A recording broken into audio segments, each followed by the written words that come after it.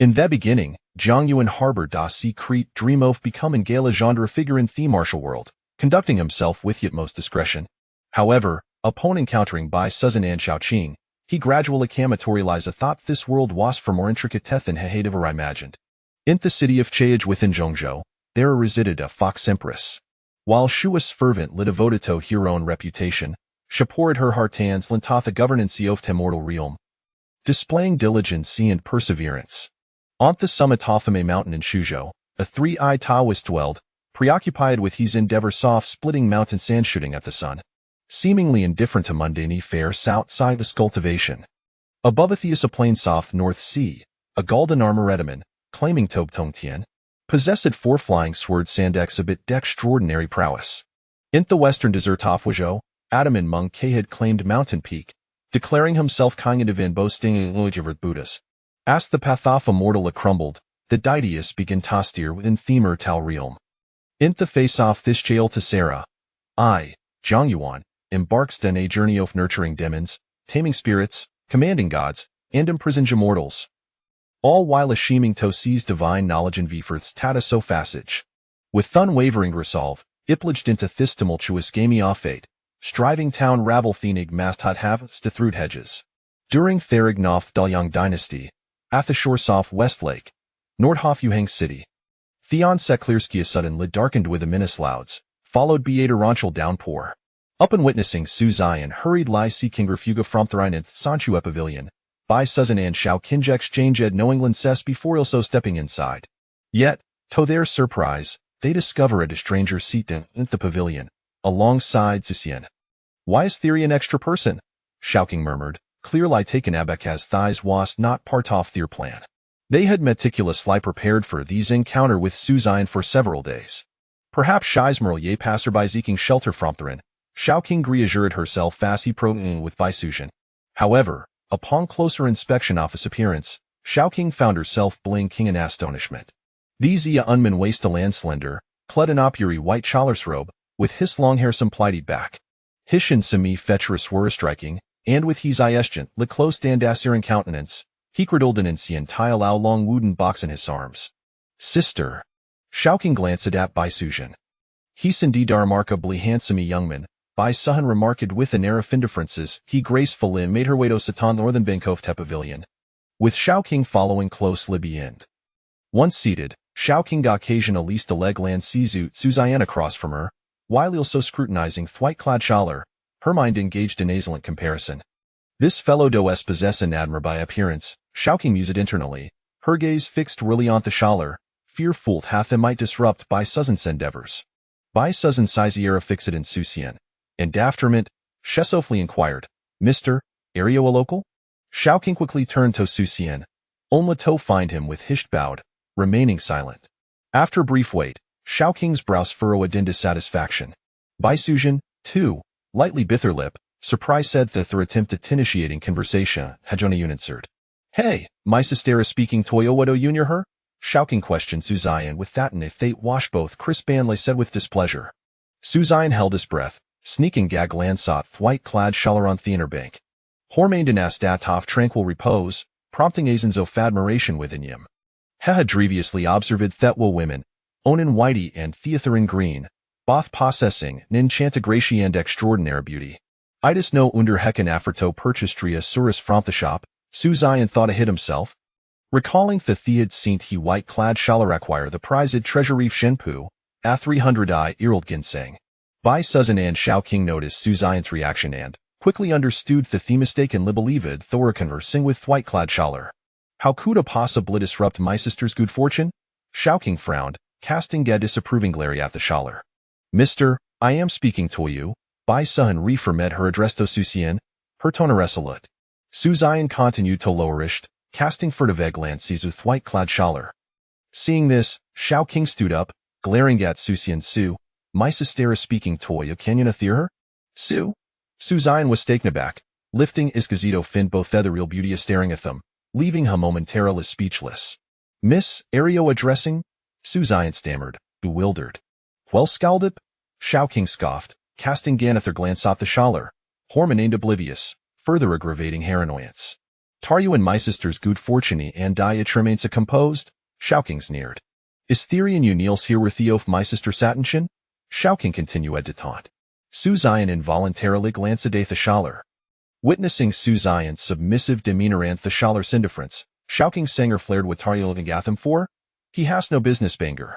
Chinger, refrain from speaking Gutov turn, by Suzan admonished. Have I said anything wrong? I fit weren't for this person. Xiaoqing muttered. At that moment, the scholar, who had been resting with his eyes closed, suddenly yawned, languidly. When encountering admiration of unfamiliar beauties, one must first consider what qualities within oneself might attract attention. If there are Emirates, then indulge, if not, beware, for there exists oddception known as the immortal trup, or the beauty scheme. Erwican artists, by Suzan and Xiaoqing were both taken aback.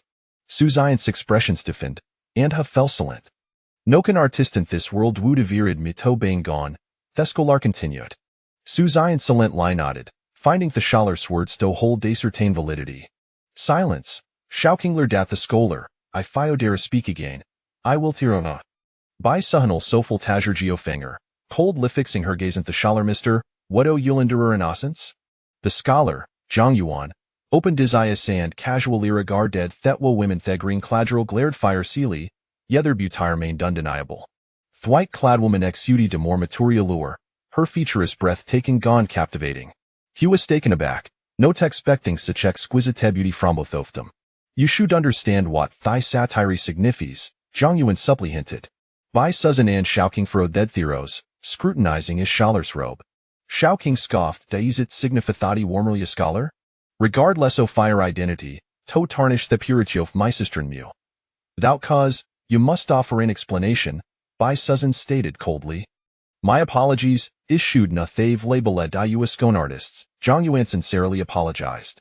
By Suzan, Xiaoqing, and Su Zion were momentarily stunned, staring at them in unison. Please, continue, Zhang Yuan resumed his repose, closing his and simmer. This scoundrel, Xiaoqing seethed, gritting her teeth. Bai Suzan also glared at Zhang Yuan, her expression filled with frustration. For Thai's encounter with Susian, she had meticulously prepared for a long time, even casting Gaspelto summit his downpour. Yet, no ton litage failed to converse with Susian, but she was also mistaken for a con artist, the Schaller. Totally disrupt my fate. Bai Suzan took a deep breath, pulling Xiaoqing back don't toss it. Sister. Xiaoqing grumbled discontentedly. Bai Suzan remained silent, her pure sagazy unwavering. As the torrential rain seceded outside pavilion and the clouds dispersed, theskically reddenanced. This rain is strilla strange, Su Zion mumbled, standing up. After a moment of hesitation, Heder Nedto Jiangwen and, quietly exed, Thank you, sir, before hastily exiting the pavilion. Bai Suzan's expression grew colder still. Clearly, Su Zion had indeed taken her and Xiaoqing forkin artists. Bothwoman rose at their feet, staring intently at Zhang Yuan, with Xiaoqing sneering, while Zhang Yuan Kuden lie shaky shed in resignation. Have a thekan artist been unveiled, and now the Zicto force oblige Zizomething? Zhang Yuan mused inwardly. Chapter 2. Zhang Yuan's Triumph, the top scholar once a beautiful maiden. How unfortunate to become a thief. Zhang Yuan sighed as he gazed at the two women before him, earnestly stating, I advise you, if there are people backing you, let them come forward. Otherwise, you may jeopardize your entire group. You still regard us as frauds, Bai Suzan retorted, laughter tinged with sarcasm. You are not. I am the fraud, Zhang Yuan replied, rising to his feet, his expression sincere as he looked at the two women. I have never encountered such enchanting fairies as you. I could not resist harboring ulterior motives, engaging in conversation to deceive my competitors, hoping to win your favor exclusively. Xiaoqing was momentarily stunned, glancing at her sister Bai Suzan. Bai Suzan's cold gaze bore into Zhang Yuan, momentarily unsure whether this scholar was genuinely apologizing or merely spouting nonsense. I imagine you two are unwilling to forgive me. Therefore, I must. Zhang Yuan took a deep breath, his feet angled on the ground, and in an instant, he dashed out of the remaining snow pavilion, swiftly disappearing into the woods behind him, his voice lingering. I take my leave with respect. Bai Suzan and Xiaoqing's faces froze in shock. Sister? Xiaoqing scoffed. Bai Suzan inhaled deeply, gritting her teeth. Pursue him, die in the bright daylight of Yuhang City. the two women refrained from employing excessive demonic power. Silently tailing Jiang Yuan from a distance of over 200 paces, to the north of the city, at the Drunken Wind Pavilion, the sounds of firecrackers and the rhythmic beating of gongs and drums filled the air. "Master Jiang, you have succeeded in the examination and even topped the list," exclaimed an excited official, ringing the gong as he proclaimed the good news. Just returned to the Drunken Wind Pavilion, Jiang Yuan had yet to reach his room when he was pulled onto a deep brown steed, parading the streets on his way to the Yuhang city government office. Behind him, three slightly older successful candidates also rode on fine horses, their expressions brimming with delight. "Sister, what shall we do now?" Xiao Qing asked, her brow furrowed as she stood at the street corner. "What does it matter if he disrupts my fate? What is a top scholar to me?" Bai Sujin fixed her gaze on Jiang Yuan. "We shall discuss it tonight. He cannot escape." "What does it mean to be a top scholar?" Xiao Qing inquired curiously, as it was her first visit to a human city, and she was unfamiliar with such matters. "It signifies his qualification to become a petty official," Bai Sujin replied coolly. On the street, Jiang Yuan, elegantly seated on his horse, occasionally glanced at the commoners on either side, lost in thought. Last month, in August, he had taken the local examination in Guangling County. Achieving success was anticipated, but attaining the top rank was indeed unexpected. Something felt amiss. My answers were not flawless, and there were also talented youths from two prominent families in Guangling County participating in this examination. Jiang Yuan pondered. It was not a lack of self-confidence. Rather, he was acutely aware of the circumstances in Guangling County. The Great Liang dynasty had been established for over 500 years, and now it no longer thrived. Powerful clans had risen throughout the land, leading to severe land consolidation. In Guangling County, over the past decade, 8 out of 10 successful candidates in 3 local examinations had been from affluent families. The top 3 positions were directly held by the Lin and Xiao families. Normally, the top scholar in this examination should have been one of the talented scions from the Lin or Xiao clans. Could it be that the examiner was impartial, or had I underestimated the quality of my essay? Upon arriving at the government office, the governor of Yuhang City had already prepared a banquet and invited the notable gentry from the city. Jiang Yuan, poised and cultured, followed the governor's lead, greeting the various gentlemen and officials. Each greeting represented a gift of considerable value. Jiang Yuan had experienced a similar scene when he passed the scholar examination. After the banquet, the slightly inebriated governor kept Jiang Yuan behind. "Young master, I presume you are still unmarried?" the governor asked with a smile. Jiang Yuan nodded. "My family is impoverished, and my health is frail. I cannot afford a wife." "Do you have a lady in mind?" the governor inquired again with a grin. Jiang Yuan's heart stirred as he gently shook his head. The governor retrieved a red invitation from his sleeve and handed it to Jiang Yuan. "In the coming spring examination, there will be many places to make connections. You have no family backing you. Marrying a wife or taking a concubine could provide you with additional support." Jiang Yuan accepted the invitation, opening it to find a list of names of young women annotated with their family backgrounds. "Do not think about selecting from Chaogu City. The waters there run deep, and I do not recommend you venture there," the governor advised with a smile. "However, if you wish to take a gamble and rise quickly, you may try." "Sir, you jest," Jiang Yuan replied. But when he reached the 17th entry, his gaze sharpened. "Nie Xiaoqian, daughter of Nie Fengyan. The Nie family runs a silk business, wealthy beyond measure. How could the Great Liang dynasty have a Nie Xiaoqian?" Jiang Yuan shook his head inwardly, yet he could not tear his gaze away. "Do you have a preference?" the governor teased, raising an eyebrow. After a moment of hesitation, Jiang Yuan spoke. "What is the situation with this Nie family?" "Haha, no wonder you excelled as the top scholar. You have chosen the most beautiful one." The governor jested. Jiang Yuan remained non-committal, suspecting that regardless of which family he mentioned, the governor would declare it the most beautiful. "Do not return to Jingxizhen just yet," the governor instructed. "I will arrange a residence for you in the northern part of the city. I will have a matchmaker assist you with the betrothal process. You need only await your wedding." Jiang Yuan hesitated momentarily. It was not that he had any romantic ideals. Rather, he was merely seeking to ascertain whether this Nie Xiaoqian bore any relation to the one he knew from his past life. The governor sipped his tea, smiling as he remarked, "It seems that the daughter of a merchant does not pique your interest. Perhaps you should consider taking a concubine instead." "Taking a concubine?" Jiang Yuan was taken aback. Lifting his gaze to the governor, aware that the governor had misunderstood his intentions. "You are unlike the other successful candidates.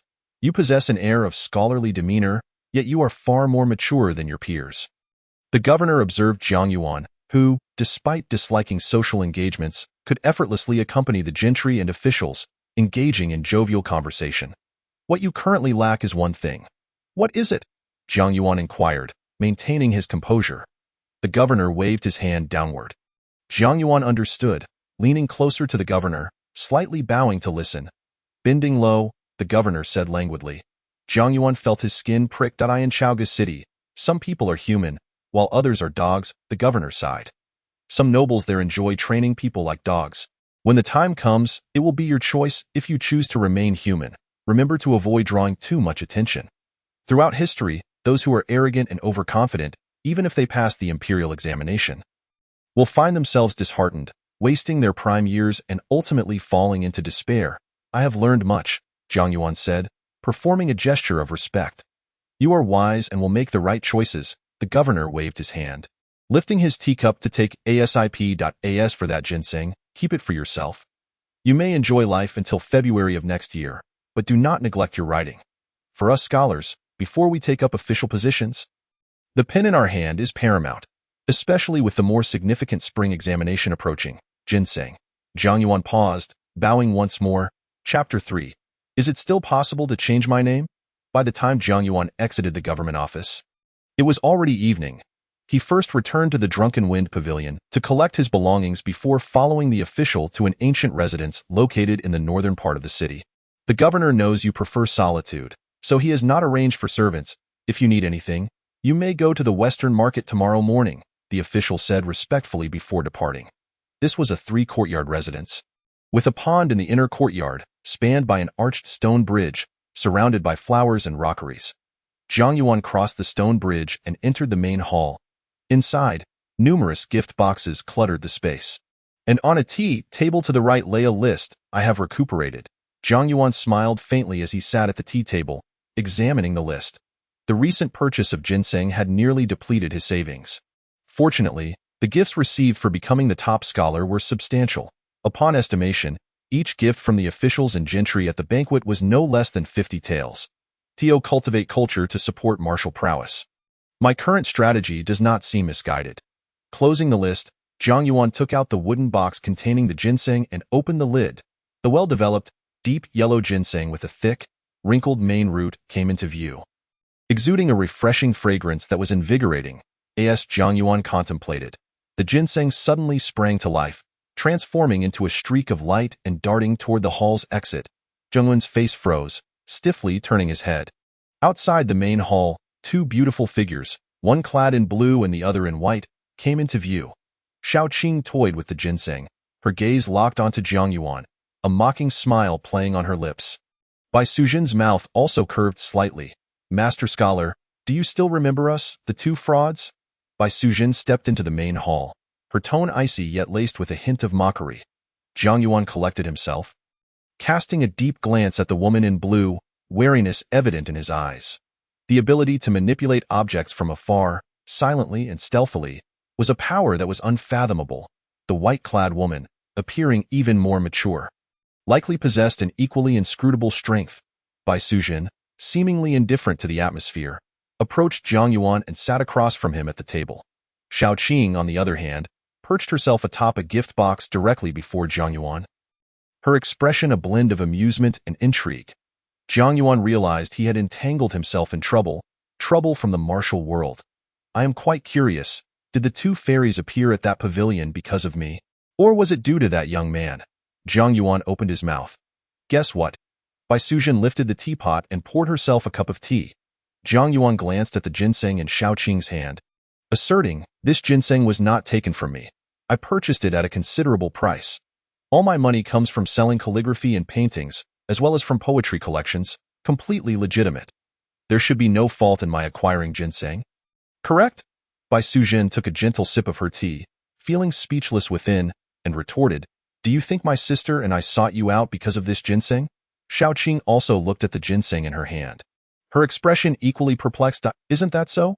Jiang Yuan asked in astonishment, suddenly struck with a thought. Are you both from Guangling County? What makes you think that? Bai Sujin inquired. You must have known in advance that I had achieved the title of Jie Yuan. Jiang Yuan speculated.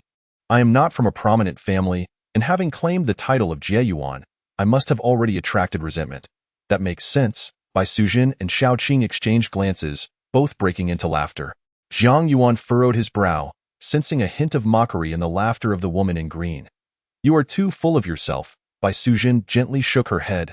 Sister, stop wasting your breath on him. He has ruined your good fortune and must not be easily forgiven. Shao Qing huffed. What good fortune? Jiang Yuan's frown deepened. Bai Sujin fixed her cold gaze upon Jiang Yuan, stating, in the Canyue Pavilion, I spoke only 2 sentences, and you labeled me a fraud. Now, I shall grant you 2 sentences to convince me to forgive you. Otherwise, as she spoke the last words, Bai Sujin lightly snapped her fingers, causing the long wooden box originally intended to hold the ginseng in Jiang Yuan's hand to instantly turn to dust. Jiang Yuan fell silent. For the first time, he felt akin to a frog at the bottom of a well. At 6 years old, he awoke in this world, lonely and destitute, relying solely on transporting iron ore and coal for the village's blacksmith to earn his daily meals. During this time, he noticed the blacksmith's rhythmic breathing while forging. Suspecting the existence of martial arts in this realm, he persistently nagged the blacksmith until he truly learned a chaotic hammering technique, along with a rudimentary internal cultivation method. He cherished this newfound skill. Diligently practicing each day, by the age of 8, he began studying and, while helping the village teacher move tables and chairs, discovered that the black stones used to prop the table legs were, in fact, the first 6 volumes of the Dragon Elephant scripture. The first 6 volumes contained only the mental techniques, devoid of any techniques. After cultivating them, he found his strength increasing day by day. Having devoted nearly 10 years to mastering the Dragon Elephant scripture, Jiang Yuan had never become arrogant enough to believe himself invincible, but had always felt that, as a scholar, he was quite formidable. It was only now that he realized he was, in fact, nothing more than a complete frog at the bottom of a well. I beseech the 2 fairies to grant me an opportunity to atone for my errors, Jiang Yuan uttered as his first sentence. Now you realize your mistake? Shao Qing snickered. Bai Sujin remained silent, sipping her tea. When I misunderstood you, you must have felt very wronged, right? This was Jiang Yuan's second sentence. Shao Qing frowned, coldly snorting as she looked at Bai Sujin. Bai Sujin set down her teacup and, seeing his sincere apology, said, I shall give you another chance. Thank you, fairy, for your mercy. Jiang Yuan sighed in relief, then looked at Bai Sujin and asked, May I inquire about your honored name? Bai Sujin, she replied without hesitation. Jiang Yuan was taken aback as he turned to the woman in green. You are not worthy to know my name. Just call me Shao Qing, she huffed. Jiang Yuan fell into silence, feeling somewhat disoriented. Was this a prank? In the Grand Daliang dynasty, having a namesake like Nie Shaoqian was one thing, but now Bai Sujin and Shao Qing had appeared as well? Was it too late to change my name? He recalled Shao Qing calling out someone surnamed Su in that pavilion. Jiang Yuan turned to Shao Qing and asked, Is that young man named Su? His name is Su Xian, Bai Sujin replied softly. Jiang Yuan fell silent once more. His name is Su Xian. Then changing my name is futile. But what on earth is happening? How did Bai Sujin and Su Xian suddenly appear in this Daliang dynasty? Had I known there was someone named Su Xian in Yuhang City, I would have moved here on my first day of crossing over. I was in the wrong. Jiang Yuan rubbed his face with both hands, vigorously massaging it. You must be here looking for Su Xian. I am merely an intruder who has disrupted your good fortune. At least you understand. Shao Qing scoffed. I do not understand. Jiang Yuan rubbed his temples. How can this be understood? This is clearly the Daliang dynasty, a realm possessing martial arts. How can Bai Sujin and Su Xian suddenly materialize? Both Bai Sujin and Shao Qing fixed their gazes upon Jiang Yuan. He quickly amended, What I mean is, it is quite a coincidence that it happened to rain just then, and we all sought shelter in that pavilion. Bai Sujin and Shao Qing exchanged glances. That heavy rain was no mere coincidence. What were you doing there? Bai Sujin inquired, her expression unreadable. Composing poetry, Jiang Yuan replied truthfully. Purchasing that 300-year-old ginseng nearly depleted my savings. I must earn back my losses quickly. Having traversed over a decade, Jiang Yuan's most adept method of making money lay in transporting various ancient poems and songs from his previous life. Of course, transporting poems and songs required reasonable modifications to align with the context of this realm. Before adapting poetry, Jiang Yuan typically engaged in a first-hand experience. For instance, this time, he He had come to the shores of Westlake to immerse himself in the essence of the lines. The water's surface shimmers brilliantly in clear weather. The mountains appear ethereal under the rain. Tio, compare Westlake to Shizi. Both light and heavy makeup suit her well. When Su Xian, by Su Jin, and Xiaoqing arrived at the Canyue Pavilion to escape the rain, Zhang Yuan was pondering how to best replace Shizi in the verse. Shizi referred to Shishir, a figure absent from the historical records of this realm. What poem? Xiaoqing inquired. Zhang Yuan softly recited, the water's surface shimmers brilliantly in clear weather. The mountains appear ethereal under the rain. Tio, compare Westlake to a fairy. Both light and heavy makeup suit her well. Xiaoqing blinked, glancing at her sister Bai Suzhan. Bai Suzhan pondered for a moment, then looked at Zhang Yuan with a glimmer of intrigue in her eyes, softly remarking, no wonder you were able to achieve the title of Jie Yuan. I was merely fortunate. Zhang Yuan shook his head, still unable to comprehend why he had attained the title of Jie Yuan. Fortunate? Xiaoqing scoffed. You may consider yourself fortunate, but you have ruined my sister's good fortune. In such a situation, can I truly be blamed? It was clearly a trap laid by the immortals, Zhang Yuan thought to himself, shaking his head as he looked at the two women. I wish to know what you two fairies originally intended to do without my interference. Xiaoqing turned to Bai Suzhan. Bai Suzhan's cheeks flushed slightly as she raised her teacup again and took a delicate sip, saying, a diviner informed me that Su Xian, who resides in Yuhang City, is my destined match. Chapter 4. Truly a fairy, you have complete faith in the words of this diviner, and have already confirmed that the Su Xian mentioned is that young man? Zhang Yuan glanced at Bai Suzhan, pondering the information he had about her. Bai Suzhan nodded slightly, her cheeks radiating warmth. What are the fairy's current thoughts? Zhang Yuan further inquired. I fear he has truly regarded my sister and me as frauds. Bai Suzhan replied with a hint of melancholy.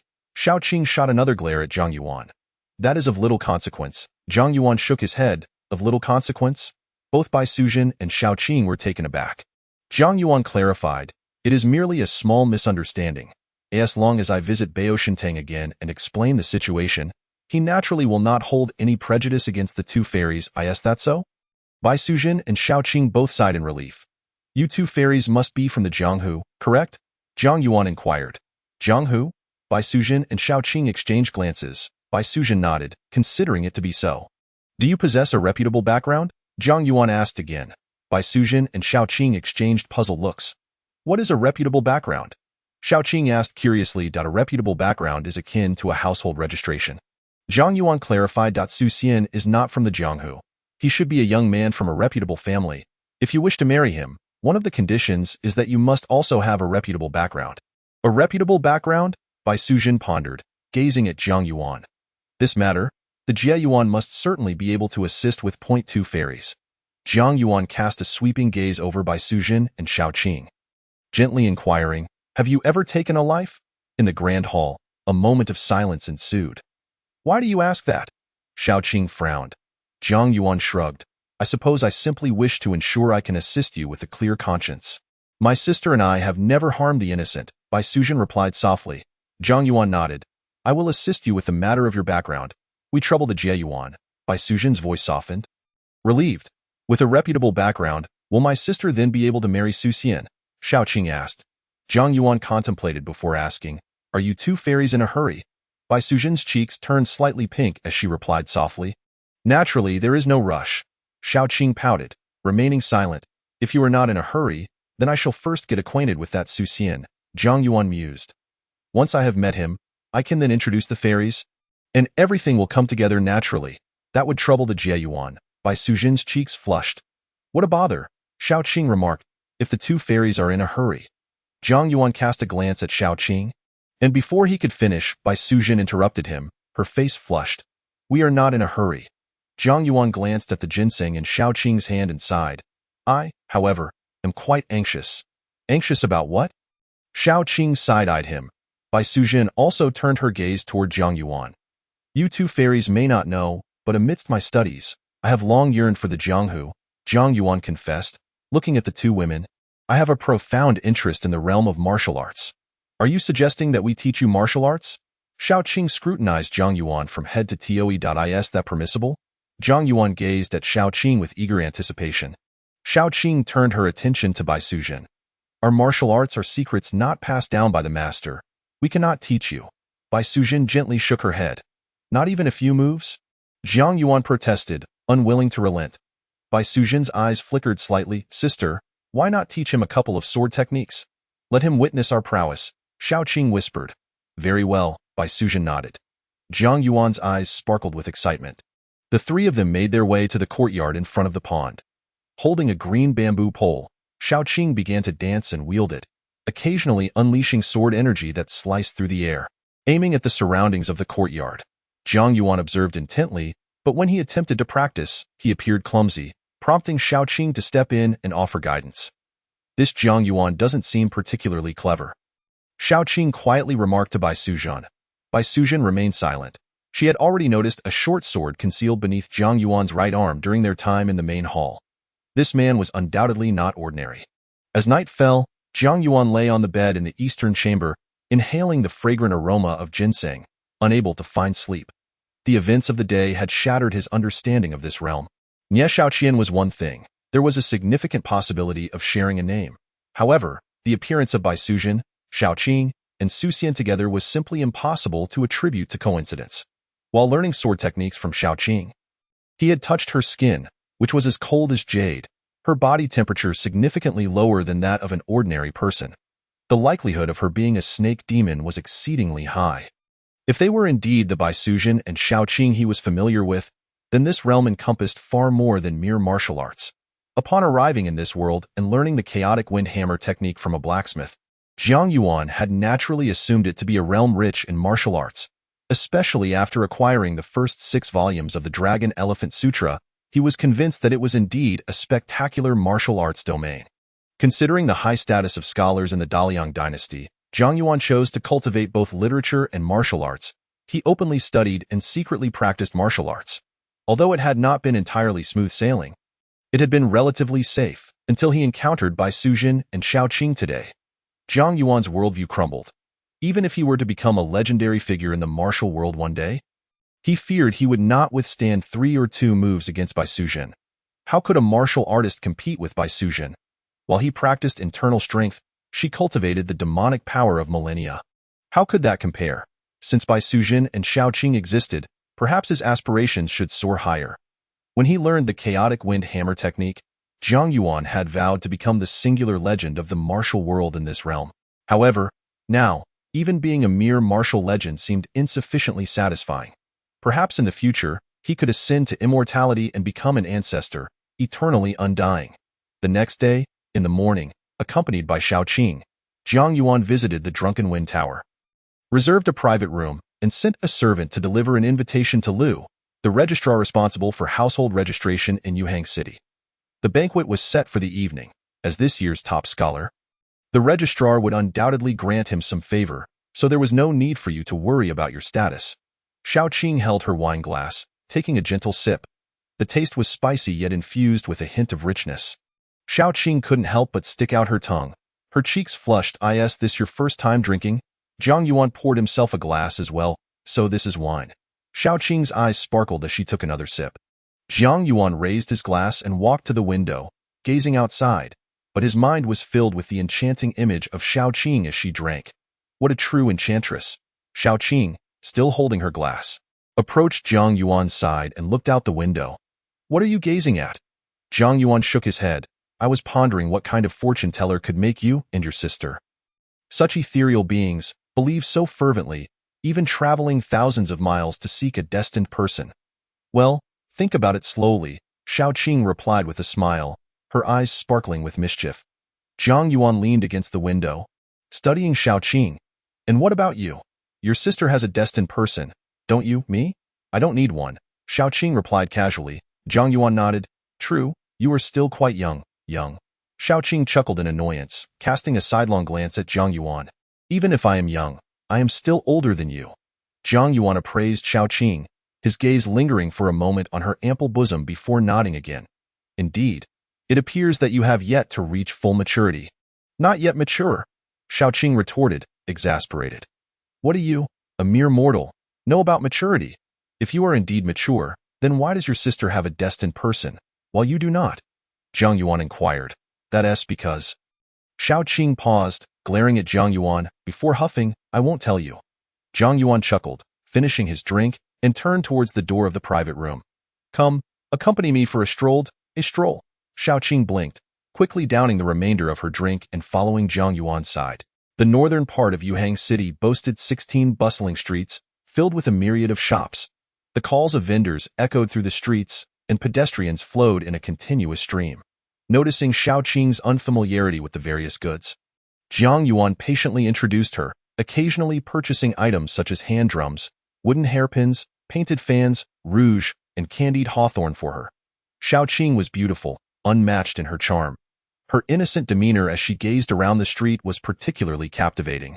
Clad in scholarly white robes, Zhang Yuan stood tall and striking, with a handsome visage that drew the attention of many women, while men envied him. The glances of passers-by and vendors often landed on Xiaoqing and Zhang Yuan. Some with unspoken admiration. Am I particularly special? Why do I feel like so many people are staring at me? Xiaoqing leaned closer to Zhang Yuan, murmuring softly. They are looking at me. Zhang Yuan chuckled. I am this year's top scholar with a countenance like jade. Women wish to marry me, and men wish to take my place. Is that so? Xiaoqing raised an eyebrow, glancing around and indeed noticing several women watching Zhang Yuan, while some men, filled with envy, subtly displayed regret. Passing by a pharmacy, Zhang Yuan instinctively paused. Over the years, the money earned from selling calligraphy and poetry had largely been spent on various tonics. Each time he passed a pharmacy, he habitually stopped to browse for rare and potent medicinal ingredients. The saying rich in martial arts, poor in literature was undoubtedly true. When Zhang Yuan chose to study, he initially squatted outside a village school, listening to a few lessons until he was chased away. He then took the opportunity to recite a poem while watching several large white geese in a pond, and after that, the teacher allowed him to attend classes. Practicing martial arts, whether it was the chaotic wind hammer technique or the dragon elephant sutra, required rigorous physical training and the replenishment of vital energy. This necessitated a continuous intake of nourishing substances, which could not be achieved through shortcuts but only through the gradual accumulation of wealth. Ai Rentang. Are you going to buy medicine? Xiaoqing glanced at the pharmacy's sign, curious. Zhang Yuan replied, I have been frail since childhood and need to consume nourishing substances frequently to replenish my energy. Wherever I go, I always stop at pharmacies. Nourishing substances? Xiaoqing raised an eyebrow, sniffing delicately before shaking her head. There's nothing particularly nourishing here. The best items don't even compare to your ginseng. You can smell it? Zhang Yuan was taken aback. Your nose is sharper than a dog's?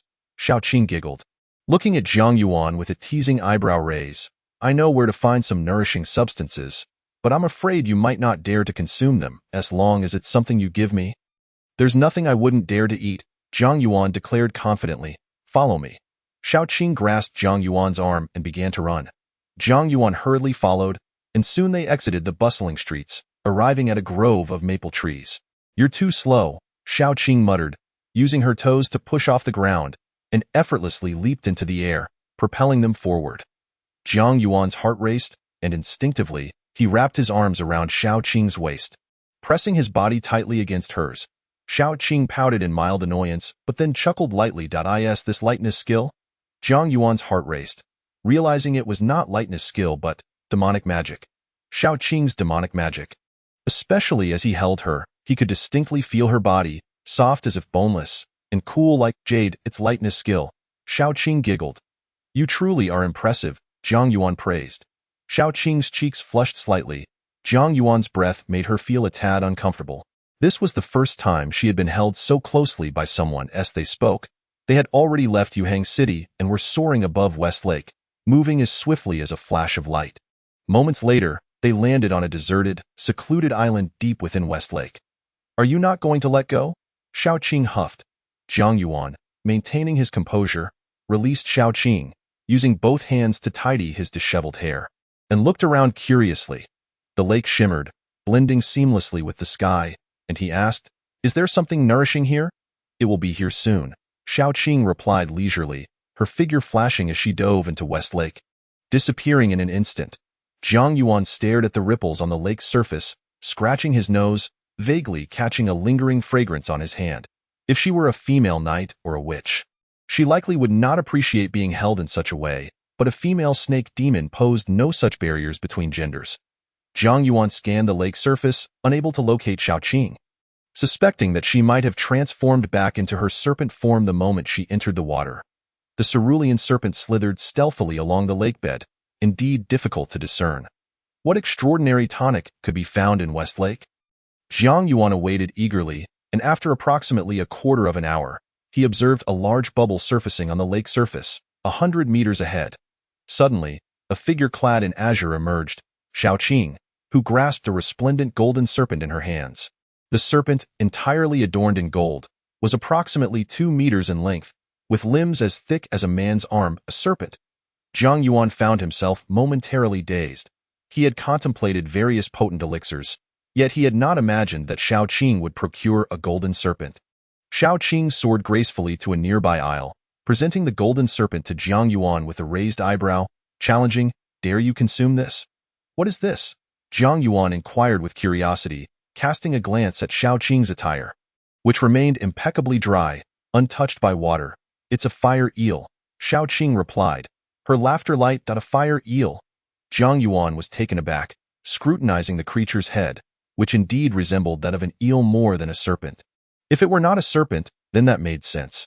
While he had heard tales of serpents consuming one another, it still struck him as peculiar for a serpent demon to offer a serpent for human consumption. "How is it consumed?" Jiang Yuan asked, intrigued. Xiaoqing winked, a playful smile gracing her lips. "Simply drink its blood. It's far more nourishing." As she spoke, her fingertip gently traced the belly of the fire eel, revealing a vivid crimson blood flow. Drinking blood? Without hesitation, Jiang Yuan leaned into the spot Xiaoqing had opened, eagerly sucking the blood. Long ago, he had fantasized about encountering a miraculous serpent, imbibing its blood to enhance his strength. "You truly dare to drink," Xiaoqing commented, the corners of her mouth curling in amusement. "This fire eel is an extraordinary breed, likely over 2,000 years old, bone-free, fleshless, consisting solely of tendons and blood. Its purity is unmatched, a genuine elixir." The fragrant, scarlet liquid flowed into Jiang Yuan's throat, instantly igniting a searing warmth that radiated throughout his abdomen. Had it not been for Xiaoqing's assurance that it was a powerful tonic, he would have halted immediately, yet he continued to drink, ravenously disregarding the rising heat in his throat, persistently gulping down the fire eel's blood. Observing Jiang Yuan's skin take on a subtle rosy hue, Xiaoqing felt a twinge of concern and discreetly placed her hand upon his arm. The icy aura of her demonic energy spread from Jiang Yuan's right arm throughout his entire body, counteracting the heat emanating from the fire eel's blood. Feeling the refreshing coolness within, Jiang Yuan's eyes sparkled with excitement, and he continued to drink without pause. After approximately 15 minutes, the 2-meter-long golden fire eel had become desiccated. Jiang Yuan's handsome visage glowed with an extraordinary flush, his eyes sparkling with vitality. He could distinctly sense the surging power coursing through his limbs and bones. Xiaoqing, observing the heat rising from his head, casually inquired, "How do you feel?" "Absolutely marvelous," Jiang Yuan declared, clenching his fists, feeling the potent force within him yearning to burst forth. "Let us return." Xiaoqing grasped Jiang Yuan's arm, ascending gracefully into the air, soaring towards Yuhang City. Having experienced flight once before, Jiang Yuan instinctively wrapped his arms around Xiaoqing, his body entwined with hers. In his grasp was the shriveled golden fire eel, resembling a golden cord. "Is this still edible?" Jiang Yuan asked with curiosity. "Indeed," Xiaoqing affirmed confidently. "We shall eat it later." Upon returning to Yuhang City, Xiaoqing gently set Jiang Yuan down, and they strolled back to the elegant chambers of the Drunken Wind Tower. "Stay here and rest. I will seek out my sister," Xiaoqing remarked before departing. "All right," Jiang Yuan replied, standing by the window, watching Xiaoqing disappear into the distance. He then approached the screen, seated himself cross-legged, and began to circulate the Dragon Elephant Sutra, refining the medicinal effects of the fire eel's blood. The Dragon Elephant Sutra emphasizes gradual progress. The 6 volumes Jiang Yuan possessed encompassed various levels of cultivation. The first volume primarily addressed the Dantian, the 8 extraordinary meridians, and the 12 regular meridians. The second volume expanded to include 36 meridians and 72 acupoints scattered throughout the body. The third involved 108 meridians and 360 acupoints. The fourth encompassed 360 meridians and 1,800 acupoints. The fifth involved 1,800 meridians and 8,000 acupoints, while the sixth encompassed 8,000 meridians and 36,000 acupoints. Having practiced the Dragon Elephant Sutra for nearly a decade, Jiang Yuan had only recently advanced to the fourth volume. Until the day before, he believed his strength had reached an extraordinary level, verging on divine might. His strength was such that long ago, he had to engage in lifting light objects training to mitigate the adverse effects of his immense power in daily life, such as shattering teacups, crushing floors, or inadvertently obliterating tables with a casual slap. Jiang Yuan had even attempted to uproot willows, achieving this feat while cultivating the second volume of the Dragon Elephant Sutra. However, after encountering Bai Sujin and Shaoqing, Jiang Yuan realized he was merely a frog at the bottom of a well. Even the strength he was proud of could hardly compare to that of these two women. Shaoqing could effortlessly capture a fire eel, making him feel as though he had consumed a divine elixir. How formidable must Shaoqing be? Certainly, a strength beyond his current reach. In the northern part of the city, at the Jiang residence, Shaoqing found her sister Bai Sujin, who was engrossed in embroidery, her expression betraying a hint of hesitation. "Speak," Bai Sujin said without looking up, fully aware of her sister's demeanor. "I caught that fire eel from West Lake." Shaoqing confessed earnestly. "You merely caught it?" Bai Sujin inquired. Shaoqing mumbled, "I may have exerted a bit too much strength inadvertently. I see you are simply tempted," Bai Sujin remarked directly. "Not at all." Shaoqing shook her head. "I did not consume it. It was Jiang Yuan who drank it." Bai Sujin paused her embroidery, gazing intently at Shaoqing. Shaoqing's cheeks flushed as she explained, "He wished to consume a potent tonic. And I thought he was assisting you, so I caught the fire eel for him." Bai Sujin furrowed her brow. That fire eel is at least 2,300 years old, possessing an extremely young nature. An ordinary mortal could hardly withstand such medicinal potency. "How much of its blood did you allow him to drink?" "All of it," Shaoqing whispered. "What?" Bai Sujin was momentarily taken aback. "He drank all of the fire eel's blood." Shaoqing mumbled, feeling guilty. Bai Sujin's expression turned serious as she scrutinized Shaoqing. "Is he still alive?" "Yes, he is," Shaoqing quickly replied. "I was watching the whole time." "Where is he?" "At the Drunken Wind Tower." Bai Sujin shot Shaoqing a sharp glance, her figure flickering as she departed. Shaoqing stuck out her tongue, trailing behind Bai Sujin. Moments later, the two women stealthily approached Jiang Yuan from behind the screen. An invisible, colorless demonic energy enveloped Jiang Yuan. After assessing his condition, Bai Sujin shot another glare at Shaoqing and transmitted silently, "This is all you're doing. He won't die." Shaoqing murmured back, "You do not comprehend the gravity of the situation." Bai Sujin shook her head. "With your demonic energy assisting him, he can indeed gradually refine the effects of the fire eel's blood, but he is merely a mortal and will be affected by the extremely young properties of the blood itself." "What do you mean?" Shaoqing was momentarily confused. "His yang energy will increase exponentially by at least 1,000 times, Bai Sujin whispered ominously. Shaoqing blinked, beginning to grasp the implications. "Do not act recklessly in the future." Bai Sujin admonished, then focused entirely on Jiang Yuan, releasing strands of demonic energy that permeated his body to help stabilize the effects of the fire eel's blood. Shaoqing sighed in relief. With her sister's assistance, she was certain nothing dire would occur. Humans are truly weak. As evening approached, Jiang Yuan exhaled a breath of stale air. Upon opening his eyes, he intended to rise but felt a sticky sensation enveloping him, accompanied by a foul odor, cleansing the marrow and washing the bones. Noticing his body covered in dark grime, Jiang Yuan's eyes brightened as he recognized it as the impurities within. Suddenly, a refreshing breeze swept through the room. Bai Sujin and Shaoqing emerged from behind the screen. Surprised by Jiang Yuan's grimy appearance, they felt as though his body had lightened, and all the filth had floated out of the room.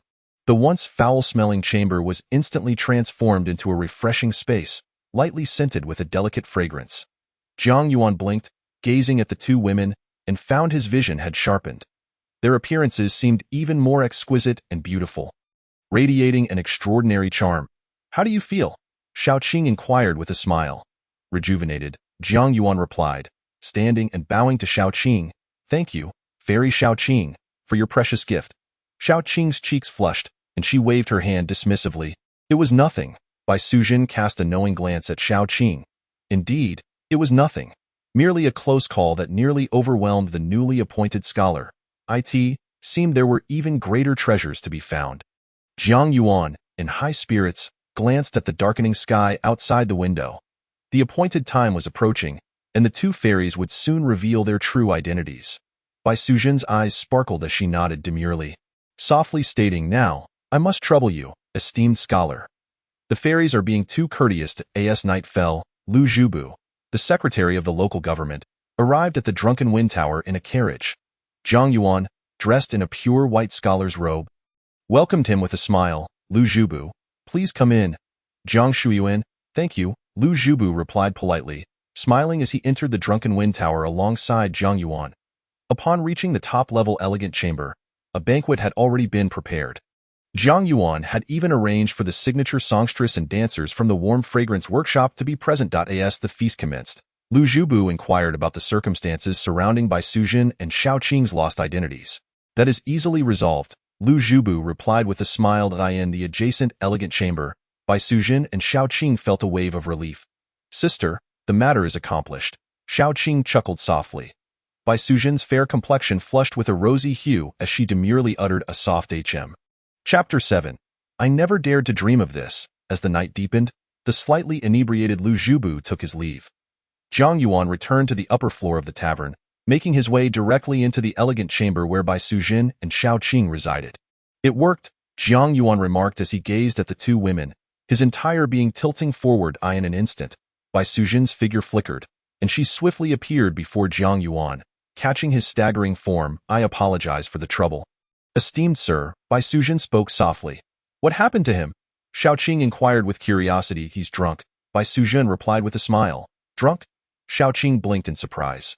Can one truly become intoxicated from drinking? Naturally, Bai Suzhen cast a glance at Shao Qing, cautioning her, "Do not act recklessly, for the consequences could be dire." Shao Qing pouted, aware of what her sister meant by consequences, but she remained unfazed. "Let us return to Jiang Manor."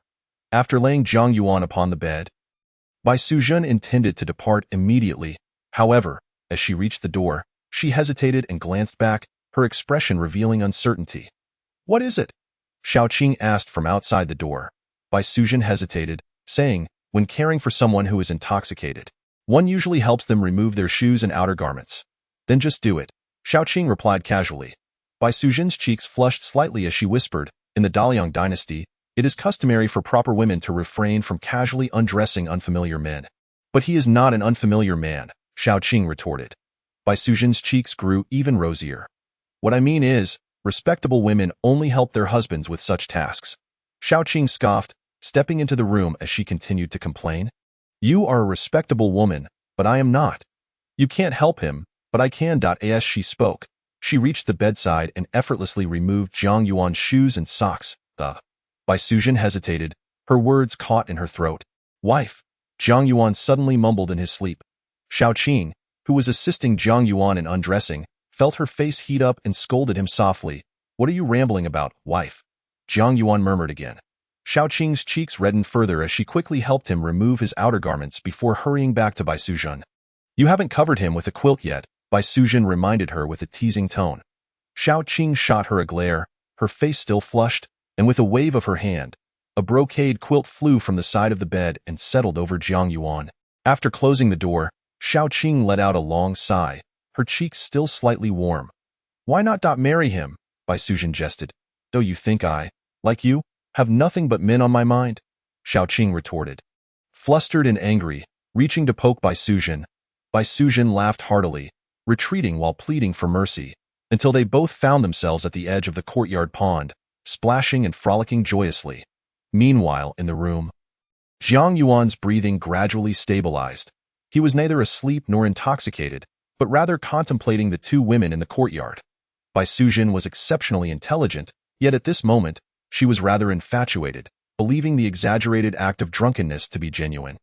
Shao Qing, on the other hand, was relatively naive, particularly in the bustling human towns, where she was unaware of the complexities of the world. Speaking of which, snake blood should be more nourishing than that of a fire eel. Right?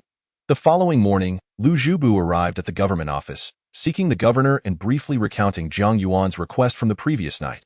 You wish to arrange household registrations for the two women? The governor raised an eyebrow and chuckled. It seems our esteemed Jiang Yuan is quite the charmer. He claimed that the two ladies are his distant cousins. Lu Zhubu also chuckled. The governor pondered for a moment. Let them be recorded under his household, one as a concubine and the other as a maid. Very well. In the afternoon, a constable delivered 2 household registration documents to Jiang Yuan. After the constable departed, Jiang Yuan, Bai Sujin, and Xiao Qing gathered to examine the 2 new registrations. Bai Sujin, age 24, originally from Shuzhou, now Jiang Yuan's concubine. Xiao Qing, age 19, originally from Shuzhou, now Jiang Yuan's maid. Jiang Yuan's handsome face froze in disbelief. Concubine? Maid? I never even dared to dream of this, Lu Zhubu. You truly are remarkable, he exclaimed. Bai Sujin and Xiao Qing's charming faces also stiffened as they cast cold, piercing glances at Jiang Yuan. This document states that I am your maid? Xiao Qing sneered. Bai Sujin remained silent, merely fixing Jiang Yuan with a frosty stare. Feeling overwhelmed, Jiang Yuan sighed. You both were right next door when I spoke with Lu Zhubu last night. Surely you know all that was said. This is clearly Lu Zhubu's own interpretation, believing you both to be my women. Xiao Qing huffed, recalling how she had indeed overheard all of Jiang Yuan's conversation with Lu Zhubu at so. What now? Bai Sujin's tone was cold and detached. It's simple, Jiang Yuan mused. You can pretend to be my cousin for now. I will cultivate a friendship with Su Xian, and once we are familiar, I will introduce you to him. When you two have settled on a wedding date, I will return to Lu Zhubu with your marriage invitation, and he will understand the situation and amend the registrations accordingly. Bai Sujin's demeanor softened. Then I shall rely on you, cousin. And of course, Jiang Yuan wiped non-existent sweat from his forehead. And what about me? Xiao Qing glared at Jiang Yuan. Do you expect me to serve you as a maid? Jiang Yuan countered. Have you ever seen a maid who was superior to her master? As long as you know that, Xiao Qing retorted with a cold smile. First, let us arrange for your sister to marry Su Xian. We can discuss the rest later. You're right, Jiang Yuan replied gently. Bai Sujin's cheeks flushed as she lightly grasped Xiao Qing's delicate hand. It is merely a piece of paper. There is no need to dwell on it, indeed. It is just a worthless piece of paper. Jiang Yuan remarked, looking at Xiao Qing with a smile. On the surface, you are my maid. But in reality, it may very well be the opposite. If you think of it that way, you should be less upset. The opposite? Xiao Qing's eyes sparkled as she gazed at Jiang Yuan, nodding in agreement. And with this relationship established, it will be easier for you and me to facilitate your sister's match with Su Xian. What if Su Xian does not fancy your sister but instead takes a liking to you? Wouldn't that complicate matters? Bai Sujin's expression stiffened. Xiao Qing's face flushed as she glared at Jiang Yuan. What nonsense are you spouting? I was merely presenting a hypothetical scenario, Jiang Yuan explained. Before your sister is married, this arrangement poses no harm and only benefits her. Besides, it seems you both are not well acquainted with Su Xian, and his preferences remain uncertain. What if he favors someone like you? Bai Sujin could no longer maintain her composure and turned to Xiao Qing. For my sake, you may have to endure this for a while. Sister, do you truly believe his words? Xiao Qing replied, exasperated. Whether true or false is irrelevant. What matters is that these 2 registrations have been issued, Bai Sujin said with a sigh. Lu Zhubu has made too many assumptions. Jiang Yuan shook his head, taking the 2 registration documents from the table and tucking them into his robe. He then turned to the 2 women and inquired, do either of you know how to disguise yourselves? Disguise? Bai Sujin and Xiao Qing exchanged glances, with Bai Sujin asking, why do you ask this? Jiang Yuan explained, if you both are adept at disguising yourselves, you could accompany me to witness my interactions with Su Xian. Should any unexpected occurrences arise, like with Lu Zhubu, you can promptly alert me. Bai Sujin understood and asked, what kind of appearance do you wish us to adopt? As the successful candidate for the imperial examination, it would be quite reasonable for me to have a scholar or maid by my side. Jiang Yuan assessed them. Since you have already met Su Xian, it would be best for your disguises to be quite different so that he does not recognize you. Once I clarify the misunderstandings surrounding Sanchue Pavilion, I will arrange for you to meet him formally. Understood, Bai Sujin nodded, and she and Xiao Qing proceeded to the main bedroom on the right side of the Great Hall. Jiang Yuan stood by the pond in the courtyard, gazing at his handsome reflection in the water, and upon contemplating the 2 registration documents he held, he felt an inexplicable sense of joy. Chapter 8. The yang energy must be released. Farewell, Su Xian. Approximately half an hour later, a figure in green emerged from the main hall. Xiao Qing, disguised as a young scholar, Zhang Yuan stared in astonishment. This scholar was pure and innocent, petite and charming, with skin glowing with a rosy hue, unmistakably a girl in disguise. What struck Zhang Yuan as particularly peculiar was that this scholar bore a striking resemblance to Xiaoqing, yet was shorter than her by half a head. This was not merely a disguise. It resembled a transformation akin to the art of the 72 changes. What are you staring at? Xiaoqing's cheeks flushed as she shot Zhang Yuan a sidelong glance. Zhang Yuan snapped back to reality and stepped closer to Xiaoqing. You look truly beautiful. Xiaoqing's cheeks reddened even more as she huffed, refusing to acknowledge him. Where is your sister? Zhang Yuan inquired curiously, glancing towards the main hall, where no one had emerged. Xiaoqing's eyes darted, and she handed Zhang Yuan a white jade ribbon. Sister thought it best not to accompany us. If you wear this, she will be able to hear your conversation with Su Xian. Zhang Yuan accepted the ribbon, noting its unique quality, soft and smooth like silk, yet cool to the touch like jade, providing an exquisite sensation. Please convey my gratitude to the esteemed Bai Suzhen, he said as he untied his own belt and fastened the pure white jade ribbon around his waist. Sister can hear us now. Let us be on our way. Xiaoqing smiled. Very well. The two of them exited Zhang Manor together. I ought to procure a carriage, Zhang Yuan mused. As they walked along the street, he noticed many passers-by casting glances in their direction, and he realized that having succeeded in the imperial examination, he had become somewhat of a celebrity in Yuhang City. Carriages are rather slow, Xiaoqing murmured. Zhang Yuan clarified, what I meant was that I do not wish for you to tire yourself, nor do I want you to be the center of their attention. Xiaoqing's cheeks flushed slightly as she huffed. Did you not say earlier that they were merely looking at you? As we walked together, my gaze upon you mirrored your gaze upon me. Zhang Yuan remarked that if we were to have a carriage, seated within, I would be the only one able to behold you. How utterly perplexing, Xiaoqing murmured, quickening her pace to stride ahead of Zhang Yuan. He followed her unhurriedly. Noticing that Zhang Yuan had not caught up, Xiaoqing slowed her steps in no time. The two found themselves walking side by side once more. Arriving at the entrance of Bowen Hall, please refrain from speaking for a while, just listen, Zhang Yuan instructed softly. Understood. Xiaoqing nodded in agreement. As Zhang Yuan entered Bowen Hall, he glanced at Su Xian, who was dozing off behind the counter, and proceeded towards the waiting area on the right side of the main hall.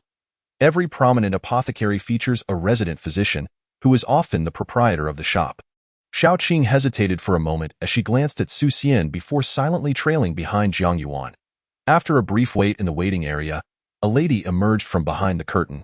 Upon seeing Zhang Yuan, her cheeks flushed and her head lowered. Next, Zhang Yuan announced, stepping into the physician's consulting room. Ah, it's you?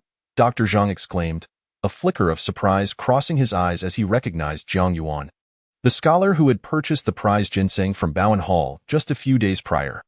Zhang Yuan nodded and took a seat directly opposite Dr. Zhang, extending his right hand to rest upon the towel on the examination table.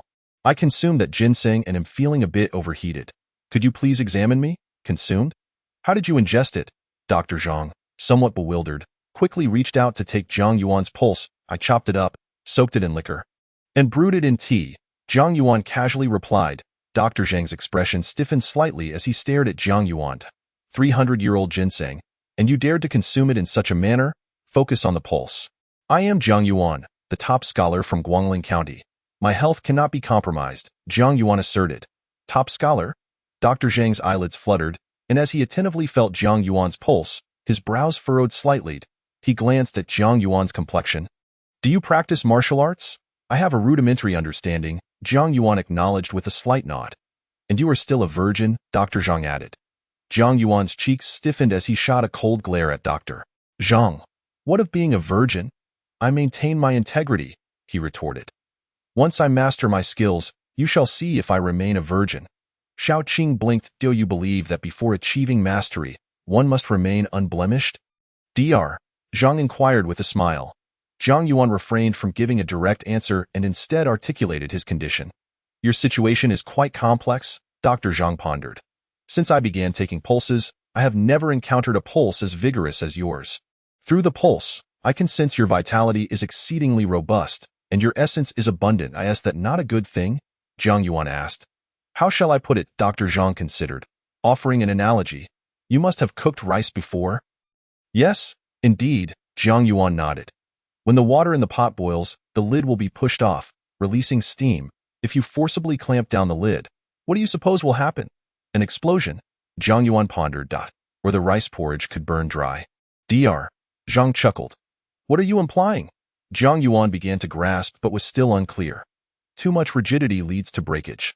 Similarly, excessive vitality can also be harmful to the body. I can convert my vitality into strength. Jiang Yuan stated plainly. Throughout these years of traversing time, I have maintained my integrity not due to a lack of desire, but purely from an aspiration towards the legends of the martial world. Overcoming those desires, that is different. Dr. Zhang shook his head, contemplating before continuing with the cooking analogy. The essence within you is akin to raw rice grains, which can be stored indefinitely. However, after consuming ginseng, it is akin to adding water to the pot and stoking the fire beneath. Now that the raw rice is cooked, do you believe it can be stored indefinitely? Jiang Yuan furrowed his brow, finally comprehending the gravity of his situation. Is my condition serious? He asked Dr. Zhang. Do be honest. I have not overly fantasized about that aspect. That is because you are accustomed to restraint, Dr. Zhang replied. Your situation is not dire. You simply need to release a bit. Jiang Yuan's frown deepened. Release? If I lose my virginity, will it not hinder my cultivation of the Dragon Elephant Sutra? Are you concerned about it affecting your practice? Dr. Zhang regarded Jiang Yuan and smiled. Trust me, a proper release will only accelerate your cultivation. In all matters, excess is often counterproductive. Indulgence and abstinence both have their pitfalls. As I understand it, martial arts emphasize the balance of yin and yang. Even the most vigorous techniques contain an element of softness. Jiang Yuan fell silent. Having read countless martial arts novels in his past life, he understood the concept of the balance of yin and yang. Yet, he subconsciously believed that to become a legend of the martial world, he must preserve his virginity until his mastery was complete. Especially since both the chaotic wind hammer technique and the Dragon Elephant Sutra belong to the category of pure yang and vigor. Retaining his essence and maintaining his virgin status would surely enhance his cultivation speed.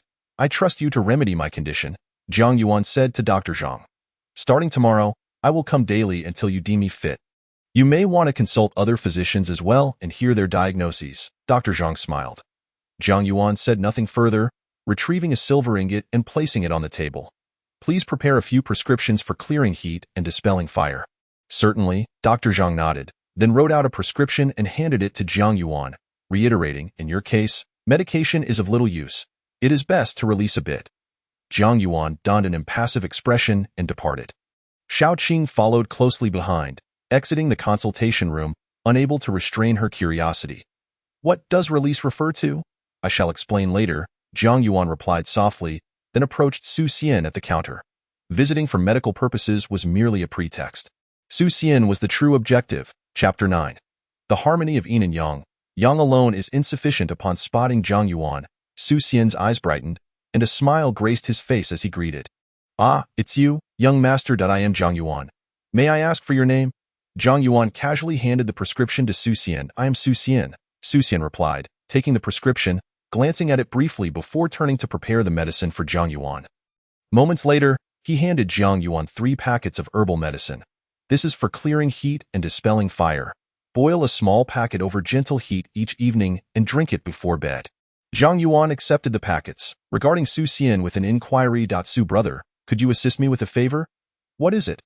Su Xian asked, slightly taken aback. I will be waiting for you at the Conshui Pavilion. Jiang Yuan stated, after you finish your duties at the apothecary, please come to find me, and we shall discuss further. All right, Su Xian nodded. We won't lose sight of each other. Jiang Yuan turned and left. Shao Qing followed closely, glancing back at Su Xian as they exited the apothecary's hall. Su Xian scratched his head. Do you know him? Dr. Zhang emerged from the consultation room and glanced at Su Xian. Inquiring, did you forget? He is the young master who purchased ginseng just a few days ago. He mentioned his name is Jiang Yuan. Do you know who Jiang Yuan is? Dr. Zhang asked. Su Xian shook his head. He is the top scholar, Zhang Yulong, from the recent street patrol. Dr. Zhang remarked. Top scholar. Su Xian was taken aback. What did he just say to you? Dr. Zhang asked curiously. Su Xian, regaining his composure, recounted his conversation with Jiang Yuan. He seeks your assistance? Dr. Zhang's expression shifted as he scrutinized Su Xian, his eyelids twitching slightly. If he makes any inappropriate requests, you must inform him that only the harmony of yin and yang can resolve his issues. Ah? Su Xian was bewildered. What do you mean, ah? Do you remember what I said? I remember. Su Xian stammered that it is essential for the harmony of yin and yang. Yang alone is insufficient, he repeated. Say it again. Dr. Zhang urged with a serious demeanor. It is essential for the harmony of yin and yang. Yang alone is insufficient. Repeat it. It is essential for the harmony of yin and yang. Yang alone is insufficient. By the shores of West Lake, at the Conshui Pavilion, with no one else around, Xiao Qing stood inquisitively before Zhang Yuan, asking what Dr. Zhang meant by release. A minor issue, Zhang Yuan replied, gazing at the charming young attendant. Xiao Qing, you will come to understand in due time. There is no need to dwell on it now. The immediate priority is to facilitate a union between your sister and Su Xian. My matter is trivial and unworthy of mention. Xiao Qing pouted, huffing, if you don't tell me, I won't be curious. What do you think your sister finds appealing about Su Xian? Zhang Yuan deftly redirected the conversation. Xiao Qing glanced at the pure white jade belt at Zhang Yuan's waist and muttered, how would I know? Was that your sister's first meeting with Su Xian at the Conshui Pavilion a few days ago? Zhang Yuan asked curiously. Xiao Qing nodded. Yes, it was our first formal introduction. With that, she glared at Zhang Yuan, exclaiming, and you made a mess of it. Zhang Yuan refrained from responding, asking instead, what of your sister? Was that her first formal meeting as well? Xiao Qing glanced once more at Zhang Yuan's waist and uncertainly replied, I suppose it was the first time. Suppose it was. Zhang Yuan pondered the legends surrounding Bai Suzhen and Su Xian in the future. It was said that Bai Suzhen sought Su Xian to repay a debt of gratitude. Legend has it that in a previous life, Su Xian had saved Bai Suzhen before she transformed. In this realm, is there a realm of the dead or reincarnation? Shaking his head discreetly, Zhang Yuan looked at Xiao Qing and smiled, asking, if I were Su Xian at that time, do you think your sister would have taken a liking to me? Xiao Qing pouted, too bad you are not. It is not regrettable. Zhang Yuan gazed at Xiao Qing and said, I am not Su Xian, yet I have known you, Xiao Qing, even before him. Xiao Qing blinked and inquired, what does it matter that you knew me first? Zhang Yuan fixed his gaze upon Xiao Qing's eyes and remarked, you are truly beautiful. Xiao Qing's cheeks flushed with a rosy hue as she shot a playful glare at Zhang Yuan, then turned her gaze towards West Lake. Under normal circumstances, if the master were fatigued, the attendant would be obliged to massage his shoulders. Zhang Yuan sat on the bench, lightly leaning against the backrest, and looked at Xiao Qing as he spoke. Xiao Qing, with a frown, retorted, who is the master here? Zhang Yuan stood up decisively, gesturing towards the bench, and invited, Fairy, please take a seat. I shall massage your shoulders. That is more like it, Xiao Qing replied, lifting her chin slightly and letting out a soft hum before settling onto the bench. Zhang Yuan positioned himself directly in front of Xiao Qing and gently grasped her shoulders. Apply a bit more pressure, Xiao Qing urged. Very well, Zhang Yuan complied, increasing the pressure. Xiao Qing, what do you cherish the most? He asked. That I adore. Xiao Qing pondered briefly before smiling. The elixirs crafted by the white-browed Taoist of a May mountain. The white-browed Taoist? Zhang Yuan inquired nonchalantly. If the opportunity arises, I shall procure some for you. Just you? Xiao Qing shot him a sidelong glance. You should focus on being a scholar. I doubt you could even best the monkeys on a May mountain. Are the monkeys on a May mountain formidable? Zhang Yuan asked, curiosity piqued. They are not particularly strong, but you are simply too weak, Xiao Qing replied with an air of indifference. At present, I indeed lack strength. However, if I remain by your side, Xiao Qing, I am certain I will grow stronger. I won't allow you to follow me indefinitely, Xiao Qing retorted with a light huff. Zhang Yuan continued, if your sister were to marry Su Xian, she would likely stay in Yuhang City. Would you truly depart from her? Xiao Qing's eyes flickered, and she murmured, even if my sister marries Su Xian, she cannot remain at his side forever, at most. A century. A century, and yet you claim not to be a demon. Zhang Yuan continued to knead Xiao Qing's shoulders, speaking with an air of calm. Then how about you remain by my side for that century? I would rather not. Xiao Qing huffed lightly. I wish to accompany my sister, not you. Once your sister is wed, it would be quite inconvenient for you to follow her. Xiao Qing furrowed her brow and asked, why would it be inconvenient? Because you are too enchanting. Zhang Yuan leaned closer. Xiao Qing's cheeks flushed anew. Your beauty is so striking. If you were to cling to your sister after her marriage, and Su Xian were to take a liking to you, It would jeopardize your sister's happiness, Jiang Yuan stated. However, if you stay by my side, it would be entirely different. You could live next to your sister, visiting her whenever you please without anyone gossiping about it. I certainly would not impede you. Xiaoqing's eyes sparkled as she lifted her gaze to Jiang Yuan, asking, "Do you truly believe I am that beautiful?" Jiang Yuan did not respond directly but instead posed another question. "Do you know why I am willing to massage your shoulders?" "Why?" Xiaoqing queried. "Because you are so beautiful. Massaging your shoulders feels akin to me taking advantage of you," Jiang Yuan replied. Xiaoqing's cheeks reddened, and she teasingly responded, "If you are indeed taking advantage of me, then why not apply a bit more pressure? If I help you with your shoulders, will you then stay by my side for 100 years? Jiang Yuan intensified the pressure. "At most, 10 years? Xiaoqing declared, lifting her chin. "What if I were to do more than just massage your shoulders, but also wash your feet?" Jiang Yuan's voice softened, and he increased the pressure once more. "Washing feet. That would add another 10 years. Xiaoqing contemplated. In the future, I could also help you style your hair, loosen your clothing, bathe you, accompany you for drinks and meals, procure carriages for you, and travel the world together." Chapter 10. The Monk of Jingshan Temple.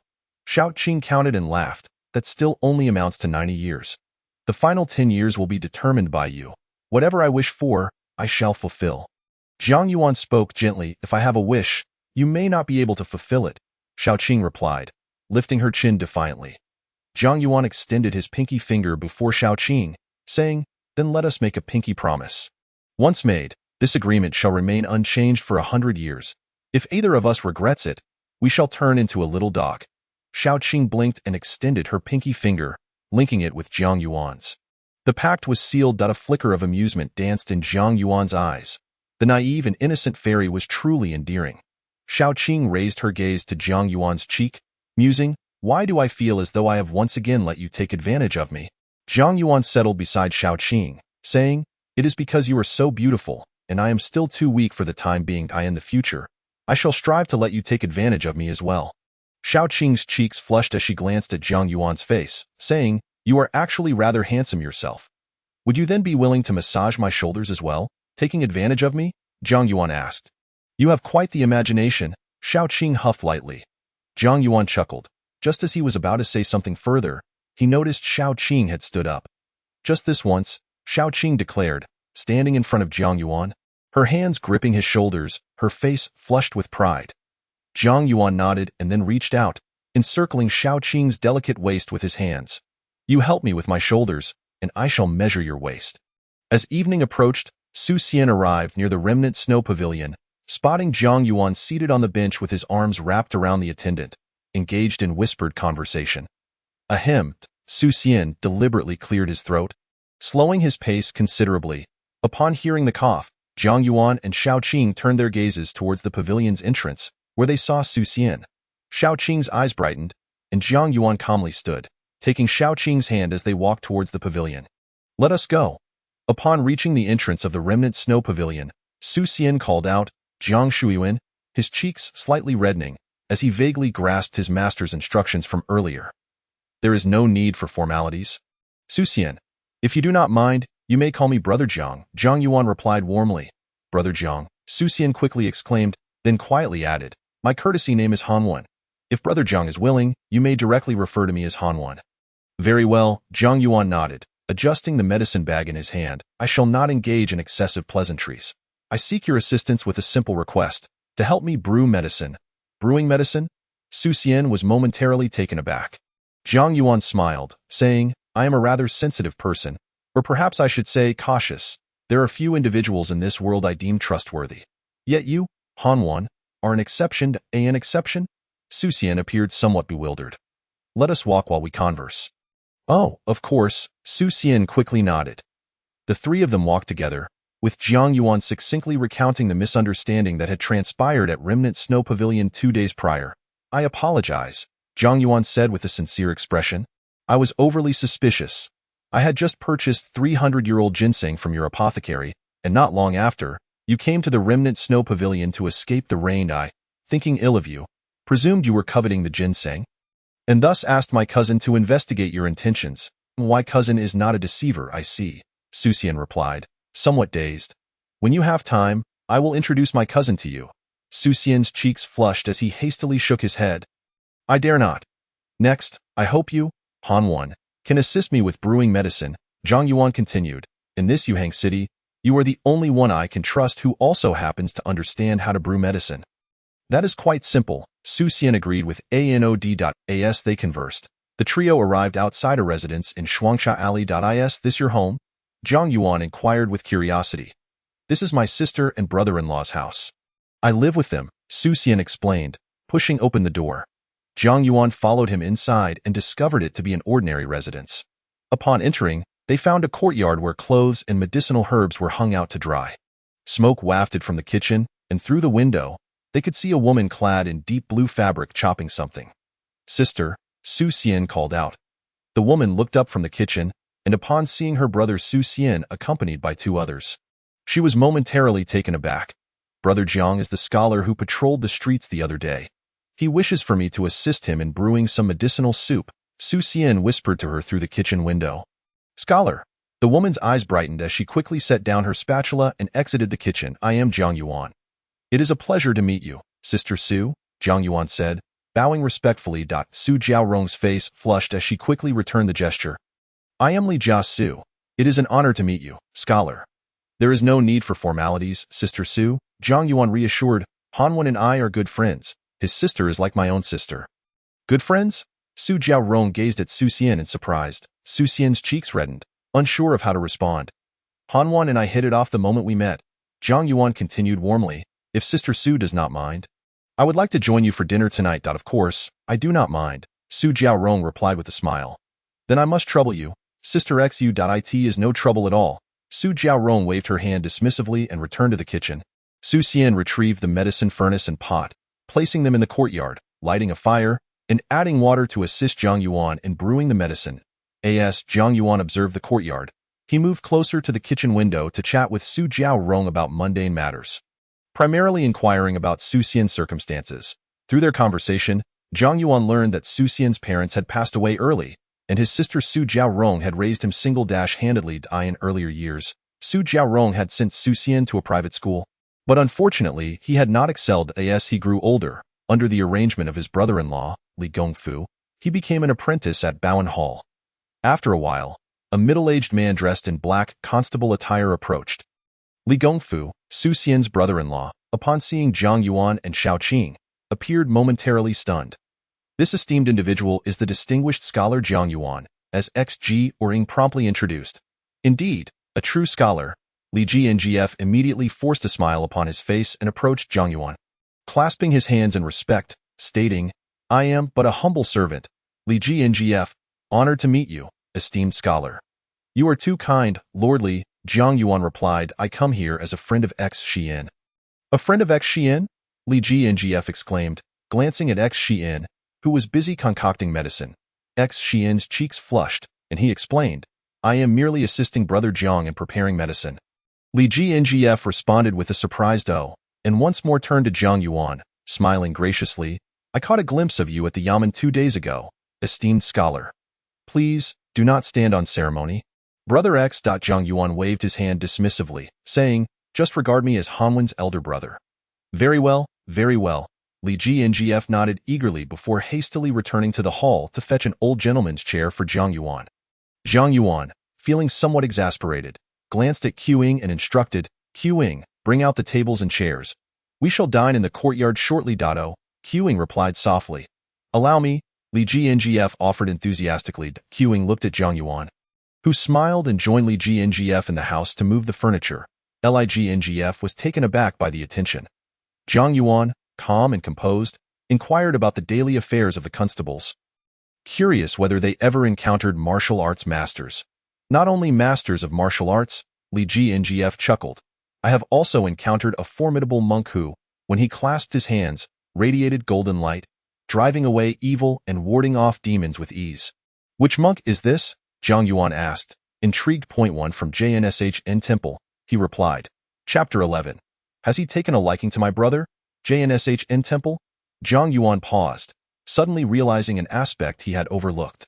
With the presence of BISHN and X Xian, it was indeed quite likely that FHI also existed. In the legends of his past life, I was known to be a monk from JNSHN Temple.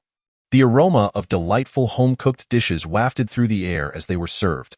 Zhang Yuan sat at the eastern side, with the bookish Q in closely beside him on the left, and Li Jingf on his right, followed by X Xian, esteemed scholar. I raise a toast to you, Li Jingf proclaimed, lifting his cup, deliberately lowering the rim of his cup an inch lower than Zhang Yuan's as they clinked glasses. Brother X, do share more about those remarkable individuals you have encountered. I have been fascinated by such tales since my youth. Zhang Yuan poured wine for Li Jingf as X Xian filled their cups. Li Jingf, flattered, cradled his cup and began. Apart from the master from JNSHN Temple, the strongest I have seen must be General Zhu Lin from Sich Og City. He once came to Gu Ngling County for a case. And during a visit to West Lake, I was assigned to assist him. I witnessed him wield a spear that cleaved a wide river in two, dispatching a notorious river bandit hiding within. He continued, I also had the fortune to see an old Taoist from Shichen floating across West Lake on a giant flying gourd. Zhang Yuan listened intently, indulging in the drink die in the past. He might have dismissed Li Jingf's tales as exaggerations. However, now, with the presence of the green and white serpents, what could possibly be deemed false? Many individuals versed in martial arts frequented the pugilistic world. Yet exceptional Taoists and monks were seldom seen in Yaching City. Zhang Yuan inquired further, discovering that while Li Jingf had not encountered any ghosts or monsters, he had seen serpents and rabbits towering over humans. Along with hearing various tales of malevolent spirits, he also noted that many unsolvable cases were often attributed to supernatural entities. As the meal came to a close, feigning inebriation, Zhang Yuan bid farewell to X Xian's family, declining Li Jingf's offer to escort him, and, with Qing's assistance, departed while carrying a food box filled with medicinal soup. The remarkably inebriated Li Jingf exchanged a few words with Xg or Ing before trailing behind Zhang Yuan and Qing at a distance. X Xian's brother-in-law is following us, Qing whispered. No need for concern. I am a scholar. He merely worries for my safety on the road, Zhang Yuan explained quietly. I see. Qing understood. Upon returning to the Zhang residence, Qing glanced back at the distant Li Jingf and smiled. You may head back now. Li Jingf was momentarily taken aback. Qing paid him no further mind, guiding Zhang Yuan into the inner courtyard. The soft jade belt that had been tied around Zhang Yuan's waist transformed silently into a streak of light, flashing into the main hall. Moments later, in the main hall, Bish and emerged from the inner chamber, pouring a cup of tea for Zhang Yuan, who was seated in the gentleman's chair. Sister, the misunderstanding has been resolved, Qing remarked with a smile. Bish's cheeks flushed slightly as she nodded gently. Zhang Yuan leaned back in the chair, eyes closed, reminiscing about the events of the evening. Am I drunk again? Qing wondered, glancing at Zhang Yuan. Bish softly suggested, let us send him to rest. Very well, Qing replied, helping Zhang Yuan out of the main hall. Shortly thereafter, she returned to Bish's side. All settled? Bish inquired. Qing huffed lightly. Isn't it just about helping him out of his shoes and clothes and tucking him under the covers? How difficult could that be? You certainly have a knack for caring for others, Bish teased. Have you already resolved to take care of him for a century? Qing's cheeks flushed. And she retorted, I am merely here to accompany you. If you are to marry X Xian and remain here for a century, I cannot simply leave alone, can I? Bish's cheeks also turned red as she softly remarked. Zhang Gongzi is indeed a commendable choice. Commendable? He is ill, Qing scoffed. Bish cleared her throat, suppressing a laugh. It is not an illness. Not an illness? Qing exclaimed, looking at Bish. What did that white-bearded doctor mean by release? Bish's face turned crimson as she cast a reproachful glance at Qing. Isn't it your fault? My fault? Qing blinked. Bish leaned closer to Qing and whispered softly. After listening, Qing's cheeks flushed with embarrassment, and she playfully swatted at Bish. Bish dodged and teased. Since you have already agreed to be someone's maid for a century, why not just yield to him? Why don't you yield? Qing retorted, blushing as she playfully pushed Bish into the pond in the courtyard. The two young women began to frolic in the pond. In Shuangchali, Li Jingf, who had safely escorted Zhang Yuan back to his residence, initially intended to head home.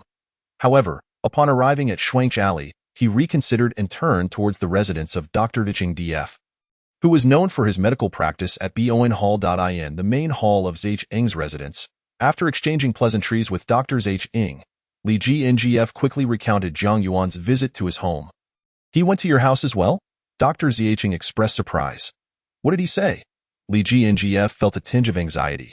Dr. Zh pondered for a moment and recounted some details about Jiang Yuan's condition. He requires a balance of yin and yang, Dr. Zh sighed, but I suspect he may have peculiar preferences. Peculiar preferences?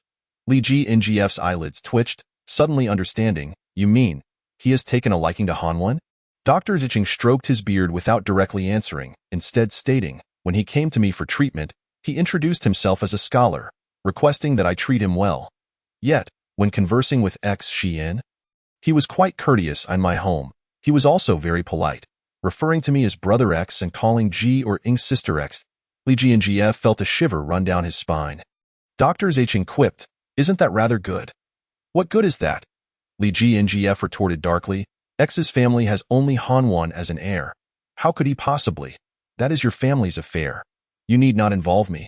Dr. Zh replied, then kindly warned, I must remind you, he is not just a scholar but also possesses considerable skills. It would likely be no trouble for him to handle 5 or 6 of you. No wonder the attendant by his side was able to notice me. Li Ji-ngf frowned, shaking his head as he departed from Dr. Vich Ng's residence, hastily returning to the Li household. How did it go? XG or Ng inquired as she prepared a cup of detoxifying tea for the recently returned Li Ji-ngf. Li-ngf held the teacup, hesitating to respond. Is there trouble? XG or Ng felt her heart tighten. The esteemed scholar is well. He has safely returned home, Li Ji-ngf quickly assured her. That is a relief, XG or Ng exhaled. Then turned to Li Ji-ngf. Since the esteemed scholar is home safely, why do you still wear such a troubled expression? Li Ji-ngf spoke softly. It is because this esteemed scholar is quite peculiar. Peculiar? In what way? XG or Ng questioned hesitantly. A scholar of his caliber, do you think he would come to our home for no reason? Li Ji-ngf asked. XG or Ng chuckled. Is it not for a reason? They seem to have hit it off immediately. Speaking of which, my brother is quite impressive to have formed a friendship with an esteemed scholar. That certainly surpasses your achievements. Li Ji-ngf's expression twitched, shaking his head. You are too naive. He then recounted his recent visit to Dr. Deching. Has he taken a liking to my brother? Chapter 12. Perhaps he is even inferior to me. XG or Ng gasped. Her expression shifting dramatically. It is highly probable, Li Ji-ngf sighed. I do not underestimate Hanwen, but I truly cannot fathom any reason why such a distinguished scholar would seek out Hanwen instead of mingling with those from prominent families unless he is infatuated with him. That is disgusting, XG or Ng remarked with a look of distaste, as if she had seen a stirring stick in a mess. Many scholars are drawn to this, Li Ji-ngf replied with a wry smile. Even the young master from the governor's household is particularly fond of it. My brother is the only heir of the X family.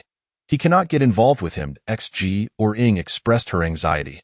Li Ji-ngf nodded, stating, we must devise a plan to quash his intentions. Dio, you have a strategy in mind.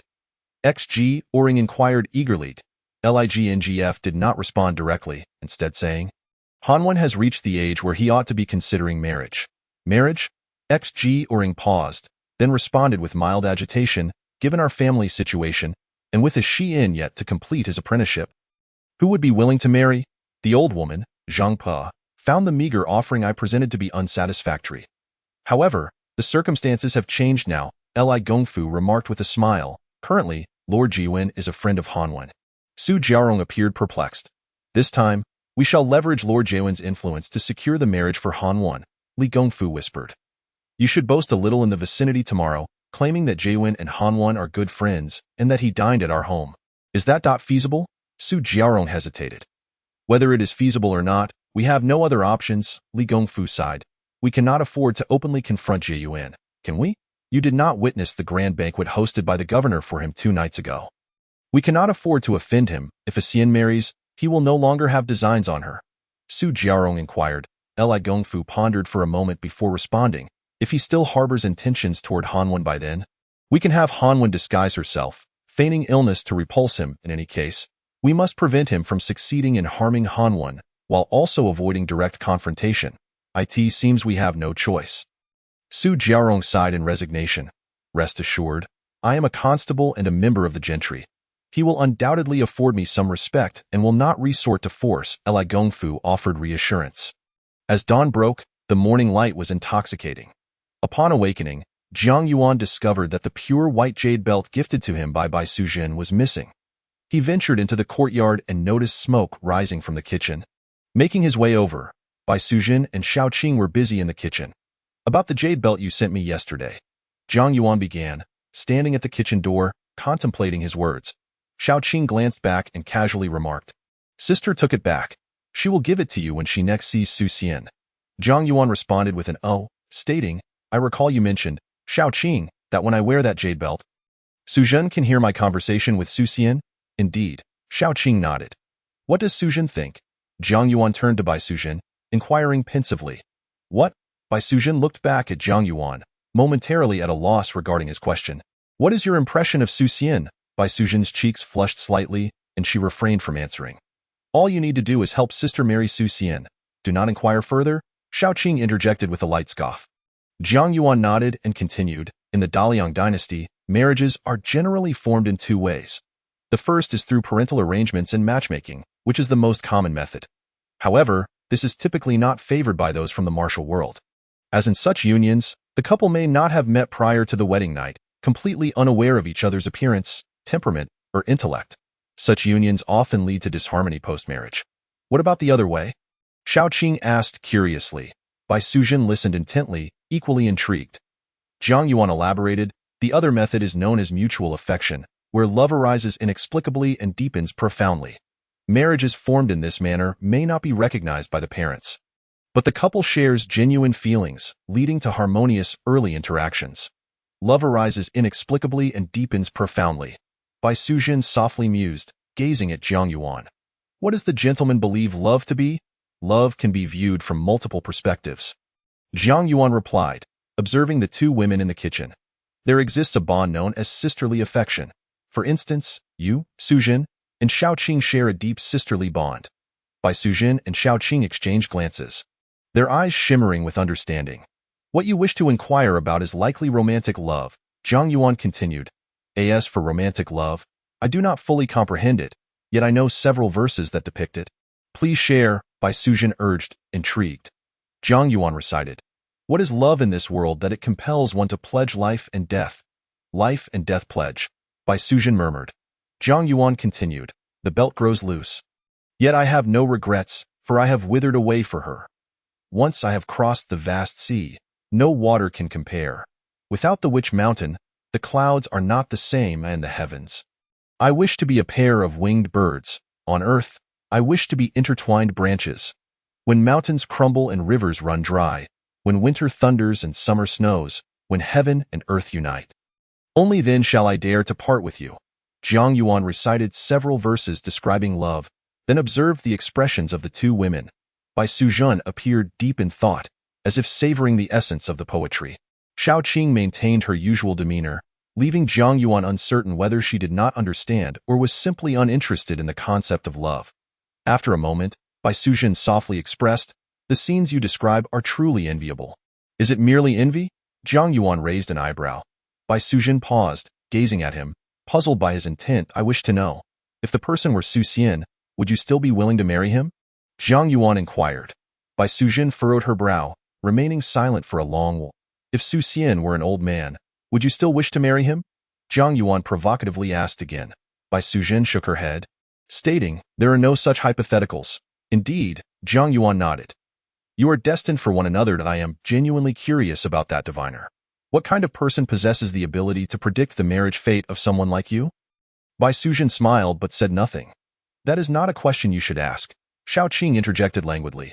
Jiang Yuan turned to Xiao Qing and asked, Xiao Qing, do you think your sister and Su Xian are well matched? Xiao Qing paused, contemplated, and then lightly hummed without responding. Whether they are well matched does not require others' opinions. Bai Sujin smiled serenely. As long as I feel they are suited, that is sufficient. You just mentioned it is called mutual affection. Mutual affection? Su Xian does not even know you yet. How can there be mutual affection? Jiang Yuan internally shook his head. not believing that the current Susian would have any mutual feelings with Bai Sujin, as they were still strangers. Chapter 13. Do you think I am foolish? Bai Sujin and Xiao Qing prepared a sumptuous breakfast for Zhang Yuan, consisting entirely of nourishing stews and stir-fried meats. Sitting at the table, Zhang Yuan surveyed the spread and glanced at the two women, instructing, "You have likely grown accustomed to the martial world. Typically, the breakfast of common folk is rather simple, usually consists of steamed buns, meat pies, or spicy soup. What you have prepared is far too extravagant. Is it a problem to be extravagant? Did you not wish to nourish yourself?" Xiao Qing retorted, dissatisfied. Bai Sujin remained silent, also somewhat displeased. Zhang Yuan picked up a piece of braised beef, adding, "I am teaching your sister how to prepare breakfast once she is married." Bai Sujin's eyes sparkled as she softly said, "Please continue, sir. Sujin will remember your words." "There is not much to say," Zhang Yuan replied as he ate. "You are like my cousin. On the day you wed, I will prepare a dowry for you, ensuring you do not live in poverty." "Then I thank you, cousin." Bai Sujin smiled gently. Zhang Yuan stole a glance at Xiao Qing, who glared back. "What are you looking at?" Xiao Qing asked with a huff. Qing'er, Bai Sujin called softly. Xiao Qing pouted and reluctantly offered thanks, saying, "Thank you, sir." Zhang Yuan chuckled, tearing off a roasted goose leg and beginning to eat. After the hearty meal, he announced, "I need to buy a carriage and also get some gifts for Su Xian's family. Do you wish to accompany me?" Bai Sujin and Xiao Qing exchanged glances. Qing'er is now your maid. She will accompany you, but I shall not go, Bai Sujin said softly. "Then shall we visit Su Xian in the afternoon?" Zhang Yuan inquired. Bai Sujin's eyes glimmered as she replied, "You should wear that jade belt." "Very well." Draped in the pure white jade belt, Zhang Yuan, accompanied by Xiao Qing dressed in scholar's attire, left the residence and made their way to the carriage market in the west of the city. The market showcased an array of various carriages on the eastern side, with a relatively clean environment. Meanwhile, the western square was filled with horses, mules, and donkeys, permeated with the scent of manure. By the time they departed the market, it was already past noon. Zhang Yuan led the carriage, purchasing fabrics, cosmetics, jewelry, and beverages intended for Su Xian's family. "Are we heading to Su Xian's home?" Xiao Qing inquired, curiosity evident in her tone as she sat in the carriage. Zhang Yuan turned to her and replied, "Going now would be too conspicuous. We should first visit Bowen Hall, allowing that Dr. Zhang to examine my health again. This way, it will seem more reasonable for Su Xian to understand that I care for my well-being and request his assistance in preparing medicine." "I see," Xiao Qing nodded. "Then we shall go to Bowen Hall. The time is still early." Zhang Yuan shook his head. "Su Xian and I have already become friends. He will undoubtedly ask Dr. Zhang about my condition. However, my situation does not seem severe, which presents a flaw." Xiao Qing blinked. "What do you intend to do?" "I need to consume some more nourishing food," Zhang Yuan replied nonchalantly, like the fire eel from before. "That was quite good."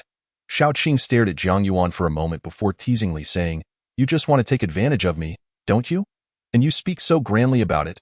Do you think I am foolish?" "It is true that I wish to take advantage, but I am also genuinely assisting your sister," Zhang Yuan admitted. "I enjoy the sensation of flying with you. You must have felt quite delighted the first time you flew, right?" Xiao Qing pondered for a moment and chuckled. "I was indeed very happy at that time." "Then think about it. Is there anything nourishing nearby that I can eat?" Zhang Yuan directly asked. "There is, but I worry you might not be able to digest it." Xiao Qing replied with a smile. "I will ask just one thing," Zhang Yuan stated, locking eyes with Xiao Qing. "With you by my side, will I die?" "Of course not," Xiao Qing assured him. "Then that is sufficient," Zhang Yuan shrugged. "If I truly cannot digest it, you may as well take me to Bowen Hall. If my situation were to become dire, it would be quite fitting for Su Xian to take care of me. His care would be an act of kindness, and in return, I could introduce my cousin to him, which would be entirely reasonable. Wouldn't it?" Xiao Qing cast a glance at the pure white jade belt around Zhang Yuan's waist, nodded slightly, and said, "All right, I will take you to catch some. First, we must leave the carriage behind." After purchasing the carriage, Zhang Yuan began to feel that having it was not as convenient as he had anticipated, bringing forth a new set of troubles. He needed a place to park. It seemed he lacked more than just a carriage. Noticing that others had drivers for their carriages, Zhang Yuan shook his head, found an inn, declared his identity as a scholar, and bought a jar of wine for Xiao Qing before securing the carriage in the inn's backyard. Such a hassle. Xiao Qing, holding the jar of wine, drank happily. Her cheeks flushed. It would undoubtedly become more convenient in the future. Together, Jiang Yuan and Xiao Qing departed from the west of the city.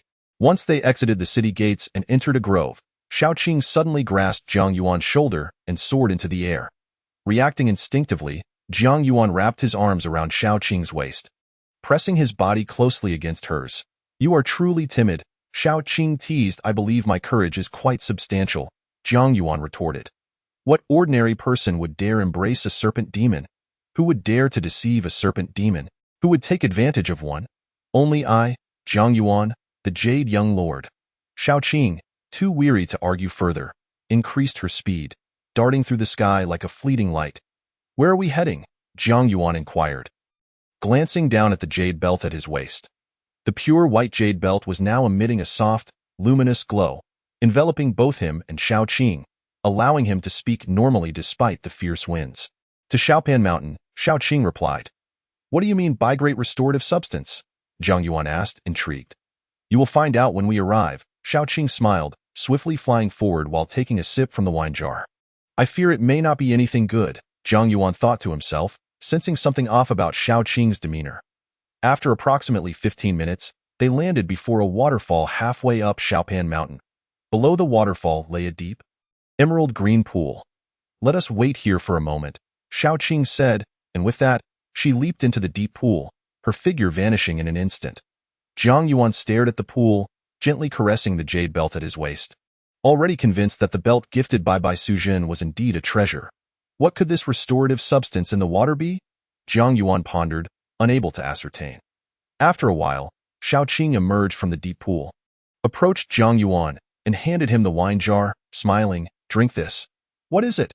Jiang Yuan asked as he took the jar, discovering it was filled with crimson blood. "The blood of the restorative substance you need." Xiao Qing replied with a grin. "What blood?" Jiang Yuan inquired. "Just drink it first, and I will tell you afterward," Xiao Qing said, her smile unwavering. Jiang Yuan hesitated for a moment, but then raised the jar to his lips. Gulp, gulp, gulp.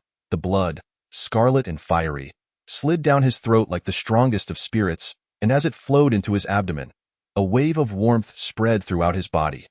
Jiang Yuan confirmed that this blood was indeed highly restorative and began to drink voraciously, disregarding the heat that enveloped him. Xiao Qing smiled, revealing a blood-red fire frog in her hand. Chapter 14. Isn't Su Xian single? Jiang Yuan drained the entire jar of blood in one go, and as he pulled it away, he immediately noticed the blood-colored frog beast in Xiao Qing's grasp. This little creature is called the Bi-eyed Fire Frog, which resides in the cold pool, yet its essence is of the sun. It is precisely the restorative substance you require, Xiao Qing explained. All the blood from this nest of bi-eyed fire frogs in the cold pool has been consumed by you. Frog blood? Huh?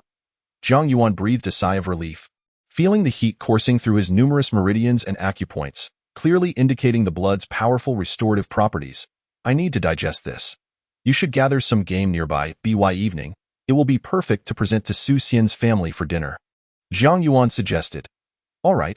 Subsequently, Xiao Qing began to wander nearby while Jiang Yuan sat down to circulate the Dragon Elephant Sutra, absorbing the effects of the frog blood. After previously refining the fire eel, Jiang Yuan's body had undergone a thorough cleansing of his channels, and he had cultivated the Dragon Elephant Sutra to the 5th volume. His internal meridians had opened over 400, and his acupoints had connected to nearly 3,000. Waves of warmth flowed within him, akin to ginseng roots spreading throughout. The heat was rising. The pure white jade belt emitted a cooling sensation, penetrating Jiang Yuan's skin. As dusk approached, Jiang Yuan opened his eyes and exhaled a breath of turbid air. "Strange, although I haven't completely refined it. Why does my body feel so cool?" Jiang Yuan glanced at Xiao Qing, suspecting she might be behind it.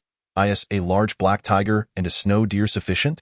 Xiao Qing inquired with a smile. "The black tiger? A snow deer?" Jiang Yuan was taken aback, looking up to see a massive black tiger, about 10 feet long, and a pure white snow deer, half that length, by the edge of the deep pool. "These are far too large. It will be difficult to transport them back to the city," Jiang Yuan pondered. "Transporting them back is easy. You need not worry about that. Just say these two animals are gifts. Is that acceptable?" Xiao Qing suggested with a smile. "That's excessive." Jiang Yuan shook his head. "Just some deer meat will suffice." Xiao Qing frowned, her dissatisfaction evident. Jiang Yuan, feeling helpless, explained. I have already purchased a cart of gifts for them. If you send such game, they may suspect my intentions. But you just told me to catch some. Xiaoqing was even more displeased. Jiang Yuan shrugged. I thought you would catch a rabbit or a chicken at most. I never imagined you would bring back such a large black tiger. Xiaoqing huffed lightly. You simply lack knowledge. In your presence, I indeed feel quite ignorant. Jiang Yuan sighed, a statement of truth. His understanding of Xiaoqing's abilities in this realm was undeniably limited. Though he had grown considerably stronger in Xiaoqing's presence, he remained a mere neophyte, relying on sweet words to procure restorative substances. Just know that, Xiaoqing said, her alabaster chin slightly raised. How do you plan to transport these two prey back to the city? Jiang Yuan stood up, curious. Isn't that simple? Xiaoqing smiled gently, joined her right index and middle fingers, pointed at the black tiger and snow deer, and with a gesture towards Jiang Yuan. Instantly, the corpses of the black tiger and snow deer transformed into streaks of light, rushing towards the jade belt at Jiang Yuan's waist. Jiang Yuan stared, dumbfounded, as he witnessed the black tiger and snow deer merge into the jade belt. This is storage treasure. Jiang Yuan's eyes sparkled with excitement. Let us go. Xiaoqing approached Jiang Yuan, grasped his shoulder, and soared into the air. Regaining his composure, Jiang Yuan immediately tightened his embrace around Xiaoqing.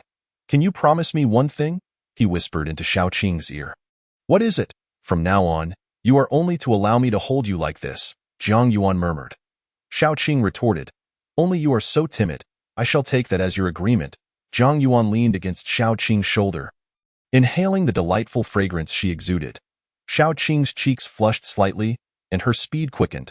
Upon returning to Yuhang City, Jiang Yuan drove the carriage towards the northern Baoan Hall. By the time they arrived, darkness had already descended. Entering the main hall, Jiang Yuan saw that Su Xian had not yet left and greeted her. Su Xian's face lit up with joy as she exclaimed, Brother Jiang, you're here. I will go find Dr. Zhang. Let us leave together shortly. All right, Jiang Yuan replied, and Su Xian nodded. She entered the room where Dr. Zhang was consulting. Jiang Yuan sat at the consultation table, extended his right hand onto it, and said, I apologize for troubling you, Dr. Zhang. Dr. Zhang said nothing, merely took Jiang Yuan's pulse. After a long while, he furrowed his brow and glanced up at Jiang Yuan. Why do I feel that the heat in your body has increased significantly? Dr. Zhang questioned with suspicion. Jiang Yuan asked directly, Is it serious? Dr. Zhang shook his head, stating that it was comparable to the previous condition, emphasizing that the severity depended on Jiang Yuan himself. He then looked at Jiang Yuan and cautioned, Only with the balance of yin and yang can one find relief. Didn't you say before that simply releasing it would suffice? Jiang Yuan questioned. Sensing that Dr. Zhang was stressing the balance of yin and yang, Dr. Zhang's lips twitched into a half-smile. You've misunderstood my meaning. I have always been referring to the balance of yin and yang. Jiang Yuan pondered for a moment before nodding. Please prescribe me some herbs to clear heat and detoxify. Given your current condition, medication will have little effect, Dr. Zhang said while writing the prescription. Your blood energy is excessively vigorous. Your essence is abundant, nearly bursting forth. This is a result of yin and yang imbalance. Simply releasing it will not suffice to resolve the issue. I will be mindful of the balance. Jiang Yuan remarked casually. Dr. Zhang did not elaborate further and handed the prescription to Jiang Yuan. Back in the main hall of the apothecary, Jiang Yuan presented the prescription to Su Xian. I will need your help to prepare the medicine later. Han wen.its no trouble at all, Su Xian promptly replied. After gathering the herbs, Jiang Yuan and Su Xian departed the apothecary. Qinger, drive the carriage. Jiang Yuan instructed, glancing at Xiaoqing. Xiaoqing responded affirmatively and brought the carriage over. Jiang Yuan helped Su Xian into the carriage, and Xiaoqing drove towards Shuangcha Alley. Inside the carriage, Su Xian appeared somewhat reserved, feeling guilty for visiting Han when empty-handed the previous day. Jiang Yuan took the initiative to speak. Everything in the carriage is a gift I prepared for Sister Su and Brother Su. Su Xian was taken aback, glancing around at the various gifts in the carriage, and quickly said, Brother Jiang, you are too kind. It's nothing significant. Jiang Yuan shook his head, saying, You and Hanwen and I are like old friends upon our first meeting. There will be many days of camaraderie between us in the future. As for your sister and brother-in-law, their politeness is understandable, but you need not stand on ceremony with me. Well, fine, Su Xian replied. His cheeks slightly flushed as he lowered his head. Upon arriving outside the Li residence, Zhang Yuan called for Su Xian and Xiao Qing to assist in unloading the various items from the carriage. Su Jiaorong emerged and, upon seeing Zhang Yuan again, felt an involuntary flutter of her eyelids. Su's sister, Zhang Yuan greeted warmly, a small token of my regard. Please do not be polite. Su Jiaorong appeared somewhat bewildered. Su's sister, this is a piece of deer meat. Could you kindly stew it for me? Zhang Yuan handed her a large, oiled paper package. Oh, all right, Su Jiaorong instinctively accepted. Sister, prepare something for brother Zhang to eat. Su Xian reminded Oh, yes, yes. Su Jiaorong regained her composure and hurried toward the kitchen. Su Xian began preparing medicine, just as he had the previous day, assisting Zhang Yuan in concocting the herbal remedy. Something feels amiss. Why do I sense that this Su sister is not as warm as she was yesterday? Xiao Qing whispered, leaning closer to Zhang Yuan. Zhang Yuan nodded gently, having noticed the change as well. Let us observe further. Normally, she should be more enthusiastic, he murmured. You haven't ruined things with her, have you? Xiao Qing muttered, I wish I had. Zhang Yuan thought to himself, gently ruffling Xiao Qing's hair. Just be a good attendant and refrain from speaking out of turn. Or the one who will ruin things will be you. Xiao Qing shot him a glare. Zhang Yuan remained unfazed. Just you wait, Xiao Qing silently vowed. Zhang Yuan smirked and leaned closer to the kitchen window to engage Su Jiaorong in conversation. When does Su brother-in-law usually return? He inquired. Soon, Su Jiaorong replied hesitantly before asking, is young Master Zhang still unmarried? Not yet. Zhang Yuan shook his head. Su Jiaorong's cheek stiffened, revealing a hint of anxiety. Hanwen should also be single, right? Zhang Yuan casually asked. Su Jiaorong's eyelids flickered, and she quickly responded, he is no longer so. Zhang Yuan was taken aback, hesitating as he asked, what do you mean? Hanwen is not single. I have arranged a marriage for him. Su Jiaorong explained. Zhang Yuan was left in a daze. Hanwen has a fiancé? How was I not aware of this? Xiao Qing furrowed her brow in confusion. Su Jiaorong nodded softly. Which family is the girl from? Zhang Yuan regained his composure and asked calmly. Just an ordinary family, young Master Zhang. You surely do not know her, Su Jiaorong replied, her tone tinged with unease. Zhang Yuan glanced at Su Xian, who was busy brewing medicine, then looked at the puzzled Xiao Qing, before gently resting his hand on the pure white jade belt at his waist. Stay calm, he whispered, knowing that Bai Sujin could hear him, and no one responded. Except for Xiao Qing, who stared coldly at Zhang Yuan. The atmosphere in the Li residence grew somewhat tense until Li Gongfu returned with a middle-aged couple, Su brother-in-law. Zhang Yuan greeted warmly. Li Gongfu's expression momentarily stiffened before breaking into a broad smile as he led the couple to Zhang Yuan. Introducing him. This is Master Zhang Yuan, the newly appointed Jiuan. Master Zhang, the middle-aged couple quickly bowed respectfully. Who are these two? Zhang Yuan inquired with curiosity, sensing that Li Gongfu had intentionally brought them here. I am Jin Quan, residing near Qingba Gate, and this is my wife, the middle-aged man replied respectfully. Ha, Jin Leoi is Hanwen's father-in-law, Li Gongfu chuckled. Years ago, Hanwen was betrothed to a daughter of the Jin family. Upon hearing that he had met Master Zhang, he implored me to arrange a meeting to share in the auspiciousness. I have a betrothal. Su Xian, who was preparing medicine, was momentarily stunned by Li Gongfu's words. So that's the case, Zhang Yuan pondered. Is Master Zhang and Hanwen on good terms? Jin Leoi asked with curiosity. Zhang Yuan nodded. Hanwen and I are like old friends. He is my only close companion in Yuhang City. I see. Jin Leoi and his wife exchanged glances, their faces lighting up with delight. Li Gongfu hurried to the main hall to fetch chairs for Zhang Yuan and the Jin couple to sit. Does Master Zhang have any free time recently? Li Gongfu eagerly poured tea for Zhang Yuan and then for the Jin couple. If you have time, we would like to invite you to Hanwen's wedding banquet. The Jin couple looked at Zhang Yuan with anticipation. Zhang Yuan took a sip of tea and asked, when is the wedding? We have already consulted the dates, and September 27th is an auspicious day. Li Gongfu replied promptly. Has Su Xian agreed? Zhang Yuan glanced at Su Xian, sitting by the medicine stove, and softly inquired. Li Gongfu looked towards Su Xian, asking with a smile, Hanwen, do you wish to marry the Jin family's daughter? Su Xian's cheeks flushed, and he lowered his head in silence. Is he unwilling? Xiao Qing's eyes sparkled with interest. Hanwen, Zhang Yuan called out. Hanwen, do not be shy in front of Jin Laoyi. Li Gongfu's tone grew firmer. Su Xian, suppressing his shyness, whispered, it is all up to my brother-in-law. Xiao Qing's face appeared slightly stiff. Marrying Jin Leoi's daughter is Hanwen's fortune. How could he possibly refuse? Li Gongfu chuckled as he poured tea. Jiang Yuan brushed his hand along the soft jade belt at his waist, feeling it emit a chilling aura, as if it were a block of ice, seeping into his skin. Master Jiang, do you plan to settle in Yuhang City? Jin Laoi inquired curiously. Jiang Yuan replied casually, the governor has arranged a residence for me in the north of the city. Whether I settle here depends on the circumstances of next year's imperial examinations. You will surely succeed in the examinations, Jin Laoi hastily praised.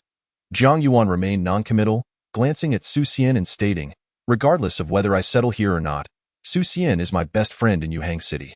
I see, Jin Laoi's cheeks flushed. As the meal was served, Xiao Qing lost her appetite and left the Li residence, taking a seat in the carriage. The dining table.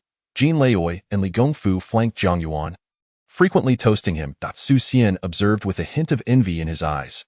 Jiang Yuan inquired about the Jin family's daughter, and seeing Su Xian alternating between confusion and shyness, he fully grasped the situation. They seem to be leveraging my newly acquired status to secure a good marriage for Su Xian. But is this not a bit too hasty? Are they afraid that my relationship with Su Xian is not strong enough? And I might not return? Jiang Yuan mused. While he understood Li Gongfu and Su Jiarong's intentions, he felt their eagerness was premature, perhaps even risking the opportunity for another promising match. Isn't marrying a serpent demon more appealing? If you marry someone else, who will the serpent demon belong to? After the meal, Jiang Yuan carried the medicinal soup in a food box and boarded the carriage. Xiao Qing wore a frosty expression as she drove away. Li Gongfu, Su Jiarong, Su Xian, and the Jin couple watched as the carriage disappeared down the alley. Now do you believe? Li Gongfu smiled at the Jin couple. Jin Laoi, his face aglow, nodded and said, with such a friend as Hanwen, he is bound to achieve great success. Su Xian's cheeks reddened, feeling somewhat uncomfortable as he began to realize that his brother-in-law was using Jiang Yuan's reputation to finalize this engagement. What about this engagement? Li Gongfu asked. Su Jiarong looked at Jin Laoi with anticipation. Su Xian's heart raced. The date is set for September 27, Jin Laoi said with a smile. The three members of the Su family all displayed expressions of joy. In the northern part of the city, at the Jiang residence, the entire courtyard exuded a faint chill. Xiao Qing, showing no signs of good humor, leapt into the courtyard as the carriage stopped at the entrance. Jiang Yuan's jade belt transformed into a streak of light, swiftly entering the residence. Am I to be blamed for this? Jiang Yuan shook his head, dismounting the carriage and glancing at the 3 stone steps before the courtyard gate. He turned back to the carriage. Under normal circumstances, a horse could ascend the steps, but the carriage certainly could not. There was a side door to the north of the house, devoid of steps or thresholds, allowing the carriage to pass through easily. Jiang Yuan did not take the side door but urged the horse up the steps. Seizing the base of the carriage, he exerted a bit of force, and the entire carriage lifted off the ground. Why do I feel so anxious despite my strength? Jiang Yuan pondered, aware that a cold interrogation awaited him. Whether he could navigate this situation smoothly would determine the fate of several individuals and spirits. The carriage successfully entered the gate and came to a halt in the outer courtyard. Jiang Yuan took a deep breath and stepped into the inner courtyard, crossing the stone bridge to the main hall. In the main hall, Bai Sujin and Xiao Qing sat on either side of the main seat, Xiao Qing wearing a cold smile as she glared at Jiang Yuan. Jiang Yuan approached the depths of the hall, stopping about half a zhang away from the 2 women, and looked at Bai Sujin. I would like to inquire about what that diviner told you, Bai Sujin. Bai Sujin furrowed her brow, her tone icy as she replied. What is the point of asking now? I need to know in order to continue assisting you, Jiang Yuan stated. Assist? How so? Xiao Qing sneered. You've helped so much that Su Xian is on the verge of marriage.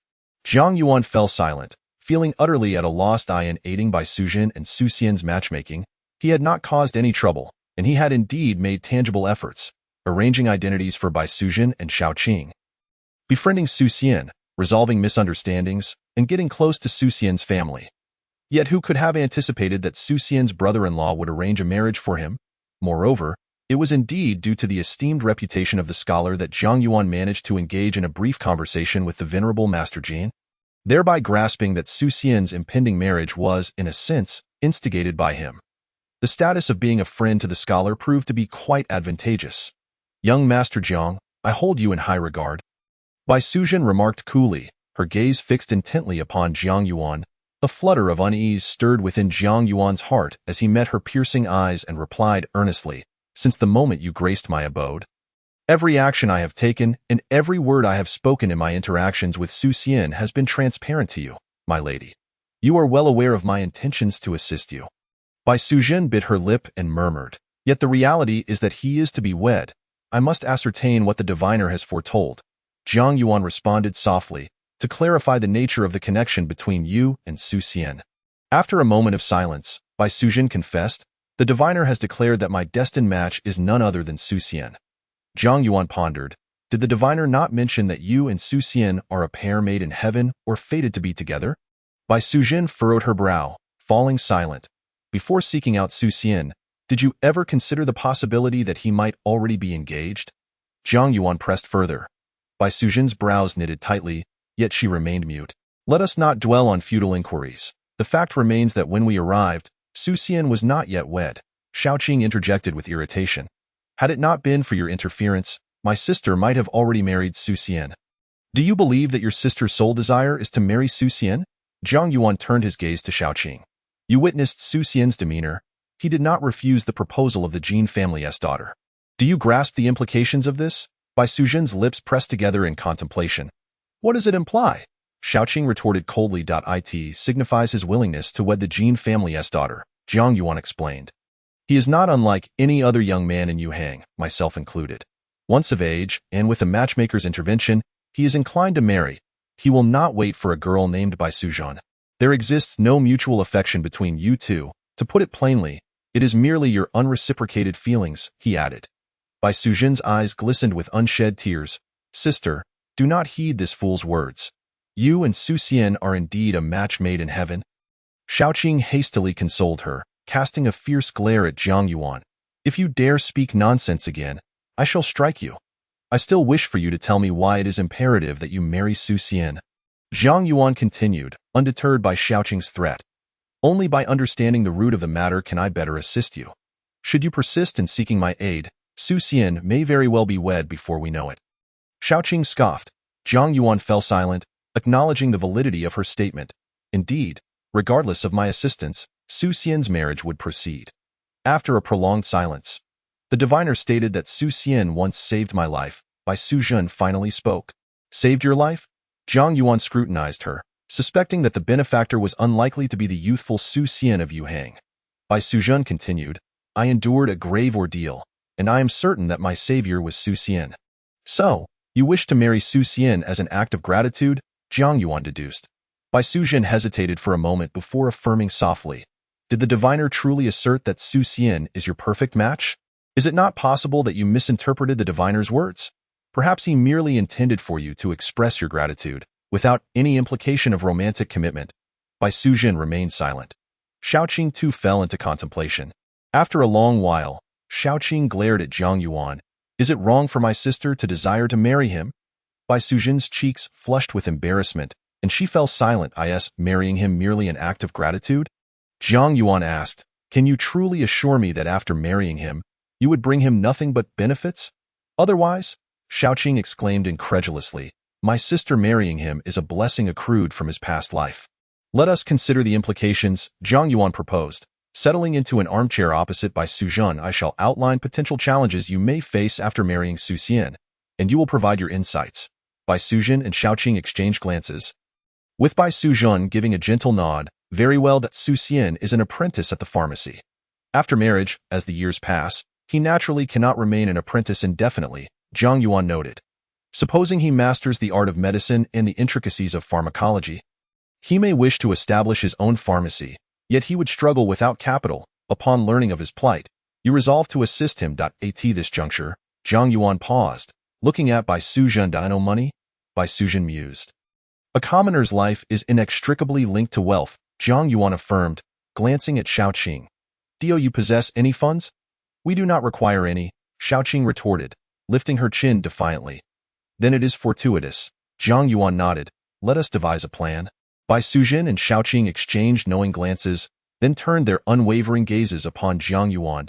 A flicker of trepidation crossed Jiang Yuan's expression as he stated nonchalantly, under normal circumstances, you should not know me. If my sister and I were in need of silver, there are countless methods to acquire it, Shaoqing replied with a smile. You should have witnessed some of my means, to be direct. How do you intend to procure silver? Jiang Yuan inquired. Wherever it exists, we shall seize it, Xiaoqing declared with a huff. The treasury of the magistrate holds official silver, Jiang Yuan reminded them. Xiaoqing smiled. Then I shall borrow some official silver from the magistrate's treasury. With my capabilities, it should be within my reach. You are indeed capable, Jiang Yuan nodded. Xiaoqing's face lit up with joy as she glanced at Bai Suzhen, who also revealed a hint of a smile. Chapter 17. The simulation in progress. With silver in hand, the pharmacy commenced operations. Jiang Yuan remarked, with Bai Suzhen's knowledge of medicine, the business of the pharmacy flourished under her guidance. Yet, Su Xian's brother-in-law, Li Gongfu, encountered a dilemma. Official silver had been stolen, and the magistrate ordered the constables to identify the thief and recover the lost silver within 7 days. Bai Suzhen and Xiaoqing's expressions darkened. Are you deliberately ensnaring me? Xiaoqing glared at Jiang Yuan, fuming. Jiang Yuan remained unfazed, continuing, we are simulating a scenario, hence you must speak truthfully. Did you not consider, prior to expending the official silver, the possibility of melting it down anew? Bai Suzhen fell silent, while Xiaoqing raised her chin. I did consider it. Have you not thought of preparing a dowry for your marriage? Jiang Yuan queried further. A dowry? Bai Suzhen and Xiaoqing were taken aback. No, Jiang Yuan replied. Thus, should you suddenly produce a large sum of silver, it would indeed raise suspicions. Bai Suzhen furrowed her brow, stating, since we have already established the pharmacy, it indicates that no one is suspicious. Very well, let us overlook that point, Jiang Yuan nodded, adding, if you do not acknowledge this, Su Xian's brother-in-law Li Gongfu will naturally lack the capacity to uncover the thief. As the deadline approaches, he grows increasingly anxious. Aware of Li Gongfu's predicament, Bai Suzhen feels deeply remorseful and chastises Xiaoqing. Xiaoqing, taken aback, turns to Bai Suzhen.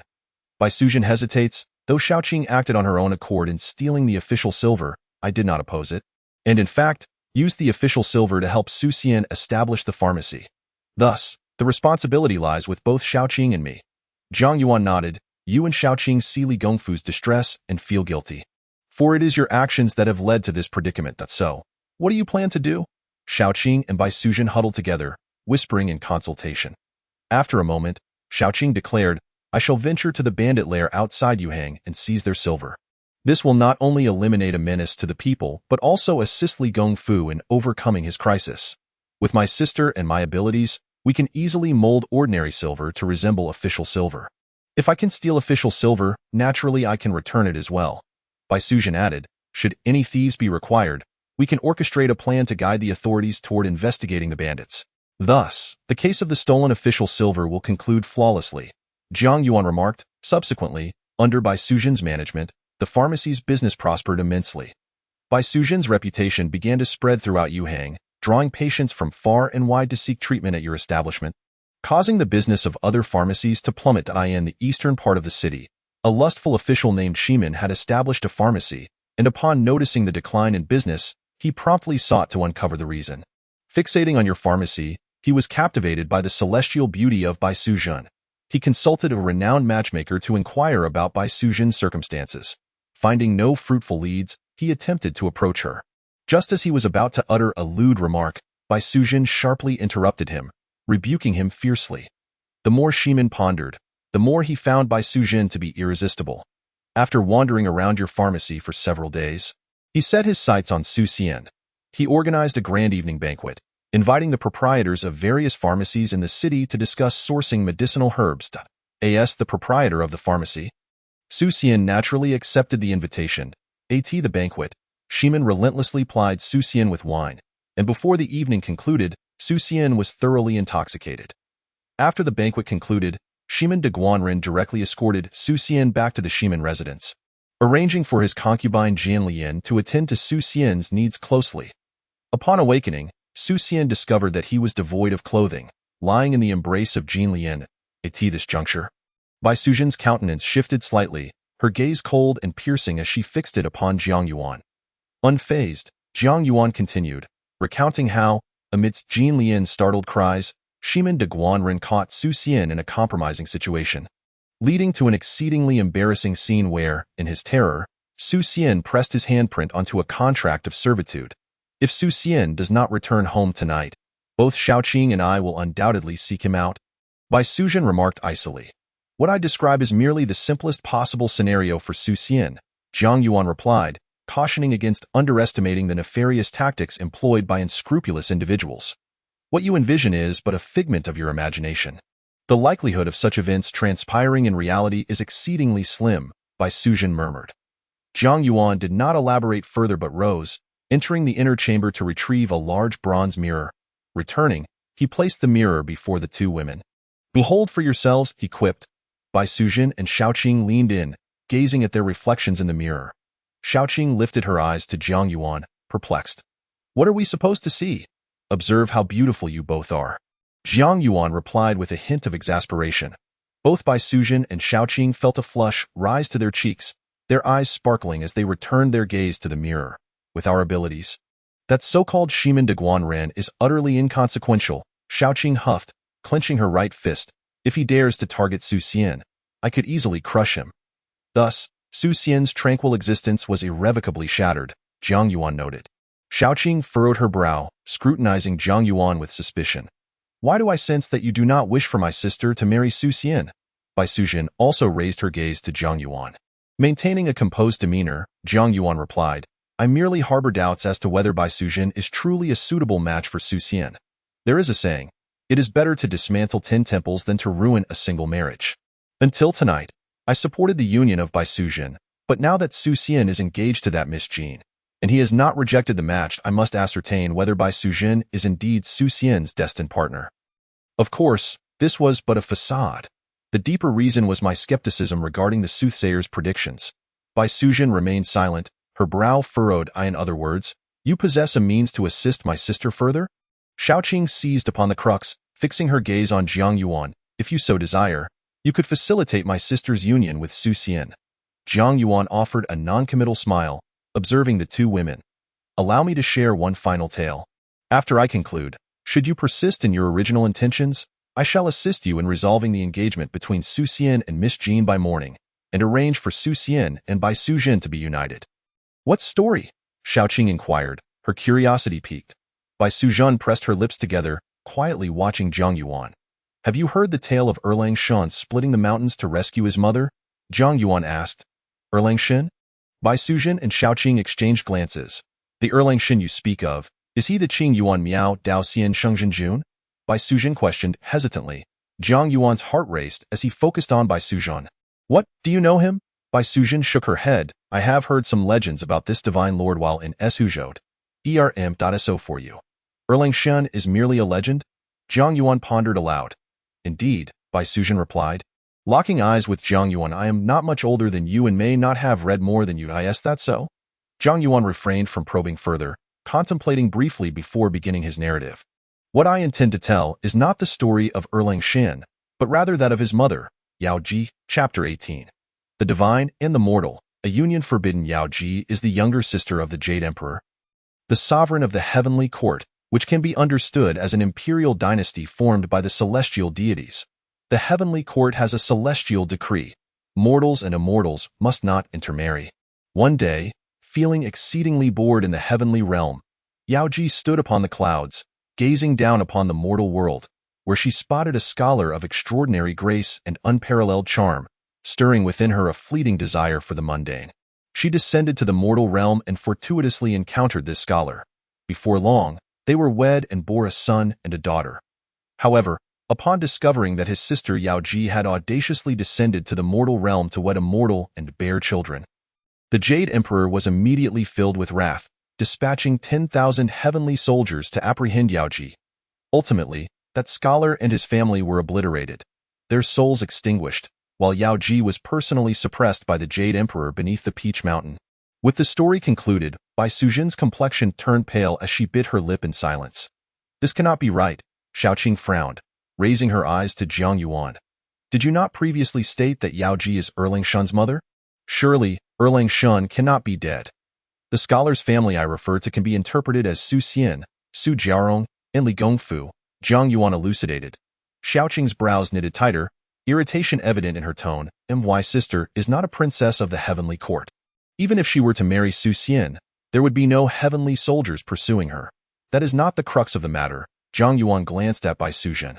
The key point is that prior to marrying a mortal, Everything was in order for Princess Yao Ji. After she wed a mortal, even her beloved brother became her adversary. You two celestial maidens have mysterious origins. I implore you to consider whether marrying Su Xian would impact your own identities. Bai Sujin remained silent, biting her lip. Xiaoqing glanced at her sister Bai Sujin, momentarily rendered speechless. Zhang Yuan perched upon an armchair, idly toying with the bronze mirror, its surface reflecting the visage of an exceptionally handsome scholar. Better to dismantle 10 temples than to ruin a single marriage. As the night deepened, Zhang Yuan chose not to linger in the grand hall any longer, rising to return to the eastern chamber. Sister, what are your thoughts? Xiaoqing queried softly. Bai Sujin remained silent, biting her lip. What if that I were to kill Miss Jean? A glint of coldness flashed in Xiaoqing's eyes. Do not act recklessly, Bai Sujin admonished, irritation evident in her voice. You should simply remain as you are. I will make my own decisions. Is Su Xian truly that exceptional? Xiaoqing murmured. I find him lacking compared to Zhang Yuan. Bai Sujin furrowed her brow, choosing not to respond. What if you were to marry Zhang Yuan? Xiaoqing suddenly proposed. Bai Sujin's lips twitched slightly as she waved her hand. Return to your rest. I wish to be alone for a while. Then I shall seek out Zhang Yuan to inquire further. Xiaoqing declared, rising to leave. Bai Sujin frowned, watching Xiaoqing's departing figure, hesitating for a moment, but ultimately refraining from speaking. In the eastern chamber, having returned to his room, Zhang Yuan sat on the edge of the bed, exhaling a deep breath. The revelation that Su Xian had suddenly acquired another fiancé was unexpected. Zhang Yuan carefully reflected upon his recent interactions with Su Xian, affirming that he had been methodically facilitating the union of Bai Sujin and Su Xian, while Su Jiarong and Li Gongfu were leveraging his influence to propose to Su Xian, which should not pertain to him, right? A peculiar glimmer flickered in Zhang Yuan's eyes as he realized why Su Xian had suddenly gained an additional fiancée. This was unforeseen, yet upon its occurrence, it felt entirely reasonable. Su Xian came from a humble background, likely lacking even a home of his own, forced to reside with his sister and brother-in-law while apprenticing at a pharmacy. Not having truly mastered his craft in such circumstances, few well-off young ladies would be inclined to marry him. Li Gongfu and Su Jiarong, as a couple, were probably often anxious about this. The emergence of Zhang Yuan, a successful scholar, provided Su Xian with a notable advantage: the connection to a friend of a successful scholar. Noticing this, Li Gongfu and Su Jiarong quickly seized the opportunity to arrange a marriage for Su Xian. Everything added up. Bang. The door was flung open, and Xiaoqing stormed into Zhang Yuan's presence, glaring at him. Close the door first, Zhang Yuan murmured. Xiaoqing waved her right hand, and the door promptly shut itself. Let me be clear, Zhang Yuan looked at Xiaoqing. The tasks you wish for me to undertake are easily within my capabilities. Xiaoqing's expression softened, her anger dissipating. I have 2 questions I need to ask you. And you must answer truthfully, Zhang Yuan stated. Ask away. Xiaoqing fixed her gaze upon him. First, will our previous agreement spanning 100 years remain valid? Xiaoqing blinked and muttered. Whether it counts depends on if my sister stays here. Would you be willing to remain by my side for a century for your sister? Zhang Yuan queried. If you wish to stay, even if your sister and Su Xian do not become husband and wife, she will undoubtedly wish to remain for your sake. The bond between sisters is profound. What you are willing to do for her, she would surely reciprocate. The crux lies in whether you yourself wish to stay by my side for 100 years. Xiaoqing's gaze wavered, but she quickly realized something was amiss, fixing her eyes on Zhang Yuan. Did you just say that my sister and Su Xian may not become husband and wife? I was speaking hypothetically, as in if. Furthermore, I have informed you that after you answer my 2 questions, you are free to request anything of me, and I shall comply, Zhang Yuan replied, urging her not to divert the topic. You need only tell me if you are willing to remain by my side for a century. Xiaoqing's cheeks flushed slightly as she huffed. Whether I stay or not depends on if my sister allows me. Zhang Yuan frowned, remaining silent. Xiaoqing waited for a moment, observing Zhang Yuan's displeased expression. After contemplating, she muttered, I suppose staying is acceptable. Having spoken, her cheeks turned crimson. Zhang Yuan's expression softened as he gazed at Xiaoqing. For the second question, do you wish for your sister to be happy and content, or is it sufficient that she merely marries Su Xian? Xiaoqing pondered for a moment before responding. If my sister desires to marry Su Xian, then as long as she does, she will undoubtedly be happy and content. But what if marrying Su Xian does not bring her joy? Zhang Yuan inquired, while Xiaoqing furrowed her brows and cast a sidelong glance at him. If marrying Su Xian does not bring you joy, do you believe that marrying you would? Zhang Yuan chuckled softly and nodded. If that is your perspective, then I shall seek out Su Xian tomorrow morning and persuade him to annul his engagement to the young lady of the Jin family. Xiao Qing's delicate brows tightened even further as she retorted, what exactly are you trying to convey? Do you truly believe your sister harbors affection for Su Xian? Zhang Yuan asked. Xiao Qing pondered for a moment before uncertainly replying. Perhaps she does? And what about you? Zhang Yuan gazed at Xiao Qing. You and your sister share a daily companionship. Surely, you must have some fondness for the one she cherishes. Su Xian has shown kindness to my sister. Yet he has done nothing for me. Why should I like him? Xiao Qing scoffed. You think your sister's affection for Su Xian stems solely from his past kindness? Zhang Yuan probed. That seems to be the case. Xiao Qing nodded. However, this is, in fact, two distinct matters, Zhang Yuan asserted, raising two fingers. There are myriad ways to express gratitude. Marrying him is not the only option. Your sister's desire to wed Su Xian is not solely rooted in the wish to repay a debt of gratitude. Then what else could it be? Xiao Qing questioned, puzzled. Zhang Yuan beckoned her closer, and she complied, leaning down slightly to bring her ear near his mouth. The primary reason your sister wishes to marry is not merely to repay a favor, but rather because she, Zhang Yuan lowered his voice and softly uttered the last three words, is lovesick. Chapter 19. Is it a reward or a punishment? Lovesick? Xiao Qing was momentarily taken aback before shooting an indignant glare at Zhang Yuan. In the grand hall, Bai Suzhun, seated gracefully by the tea table, suddenly froze, her exquisite features flushing crimson. In the eastern chamber, Zhang Yuan continued, if I am not mistaken, that diviner likely never specified who your sister's ideal match was. Only stating that Su Xian is her benefactor, he whispered. It was only after your sister met Su Xian that she began to contemplate marrying him as a means of expressing her gratitude. Xiao Qing opened her mouth, retorting, that is utterly preposterous. If Su Xian were a feeble old man with white hair, do you think your sister would still entertain the notion of marrying him to repay a kindness? Zhang Yuan queried. Xiao Qing hesitated, picturing Su Xian as an aged man, her brows knitting together in contemplation as she fell silent. Lovesickness, gratitude, choosing to offer oneself in marriage. There is no inherent fault in any of this. Zhang Yuan stated. The crux of the matter lies in the fact that circumstances have now changed. If one continues to insist upon this path, it may lead to forsaking the original intent. You should remind your sister that your initial purpose was to express gratitude, not to marry him and disrupt his existing life.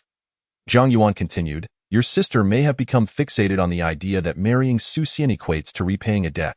In reality, these are two separate issues. But my sister is very eager to wed Su Xian. Surely, you can see that, Xiao Qing murmured. Thus, I maintain that your sister is lovesick. Is that not accurate? Zhang Yuan chuckled lightly. Do not speak so carelessly, Xiao Qing admonished, casting a sharp look at him.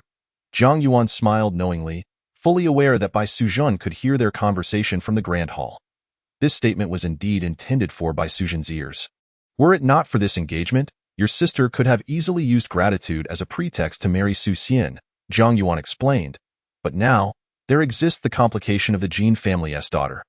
I could fulfill your wish and assist Su Xian in dissolving his engagement to the Jin family's daughter, subsequently introducing your sister to him. But would that still align with your original intent of expressing gratitude? Zhang Yuan continued. Your sister possesses a kind heart. Should Su Xian encounter hardships in the future, she may ponder whether, without her, he could have lived happily with the Jin family's daughter. If my sister married Su Xian, he would undoubtedly be blissful, Xiao Qing remarked defiantly. Would he? Zhang Yuan raised an eyebrow, observing Xiao Qing. Given that you and your sister possess such formidable abilities, you must have begun your martial training at a very young age. May I inquire if you have reached maturity? Maturity? What do you mean? Xiao Qing asked, utterly confused. You are unaware of what maturity entails. Zhang Yuan scrutinized her, noting that ordinary girls would typically begin their menstrual cycles in their early teens, occurring monthly and lasting approximately 7 days. What? Xiao Qing remained bewildered, entirely lost. Extend your hand, Zhang Yuan instructed. Xiao Qing complied, placing her right hand before him. Zhang Yuan proceeded to take her pulse. Do you believe I am unwell? Xiao Qing retorted, displeased. Not at all. Zhang Yuan shook his head. I merely wish to ascertain whether your pulse aligns with that of ordinary women, given your exceptional strength. Is it not the same? Xiao Qing felt a twinge of anxiety. Jiang Yuan mused, I have never taken the pulse of other women, so I cannot definitively say whether yours is akin to theirs. Xiao Qing blinked, her cheeks flushing as she exclaimed, if you have never taken the pulse of other women, why are you taking mine? Jiang Yuan chuckled. My primary concern is to determine if you and your sister are capable of bearing children. Bearing children?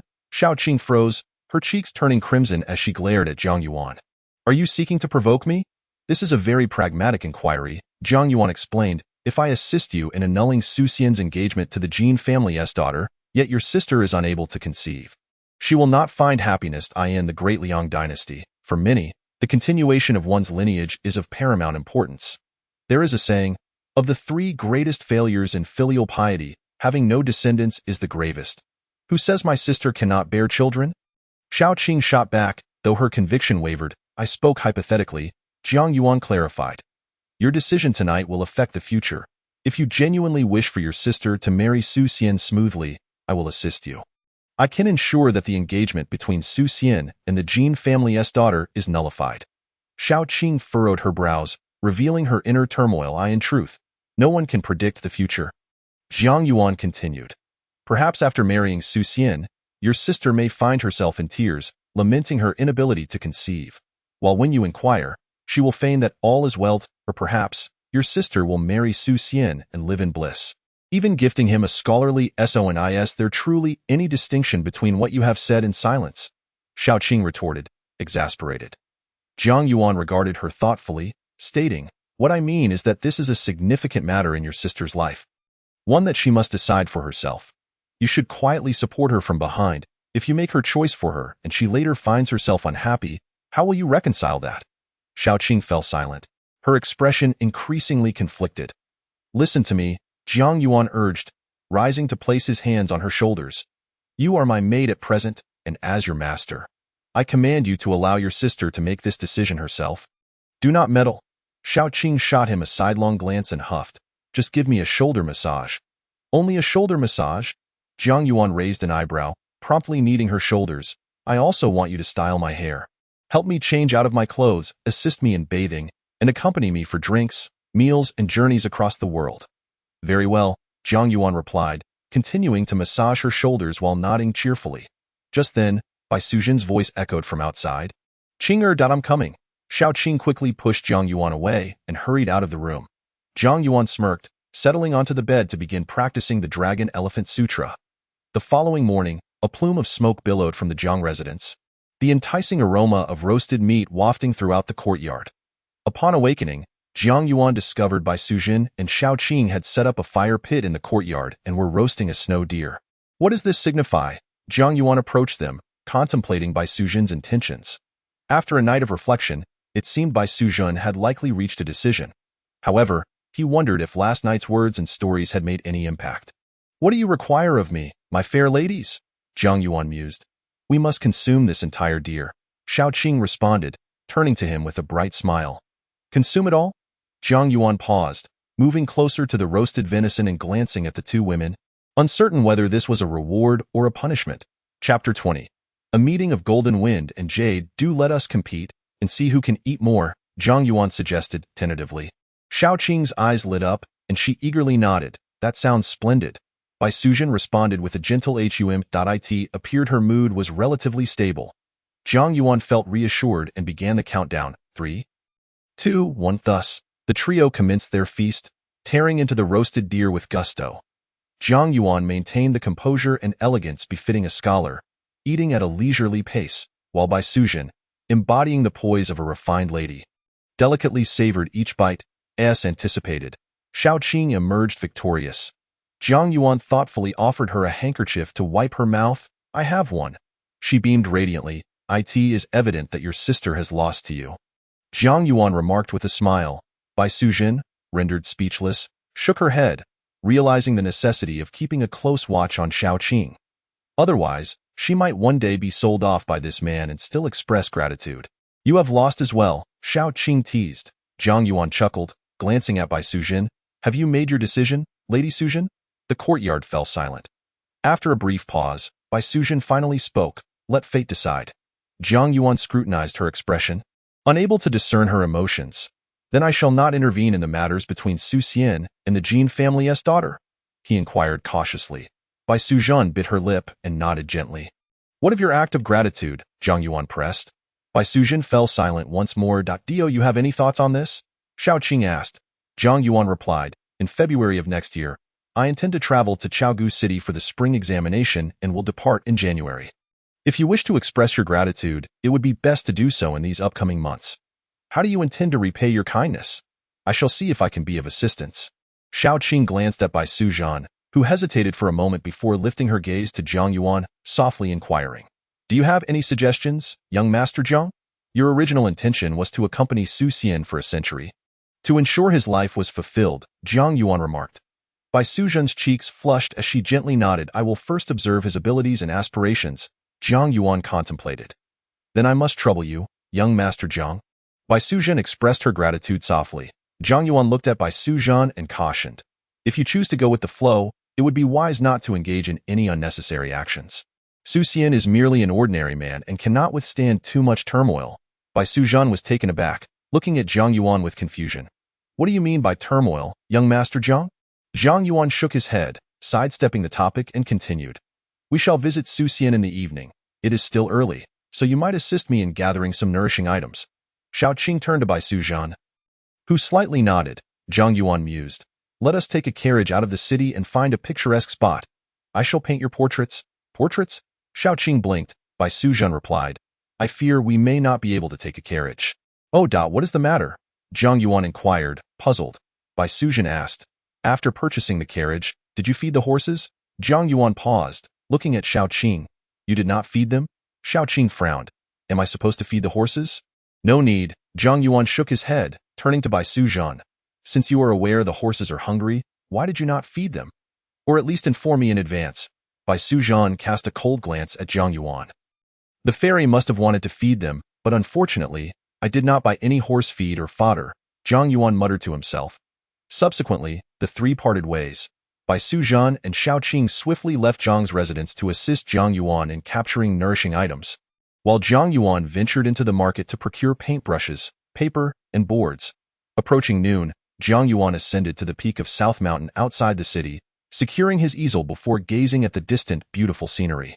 Painting was one of the skills he had self-taught after his arrival in this realm. In this world, scholars must not only study but also dabble in the arts of music, chess, calligraphy, and painting. Zhang Yuan believed his painting skills were quite commendable, especially when adorned with a line or two of ancient poetry. Since becoming a formal student of Qinglu Academy, his artworks consistently fetched respectable prices. Let me start with a self-portrait. Zhang Yuan recalled his appearance and began to put brush to paper. When Bai Suzhan and Xiao Qing reached the summit of South Mountain, they found Zhang Yuan wholly absorbed in his painting. The two women, in perfect synchrony, tiptoed quietly to stand behind Zhang Yuan and gaze at the canvas. A remarkably handsome young scholar appeared lifelike, as if about to leap from the paper. This fellow is rather good-looking.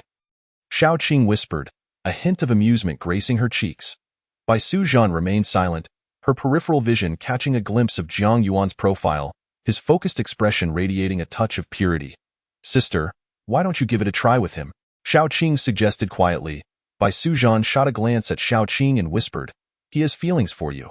Can't you see that? Ah? Xiao Qing was momentarily stunned, exclaiming in surprise. The painting Zhang Yuan was working on turned his gaze towards Xiao Qing. Her cheeks flushed crimson, and she shot a fierce glare at Zhang Yuan. Zhang Yuan looked utterly bemused. What is the matter? Bai Suzhan laughed. Qing'er is captivated by your portrait. Sister, stop talking nonsense. Xiao Qing protested, a mix of embarrassment and annoyance on her face. Zhang Yuan chuckled, surveying the two women. You both should choose a pose and stand still. I will paint your portrait. Xiao Qing asked curiously.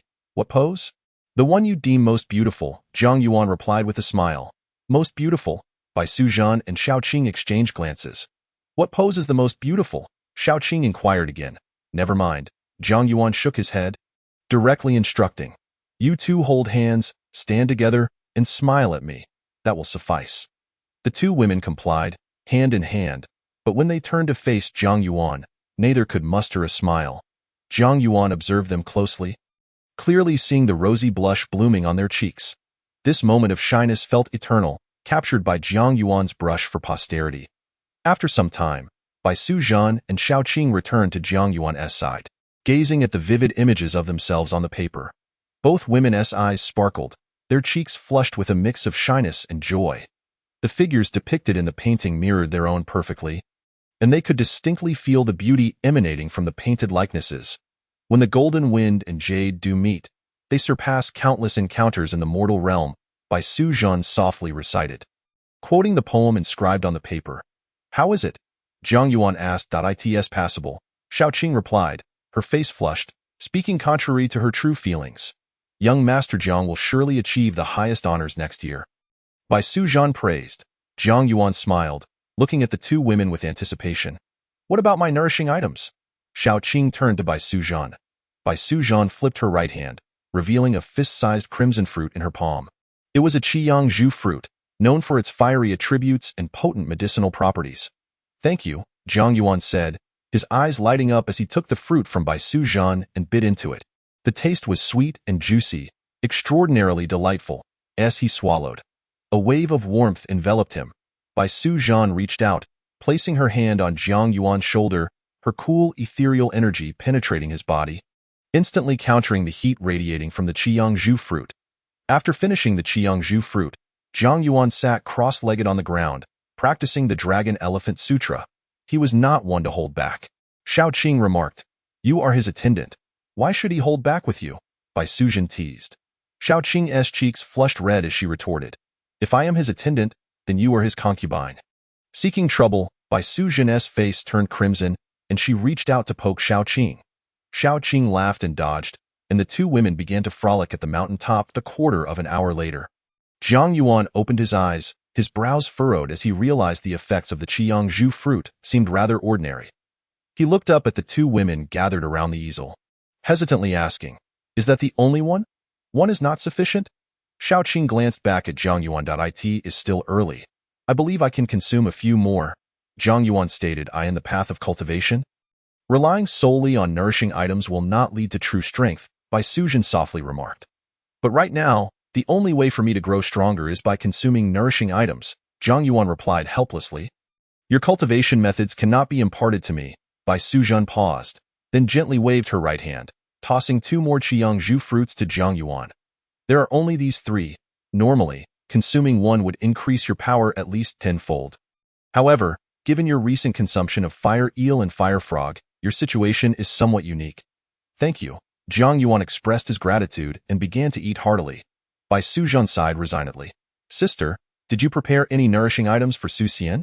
Xiao Qing asked curiously. Jiang Yuan, just finishing one Qiyang Zhu fruit, immediately perked up his ears. Bai Suzhan softly replied, Su Xian's physique is relatively frail. He cannot take overly potent treasures. I poured some juice from Zuyushin into the well at his home. Zuyushin, Jiang Yuan murmured. Bai Suzhan glanced back at him. You do not need it. The fairy may have misunderstood, Jiang Yuan clarified. I am actually weaker than Su Xian. My attire should make that clear. I am but a feeble scholar. Bai Suzhan was at a loss for words. Xiao Qing shot Jiang Yuan a glare, her face filled with exasperation. Don't act coy. Enjoy your Zhu fruit.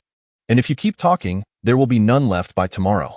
Jiang Yuan promptly swallowed the last Qiyang Zhu fruit. After refining the two fruits, to ensure he would have nourishing items for the following day, Jiang Yuan painted several more portraits of the two women, each one capturing their unparalleled beauty and accompanied by deeply meaningful verses. Until they descended the mountain, the blush on their cheeks remained vibrant. The three walked together, with Jiang Yuan strolling behind the two women, admiring their graceful figures, his heart swelling with yearning. The world these two snake spirits traversed must be filled with wonders and the extraordinary, monstrous beings and divine entities. Surely there was an abundance of them. As they neared Yuhang City, the streets became increasingly crowded, and many pedestrians, upon seeing Bai Suzhan and Xiao Qing, expressed looks of astonishment and infatuation. The pace of the two women slowed, and Jiang Yuan, understanding, hurried a few steps to position himself between them. You are too beautiful. It is only natural for them to look at you. Jiang Yuan chuckled, just as I do. Wherever I go, many turn their heads to glance at me. Bai Suzhan and Xiao Qing, their cheeks flushed, cast Jiang Yuan a gentle, reproachful glance. Jiang Yuan continued with a relaxed demeanor. Now do you understand why I wish to buy a carriage? Xiao Qing huffed softly. Should we return now? Bai Suzhan suggested quietly. But do you not wish to experience the feelings of love? Jiang Yuan murmured. In fact, your current shyness is quite reminiscent of the sensations felt during courtship between men and women. If you are willing, I can help you experience a semblance of the shyness found in romantic feelings. Who wants to know? Xiao Qing muttered, her gaze flickering to her sister Bai Suzhan. Her heart stirred. She quickly changed her tune and asked softly, how would you assist? Chapter 21. Is this your saliva? Thus, Jiang Yuan extended both hands, one grasping Bai Suzhan's delicate hand, the other holding Xiao Qing's. Both women's cheeks flushed a deep crimson, their hearts racing for a moment. The beginnings of courtship are often accompanied by a veil of shyness. Jiang Yuan led two ladies by the hand, leisurely making their way towards Yuhang City while imparting his understanding of love and affection to them. A mere glance exchanged between a man and a woman could set their hearts racing like startled fawns. A simple greeting could evoke memories that lingered for 3 days and nights. If there were an accidental brush of skin, such as the backs of their hands touching, it could render their entire bodies weak, and their ears would flush with a deep crimson. Once one of them mustered the courage to break the veil of shyness with words, their relationship would enter a uniquely ambiguous phase. During this stage, in the presence of others, both parties often exhibited restraint, their eyes meeting with a profound bashfulness that had transformed from vague to sweet. When alone, however, their restraint and shyness would gradually diminish. Initially, there would be gentle touches of fingertips, and at that moment, their bodies might succumb to a delightful softness, as if their very blood were dancing in jubilation. Shyness, tension, sweetness, and a beauty that defies description. Once they held hands, their courage would swell, allowing them to engage in intimate conversations, whispering secrets to one another. The content of their discussions would mostly consist of repetitive trivialities, yet they could continue indefinitely, never feeling bored, only lamenting how swiftly time flew by. The memories of this phase would be the most beautiful, pure, and worthy of recollection. In future reminiscences, they might forget the specifics of their conversations but would vividly recall her blushing smile, bashful gaze, and melodious-voiced. As Jiang Yuan led the two ladies into Yuhang City, the number of passers-by along the way steadily increased. Bai Suzhan and Xiao Qing both bore flushed cheeks, their heads bowed, allowing Jiang Yuan to guide them without daring to look up. Their bodies, as Jiang Yuan had described, felt somewhat soft. Jiang Yuan maintained a calm demeanor, and as he moved his hands, his fingers interlaced with those of the two ladies. He chose not to speak further, walking quietly through the street, seemingly oblivious to the increasingly peculiar glances from the surrounding crowd. Holding hands in public was a form of display, a testament to their relationship, which also suggested certain psychological implications in matters of the heart. Both Bai Suzhan and Xiao Qing were clearly blank slates, perfectly suited to be painted with the purest of emotions. Upon returning to the Jiang residence in the northern part of the city, Bai Suzhan and Xiao Qing instantly broke free from Jiang Yuan's grasp, stepping away from him by 2 paces, their faces still flushed. Jiang Yuan, undeterred, approached the entrance and opened the door. Jiang Jiwen, a respectful voice called from the south. Jiang Yuan, Bai Suzhan, and Xiao Qing turned to see a young constable sprinting from the corner of the southern wall, a red invitation in hand. This humble servant, Lu Zhong, has been sent by the magistrate to deliver this invitation to you. Lu Zhong extended the invitation to Jiang Yuan, explaining that in 3 days, an inspector would be passing through Yuhang City, and the magistrate would be hosting a banquet in his honor, hoping that Zhong would accompany him. Inspector. Jiang Yuan opened the invitation, glanced at it, and nodded, replying, very well, I shall be punctual at the magistrate's residence. After Lu Zhong departed, Bai Suzhan and Xiao Qing drew closer to Jiang Yuan, peering at the invitation. As Jiang Yuan walked towards the courtyard, he remarked, this magistrate Gua specifically mentioned that the inspector is a cultured individual, which implies that I may need to compose a piece of writing or poetry to extol his virtues at the banquet. You are Jiyuan, this should pose no challenge for you, Bai Suzhan said softly. That is not necessarily true, Jiang Yuan replied, shaking his head. Writing and composing poetry require inspiration. When I gaze upon the two of you, inspiration flows abundantly. However, when I look at others, I may find it lacking. Both Bai Suzhan and Xiao Qing's cheeks flushed anew. Is there a miraculous treasure that can enhance one's intellect? I'd like to have some. Jiang Yuan eagerly inquired as they entered the main hall. If such a treasure existed, would it not be reserved for me? Xiaoqing retorted, unimpressed. Suzhen, dear sister. Jiang Yuan looked hopefully at Bai Suzhen. Bai Suzhen turned her right hand, revealing a pearl-sized droplet of crystal-clear liquid. What is this? Jiang Yuan's eyes sparkled. Ice essence, Bai Suzhen smiled. It may not necessarily make you smarter, but it will help you remain alert. Ice essence? A curious glint flickered in Xiaoqing's eyes. Jiang Yuan reached out to take it, feeling a chill as though he were cradling an ice jewel.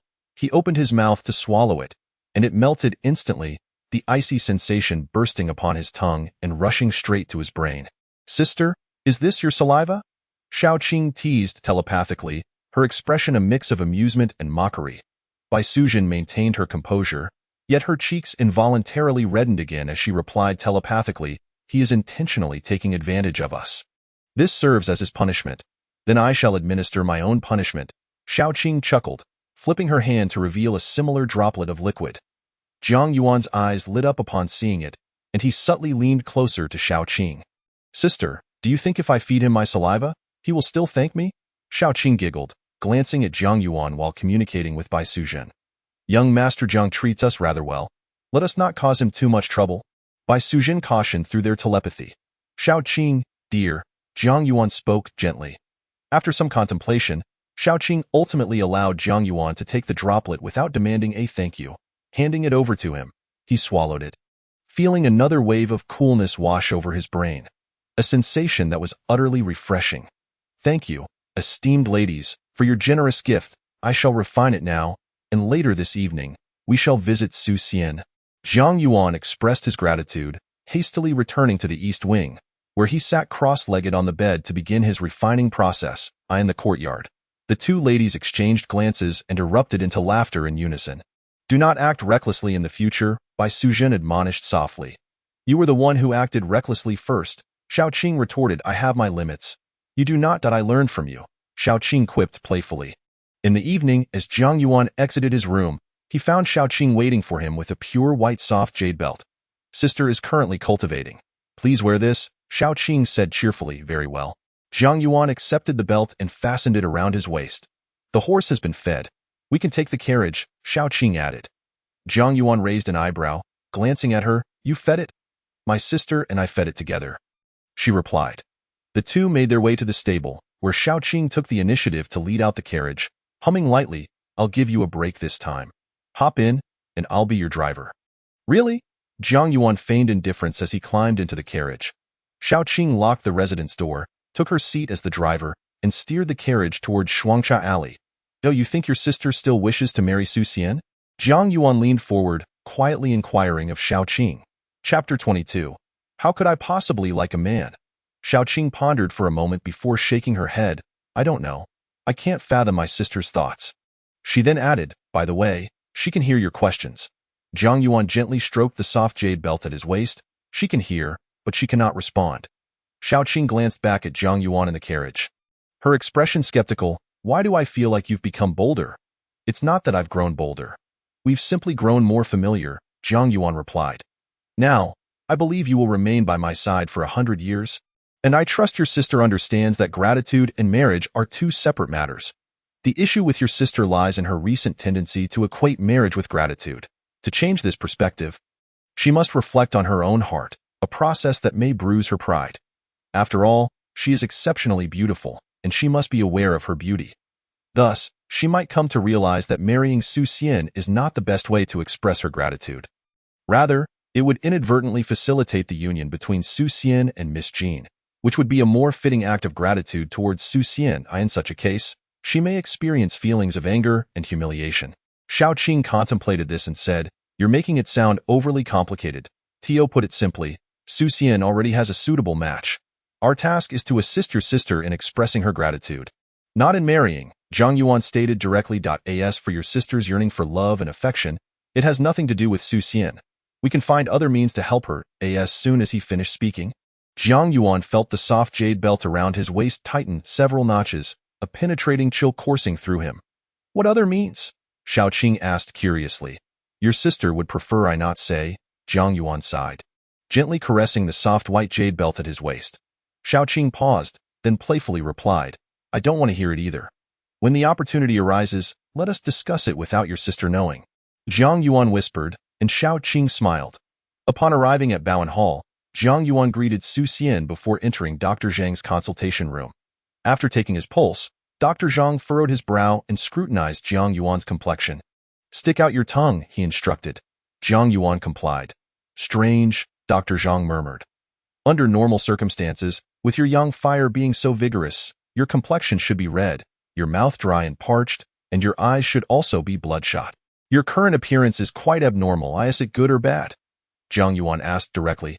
Dr. Zhang stroked his beard, remaining silent for a long while before slowly replying, Your current state resembles a flood on the verge of breaching its dam. Yet behind the dam lies a massive boulder. This boulder stabilizes the dam, preventing the flood from surging forth. At this moment, all seems well, but the flood remains. Just because you can hold it back now does not mean you will always be able to do so. Do you understand what I mean? Jiang Yuan nodded, realizing that the boulder Dr. Zhang referred to was likely the influence of Bai Sujin or Xiaoqing, as long as these two ladies remained by his side. All would be well. In the future, when I sense that a potential overflow is imminent, I shall release it. That should not be too late, right? Jiang Yuan pondered aloud. Dr. Zhang responded with a smile, stating, Given your physical resilience, if you release it in a timely manner, there should not be any significant issues. However, the other party will undoubtedly face considerable consequences. As he spoke, Dr. Zhang seemingly absent-mindedly cast a glance at the petite figure of Xiaoqing standing by the curtain. Prescribe some additional herbs to clear heat and dispel fire, Jiang Yuan commanded directly. Dr. Zhang observed Jiang Yuan and remarked, In this Yuhang city, my medical skills may not rank highly. I am quite curious as to why you consistently seek me out. I am a scholar and wish to keep my knowledge of martial arts discreet, Jiang Yuan replied calmly. Having spent a considerable sum on ginseng from you, I trust you would refrain from gossiping about me behind my back. Dr. Zhang stroked his beard and shook his head, saying, That is not the case. Your visits here for treatment are not solely due to me. Jiang Yuan remained non-committal and inquired, Then what could be the reason? Dr. Zhang fixed his gaze on Jiang Yuan and suddenly asked, You must have heard that Li Gongfu has arranged a marriage for Su Hanwen, correct? Jiang Yuan nodded, acknowledging, Indeed. I was a guest at Li Gongfu's home last night and met with Mr. Jin and his wife. This morning, the Jin family's young lady visited Bowen Hall to procure some medicine. Dr. Zhang continued. Oh. Jiang Yuan raised an eyebrow, curiosity piqued. So, Hanwen and the young lady from the Jin family have met? Dr. Zhang gave a slight nod. And how did it go? Jiang Yuan asked, intrigued, with Xiaoqing also turning her attention to Dr. Zhang. Dr. Zhang smiled and replied, Naturally, it was a mutual delight. Do you think Hanwen harbors feelings for the Jin young lady? Jiang Yuan inquired thoughtfully. Dr. Zhang stroked his beard and chuckled. Of course he does. The lad must be overjoyed to have the chance to marry into the Jin family. He might even wake up laughing in his sleep at night. As long as he likes her, Jiang Yuan said, gently brushing his jade belt. Dr. Zhang, taken aback, remarked nonchalantly, Speaking of which, Hanwen should thank you. Had you not frequently visited his home these past few days, how could the Jin family possibly consider such a poor fellow as their son-in-law? Xiaoqing turned to look at Jiang Yuan. His expression stiffened slightly as he fixed a penetrating gaze on Dr. Zhang, cautioning, One may indulge in careless eating, but not in careless words. You underestimate Hanwen's charm. Charm? Dr. Zhang frowned slightly, muttering, I have warned you. Given your circumstances, seeking a man is futile. What? Jiang Yuan was momentarily bewildered. Once he processed the statement, he was left speechless. What nonsense was this old fellow spouting? Seeking a man? When did I ever express such an intention? With two stunning beauties by my side, why on earth would I seek a man? Hanwen is my apprentice. I cannot allow him to stray down the wrong path. Dr. Zhang continued, You are a scholar. After next spring's imperial examination, you will at least qualify as a jinsher. You have a bright future ahead, and a bit of playful dalliance is harmless. But Hanwen is different. He is merely a destitute lad, and if he follows you down a misguided path, his life might be forever ruined. Old fool, I only have eyes for women, Jiang Yuan retorted, his face darkening as he glared at Dr. Zhang, nearly grinding his teeth. What a madman this old man is! Dr. Zhang was momentarily taken aback. Xiaoqing, standing behind Jiang Yuan, looked slightly dazed. having not understood why Jiang Yuan suddenly made such a declaration. If I hear any rumors about me circulating outside, I will have this apothecary shop torn down. Jiang Yuan's expression darkened further, feeling utterly disgusted. I am a forthright man of steel. How could I possibly be attracted to men? Have I misjudged? Dr. Zhang stroked his beard, his gaze somewhat unfocused. If that is not the case, then why are you so close to Hanwhan? Jiang Yuan replied coldly, the day I became a scholar, I happened to purchase ginseng from your shop. After leaving, I was caught in an inexplicable downpour and sought refuge with Su Xian at the Shui Pavilion. Once the rain ceased and I returned to the Zui Feng Tower, I was met by messengers bearing congratulations for my success in the examination. You are not a scholar, so you cannot comprehend the significance of the imperial examination for us, nor the serendipity that brings such good fortune. Ah, I see, Dr. Zhang said, his expression one of dawning realization. And no wonder you only come to me for treatment. It is a matter of repaying a favor. Repaying a favor, Jiang Yuan paused, nodding slightly. It is somewhat akin to that. I merely feel fortunate to have found assistance from you. Su Xian is of the same age as I, and I happen to need someone to assist me with concocting medicine, so why not foster a friendship? Why did you not say so earlier? Dr. Zhang chided. Jiang Yuan frowned. Why should I? Dr. Zhang chuckled awkwardly, remaining silent. Su Xian would not think that I harbor ulterior motives, would he? Jiang Yuan fixed a penetrating gaze on Dr. Zhang. Dr. Zhang's eyelids flickered, and he quickly shook his head in denial. He does not think so. Jiang Yuan exhaled a sigh of relief. But Li Gongfu and his wife, Dr. Zhang, cleared his throat.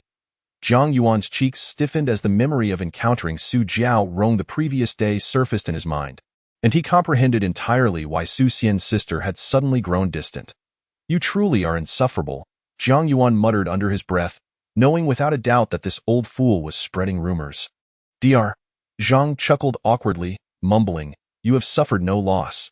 You have even facilitated a marriage, which is quite a commendable act. Chapter 23. Tonight, I shall reveal his true nature. Jiang Yuan felt a twitch in his eyelids, distinctly sensing the cold aura from the soft jade belt around his waist, seeping into his body. Oh, not speak carelessly. Su Xian's marriage is his destined path and has nothing to do with me. Jiang Yuan rose abruptly, casting a sidelong glance at Dr. Zhang. You are Su Xian's mentor. Please teach him medicine properly, and do not merely think of having him run errands for you. With that, he turned and left. As he passed Xiao Qing, he noticed a faint smirk playing at the corners of her mouth, leaving him feeling perplexed. Upon reaching the main hall of the apothecary, Jiang Yuan beckoned Su Xian to leave with him. Moments later, Xiao Qing drove the carriage towards Shuangcha Alley. Inside the carriage, Jiang Yuan gently caressed the icy jade belt at his waist while softly inquiring about the Jin family young lady. Did you meet her? Jiang Yuan asked, curiosity evident on his face. Su Xian's cheeks flushed slightly as he nodded. Yes, she purchased some blood-activating and energy-replenishing medicine at Bowen Hall this morning. And how did you find her? Jiang Yuan raised an eyebrow, probing further. She is quite lovely, Su Xian replied, his cheeks reddening further, his voice tinged with shyness. Dio, you like her? Jiang Yuan pressed on. Su Xian lowered his head, suppressing his embarrassment, and softly replied, yes. What impression do you think she has of you? Jiang Yuan continued. Su Xian pondered for a moment before shaking his head. I am not sure. When you locked eyes with her, did she blush? Jiang Yuan asked thoughtfully. My heart raced a bit, Su Xian confessed, speaking in a low voice, but I did not dare to look. What do you think of her attitude? Jiang Yuan inquired.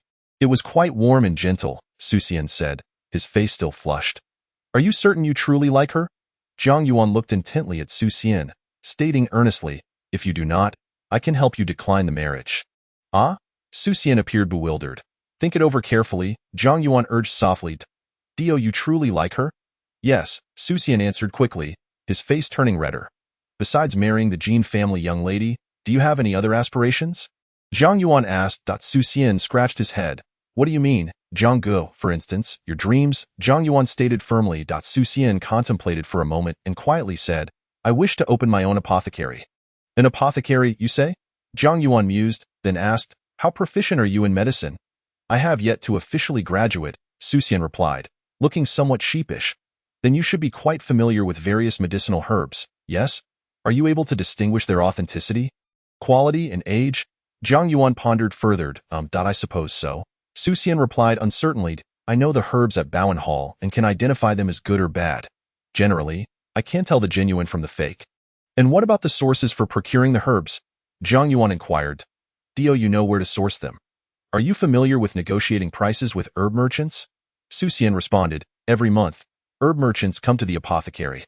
And I have spoken with them a few times. As their conversation continued, the carriage came to a stop. This time, I shall remain inside, Zhang Yuan said, looking at Su Xian gently. Take some time to consider your aspirations of opening an apothecary and the challenges you might encounter. We shall discuss it in detail tomorrow evening. All right, Su Xian nodded, feeling his heart race slightly. Do not dwell on other matters. We are friends, and I genuinely hope for your success. Zhang Yuan patted Su Xian's shoulder encouragingly, adding, I will do my utmost to assist you. Helping you is akin to helping myself. If you succeed, I too shall find success in the upcoming spring examination. Su Xian, blushing, disembarked from the carriage and watched as it drove away. Su Jiaorong emerged from the courtyard, approaching her brother Su Xian, casting a glance at the departing carriage before scrutinizing her younger brother with a hint of anxiety. He did not do anything inappropriate to you. Did he? What? Su Xian snapped back to reality, looking at his sister Su Jiaorong. What did you two discuss? Su Jiaorong inquired. Zhang Gu seems to want to help me open an apothecary. Su Xian replied candidly. An apothecary? Su Jiaorong echoed, somewhat bewildered. As the carriage departed Shuangcha Alley, the soft jade belt around Zhang Yuan's waist transformed into a streak of white light, soaring out of the carriage. Moments later, a shimmering light returned to the carriage, revealing Bai Suzhan seated opposite Zhang Yuan. So, it was you who facilitated Su Xian's marriage? Bai Suzhan fixed an icy gaze upon Zhang Yuan. It was not me. It was you, Zhang Yuan countered, meeting Bai Suzhan's gaze. Bai Suzhan frowned, coldly laughing. Do you not find what you just said to be amusing? I understand your eagerness, but please hold your horses and allow me to finish before you make any judgments. Zhang Yuan, attempting to soothe, remarked, do you truly believe that I facilitated the union between Su Xian and Miss Jean? Yet, if you ponder deeply, would there have been any intersection between Su Xian and myself had it not been for you and Xiaoqing?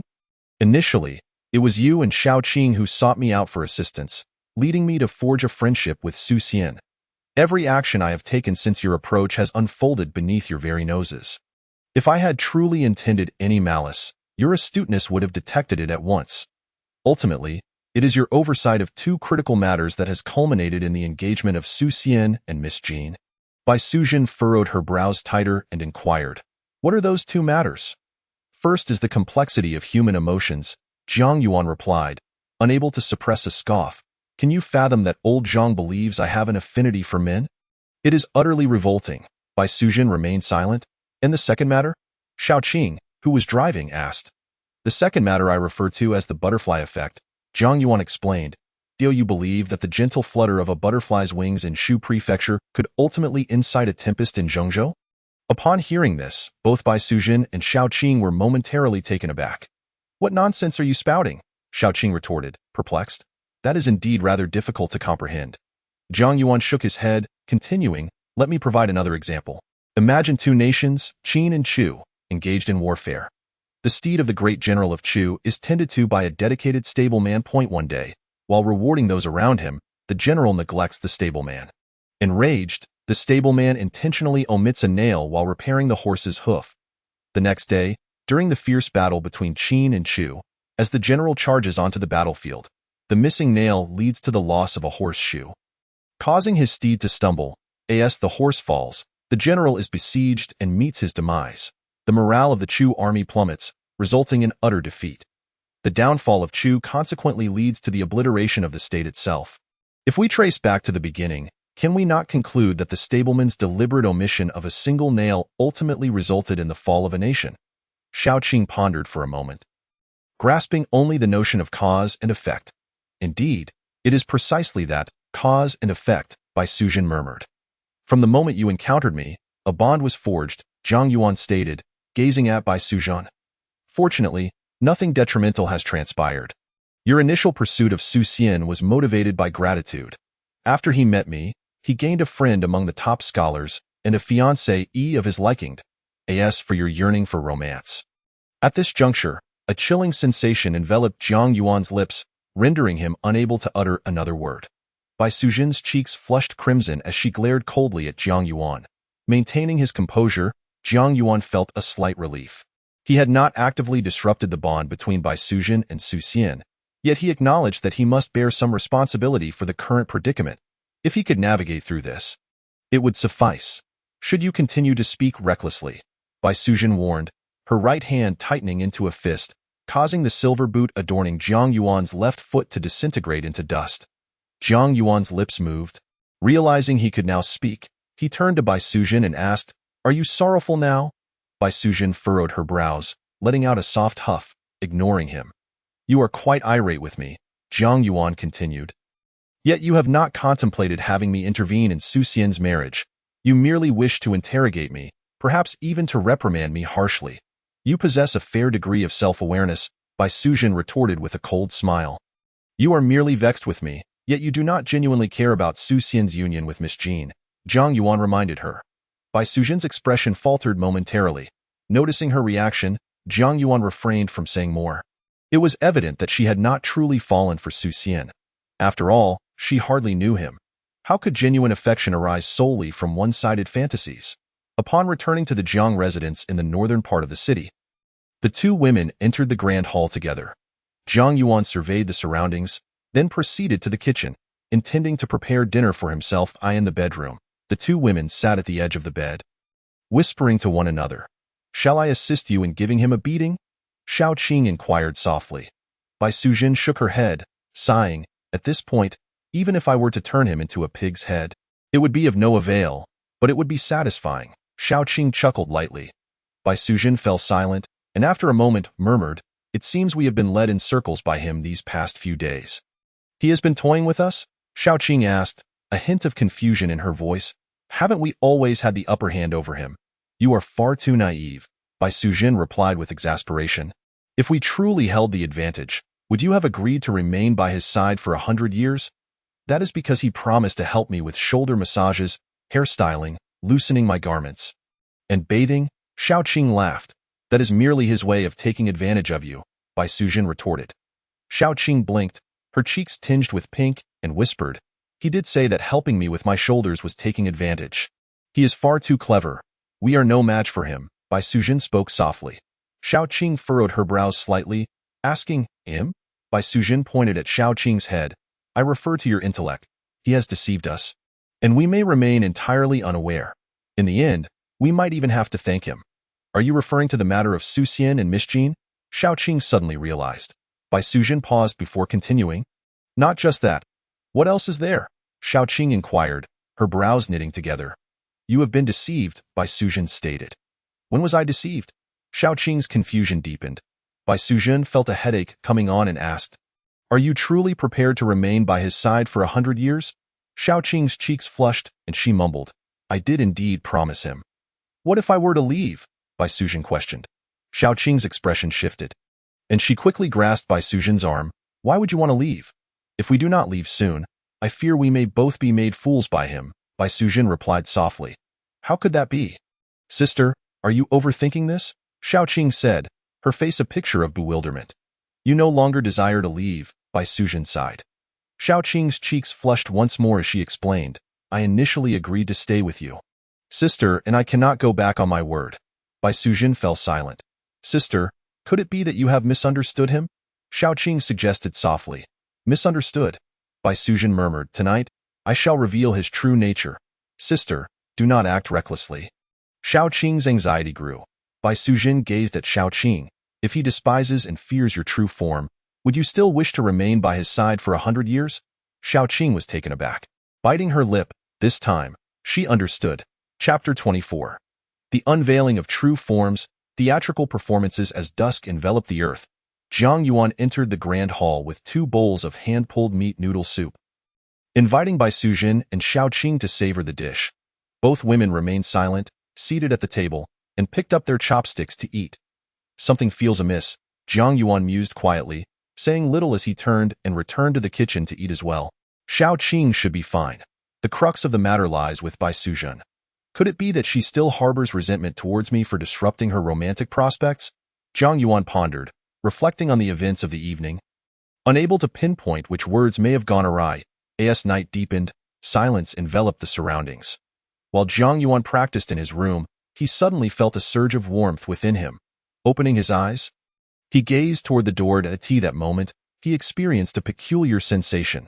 His body was shedding coolness, which was the cause of the rising warmth within him. This warmth was of an intense nature, likely what Dr. Zhang referred to as excessive yang fire. Maintaining his composure, Jiang Yuan rose from his bed and walked to the door, pushing it open. The cool night breeze flowed gently over him, momentarily alleviating the heat. Approaching the pond in the courtyard, he glanced back at the grand hall. The night shrouded everything. They must have retired for the night. Speaking softly, he gazed into the pond, its waters clear, reflecting the moon and the night sky. The persistent warmth within him sparked an impulse to strip off his clothing and plunge into the pond for a refreshing bath. After scrutinizing the pond's water and confirming its cleanliness, Jiang Yuan turned his gaze back toward the grand hall, then shed his garments, shoes, and socks, stepping lightly into the water. As he waded in until the water reached his chest, a flash of emerald light caught his eye. A large snake, its body a vibrant turquoise and as thick as a water barrel, emerged from the depths of the pond. Its massive head raised high, two piercing eyes fixated on Jiang Yuan. As its crimson tongue flicked out, a hissing sound echoed. Jiang Yuan stared at the sudden appearance of the azure serpent, and after a moment of astonishment, he broke into a smile, curiously examining the magnificent creature. The snake hissed again, lunging toward Jiang Yuan. Remaining composed, Jiang Yuan allowed the serpent's tongue to brush against his nose. The azure serpent's eyes flickered with surprise. Jiang Yuan extended his right hand, gently pressing it downwards. The serpent studied him for a while before its head lowered, resting in front of Jiang Yuan. With a broad smile, he reached out with both hands, tenderly cradling the serpent's head. A glimmer of conflict flashed in the snake's eyes. Yet it remained still as Jiang Yuan's hands caressed the cool scales on either side of the serpent's head. He exhaled in relief. Surely, you were sent by the heavens to rescue me. The azure serpent blinked. A hissing sound erupted. Jiang Yuan turned his head, and a glimmering white light caught his attention. The snake, as thick as an arm, lunged and bit down on Jiang Yuan's shoulder. A surge of pain coursed through him. Jiang Yuan observed the radiant white snake, its body shimmering with an ethereal glow. The white snake raised its gaze, coldly staring at Jiang Yuan, though not utter a sound. If you alert the two fairies inside, you will lose your life, Jiang Yuan warned softly. A flicker of astonishment crossed the white snake's eyes. Jiang Yuan reached out and gently stroked the head of the white serpent, teasingly remarking, "Did you bite me to capture my attention?" The white serpent momentarily froze, her gaze catching the crimson blood trickling from her fangs, her eyes widening in astonishment. "Since you have entered my pond, do not expect to escape." Jiang Yuan caressed the side of the great green serpent's head with one hand while tenderly petting the white serpent with the other. "From now on, you shall be my most beloved guardians." With a swift flick of her tail, the white serpent struck Jiang Yuan's nape. He fell to the ground, and in an instant, the tail of the great green serpent coiled around him. The two serpents locked eyes. The great green serpent's gaze sparkled with a teasing mirth, while the white serpent, flustered, lashed out with her tail. Just as she aimed to slap Jiang Yuan's cheek, the great green serpent's tail intervened. As the night deepened, the two serpents, one green and one white, frolicked around Jiang Yuan in the pond. The following morning, Jiang Yuan awoke, sat up, and touched the back of his neck, then glanced at his right shoulder. Finding it smooth and unblemished, no trace of injury, it was not a dream. Jiang Yuan pondered silently. If it were indeed a dream, it was improbable he would have been so rational and extravagant. Just as he was about to rise, he realized he was clad in nothing, further affirming that it was no mere dream. After dressing in his garments and shoes, he pushed open the door to find Bai Sujin and Xiaoqing barbecuing a large black tiger near the kitchen's open space. As Jiang Yuan approached, he observed the expressions of the two women. Xiaoqing's cheeks were flushed, deliberately avoiding his gaze, while Bai Sujin appeared composed and graceful, though Jiang Yuan suspected a hint of feigned calmness. "Did the two fairies sleep well last night?" he inquired nonchalantly. "Why do you ask that?" Bai Sujin shot him a glance. Xiaoqing lowered her head, her cheeks reddening. "It's nothing." Jiang Yuan shook his head. "Today, we shall proceed as follows. In the morning, you both will continue to help me search for potent nourishment. while I will visit the magistrate's office to inquire about the procedures for opening a pharmacy. It is necessary to inform the officials in Yuhang City about establishing a pharmacy. He added, of course, if you do not trust me, one of you may accompany me, or you can continue to fasten Bai Sujin's jade belt on me. My lord Jess, how could we possibly doubt you? Bai Sujin replied with a smile. Zhang Yuan regarded Bai Sujin, unsure if it was his imagination, but he felt she spoke through clenched teeth. Once the tiger meat was thoroughly cooked, the three of them, as they had the day before, began to compete over who could consume the most. This time, Xiaoqing did not devour her food ravenously as she had the previous day. Instead, she chewed slowly and deliberately, mirroring Bai Sujin. In the end, both Bai Sujin and Xiaoqing continued to eat while casting amused glances at Zhang Yuan. His face darkened. For the first time, he realized his appetite was woefully inadequate, unable to surpass that of these two women's sister. I have heard that men generally have a large appetite, Xiaoqing inquired with a soft laugh. Bai Sujin nodded, replying, the more formidable the man, the greater his appetite. Surely no man's appetite could surpass that of a woman? Xiaoqing provocatively asked. Zhang Yuan scowled, finishing an entire tiger whip before heading towards the stable, utterly unable to eat another bite. Bai Sujin and Xiaoqing burst into peals of laughter. Moments later, as Zhang Yuan drove the carriage away from the residence, he discovered a pure white jade belt tied around his waist. This woman still does not trust me, Zhang Yuan muttered, as his words faded. A chill emanated from the jade belt, seeping into his skin. Bai Sujin is the most beautiful woman I have ever seen, Zhang Yuan amended. The jade belt remained unresponsive. He continued, upon seeing you, my inspiration flows like a spring, endlessly gushing forth. Allow me to recite a few verses for you to hear. After a brief wait, there was no indication of a reaction from the jade belt. Zhang Yuan began to softly recite some lines from the ode to the goddess of Luo. Her form is as graceful as a startled swan, as elegant as a wandering dragon. Her scarlet lips are radiant, her pearly teeth glisten, and her bright eyes are enchanting. Her steps are light as a breeze, her silken stockings stir the dust. Her beauty, so exquisite, makes me forget to dine. After a series of praises, Zhang Yuan distinctly felt the jade belt around his waist transform into a pliable entity, its previous chill now replaced with a gentle coolness. Indeed, even a serpent spirit enjoys flattery. Upon arriving at the magistrate's office, Zhang Yuan sought out Prefect Guo Shikai only to discover he was absent, having gone to Guangling County. Subsequently, Zhang Yuan met with Clerk Liu, expressing gratitude for his assistance in securing the household registration for Bai Sujin and Xiaoqing, and inquired about the status of the inspector and the necessary procedures for opening a pharmacy. At noon, Zhang Yuan ordered a feast of delectable wine and meat from Zue Fenglu, which was delivered to the magistrate's office to entertain the officials and clerks. Most matters pertaining to officialdom were satisfactorily resolved.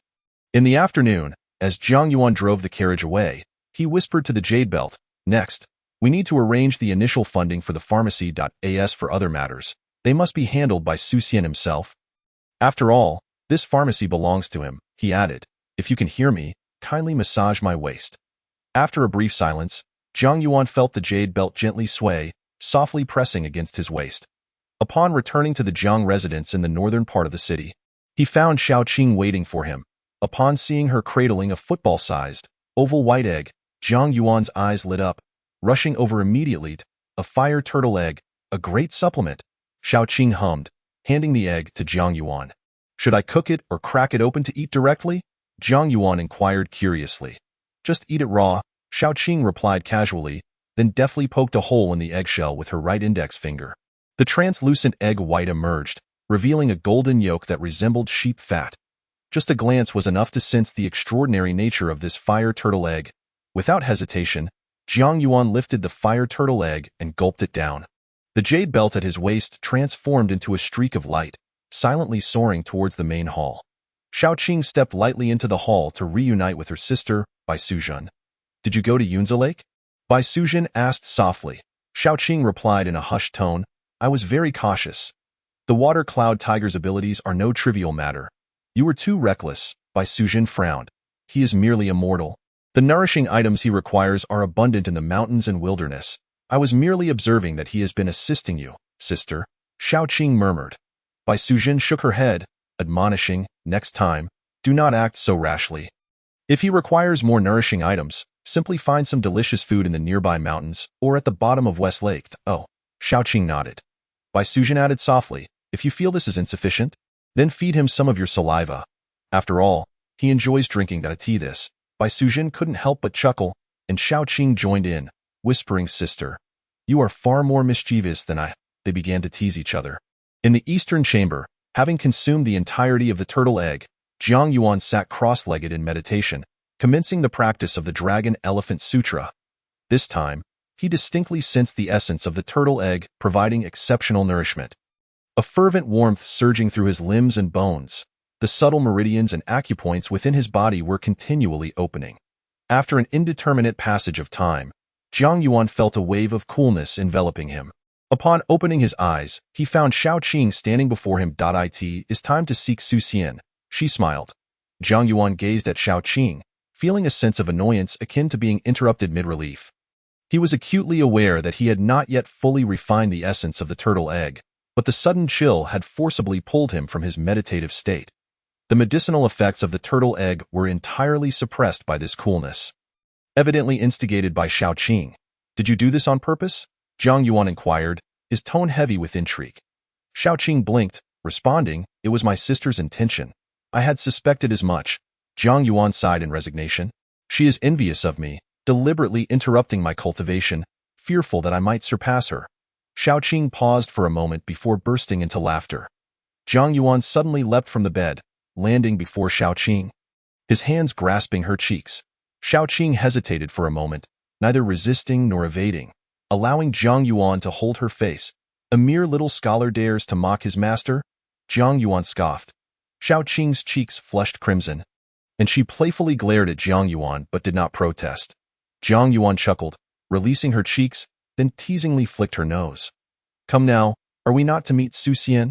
Xiaoqing, her face still aglow, followed closely behind Jiang Yuan as they made their way to Bowen Hall. As they sat in the carriage, Jiang Yuan gently caressed the pure white jade belt at his waist, observing Xiaoqing driving the carriage. When I am with you, I feel my inspiration flowing ceaselessly. Allow me to recite a few verses for you. Oh, Xiaoqing responded softly. Fairy Xiaoqing turns back with a smile, enchanting 100 beauties. Leaving earthly women pale in comparison, in the northern city dwells a beauty named Xiaoqing, whose single glance can captivate an entire city, and a second glance can topple a nation. The beauty of Fairy Xiaoqing is such that adding a single point makes her too long. Subtracting a single point makes her too short. Adorned with powder, she becomes too pale. Painted with rouge, she becomes too red. With a charming smile, she bewilders you and captivates Xiao. In praising Xiaoqing, Jiang Yuan chose a direct and simple approach, fearing that overly subtle verses might elude her understanding. The outcome proved satisfactory, as Xiaoqing's cheeks remained flushed throughout. The jade belt around Jiang Yuan's waist continued to emanate a chilling aura, eroding his body, tightening its grip around him. Upon arriving at the Bowen Hall pharmacy, after exchanging a brief greeting with Su Xian at the counter, Jiang Yuan once again entered Dr. Zhang's consulting room. I experienced a wave of heat last night. He succinctly recounted his condition, adding that he felt better this morning.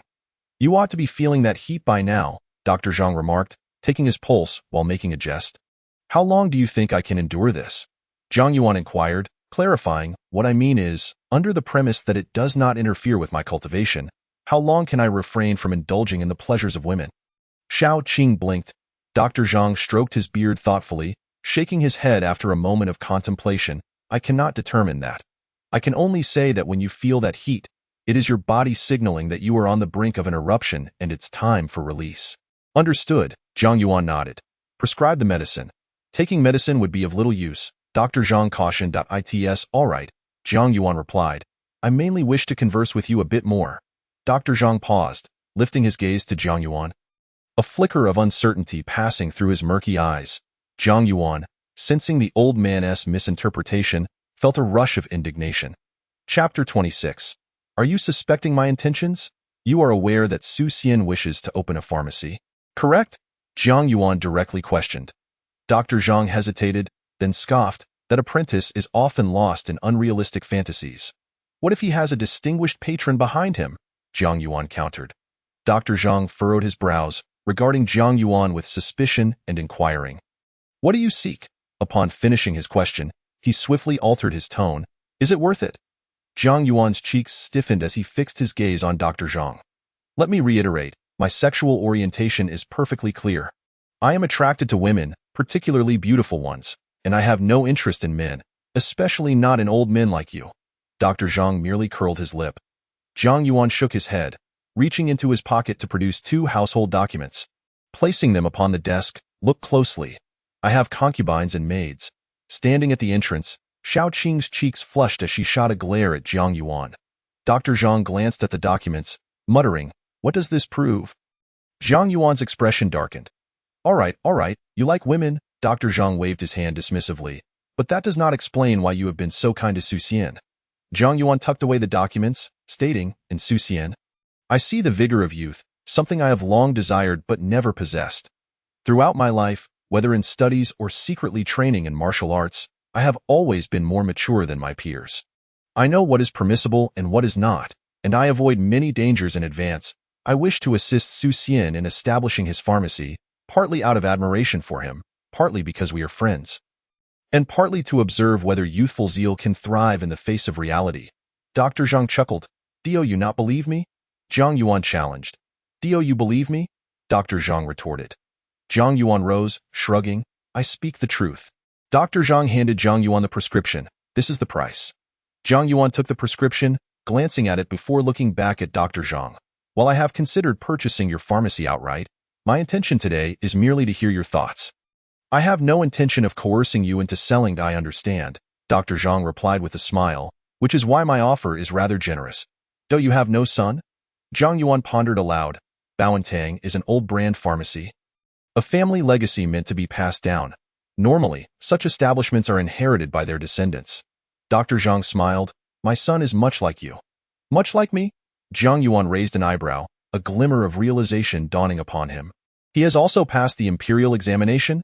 Dr. Zhang paused, shaking his head. Not quite. He became a scholar 2 years ago but failed the recent provincial examination and is currently studying at Qinglu Academy. I see, Zhang Yuan nodded. What is his name? Zhang Wei, courtesy name Jinghang. Dr. Zhang replied promptly. Zhang Yuan said no more, returning to the pharmacy's main hall, beckoning Su Xian to leave with him. Once aboard the carriage, the two continued discussing the establishment of the pharmacy. Zhang Yuan could distinctly sense that compared to the previous evening, Su Xian now spoke with a hint of anxiety and self-doubt.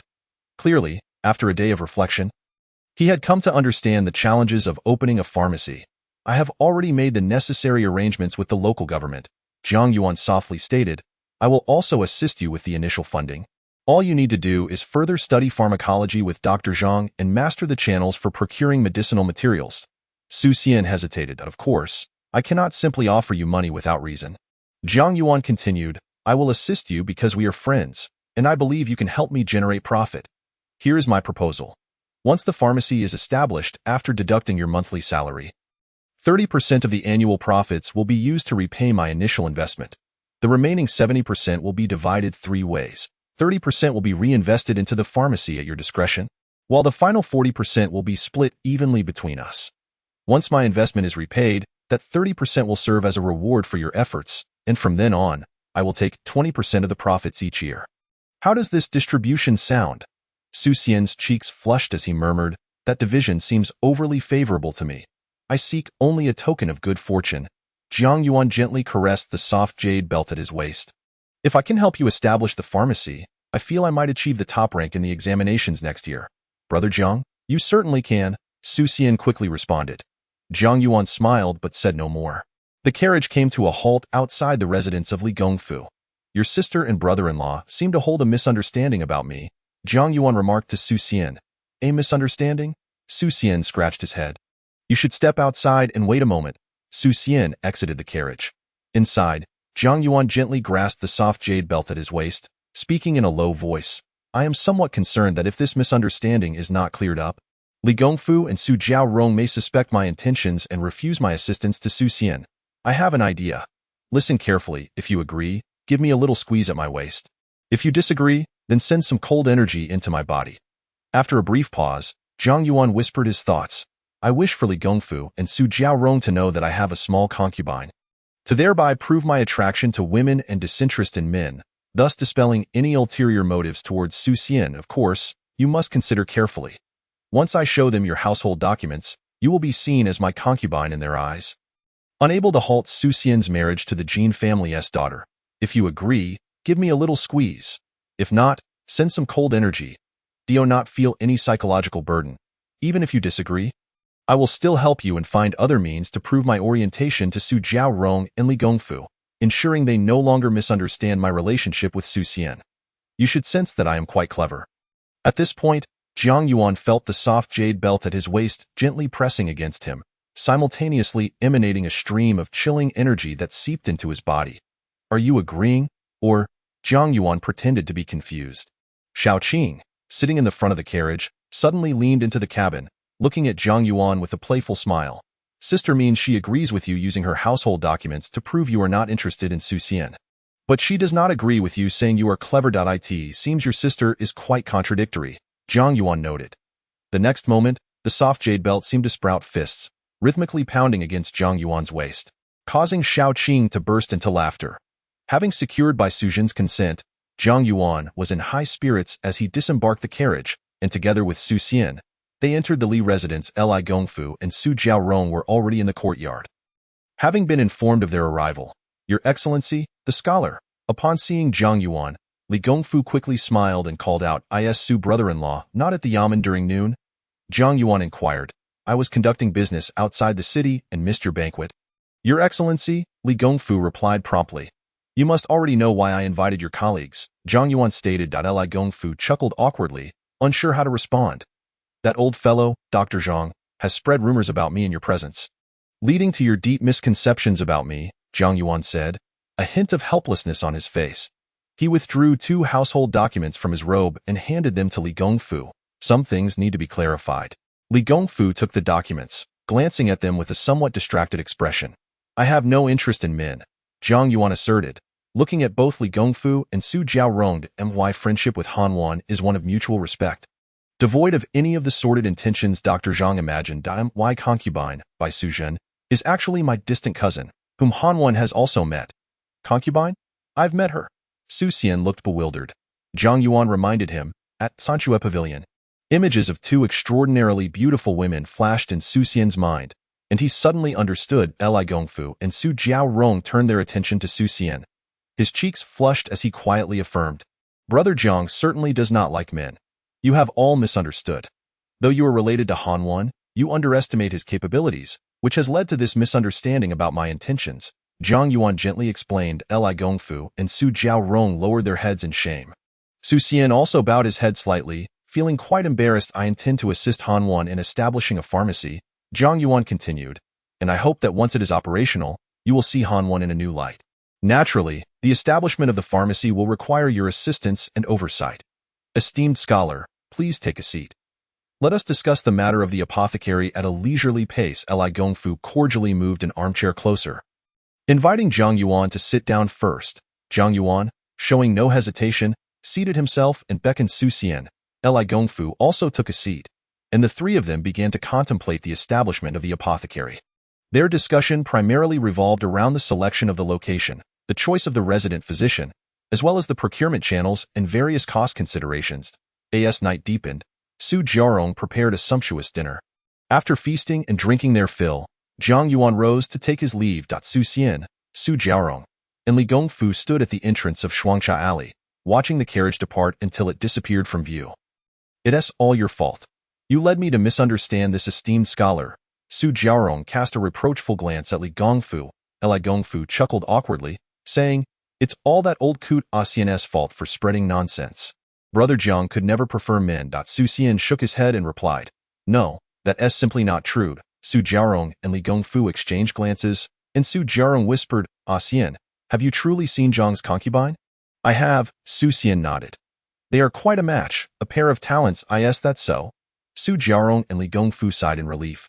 Upon returning to the Jiang residence in the northern part of the city, Bai Sujin inquired, "Haven Tea, you already planned to buy Bowen Hall?" "When did I ever say I wanted to purchase Bowen Hall?" Jiang Yuan retorted. Bai Sujin furrowed her brow, her right hand moving slightly, causing the prescription in Jiang Yuan's arms to flutter out. "Dr. Zhang has already set the price for you. Are you not going to buy it?" Zhang Yuan shook his head. That essay price for acquisition? Not purchased. If I were to simply buy Bowen Hall and then invite Su Xian to manage it, do you think he would feel a sense of accomplishment? Bai Sujin regarded Zhang Yuan with a faint frown. I am assisting you in repaying a debt of gratitude, Zhang Yuan explained. Building something from the ground up is far more beneficial for his growth. You should have noticed the excitement in Su Xian's voice when he spoke of opening the apothecary. If I were to simply gift him an established apothecary without the experience of creating it, he might not truly cherish it. Bai Sujin pondered this, softly murmuring, so, I and Xiaoqing should not directly provide you with great supplements. We should allow you to seek and capture them yourself, so you might cherish them and benefit your growth. That is unnecessary, Zhang Yuan replied calmly. If you wish to directly gift Su Xian an apothecary, then I shall go earn money tomorrow, by Bowen Hall, and present it to Su Xian at that point. You can observe Su Xian's reaction. Bai Sujin fell silent. Then it is settled, Zhang Yuan declared, turning to walk towards the eastern chamber. Suddenly, Bai Sujin appeared before Zhang Yuan in a flash. What is it? Zhang Yuan feigned ignorance. Bai Sujin glared at him, her expression cold and silent. Having lived a mundane life for too long, sudden wealth can easily disrupt one's state of mind. Zhang Yuan remarked, consider whether, in your understanding of the martial world, there are those masters who suddenly become 10 or 100 times stronger. What ultimately becomes of them? Bai Sujin remained silent. Are you questioning my intentions? Zhang Yuan scrutinized Bai Sujin. Her heart skipped a beat, and she promptly shook her head in denial. No to say no is to imply otherwise. Zhang Yuan sighed. It seems you still resent me for ruining your chances at love, preventing you from experiencing the joys of romance. Chapter 27. Hidden Intentions, Training the Serpent by Night with a swift motion. A sharp long sword was pressed against Zhang Yuan's neck.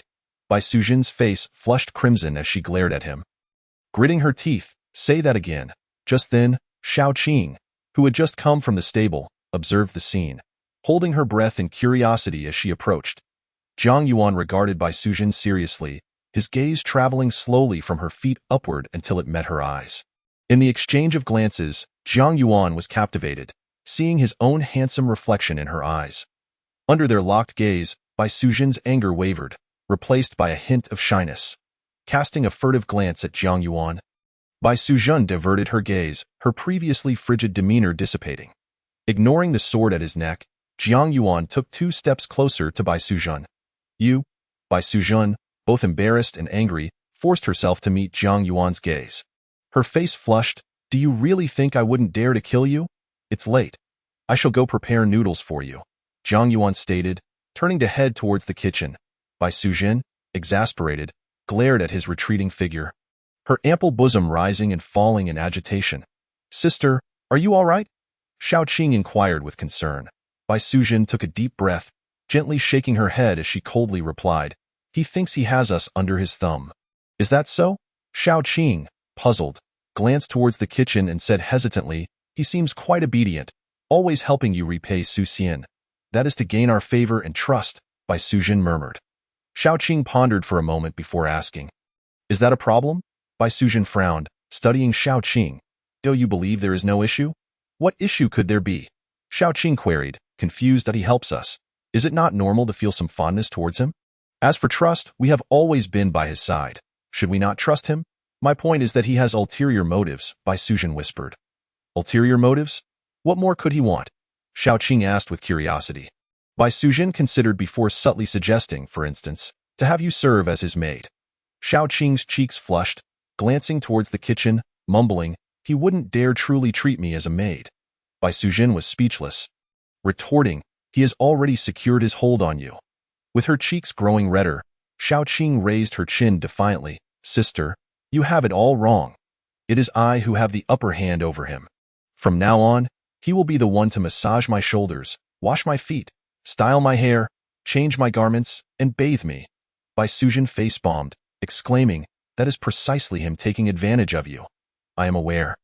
Xiaoqing grinned, because I am beautiful, so his massaging and foot washing is him taking advantage of me. You are beyond saving. Bai Sujin was utterly at a loss for words. Xiaoqing pouted, muttering, you are annoyed because he inadvertently ruined your chances, which is why you hold prejudice against him, right? Bai Sujin fixed her cold gaze upon Xiaoqing. Xiaoqing, feeling a twitch in her eyelids, hurriedly grasped by Sujin's arm, correcting herself. Indeed, he has ulterior motives. Saying this, she added telepathically, let us teach him a lesson tonight. Bai Sujin remained silent, realizing her sister had already fallen under the spell, utterly disbelieving Jiang Yuan's ulterior motives. Or rather, in her sister's eyes, Jiang Yuan's ulterior motives were hardly worth concern. Would she truly remain by his side for 100 years? Bai Sujin gazed towards the kitchen, her delicate brows slightly furrowed. In the kitchen, Jiang Yuan was diligently kneading, rolling, and cutting the dough, moving seamlessly from one task to another, brushing pots, igniting fires, adding oil, and frying broth with precision. Was a mere bite last night not enough? Now I am once again threatened with a sword. Jiang Yuan silently shook his head, dispelling the daydreams of the future from his mind. A quarter of an hour later, he brought 2 bowls of handmade noodles to the main hall. The oil lamps flickered. Bai Sujin and Xiaoqing sat at the table, quietly enjoying the noodles. I have been practicing lately. There may be times when I bathe in the pond, Jiang Yuan cautioned. If you 2 fairies have nothing to do in the evening, please avoid going out to spare your eyes. Understood, Xiaoqing replied absent-mindedly, her cheeks slightly flushed. I shall take my leave then. Just call me if you need anything. As Jiang Yuan departed the main hall, the 2 women exchanged glances, both with flushed faces. The noodles he made are quite tasty, Xiaoqing commented softly. Ordinary, Bai Sujin huffed. Xiaoqing pouted, muttering, you are being insincere. Looking for a fight? In the dead of night? As Jiang Yuan practiced the Dragon Elephant Sutra, he felt the familiar coolness radiating from within him, while warmth gradually surged through his limbs. They revealed their true forms at night, deliberately allowing me to see. What could their intentions be? Rising from his bed, Jiang Yuan opened the door and stepped into the courtyard by the pond. Observing the clear water, he saw no sign of the serpent. Must I strip and enter the pond for them to appear? Jiang Yuan pondered, glancing towards the main hall before resolutely shedding his garments and leaping into the water. A large azure serpent, as thick as a water bucket, its body resembling jade, shimmered in the moonlight as it slowly approached Jiang Yuan. A smile spread across Jiang Yuan's face as he extended his arms. The great serpent's eyes sparkled, its verdant head inching towards Jiang Yuan. He gently cradled the serpent's face, speaking softly, I knew it. Last night was certainly not a dream. You are a companion sent by the heavens. As he spoke, he affectionately rubbed his nose against the serpent's snout. The azure serpent remained still, gazing at Jiang Yuan without moving. Will you? Jiang Yuan began, but before he could finish, he felt a sharp pain in his right shoulder, accompanied by a chilling sensation. Turning his head, he saw a white serpent, as thick as his arm, glowing with luminescence, biting down on his shoulder. Is this your way of greeting me? Jiang Yuan maintained his composure, reaching out to gently stroke the white serpent's head. Such a unique manner. Please do not behave like this with others. Only with me. The white serpent raised its gaze, fixing Jiang Yuan with a stare. Jiang Yuan, unfazed, turned back to the azure serpent, curiously asking, Can you shrink a bit? The azure serpent nodded lightly. Then shrink a little more. And shorten your length, Jiang Yuan instructed tentatively. The azure serpent, once as thick as a water bucket, began to diminish in size under Jiang Yuan's watchful gaze, soon becoming only as thick as a bowl. That's about right, Jiang Yuan remarked, then suggested, try wrapping your tail around my waist, with your head extending out to the left behind me. The green serpent fell silent for a brief moment, then complied with Jiang Yuan's instructions, wrapping its tail around his waist while its head emerged from the left side of his shoulder. Jiang Yuan extended his left hand to gently caress the green serpent's head, turning his gaze towards the white serpent that remained latched onto his right shoulder. Raising an eyebrow as he said, I've allowed you to bite me twice. Now, heed my words and follow my command. The white serpent shot a sideways glance at Jiang Yuan. Hiss! The green serpent observed the white serpent. Lightly flicking its tongue, the white serpent cast a glance at the green serpent. Hiss! The green serpent seemed to urge or plead. After a moment of silence, the white serpent glared at Jiang Yuan. And then, like the green serpent, coiled its tail around Jiang Yuan's waist, with its head extending from his right shoulder. Lift my body, Jiang Yuan commanded. The 2 serpents exchanged a glance in the next instant. Jiang Yuan's body floated above the surface of the pond, suspended in mid-air. Does this count as me being able to fly as well? Jiang Yuan murmured, stretching his arms out to the sides. palms facing downward in a gesture of caress. The green serpent understood immediately, positioning its head beneath Jiang Yuan's left palm. The white serpent remained still. Both Jiang Yuan and the green serpent turned their gazes towards the white serpent. Chapter 28. You have taken all the advantages, the white serpent glared. Hiss. The green serpent flicked its tongue. Hiss. The white serpent responded coldly. Hiss. Hiss. The two serpents continued their exchange. Ultimately, the white serpent, in a fit of embarrassment and anger, shot a glare at Jiang Yuan before lowering its head beneath Jiang Yuan's right hand. Jiang Yuan smiled, stroking the heads of both serpents, feeling elated, and refrained from making further attempts, instead softly conversing with them. He poured out his thoughts, sharing his shallow understanding of this realm and his delight upon encountering Bai Suzhen and Shaoqing. As night deepened, the white serpent's tail tapped against the back of Jiang Yuan's neck. Jiang Yuan fell in response. The green serpent carried Jiang Yuan and darted into the eastern chamber. The white serpent hovered above the pond, its gaze distant. As dawn broke, with the first light of day appearing. Bai Suzhen and Shaoqing were roasting a half-shang tall black deer in the courtyard. Today, I intend to create some calligraphy and paintings to sell, to gather funds for opening a pharmacy. Jiang Yuan announced as he approached the roasting deer, observing the two celestial maidens. Please continue to assist me in searching for potent medicinal ingredients. Let us reconvene on the southern mountain. All right, Shaoqing nodded. Suddenly, Bai Suzhen inquired, can potent medicinal ingredients also be sold for money? Of course, many are worth a fortune, far surpassing the value of my calligraphy and paintings, Jiang Yuan affirmed. Shaoqing blinked. Since, Bai Suzhen glanced at Jiang Yuan. No, the potent ingredients you seek are solely for my consumption, Jiang Yuan stated directly. Bai Suzhen let out a cold laugh, casting a sidelong glance at Jiang Yuan, her eyes conveying a singular message. Why should it be so? With your prowess, Lady Suzhen, even surrounded by 100,000 troops, you could come and go with ease, correct? Jiang Yuan queried. Bai Suzhen frowned, yet before she could respond, Shaoqing lifted her chin proudly and declared, I can do so as well. If Lady Suzhen is so formidable, why not directly head to Chaoga and coerce the Emperor of Daliang to abdicate, allowing Su Xian to ascend the throne? Jiang Yuan asked. Shaoqing blinked, looking at Bai Suzhen. What are you trying to say? Bai Suzhen replied, her voice low. Although you and Shaoqing possess unfathomable strength, you are still inexperienced in the ways of the world. Jiang Yuan remarked, you may understand the complexity of human hearts, but not their treachery. If you gather potent ingredients for me and I consume them, that matter would conclude with me. If you exchange those potent ingredients for wealth, and then use that wealth to help Su Xian open a pharmacy, the situation could become complicated. You should be aware that when others learn you possess treasures, it may incite their envy and even hostility. At this point, Jiang Yuan paused, observing the two maidens. Such a simplistic truth might elude Shaoqing, but Bai Suzhen undoubtedly comprehended it.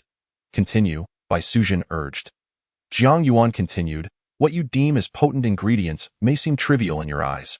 But to someone like me, they are treasures that could significantly enhance my abilities. When such a potentially invaluable treasure emerges, it will inevitably attract the covetous gaze of many. Certain forces may trace even the faintest hints back to Su Xian, potentially leading to numerous troubles. Sister, what he says seems quite reasonable. That old Taoist recognized who the thief was just by the scent of the medicine. Shaoqing remarked softly. Bai Suzhen fell silent, raising her gaze to Jiang Yuan and asked, is it acceptable to sell your calligraphy for money? Jiang Yuan replied, my calligraphy may not hold much value, yet my status as a juror in this examination is quite esteemed. Furthermore, my involvement in helping Su Xian establish a pharmacy in Yuhang City would be beneficial to him without any detriment. Yet I still feel that my sister and I are at a disadvantage. Bai Suzhen murmured, this woman is becoming increasingly difficult to deceive.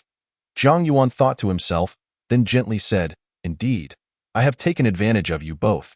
You reside here and assist me in seeking potent ingredients. Allowing me to witness the true wonders of this realm, I shall not permit you to remain at a loss. If Lady Suzhen has any requests, feel free to voice them, as long as it is within my capability. I will surely comply. What about me? Shaoqing interjected, displeased. Jiang Yuan responded warmly, I am willing to fulfill any request of yours. Shaoqing's cheeks flushed, casting a reproachful glance at Jiang Yuan. This scoundrel, Bai Suzhen silently cursed. Her expression cold as she said, I want you to refrain from harboring any ill intentions towards my sister. Jiang Yuan and Xiaoqing exchanged glances, Xiaoqing's face growing ever warmer. All right, Jiang Yuan nodded, then tore off a leg of the roasted deer and offered it to Xiaoqing, saying, "Allow me to treat you." Oh. Xiaoqing accepted it, her cheeks still flushed. Bai Suzhen's expression darkened. Jiang Yuan hastily tore off another leg of deer meat, offering it to Bai Suzhen. "Let's eat together." Bai Suzhen maintained her cool demeanor, ignoring him. Jiang Yuan directly tore off a small piece of deer meat and held it to Bai Suzhen's lips, saying, "Then I shall feed you." Bai Suzhen's cheeks turned red, glaring at Jiang Yuan before accepting the deer leg, disregarding the piece held before her lips. "Then I shall eat," Jiang Yuan continued unperturbed. After the entire roasted deer had vanished into the stomachs of the three, Xiaoqing flew off alone, continuing her search for potent ingredients. "You should accompany me," Jiang Yuan suggested to Bai Suzhen. "This time, I need to create several more pieces. You can help me grind the ink, or we can paint together." Bai Suzhen's eyes flickered. "Currently, you are officially my concubine. Since this is public, you ought to accompany me more and meet people," Jiang Yuan gently suggested, to prevent others from assuming I have an affection for Su Xian. "Not only does this tarnish my reputation, but it also impacts Su Xian's standing. You are deliberately using Su Xian to provoke me." Bai Suzhen huffed quietly. "I shall take that as your agreement." Jiang Yuan continued walking towards the eastern chamber, speaking as he went, "Help me bring out the carriage. I need to retrieve some silver, as I need to purchase special brushes, ink, and paper for painting." This scoundrel, Bai Suzhen thought helplessly, and could only lead out the carriage, waiting outside the courtyard. Moments later, Jiang Yuan drove the carriage towards the northern market of the city. After purchasing the necessary items for painting, the carriage departed from Yuhang City. Upon reaching the foot of the southern mountain, Jiang Yuan, carrying a large writing box, walked side by side with Bai Suzhen towards the mountain's peak. "When we are alone together, you do not seem to dislike me," Jiang Yuan jested. Bai Suzhen's cheeks flushed slightly as she huffed. "Do not think I am unaware of your intentions. In truth, you have always known, yet you were indifferent before. But now you care to do you know why?" The Bai Suzhen beside him had always been astute, but in recent days, her shrewdness had become particularly pronounced. Bai Suzhen remained silent. "Will you recall the butterfly effect I mentioned to you?" Jiang Yuan asked. Bai Suzhen nodded gently. "The butterfly effect you spoke of is too ethereal. It can only be considered one aspect of causality. What I wish to convey is fate," Jiang Yuan explained. "Our meeting began with a misunderstanding. Had you and Xiaoqing not sought me later, we might have remained mere acquaintances, with no further connection in the future. However, you and Xiaoqing found me. And I see this as a form of fate. I have never concealed my thoughts from you. Whether it was asking you and Xiaoqing to assist me in finding potent ingredients to consume or establishing a 100-year pact with Xiaoqing, I have never shied away from you. You know my intentions, and I am aware that you know my intentions. I do not mind. Yet you seem to care deeply. Do you know why? Because you have taken all the advantages." Chapter 29. There is affection from the gentleman, and intentions from the concubine. Bai Suzhen's voice was soft. "Because I am sincere," Jiang Yuan replied to himself. "That is why Xiaoqing, despite knowing I am taking advantage of her, still wishes to be close to me. You are the same. You are the epitome of a cold exterior yet a warm heart. If I were to ask for your help, you would certainly assist." "You are quite self-assured," Bai Suzhen huffed. Upon reaching the mountain summit, Jiang Yuan took out 6 inkstones and handed them to Bai Suzhen, saying, "I enjoy adding some color to my paintings. Take your time grinding them, and I shall create a beautiful piece for you later." Bai Suzhen, with no choice but to comply, set up the easel. Jiang Yuan gazed into the distance, pondering for a moment before starting to paint.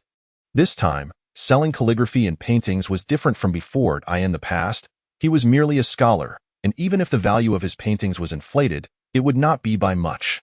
Now, as the gerund of the current examination in Guangling County, the price of his calligraphy and paintings in Yuhang City would certainly be significantly greater than before. If the quality of the paintings were to be subpar while the selling price was excessively high, should he become an official in the future, it could potentially become a liability. My advantage lies in the artistic conception combined with poetry. Jiang Yuan's demeanor turned focused. As Bai Suzhen gently ground the ink, she cast a glance at Jiang Yuan's profile before her gaze shifted to the canvas laid before her. Gradually, her mind became enthralled by the ink traces on the paper, a mountain shrouded in mist, After observing for a while, a flicker of surprise crossed Bai Sujin's eyes. She discreetly circled to the other side of Jiang Yuan and, upon gazing at the canvas again, her gaze suddenly sharpened. The once solitary peak had transformed into a range of undulating hills. How was this achieved? Bai Sujin pondered, unable to resist stealing another glance at Jiang Yuan's face. He was indeed quite handsome. She mused, her cheeks slightly flushed as her focus returned to the paper. After a considerable time, Jiang Yuan set down his brush and picked up a fine-tipped brush, dipping it into the ink to inscribe a poem on the right side of the canvas. Viewed from the front, it forms a ridge. From the side, it becomes a peak. Near or far, high or low, each differs in perspective. Unaware of the true visage of Su Mountain, only because one is amidst this mountain, Bai Sujin silently read it over. Curiosity prompting her to inquire, "Is that mountain ahead called Su Mountain?" "Su refers to your name, Bai Sujin," Jiang Yuan replied leisurely. Bai Sujin's cheeks flushed anew. "What do you think of this painting?" Jiang Yuan asked. After a moment's contemplation, Bai Sujin offered, "The painting is exquisite, but the poem is even better." Jiang Yuan regarded Bai Sujin. "If I wish to trade this painting for some ice marrow liquid, would you be willing to part with a few?" "Ice marrow liquid?" Bai Sujin paused, a moment of confusion washing over her until she recalled what it was. Her cheeks involuntarily reddened as she averted her gaze from Jiang Yuan, casually responding, "3 pieces." Jiang Yuan's eyes sparkled before a look of regret crossed his face. "This is meant to be sold for funds. This one can be kept. I will create another." Bai Sujin spoke softly. "Do you like it?" Jiang Yuan asked. Bai Sujin remained silent. "If you like it, then keep it." Jiang Yuan smiled gently. Bai Sujin's cheeks flushed as she shot a playful glare at him, her heart racing. "Take care of it." "I will continue," Jiang Yuan instructed. Bai Sujin lightly swept her hand over the paper, causing it to vanish without a trace.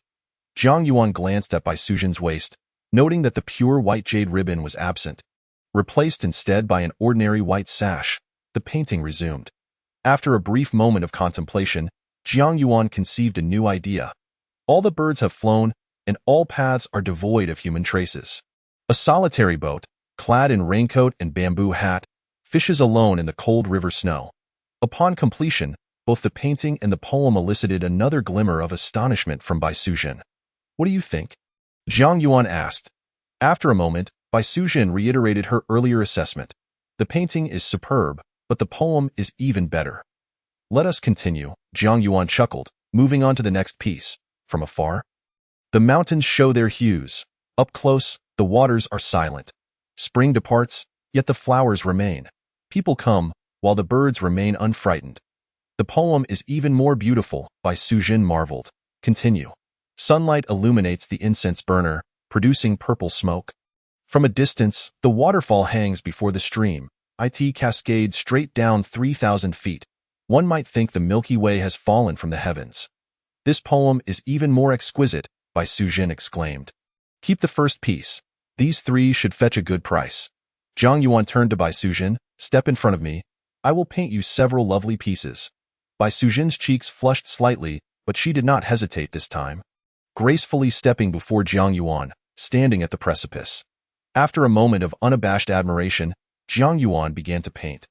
Having spent so much time together recently, Jiang Yuan could envision Bai Sujin's likeness even with his eyes closed. This time, he painted with great seriousness. Bai Sujin seemed to have relinquished thoughts of marrying Su Xian, yet she likely had not decided whether to stay. If Bai Sujin chose to leave, there was a good chance that Shao Qing would follow suit. Only by leaving a more profound memory with Bai Sujin would her desire to remain become stronger. Finished. Jiang Yuan exhaled softly after completing the painting. Bai Sujin approached him, gazing at the canvas. Her fair face flushed, lips gently pursed, and she remained silent for a long while. Clouds yearn for garments, flowers long for beauty. The spring breeze brushes the railing, dew rich and thick. Had I not seen the peaks of the Jade Mountains, I would encounter you beneath the moon at Yao Terrace. The poem was beautiful, the painting exquisite, and the person even more so, Jiang Yuan praised. "I see through your tricks," Bai Sujin murmured. "Then do you like it?" Bai Sujin focused on the figure and the verses in the painting, remaining silent. "Why not create a piece for me as well?" Jiang Yuan suggested. "Why painting skills are mediocre," Bai Sujin replied, a hint of temptation in her tone. "Then it is perfect. I shall teach you to paint in the future." Jiang Yuan moved to the front of the canvas, openly admiring Bai Sujin's graceful figure. Bai Sujin's cheeks flushed as she carefully stored away the piece entitled Clouds Yearn for Garments. Flowers long for beauty, before picking up the brush and assessing Jiang Yuan with her eyes, beginning to paint as well. Jiang Yuan stood for a moment before moving to Bai Sujin's side, observing the canvas. After a while, he noticed the delicate intricacies of Bai Sujin's work. The clarity of vision shaped the style of painting. Jiang Yuan pondered, realizing that the greater the skill, the keener the perception. Bai Sujin and Shao Qing's view of the world was likely entirely different from that of an ordinary person. Once completed, Bai Sujin turned to Jiang Yuan. Jiang Yuan stared at the depiction of himself in the painting, silent for a long time, finally saying with a hint of resignation, "Your painting surpasses mine." "Does it?" Bai Sujin's cheeks flushed. Jiang Yuan gazed at her. "If you participated in the local examination, I suspect the top scholar of Guangling County would not be me." "But I am not proficient in writing essays," Bai Sujin humbly replied. "You are a treasure of a girl," Jiang Yuan continued to flatter. "People see only your beauty, yet beneath that beauty lies a wealth of talent." Bai Sujin shot him a reproachful glance, ignoring him while focusing on the image of Jiang Yuan on the canvas. "Let us try painting together. I will paint you, and you will paint me." "To see who does better," Jiang Yuan proposed, picking up a brush. Bai Sujin's gaze flickered, and she nodded, once more taking up her brush. "Very well." The two stood side by side at the easel, creating together. After completing the piece, Bai Sujin sneaked a glance at the right half of the canvas, her cheeks instantly reddening as she shot Jiang Yuan a glare. The Bai Sujin he painted was turned slightly, her eyes sparkling with spring water, gazing affectionately at the Jiang Yuan she had drawn. "I in the painting and in reality, you have won." Jiang Yuan sighed softly, then wrote 6 words on the canvas. "The gentleman has feelings. The lady has intentions." Chapter 30. "You wouldn't be thinking of defeating me, would you? Aren't you afraid Shao Qing will see this painting?" Bai Sujin suddenly asked. "Your question suggests that Shao Qing is likely nearby." Jiang Yuan replied nonchalantly. "Shao Qing has promised me 100 years of companionship. I intend to paint her a beautiful portrait each year until she is satisfied." "What kind of portrait?" Shao Qing's voice rang out as her azure figure approached, holding what appeared to be a radish as thick as an arm. Bai Sujin discreetly tucked away the gentleman's affection. "Lady's intent painting." "The paintings are all in your sister's possession," Jiang Yuan said gently. "I was just saying that in the future, I wish to capture all your enchanting moments in art, preserving them for eternity." Shao Qing's cheeks flushed as she handed the radish to Jiang Yuan. "This is the snow jade ginseng you've been longing for." "Snow jade ginseng?" Jiang Yuan's eyes lit up as he accepted it with gratitude. "Thank you for your hard work, Shao Qing." Shao Qing huffed lightly, glancing at her sister Bai Sujin with curiosity. "What paintings have you created?" "Let me see." "Let him continue painting," Bai Sujin replied helplessly. "This snow jade ginseng is worth far more than his paintings." "Fairy Sujin, your words are somewhat pedestrian," Jiang Yuan countered, feigning displeasure. "My paintings can indeed be measured in monetary value. This snow jade ginseng might also have a price, but the sentiment of fairy Shao Qing cannot be quantified with money. Sentiment is priceless." Bai Sujin was speechless, noticing Shao Qing's flushed cheeks, unable to suppress a sigh. "Fairy Shao Qing, step in front of me, and I shall paint you a beautiful piece," Jiang Yuan invited. "Oh," Shao Qing responded, standing gracefully before the easel. "You are truly beautiful," Jiang Yuan remarked, assessing Shao Qing with unabashed admiration. Shao Qing's cheeks turned crimson, her eyes sparkling with delight. Clearly pleased, "Scoundrel." Bai Sujin silently cursed, yet felt powerless. Jiang Yuan began to paint, first depicting a small tavern, then illustrating Shao Qing with her sleeves rolled up, holding a wine jug, accompanied by a line of poetry. By the wine stand, she resembles the moon. Her delicate wrists glisten like frost and snow. As Shao Qing approached Jiang Yuan, she gazed at the painting, softly reciting the line, her eyes bright with excitement. "When I have some free time, I will customize some beautiful clothes for you both." Jiang Yuan mused, envisioning Bai Sujin and Shao Qing in black stockings and form-fitting skirts, perhaps revealing a different style of beauty. "If we need new clothes, we can simply buy them ourselves," Bai Sujin retorted, somewhat irritated. "All right then," Jiang Yuan conceded, before directly taking Shao Qing's hand and moving to face Bai Sujin. "Fairy Sujin, please paint a portrait of Shao Qing and me together." Shao Qing's cheeks flushed as she secretly glanced at her sister Bai Sujin. Bai Sujin's fair face stiffened slightly, her gaze icy as she fixed her eyes on Jiang Yuan. "Sister, just paint one," Xiao Qing pleaded sweetly. "Let us strike a pleasing pose first," Jiang Yuan said, guiding Xiao Qing to the edge of the cliff, instructing her to open her arms towards the valley below, while he stood behind her, wrapping his arms around her waist. "Scoundrel," Bai Sujin inhaled deeply, staring at the two for a moment before picking up her brush and beginning to paint. The three remained atop the mountain throughout the afternoon, alternating between painting and assisting one another. Bai Sujin created a slightly whimsical group portrait. Although she felt irritated with Jiang Yuan, believing he harbored ulterior motives, she did not allow it to dampen her spirits. Often, she shot Jiang Yuan a cold glare while blushing as she posed with Xiao Qing under his direction. As evening approached, the three individuals returning to Yuhang City first made a visit to Baoting Hall. "Should we meet Su Xian?" Jiang Yuan inquired, glancing at Bai Sujin. Bai Sujin frowned and retorted, "In your capacity as my concubine?" Naturally, Jiang Yuan nodded. "Then I shall take my leave." With that, Jiang Yuan discreetly entered Baoting Hall, engaged in a brief exchange with Su Xian, mentioning the banquet at the government office the following day, before rejoining Bai Sujin and Xiao Qing at the Zui Feng Tower in the northern part of the city.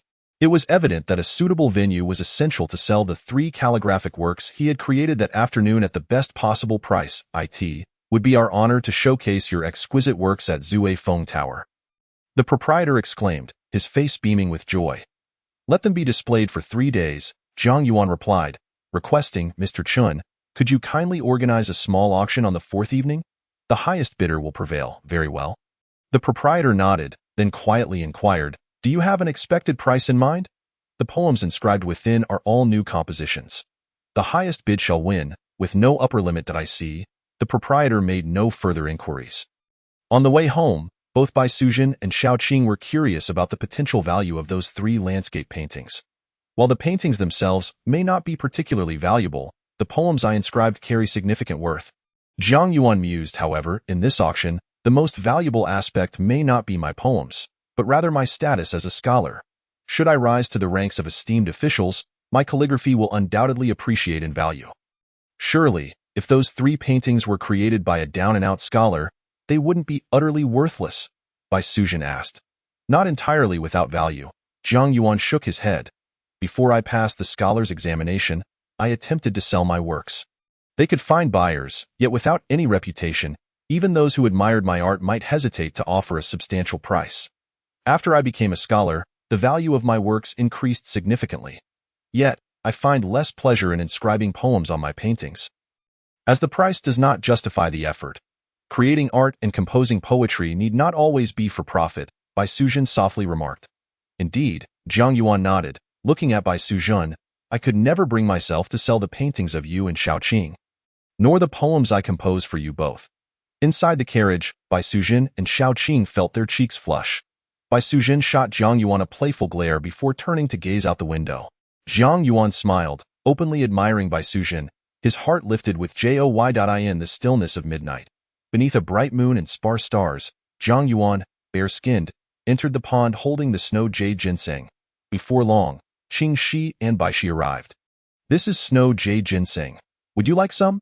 Jiang Yuan waved the ginseng before the 2 serpents. Both shook their heads gently. "Then I shall partake myself." Jiang Yuan began to eat it as one would a radish. As he neared the end, he spat a morsel of the ginseng into his palm, extending it toward Qing Shi. "This is a great supplement. It should benefit you greatly. Do you have a taste?" Qing Shi displayed clear disdain, casting a glance at Jiang Yuan before falling silent for a moment. With a flick of her tongue, the morsel vanished from Jiang Yuan's hand. Jiang Yuan smiled, took another bite of the ginseng, chewed briefly, and offered it to Bai Shi in a swift motion. Bai Shi lunged, biting Jiang Yuan's shoulder. "If you won't eat, then don't," Jiang Yuan muttered, again offering the chewed morsel to Qing Shi. Qing Shi fixed her gaze on Jiang Yuan for a moment. Then, with a flick of her tongue, she drew the morsel from his palm. "You are still the better one," Jiang Yuan praised, gently kissing Qing Shi's head. In response, Qing Shi bit Jiang Yuan's shoulder as well. After playing with the 2 serpents in the pond, Jiang Yuan gently stroked their heads, saying softly, "I need to digest the snow jade ginseng I just consumed. Please assist me in guarding tonight." With that, he gracefully leapt from the pond, gathered his clothes, and returned to the eastern chamber with Qing Shi and Bai Shi. The The two serpents exchanged glances, lightly flicking their tongues in communication. Jiang Yuan sat cross-legged on the bed, allowing Qing Shi and Bai Shi to coil around his waist, and began to circulate the Dragon Elephant Sutra, guiding the medicinal effects of the ginseng through his body. Waves of warmth coursed through him, and a mist of heat enveloped his skin, dissipating upon contact with the serpent scales. Bai Shi exhaled a cool breath, which seeped into Jiang Yuan's body. When dawn broke, Jiang Yuan awoke feeling refreshed, brimming with energy. I must be quite strong by now. In the courtyard, Bai Sujin and Shao Qing were grilling deer meat. Jiang Yuan observed for a moment before picking up a bamboo pole and practicing the sword techniques Shao Qing had taught him. There are flaws everywhere, Shao Qing chuckled. I in your eyes, they are all flaws. Yet, they would suffice against an average opponent, Bai Sujin remarked. Shao Qing, spar with me, Jiang Yuan invited. Are you certain? Shao Qing raised an eyebrow, scrutinizing him. Please, Jiang Yuan insisted, holding the bamboo pole aloft, pointing it at Shao Qing, his left hand resting behind his back. Come at me then, Shao Qing scoffed, her figure flickering as she swiftly approached Jiang Yuan. With a whoosh, Jiang Yuan swung the bamboo pole down. Shao Qing effortlessly sidestepped the blow and retaliated with a palm strike aimed at Jiang Yuan's face. Jiang Yuan did not evade. Instead, he extended his left hand to meet her palm. The clash produced a crisp sound, and Jiang Yuan staggered back several steps before regaining his balance. Shao Qing stood still, a playful smile on her face. Well, do you wish to continue? What percentage of your strength did you use? Jiang Yuan inquired. Shao Qing pondered for a moment before shaking her head. I cannot say.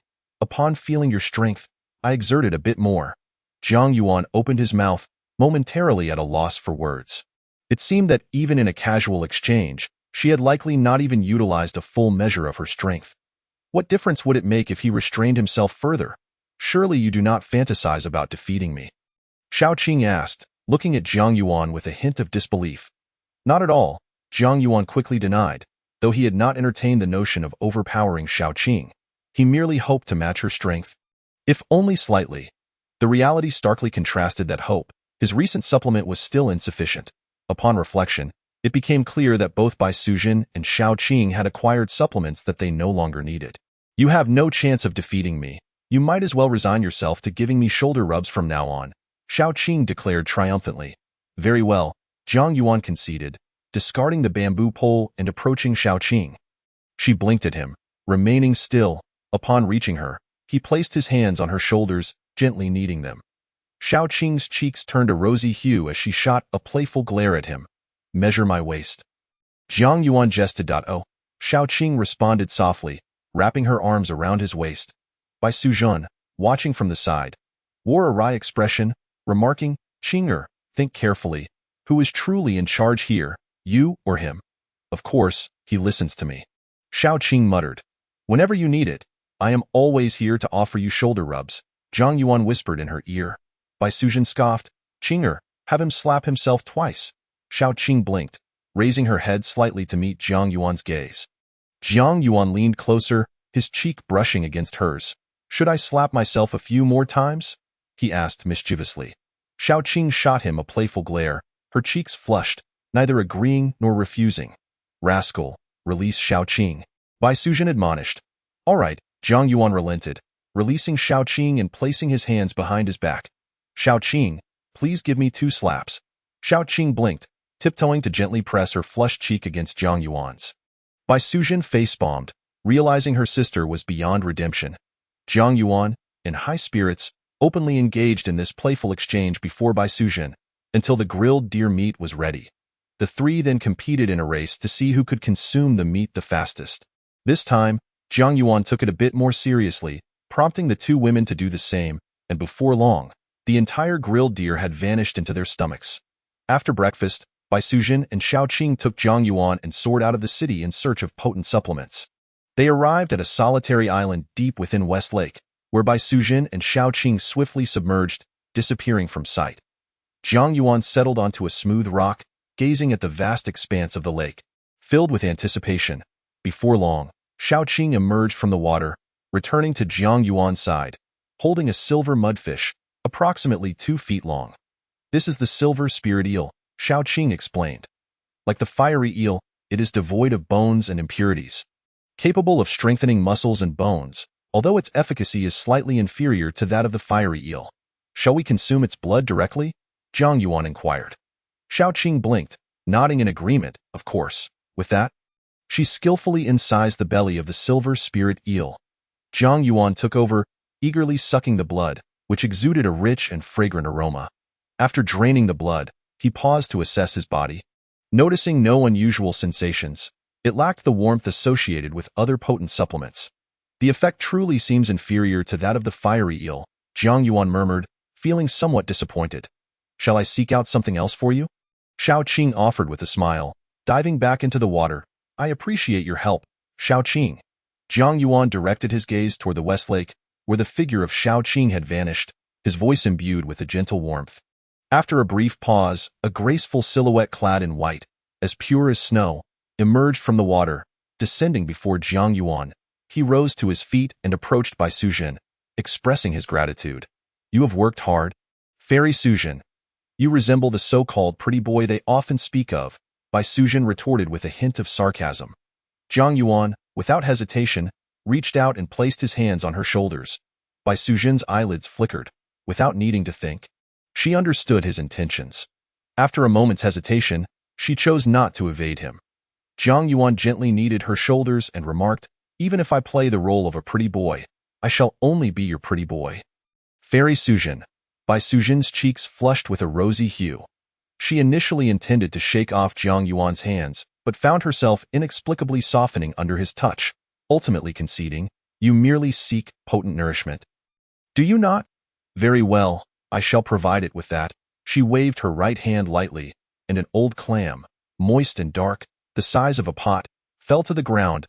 I indeed desire potent nourishment, but if that were all I sought, even if I remained at home today, you and Xiaoqing would have willingly brought it to me. Zhang Yuan gently replied, at this moment, nothing brings greater joy than helping you with your shoulders. Bai Suzhen's face grew even warmer. You simply wish to take advantage of me. I only wish to be close to you. Zhang Yuan whispered near her ear. Unable to withstand his words, Bai Suzhen swiftly evaded him. Zhang Yuan shrugged and turned his attention to the clam on the ground, inquiring curiously, what is this? The clam hidden beneath the lake has likely existed for 3,000 to 4,000 years. Bai Suzhen explained, suppressing her embarrassment. Potent nourishment? Zhang Yuan's eyes gleamed with interest. Bai Suzhen nodded slightly, and with a flick of her right hand, the clam shell opened, revealing glistening, scarlet flesh. Within the clam meat lay a blood-red orb the size of a fist. Radiant and captivating. All the essence accumulated over 3,000 to 4,000 years resides within this blood pearl, Bai Suzhen softly stated. Its medicinal properties are extraordinarily potent. Can I consume it directly? Zhang Yuan asked. Bai Suzhen pondered for a moment before replying, sit here and circulate your martial arts. I shall assist you with the rest. Very well, Zhang Yuan nodded, immediately settling down and crossing his legs to practice the dragon-elephant scripture. Bai Suzhen moved her hands in unison, streams of demonic energy flowing toward the clam. Wisps of blood energy emanated from the blood pearl, converging toward Zhang Yuan's body. In an instant, a crimson mist enveloped him. The cool liquid permeated his being, flowing tirelessly through his meridians and acupoints as he practiced the dragon-elephant scripture. About a quarter of an hour later, Xiaoqing returned, dragging along a black serpent measuring 3 zhang in length. A long sword was embedded in the serpent's head. Qinger, you. Bai Suzhen's eyelids involuntarily twitched at the sight of the black serpent Xiaoqing had captured. I didn't intend to kill it, Xiaoqing explained, but it foolishly attempted to eat me. Bai Suzhen's expression darkened as she retorted. You truly didn't mean to kill it? Xiaoqing's cheeks flushed slightly as she huffed. Well, it was the one who wanted to eat me first. Bai Suzhen shook her head in exasperation. You truly are incorrigible. I am not being incorrigible. Xiaoqing smiled. If you feed this little creature to Zhang Yuan, he probably won't need to seek potent nourishment for months. Bai Suzhen waved her right hand, and the lengthy black serpent vanished without a trace. He cannot consume it right now. Oh. Xiaoqing approached Bai Suzhen, glancing at Zhang Yuan, who was enveloped in crimson mist, and asked with a playful smile, do you think he might surpass both of us in the future? Who can predict the future? Bai Suzhen replied with a light shrug, then added with a smile. However, if he only practices the martial arts of humanity without the opportunity to learn the ways of the Tao, he will be no different from a newly transformed demon. It's a pity he cannot cultivate our. Xiao Qing lamented. Bai Sujin, slightly annoyed, remarked, he is so weak now, yet dares to tease both of us sisters. Who knows how he will handle us if he becomes stronger than us in the future. He teased you, sister? Xiao Qing's eyes twinkled with amusement. Seeking a beating, Bai Sujin, flustered and angry, reached out to poke Xiao Qing's waist. The two women began to frolic together. By afternoon, only a layer of old shell remained of the clam, which crumbled into dust with a gust of wind. Jiang Yuan exhaled a breath of turbid air, his eyes sparkling with clarity, perceiving the world around him with renewed sharpness.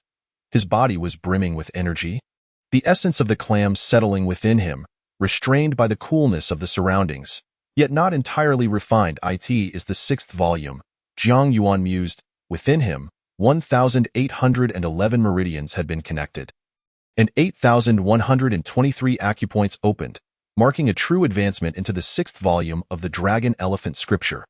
This being the final volume he possessed. You should prepare for the banquet? Bai Sujin reminded him. Jiang Yuan nodded, rising to his feet, extending his hands toward both Xiao Qing and Bai Sujin. Bai Sujin, in a flash, transformed into a streak of light and departed, ignoring Jiang Yuan. Xiao Qing giggled and approached Jiang Yuan, teasing, sister's impression of you is growing worse. Jiang Yuan wrapped his arm around Xiao Qing's slender waist, unperturbed, and replied, that is because she cares for you. She fears that if she shows me kindness, I will take advantage of it. You are quite self-aware. Xiao Qing huffed lightly as she took flight with Jiang Yuan, leaving the solitary island. Who told you I have ulterior motives? Jiang Yuan's cheek brushed against Xiao Qing's, his voice warm and smiling. Xiao Qing's face turned a rosy red as she flew even faster. Chapter 32. The reason for Jiang Yuan's success in the examination. Upon returning to the residence in the northern part of the city, Jiang Yuan tied the pure white jade belt Xiao Qing had handed him and made his way alone to the government office to attend the evening banquet. Jiang Jiyuan, please wait here for a moment. Governor Gua, County Chief Qin, and Clerk Liu have already gone out to welcome the guests. The Zhao clerk in the government office led Jiang Yuan to the reception hall. Jiang Yuan nodded and, upon entering the hall, discovered 6 individuals already waiting, 2 of whom were the successful candidates he had patrolled the streets with a few days prior. Jiang Juan, the 2 men exclaimed, rising in unison and clasping their hands in greeting. Jiang Yuan returned the gesture with a smile, replying, Jin Jiren, Sun Jiren. The remaining 4 individuals also stood, exchanging pleasantries with Jiang Yuan. All 7 individuals in the reception hall, including Jiang Yuan, were successful candidates. After a brief exchange of niceties, Jiang Yuan and the others took their seats by the tea table, awaiting further developments. As dusk approached, Clerk Zhao beckoned everyone, urging them to hurry along to the Drunken Wind Tower. Jiang Yuan and the other 6 followed Zhao Clerk, the slightly older Jin Jiren curiously inquiring, is the inspector going to stay at Drunken Wind Tower? Many literati seem to have gathered at Drunken Wind Tower for some unknown reason, Clerk Zhao explained as they walked. When the inspector passed by, he joined in the festivities. Drunken Wind Tower? Jiang Yuan's eyelids twitched as he contemplated remaining silent for the time being. Upon exiting the government office, Jiang Yuan, Sun Jiren, Jin Jiren, and Clerk Zhao boarded a carriage. The inspector's surname is Li, and his name is Li Jing. He is a Jinshi from the 6th year of the Yu Tong era, known for his elegance and charm. Often associating with recluses, Clerk Zhao elaborated. This time, he is accompanied by a masked individual, rumored to be a recluse from Guangling County. As he spoke, his gaze fell upon Jiang Yuan. Jiang Jiwen, the governor has instructed you to prepare well. The inspector seems to have mentioned you. Mention me? Jiang Yuan was taken aback. Clerk Zhao chuckled. You are the top candidate from Guangling County this year, the most illustrious figure in all of Guangling. What literatus wouldn't mention you a time or two? Merely luck. Jiang Yuan humbly replied. Regardless of whether it is luck or not, you will likely need to accompany him at the banquet. Do not show any signs of timidity. Clerk Zhao advised. Understood, Jiang Yuan nodded, while Sun Jiren and Jin Jiren displayed envious expressions. Upon arriving outside Drunken Wind Tower, Jiang Yuan followed Clerk Zhao into the main hall, noticing that the number of guests within was significantly greater than usual, predominantly composed of scholars and literati. Looking up, he saw 3 familiar ink wash paintings hanging above the hall. Yulong, over here. The governor's voice resonated from the 2nd floor. Jiang Yuan turned his gaze upward, spotting Governor Gua Shikai alongside a middle-aged scholar on the corridor above. Let's go up, Clerk Zhao urged in a low voice. Zhang Yuan nodded slightly and ascended the staircase, joining Clerk Zhao and the others near Governor Guo. Governor, the group of successful candidates, including Zhang Yuan, greeted in unison. Governor Guo stepped forward, grasping Zhang Yuan's arm, and smiled as he introduced him to the middle-aged scholar. Lidrin. This is Zhang Yuan, the top candidate from Guangling County this year. Yulong truly lives up to his name, the middle-aged scholar remarked, scrutinizing Zhang Yuan with admiration. I am flattered, Li Duran. Zhang Yuan replied humbly. Did you create these 3 paintings? The middle-aged scholar inquired with curiosity. Zhang Yuan glanced at the ink-wash paintings hanging above and nodded gently, explaining, I come from a humble background and wish to gather some travel funds for the upcoming spring examination. Choosing you as the top candidate was indeed a wise decision, the middle-aged scholar remarked, gazing at the paintings with a hint of nostalgia. Beside them, Governor Guo chuckled, Yulong, this Li Duran is your true mentor. During this provincial examination, the examiners couldn't determine whose essay was superior among the top 3 candidates from Guangling County. Ultimately, it was Li Duran who, after reviewing your essay, personally designated you as the top candidate. Thank you, Li Duran, for your support. Zhang Yuan expressed his gratitude. Finally understanding how he had attained this honor, it was evident that the claim of the examiners being unable to judge whose writing was better was merely a fade. Even if they are unable to discern, there is still the governor of the county. Regardless of the circumstances, it should not be the duty of this inspector to determine who shall be the top scholar of this examination. The reason the inspector ultimately finalizes the selection of the top scholar is evidently a result of the governor of Guangling and other officials catering to their preferences, engaging in a subtle form of bribery that, while perhaps devoid of material gain, offers intellectual satisfaction to the literati who cherish their reputations. The middle-aged scholar shook his head with a smile, saying, after reading your poetry, I am certain you are truly deserving of your accolades. The student humbly replied, I possess no poetic talent. These 3 poems took me considerable time to refine into their initial forms, and I then meticulously revised each word before arriving at the final versions. You are too modest, the middle-aged scholar remarked, gazing intently at the central painting titled Plain Mountain Waterfall, and recited, the sun shines on the incense burner, creating purple smoke. From afar, one gazes at the waterfall cascading down the front cliff. It flows straight down 3,000 feet, as if the Milky Way is descending from the heavens. This poem does not seem to have been crafted through contemplation, but rather appears to have been inspired in a single burst of creativity. You possess great insight, Zhang Yuan could only respond.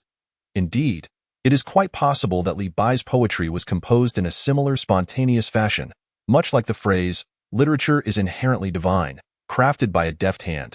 In the vast mountains, no bird takes flight. On myriad paths, no trace of man remains, a solitary boat with a straw hat and cloak, fishing alone in the cold river snow. The middle-aged scholar continued to recite, from a distance. The mountains display hues. Up close, the water remains silent. Spring departs, yet the flowers remain. People arrive, but the birds are unperturbed. These 2 states of mind are depicted with remarkable clarity, a rarity unmatched by most in the world. Zhang Yuan humbly replied, I merely write frequently. There are bound to be 1 or 2 pieces that are presentable. If that is merely presentable, then we old fellows shall henceforth refrain from composing poetry. Governor Guo chuckled. Lu Zhubu, Chen Xianqing, Zhao Dianshi, and others also joined in with praises. The gathering was predominantly composed of scholars, each of whom understood the significance of Zhang Yuan's 3 poems. Each piece was a work of exceptional quality, capable of enduring through the ages. What is the worth of these 3 paintings? The middle-aged scholar inquired. Governor Guo glanced at Zhang Yuan, who candidly replied, I have not set a price. The auction will take place here the evening after tomorrow. Why wait until the day after tomorrow? Governor Guo smiled. It is a rare opportunity for Lordly to appreciate your works, so let us hold the auction tonight. That would be unnecessary, the middle-aged scholar shook his head. Smiling, such exquisite works deserve to be admired for a few more days. Indeed, fine works are hard to come by and should certainly remain here a little longer, Governor Guo agreed. Zhang Yuan looked at Governor Guo with admiration. The group then admired Zhang Yuan's paintings before proceeding to a spacious, elegant pavilion. There, Zhang Yuan encountered the reclusive hermit previously mentioned by Zhao Dianshi, a man wearing a straw hat, with a layer of black gauze obscuring his face, rendering his age and appearance indistinguishable. At the banquet, Jiang Yuan and Governor Guo sat to the left and right of the middle-aged scholar. Inspector Li Jing, who engaged Jiang Yuan in discussions about poetry and composition. Jiang Yuan spoke fluently, showing no signs of trepidation. Since deciding to nurture martial prowess through literary means, he had diligently studied the poetry and songs of this realm, ensuring that he would not merely regurgitate verses in occasions such as this. As the banquet drew to a close, having consumed over 20 cups of wine, Jiang Yuan feigned drunkenness, intending to slip away and continue his practice of the Dragon Elephant Sutra. Young Master Yu is inebriated. Mr. Cui, please assist him to rest, Inspector Li Jing remarked, glancing at the hermit seated in the corner. Very well, the hermit replied, his voice slightly aged, as he rose to approach Jiang Yuan. Jiang Yuan, with bleary eyes, squinted at the hermit, then glanced at Li Jing, sensing that something was amiss. Such gatherings, once intoxicated, one would naturally be attended to by servants, or at the very least by the tavern staff. It was uncommon for other guests to escort someone. As the hermit approached, Jiang Yuan remained composed, allowing the man to assist him. They exited the pavilion together, guided by a tavern attendant to an upper room on the 3rd floor. The hermit helped Jiang Yuan to sit at the edge of the bed before standing before him, peering through the black gauze of his straw hat to scrutinize Jiang Yuan's appearance. Surely, this man is not inclined towards male companionship? Jiang Yuan silently lamented. Had he known he would encounter such a situation, he would not have feigned inebriation to begin with. Chapter 33. Your fortune is truly remarkable. This guise is indeed appealing. The hermit spoke softly, his voice tinged with an air of amusement. Jiang Yuan's right hand had already formed a fist within his sleeve. The hermit observed Jiang Yuan intently for a moment before flipping his palm, revealing a bright yellow stone bead that seemed to float in midair. Jiang Yuan's drunken haze cleared slightly, and he grew wary, recognizing that this hermit was no ordinary individual. Take hold, the hermit instructed softly. As the luminous yellow stone bead drifted toward Jiang Yuan, he felt 2 distinct currents of energy pulling at his hands, drawing them toward his abdomen. Hesitating for a moment and recalling the pure white jade belt coiled around his waist, Jiang Yuan chose not to resist, extending his hands to grasp the yellow stone bead. The hermit extended his right index finger, and an ancient yellow talisman materialized from thin air, adhering to Jiang Yuan's forehead. Alarmed, Jiang Yuan instinctively moved, only to feel a chill emanate from his brow. Simultaneously, the voice of Bai Sujin echoed in his ears, "Fear not, for I am here." At her words, Jiang Yuan ceased his movements, allowing the ancient talisman to rest upon his forehead. The hermit chuckled softly, then unleashed a flurry of talismans that soared throughout the room. Finally, he lit a stick of incense and placed it directly upon the dressing table. Jiang Yuan, you will likely soon find your poetic talents exhausted, the hermit mused as he sat cross-legged, a sense of languor washing over him, while his hands formed intricate seals, emanating streams of blood light that converged upon the yellow stone bead cradled in Jiang Yuan's palms. He is undergoing corpse dissolution. Bai Sujin communicated in Jiang Yuan's ear. After corpse dissolution comes soul transfer. He intends to seize your body. Do not move yet. Wait until his essence and spirit are absorbed into this spirit bead. For that moment will be his most vulnerable. Jiang Yuan remained still, placing his trust in Bai Sujin during this critical juncture. Streams of blood light continuously flowed into the yellow stone bead. The hermit's form grew increasingly indistinct as the incense on the dressing table burned halfway down. The hermit's entire body suddenly appeared to disintegrate, his straw hat and robe falling to the ground.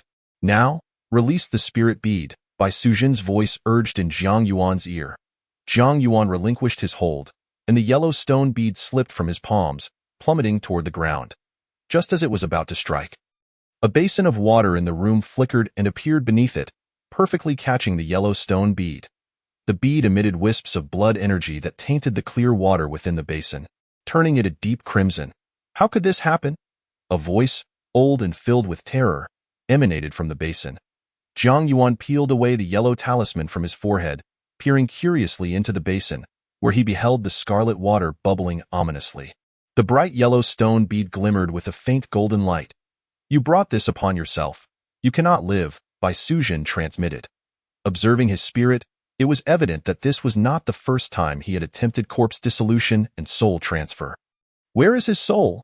Jiang Yuan whispered. I in the water, Bai Sujin replied, as a cool sensation surged from the jade belt, enveloping Jiang Yuan's eyes. When he blinked and looked into the basin again, he discovered a shadowy figure struggling to rise, the water resembling a viscous glue that firmly restrained the apparition. You are no ordinary person," the figure in the basin screamed in fear. Jiang Yuan nodded slightly, speaking softly, "I am the renowned top scholar of Guangling County. I am certainly no ordinary person." As he spoke, he caressed the jade belt and inquired, "What should I do next?" Bai Sujin replied, "You need not ask me. This is your affair." Jiang Yuan gazed into the basin, noticing that the shadowy figure was beginning to dissipate. "Am I still in danger?" "The threat posed by this individual has been neutralized," Bai Sujin conveyed, "but it seems you must explain to others why he has vanished." "That need not concern me," Jiang Yuan calmly analyzed. "He and Inspector Li Jing are clearly in collusion. Li Jing introduced him to everyone as a hermit, and hermits prefer solitude. Who would care about his whereabouts? That inspector should merely be an ordinary person," Bai Sujin cautioned. As she communicated, the shadowy figure in the basin completely dissipated, and the water, once stained crimson, had returned to its crystalline clarity. "What of this bead?" Jiang Yuan inquired, gazing at the gleaming stone in the basin. "It should be a soul bead refined from a tiger demon's essence," Bai Sujin remarked. Jiang Yuan directly asked, "Is it useful to me? I will purify it for you, and then you may consume it." Subsequently, as Jiang Yuan watched, a cool demonic energy surged from the jade belt, enveloping the yellow stone bead. The bead hovered above the basin, and dark mist began to rise from it, sinking into the water below. The water gradually became murky as Jiang Yuan waited in silence. After about a quarter of an hour, the yellow stone bead fell into Jiang Yuan's palm. "It has softened?" Jiang Yuan was astonished, finding the bead to be exceedingly pliable. "The essence within this demon bead can strengthen your spirit. The tiger demon essence contained within it is also quite beneficial for you," Bai Sujin conveyed. "Should I consume it directly?" Jiang Yuan asked. "Yes," Bai Sujin affirmed. Jiang Yuan bit into the stone bead, taking a hefty bite that demolished nearly half of it. As he chewed, he noticed it had a texture akin to pastry, remarkably tender. After 3 consecutive bites, he had consumed the entire bead. Jiang Yuan sat cross-legged on the bed, carefully attuning himself to the sensations within his body. From the very beginning, a profound sensation enveloped Jiang Yuan's entire being, as if he had consumed a potent restorative elixir, radiating warmth and brimming with vitality. Gradually, he discerned a remarkable clarity emerging within his mind, akin to the refreshing awakening one experiences after splashing cold water on their face in the early morning. However, this mental clarity far surpassed the mere sensation of morning rejuvenation, manifesting with an intensity that was 100-fold greater. He became acutely aware of the myriad fine channels, akin to minute particles, coursing through his body. As he practiced the Dragon Elephant Sutra, Jiang Yuan realized that his perception and mastery of his inner strength had elevated to several levels beyond his previous capabilities.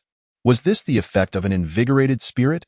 He continued to cultivate the Dragon Elephant Sutra, refining the essence of the spirit pearl within him. The soft jade belt, in harmony with his training, continually emitted a refreshing mystical energy, permeating into Jiang Yuan's being. As dawn broke, the rooster heralded the new day. With a deep breath, Jiang Yuan exhaled a cloud of white mist. "Your spirit has grown stronger," Bai Sujin conveyed telepathically. Jiang Yuan gently caressed the soft jade belt around his waist, distinctly sensing its enhanced softness and smoothness, along with a heightened clarity of the coolness it radiated. Was this the sensation of a fortified spirit? He pondered, his gaze falling upon the robe of the hat-wearing hermit. Suddenly struck by inspiration, he hastily approached and began to search through it. The hat-wearing hermit's body had completely weathered away, leaving not a single strand of hair behind. Inside the robe, Jiang Yuan found not the cultivation manual he had envisioned, but rather a small, palm-sized green pouch. "You are truly fortunate," Bai Sujin remarked in astonishment. "Fortunate?" Jiang Yuan paused, his eyes drawn to the green pouch, his heart racing slightly. "This is a Qinkuan pouch," Bai Sujin explained, "which conceals a universe within it.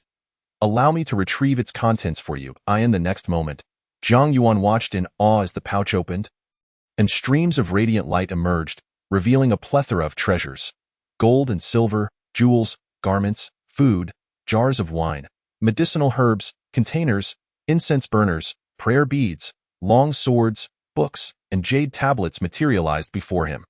The entire room was filled with an overwhelming assortment of items. A dazzling spectacle that left one in a state of bewilderment. You won't be needing this Qinkuan pouch. It's perfect for Shaoqing, Bai Sujin conveyed. Not needed, Zhang Yuan murmured, nodding slightly that I will personally deliver it to Shaoqing. You have ulterior motives, Bai Sujin retorted, a hint of annoyance in her voice. Zhang Yuan remained noncommittal, surveying the various objects in the room before making his way to the pile of books. Picking one up to peruse.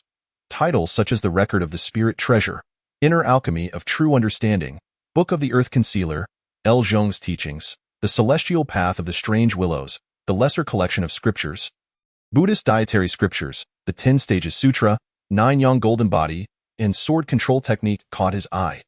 After flipping through all the tomes, he discovered that most were texts from the Taoist and Buddhist traditions of this realm, with only 2 cultivation techniques, 9 Yang Golden Body and Sword Control Technique. Upon a cursory examination, he found that the 9 Yang Golden Body fell under the martial arts category, while the Sword Control Technique was a form of swordsmanship. A Taoist art. First, let's gather all these items, Zhang Yuan instructed softly after tucking the 9 Yang Golden Body and Sword Control Technique into his robe. Understood, Bai Sujin replied, and one by one, the items transformed into streams of light, flowing into the green pouch. The hat-wearing hermit's robe and numerous yellowed talismans scattered throughout the room were also collected by Bai Sujin. Earlier, you remarked that Inspector Li was merely an ordinary person? Zhang Yuan inquired softly. Bai Sujin responded telepathically, indeed, he is not a cultivator. What do you suppose his reaction would be if he were to see me now? Zhang Yuan chuckled lightly, stepping toward the door and peering outside. At the end of the right side, Bai Sujin advised. Zhang Yuan walked over, and as dawn broke, the corridor was illuminated with a pale light. Reaching the door of the main chamber at the end of the corridor, he knocked. Who is it? Came the voice of Inspector Li Jing from within. It is I, Zhang Yulong. Zhang Yuan replied softly. With a creak, the door swung open, revealing Li Jing, clad in a black official robe. Eyeing Zhang Yuan with a hint of wariness, Zhang Yuan strode in directly and sat down at the tea table, regarding Li Jing with a bemused smile. This inspector had likely not slept at all during the night. Sensing an impulse, Li Jing approached Zhang Yuan, bowed slightly, and said, "This official pays respects to Master Cui." Master Cui, Zhang Yuan murmured. Within the Qinkuan pouch, there was a jade tablet, one side depicting the image of a true monarch, and the other inscribed with 5 thunder command. This should belong to a sect within the Taoist tradition, Bai Sujin conveyed. The evil cultivator's public identity is likely that of a righteous figure. Master Cui is already deceased, Zhang Yuan stated, gazing at Li Jing. I am Zhang Yuan, the current top scholar of Guangling Prefecture. Yes, Li Jing nodded eagerly.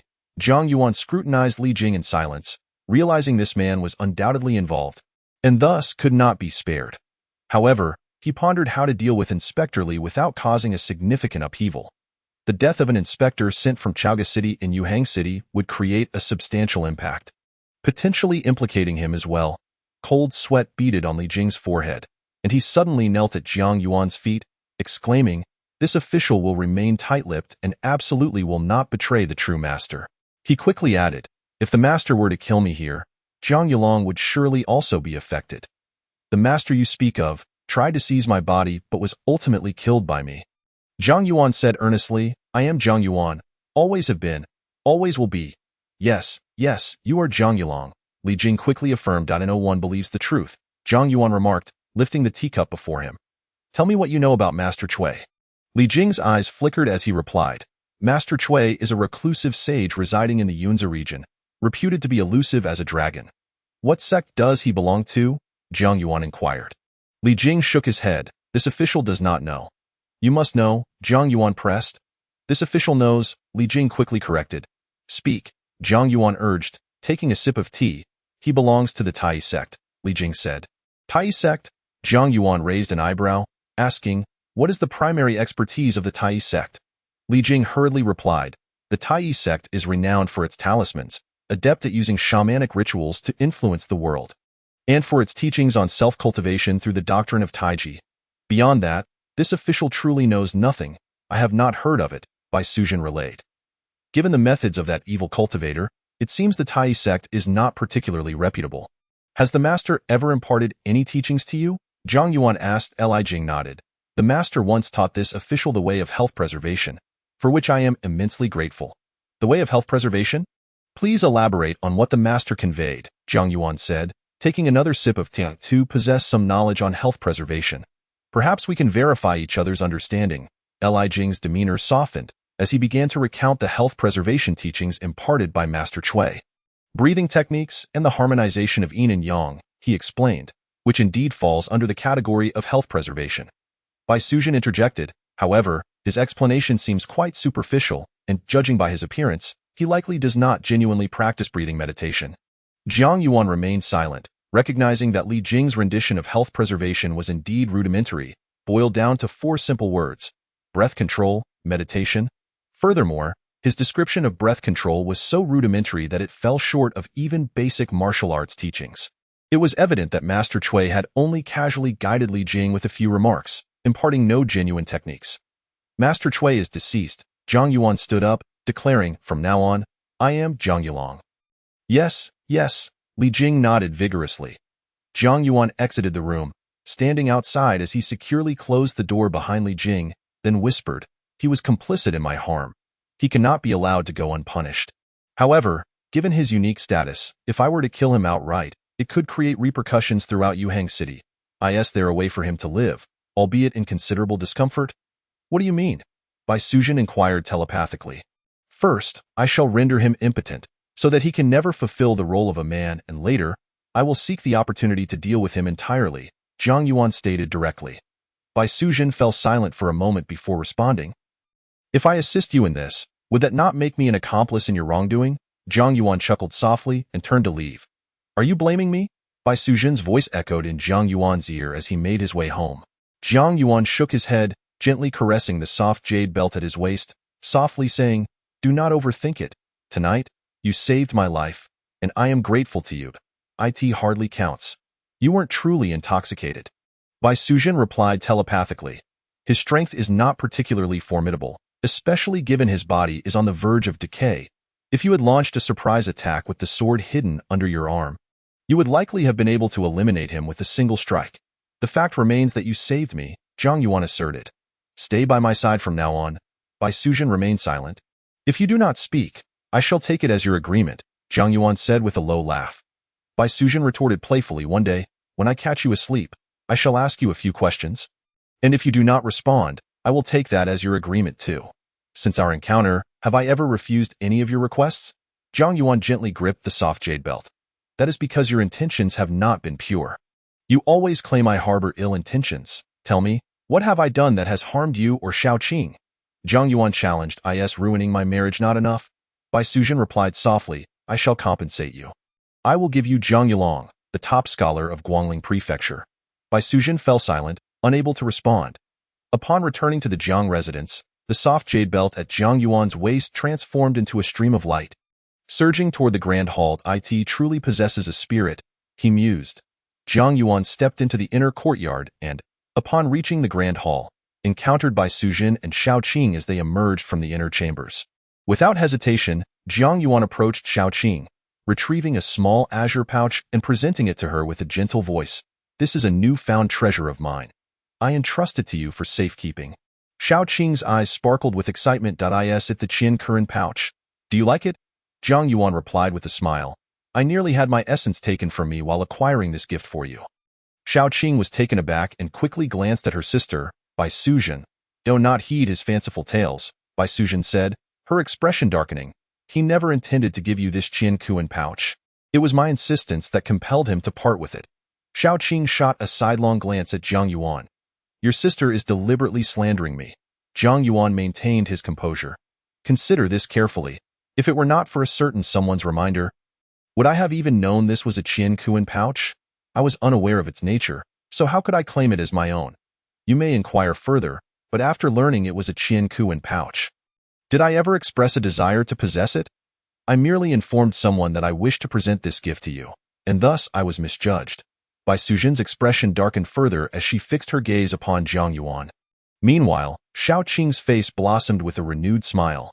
Returning to the eastern chamber, Jiang Yuan sat cross-legged on the bed, extracting the Nine Suns golden body and the sword control technique from his bosom. He first opened the tome on the Nine Suns golden body, meticulously studying its contents, confirming that it was an exceptionally profound martial art. The Nine Suns golden body comprises 9 layers.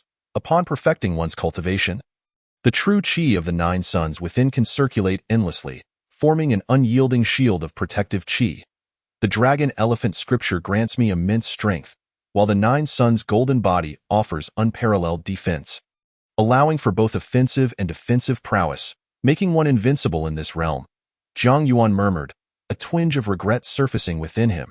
If this were a pure martial arts world, possessing these 2 divine arts would surely render me a true legend of the martial realm. However, in this world where demons are confirmed to exist, and where evil cultivators lurk, relying solely on martial arts would leave even me unable to contend with Shaoqing. I must remain low-key.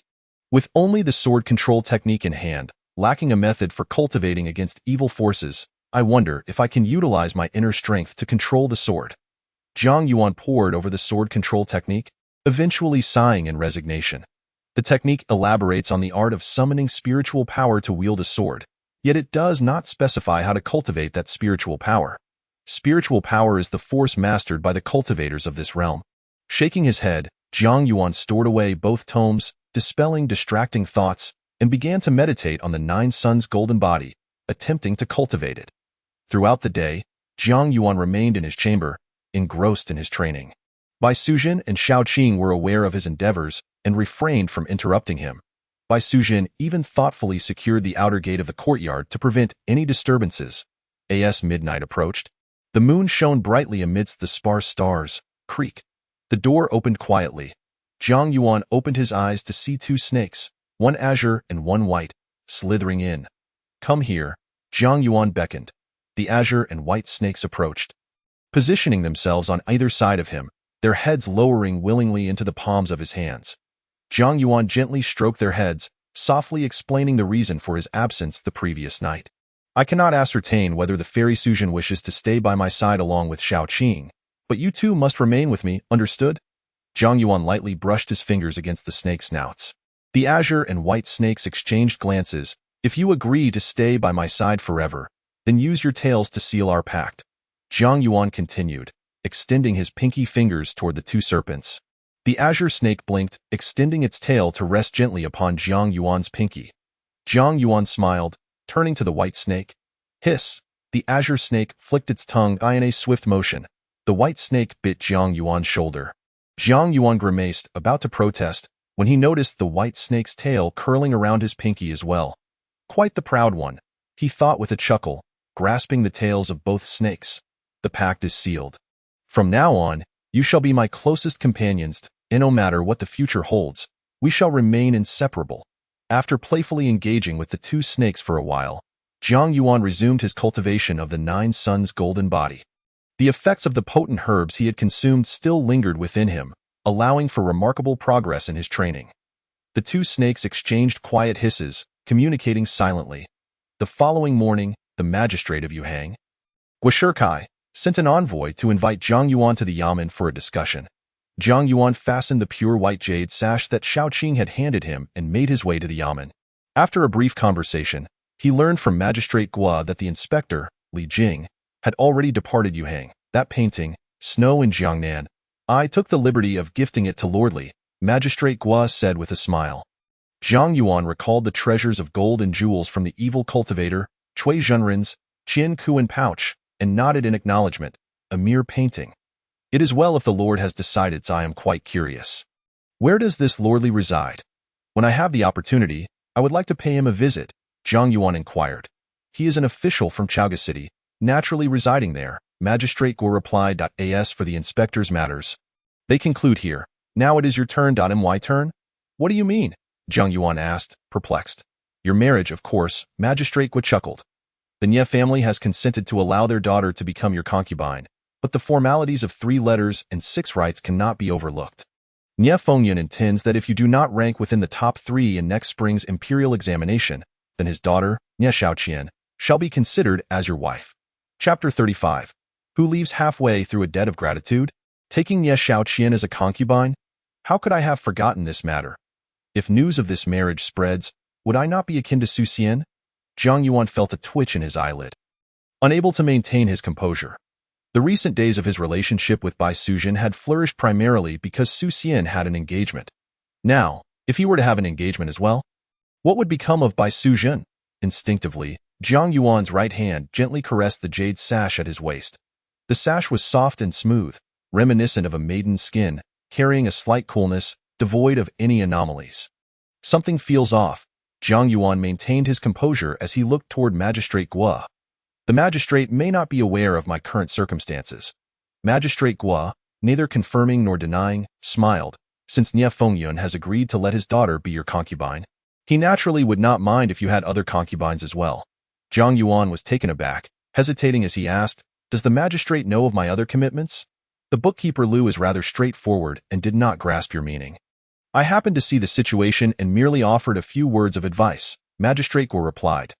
Jiang Yuan understood, fully realizing why the bookkeeper Liu had presumptuously altered the original titles of cousin Bai Sujin and cousin Xiao Qing to one concubine and one maid.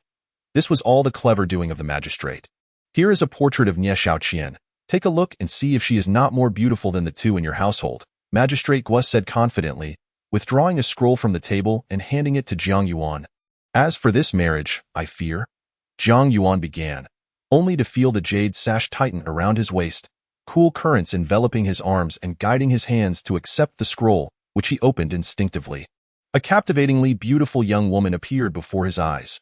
Jiang Yuan glanced briefly before averting his gaze.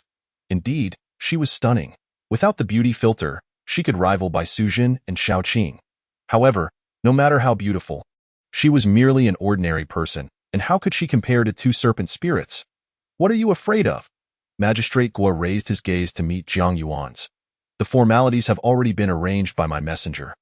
The date is set. If you wish to change your mind now, it would not only shame the Nie family." Jiang Yuan fell silent, knowing that to voice his desire to annul the engagement at this moment would certainly offend the magistrate before him. Yet, if he remained silent, he would risk losing both Bai Sujin and Xiao Qing in the realm of tenderness. "One finds the grave of heroes," Magistrate Guo said earnestly. "You have always been mature. You should understand what is truly most important to you." Jiang Yuan opened his mouth, only to find his throat filled with a cool, soft liquid, silencing his voice. "This matter is settled. The wedding date is set for the 26th of the 12th month." Magistrate Guo waved his hand. "Nie Fengyun will arrange everything. All you need to do is ride a fine steed to the wedding. Furthermore, recently, Nie Fengyun will be making a visit. You should have a good talk then." "I need to return home first," Jiang Yuan attempted to interject. Magistrate Guo regarded Jiang Yuan and suddenly asked, "Do you know when a constable is most diligent?" "Forgive my ignorance." Jiang Yuan shook his head. "When the position of captain is vacant," Magistrate Guo smiled, "as long as the position of wife remains. Why worry that the concubine will not be obedient?" Jiang Yuan departed the yamen, riding in a carriage. "You also have an engagement." Bai Sujin's voice was calm and unwavering. "I like you," Jiang Yuan declared directly. The jade sash remained utterly still. Jiang Yuan continued, "Regarding this engagement, I need to clarify matters with you. On the day we first met, the same day I received news of my success in the examination, I was invited to the yamen by that magistrate for a banquet. After the banquet, the magistrate discussed matters with me, mentioning arrangements for a marriage. At the time, I had no intention of marrying. I merely inquired about a girl named Nie Xiaoqian, whose birth date was rather special. And he mistakenly believed I was interested in her, offering to propose on my behalf. We then shifted the conversation to the spring examination, and I did not dwell on the matter. I never anticipated that the magistrate would take it seriously and bring it up again today." After a brief silence, Bai Sujin conveyed, "You have an engagement now. That is a fact. I am not like Su Xian," Jiang Yuan replied. Jiang Yuan murmured softly, "I am quite certain that I harbor feelings for you." "There is nothing unusual about it," Bai Sujin coldly transmitted. "Since you already have a fiancé, my sister and I shall no longer linger by your side. Do not even entertain thoughts of breaking off your engagement. It is you who taught me that one must not disrupt the fated union of Su Xian, and thus, I shall not disrupt yours." As her words fell, the soft jade belt at Jiang Yuan's waist transformed into a streak of flowing light. Vanishing in an instant, Jiang Yuan felt a pang in his head, initially believing that the greatest obstacle between himself, Bai Sujin, and Xiaoqing was Su Xian and Fa Hai. Little did he expect that the true impediment was Nie Xiaoqian. Yet, I have never even met Nie Xiaoqian. Upon returning to the Jiang residence, Jiang Yuan entered the grand hall, only to find it devoid of any presence. He stepped toward the door of the master bedroom. Gently knocking, the door creaked open. Jiang Yuan raised his gaze, but no one stood before him. He stepped inside and looked toward the inner chamber, where Bai Sujin and Xiaoqing sat side by side at the edge of the bed. Bai Sujin wore an expressionless face, her delicate features exuding a chilling demeanor, while Xiaoqing glared fiercely at Jiang Yuan.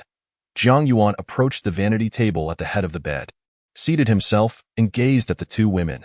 Taking a deep breath, he slowly proposed, "Let us elope." Bai Sujin and Xiaoqing were both taken aback. Elope? They turned to Jiang Yuan in unison, their eyes reflecting bewilderment. "I am willing to forsake all that I currently possess to accompany you both into the martial world," Jiang Yuan spoke softly. Xiaoqing looked at Bai Sujin. Bai Sujin furrowed her brow, remaining silent for a moment before shaking her head.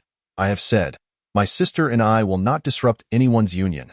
I am not speaking on a whim," Jiang Yuan explained. "In truth, I have long yearned for a life in the martial world, filled with swordplay and revelry.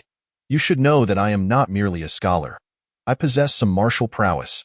What you yearn for has no bearing on us sisters," Bai Sujin replied coolly. Jiang Yuan turned to Xiaoqing. "Sister." Xiaoqing gently called, entwining her arm with Bai Sujin's. "Qinger, he has a fiancée and is soon to be wed," Bai Sujin reminded sternly. "That does not concern me," Xiaoqing retorted. Bai Sujin frowned. Jiang Yuan looked at Xiaoqing, asking, "Do your words still hold weight?" Xiaoqing's cheeks flushed slightly as she huffed. "If you persuade my sister to stay, I shall naturally not depart." "Why would I stay?" Bai Sujin scoffed. "Am I to serve as his witness?" "Then let us depart together," Jiang Yuan insisted. "Sister," Xiaoqing called out hurriedly. Bai Sujin's expression remained frosty as she calmly stated, "I have said, I will not disrupt your union.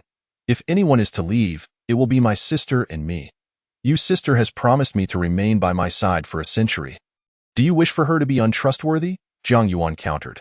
Bai Sujin glared at him, sneering, "It is you who has a fiancée. How can you blame me and my sister?" Jiang Yuan opened his mouth to respond but was interrupted by Bai Sujin. "There is no need for further discussion. My sister and I have overstayed our welcome here." Bai Sujin took Xiaoqing's hand, rising from her seat. "From now on, bridge shall be bridge, and road shall be road. We part ways with no expectation of meeting again." "Ah!" Xiaoqing barely had time to exclaim before her sister Bai Sujin whisked her away, their speed akin to a fleeting light. Jiang Yuan opened his mouth, staring at the empty bed, momentarily engulfed by a sense of loss. They have left just like that. Jiang Yuan made his way to the courtyard, gazing at the pond, memories of frolicking with the green and white serpents flooding his mind. It is impossible for them to leave. How could one repay a debt of gratitude only to depart halfway? Considering that Su Xian remained in Yuhang City, Jiang Yuan felt a slight relief. Since they have not departed, let them now witness my performance. Jiang Yuan rubbed his temples, contemplating how to soften the hearts of these two women and encourage them to return, preferably with a tinge of guilt. Chapter 36. Deeply entranced, the auction commences as evening fell.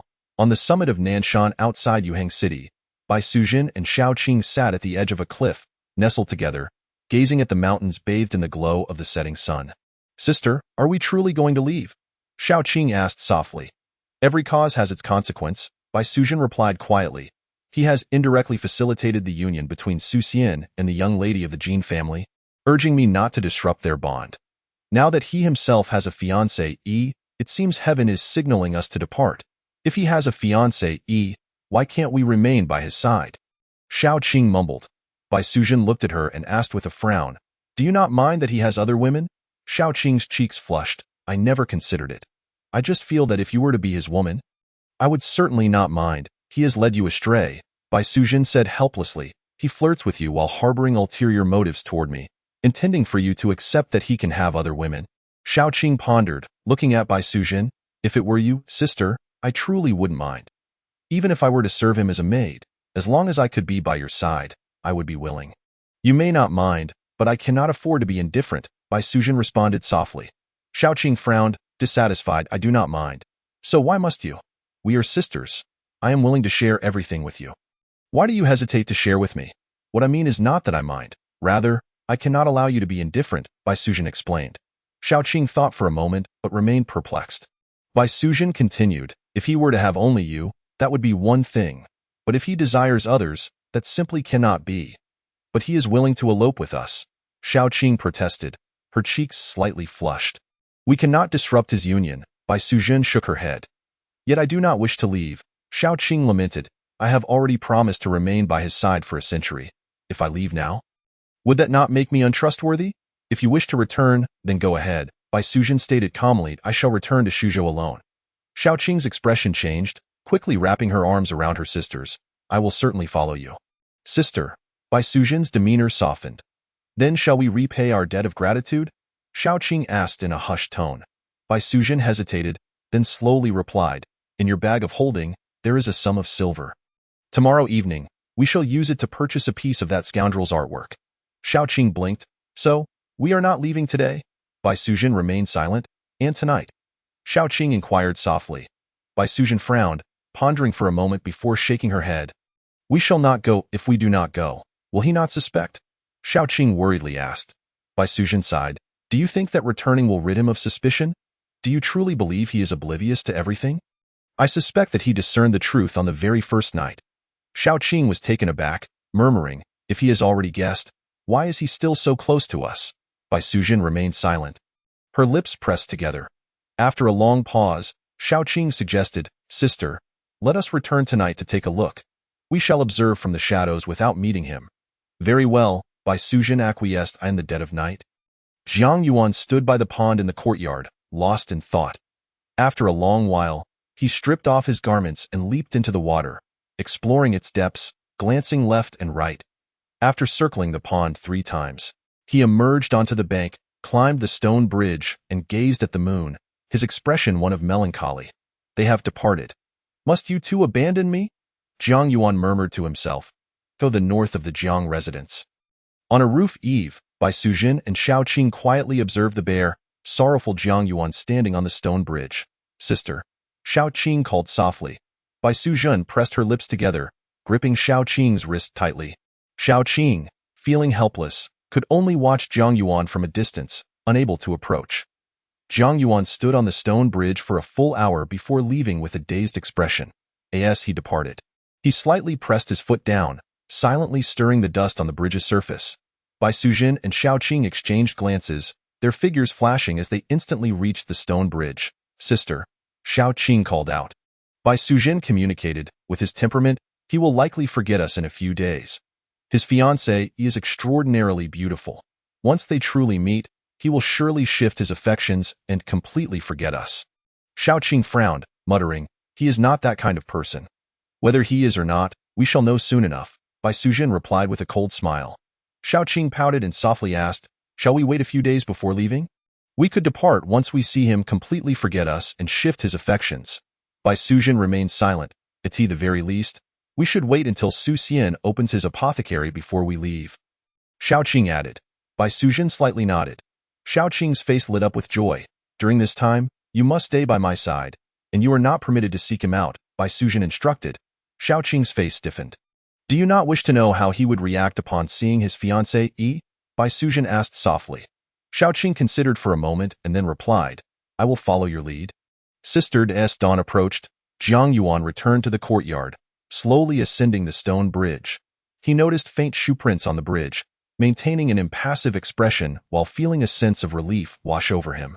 Last night, he had stood on the bridge gazing at the moon, and as he left, his feet had subtly stirred the dust on the bridge's surface. Now, several new footprints of varying sizes were subtly imprinted on the bridge, indicating that someone had indeed lingered there after his departure. Maintaining the act is indeed an art. Jiang Yuan lingered on the bridge for a while longer, then circled the entire courtyard before leaving the Jiang residence and strolling leisurely in the northern part of the city. First, I shall seek out Su Xian. Then I will spend an entire day at the residual snow pavilion to manifest my sorrow. In the morning, Jiang Yuan arrived at Bowen Hall, greeted Su Xian, and proceeded to Dr. Zhang's consultation room. As usual, Dr. Zhang examined Jiang Yuan's pulse and stroked his beard, remarking, is it merely the same as before? Jiang Yuan, dissatisfied, retorted, ever since encountering Bai Sujin and Xiaoqing, He had been consuming nourishing tonics daily, and he had even practiced the Dragon Elephant Sutra to the 6th volume. His strength undoubtedly multiplied. So how could his body remain unchanged? Dr. Zhang chuckled. The pulse indicates you are still a virgin. Is this not the same as before? Jiang Yuan's face darkened as he stood to leave. Upon entering the apothecary's main hall, he engaged Su Xian in conversation. I aim to establish the apothecary before your wedding. Jiang Yuan declared that by tomorrow, I should have some funds arriving. Then you can begin preparations for purchasing the apothecary's premises. Very well, Su Xian replied, his excitement difficult to contain. Jiang Yuan observed Su Xian, have you met with Miss Jean again? Well. Su Xian's cheeks flushed as he whispered, she came to the apothecary yesterday to purchase medicine, and we exchanged a few words. You must treat her well, Jiang Yuan advised. Indeed, Su Xian nodded fervently. After exiting Bowen Hall, Jiang Yuan made his way directly to the residual snow pavilion, taking a seat on the innermost bench, gazing longingly at Westlake, embodying the sorrow he imagined. Go compare Westlake to a celestial maiden. It suits both thick and thin makeup alike, Jiang Yuan murmured, reminiscing about his time spent with Bai Sujin and Shao Qing, momentarily lost in thought. Despite the acting, he found himself genuinely missing Bai Sujin and Shao Qing after just a day apart. Not far off, in the nearby woods, Bai Sujin and Shao Qing quietly observed Jiang Yuan. He is thinking of us, Shao Qing whispered. Bai Sujin remained silent, her lips pressed together. 18 noon. As Su Xian returned home, he passed by the residual snow pavilion and saw Jiang Yuan sprawled on the bench, asleep. His steps faltered, and he stood outside the pavilion watching for a moment, hesitant to disturb him, before quietly departing. Nearby, the two women's gazes briefly lingered on Su Xian before returning to Jiang Yuan. After lunch, when Su Xian passed the residual snow pavilion again, he noticed Jiang Yuan still asleep. After a moment's hesitation, he stepped inside. Hearing the sound, Jiang Yuan sat up and looked at Su Xian, asking, what is the matter? Su Xian's cheeks reddened as he softly said, I saw brother Jiang lying here, so I thought I would come to check on you. I am fine. Jiang Yuan shook his head. Your sister-in-law is upset with me and has kicked me out. I'll lie down a little longer before heading home. You should attend to your business. Oh, Su Xian did not press further. Jiang Yuan watched Su Xian leave, then sat for a while longer before also departing the residual snow pavilion, heading toward the outskirts of the city. Where is he off to now? Isn't there an auction for calligraphy and paintings tonight? Shao Qing quietly inquired from a distance. Bai Sujin replied softly, perhaps to Nanshan. Nanshan? But he hasn't brought any painting supplies, Shao Qing noted. Bai Sujin remained silent. After about half an hour, Bai Sujin's words were validated as Jiang Yuan indeed ascended Nanshan. Having brought no brushes or ink, it was clear he had no intention of painting. He lay on the rocks at the cliff's edge, yawning and continuing to feign sleep, pretending to be sorrowful. He here to sleep. Shao Qing's eyes glimmered with curiosity. Bai Sujin gently bit her lip, her gaze fixed on Jiang Yuan without uttering a word. As evening approached, Shao Qing reminded, the auction is likely to commence soon.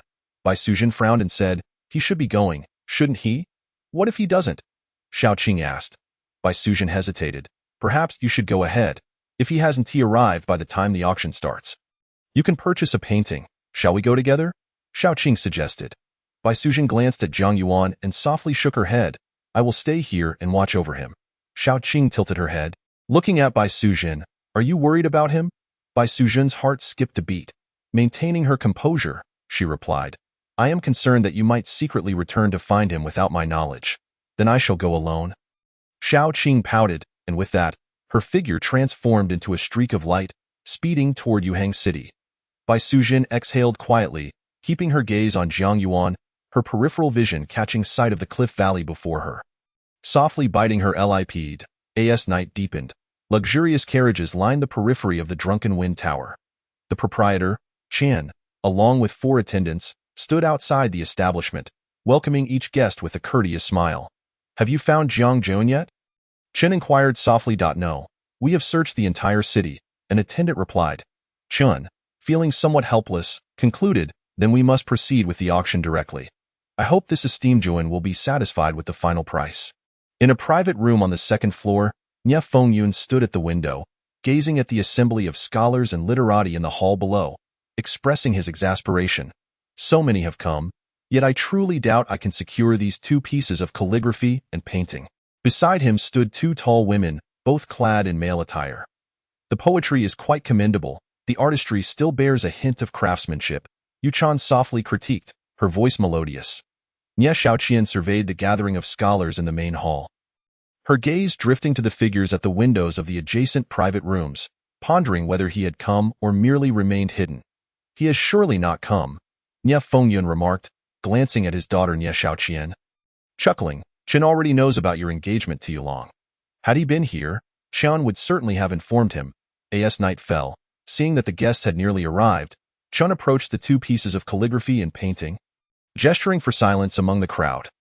Jiang Juan has encountered a sudden matter and will not be attending this evening, Chen stated with a look of regret, then added with a smile, however, there is no need for disappointment.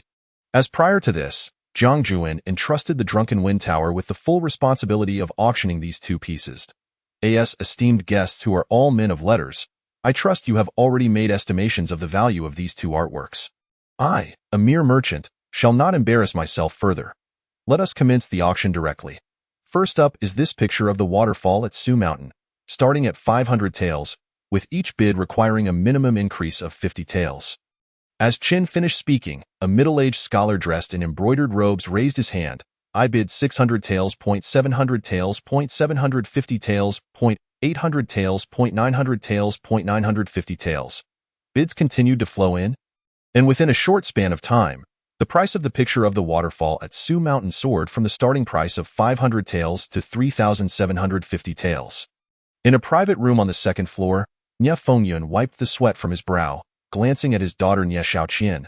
The guests in the private room have yet to place any bids. This price will likely double. Is it worth it? Nie Xiaoqian questioned, her gaze landing on the picture of the waterfall at Su Mountain. It is worth it, Yu Chan, standing beside Nie Xiaoqian, stated softly, if judged solely on the painting. It may not be worth much, but it is accompanied by poetry, and a superb new poem at that. This painting possesses the potential for timeless legacy. Bids continued to escalate, with voices ringing out. 10,000 taels, a clear, bright voice, laced with a hint of laughter, suddenly resonated from a private room. The entire building fell silent as all eyes turned to the second floor, where an enchanting woman in a green dress stood at the window. Beaming with a smile. It's her. Qin's eyes brightened, recognizing the captivating woman as Jiang Yuan's companion. Nie Fengyun, Nie Xiaoqian, and Yuchan also glimpsed the enchanting woman in green through the window. 1,200 taels. Nie Fengyun suddenly called out, "Him?" The crowd collectively turned to Nie Fengyun. He bowed slightly toward the window, smiling. I am Nie Fengyun, and recently, due to the favor of Governor Gua, my daughter Xiaoqian has become engaged to Jiang Juan. I kindly request that all esteemed guests grant me a small favor in this matter. As soon as he finished speaking, 20,000 taels. The enchanting woman in green called out again. Nie Fengyun's expression faltered, and the atmosphere in the hall turned peculiar. The literati who had intended to bid all halted, and even Chen, the proprietor, was left bewildered, having thought the young lady was sent by Jiang Yuan to drive up the price.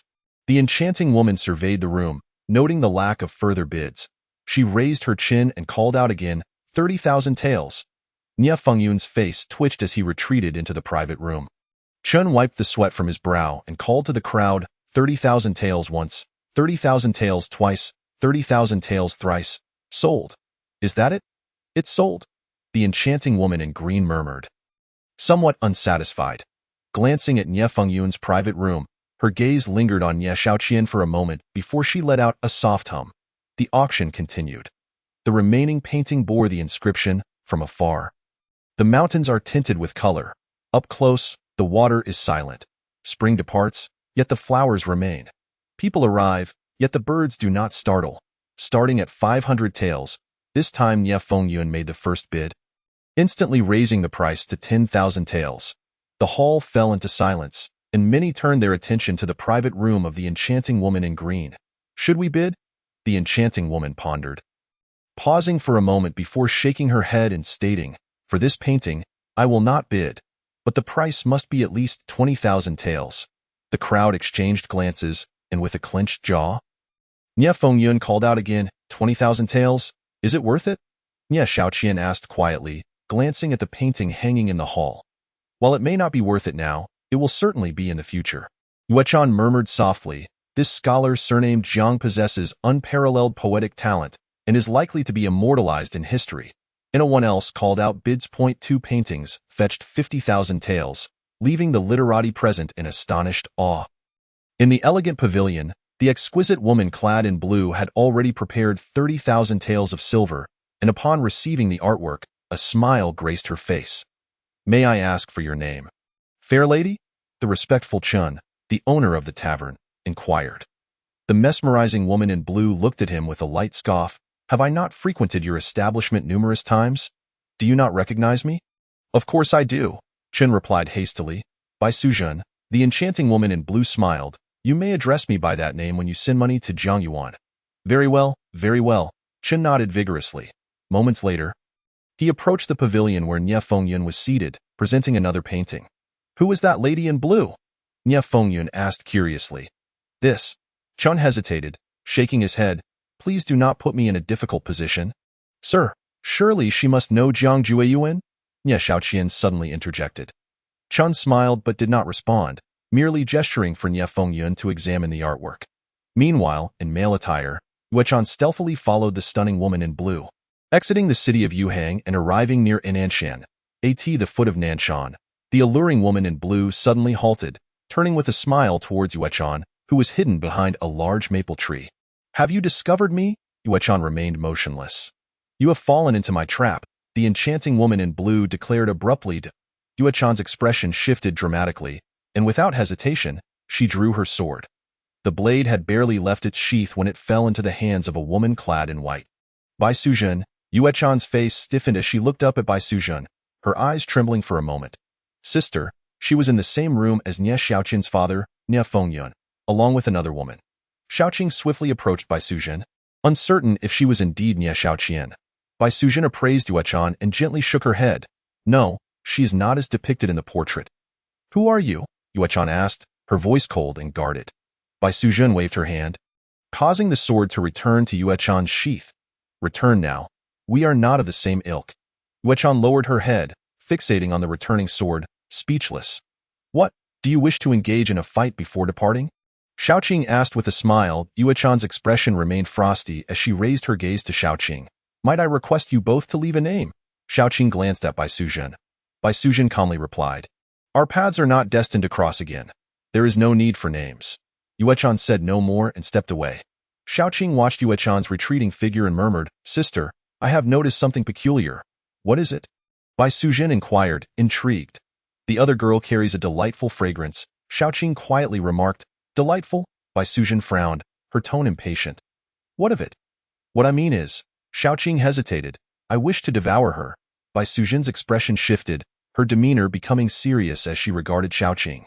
Xiaoqing blushed, quickly clarifying, "I do not have a penchant for eating people, nor have I ever. I merely mean she is unlike anyone else." "What do you mean?"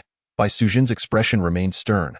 Xiaoqing pondered before saying, "In the room adjacent to hers, the essence I sensed from her was akin to a ripe celestial peach, a sacred fruit. The fragrance she emanates is not of ordinary quality. Rather, it is exponentially more potent than the spiritual essence pill concocted by the old Taoist of a May mountain. Strangely, when I try to sniff it directly, I cannot. Yet when I do not, I can distinctly feel her presence and the fragrance she radiates. I sense that soon, she may reach maturity." "Are you suggesting that Nie Xiaoqian's constitution or bloodline is exceptionally unique?" "Akin to a tonic for you, immensely alluring." Bai Suzhen grasped the meaning. Xiaoqing nodded vigorously. "Yes, I scarcely dared to gaze upon her, fearing I might lose control. Let us wait for that scoundrel to return home first." Bai Suzhen contemplated. Chapter 38. Nie Xiaoqian's unique constitution. Atop Nanshan, Jiang Yuan reclined at the cliff's edge, gazing at the starry sky. Pondering the nature of this realm, he could now ascertain that this world contained Bai Suzhen, Xiaoqing, and Su Xian. There was Jinshan Temple, and likely Fa Hai as well. There were demons and malevolent cultivators, yet in the towns, there was scarcely a demon to be found, and even cultivators were few and far between. In contrast, martial arts seemed quite commonplace. Perhaps this place was too remote.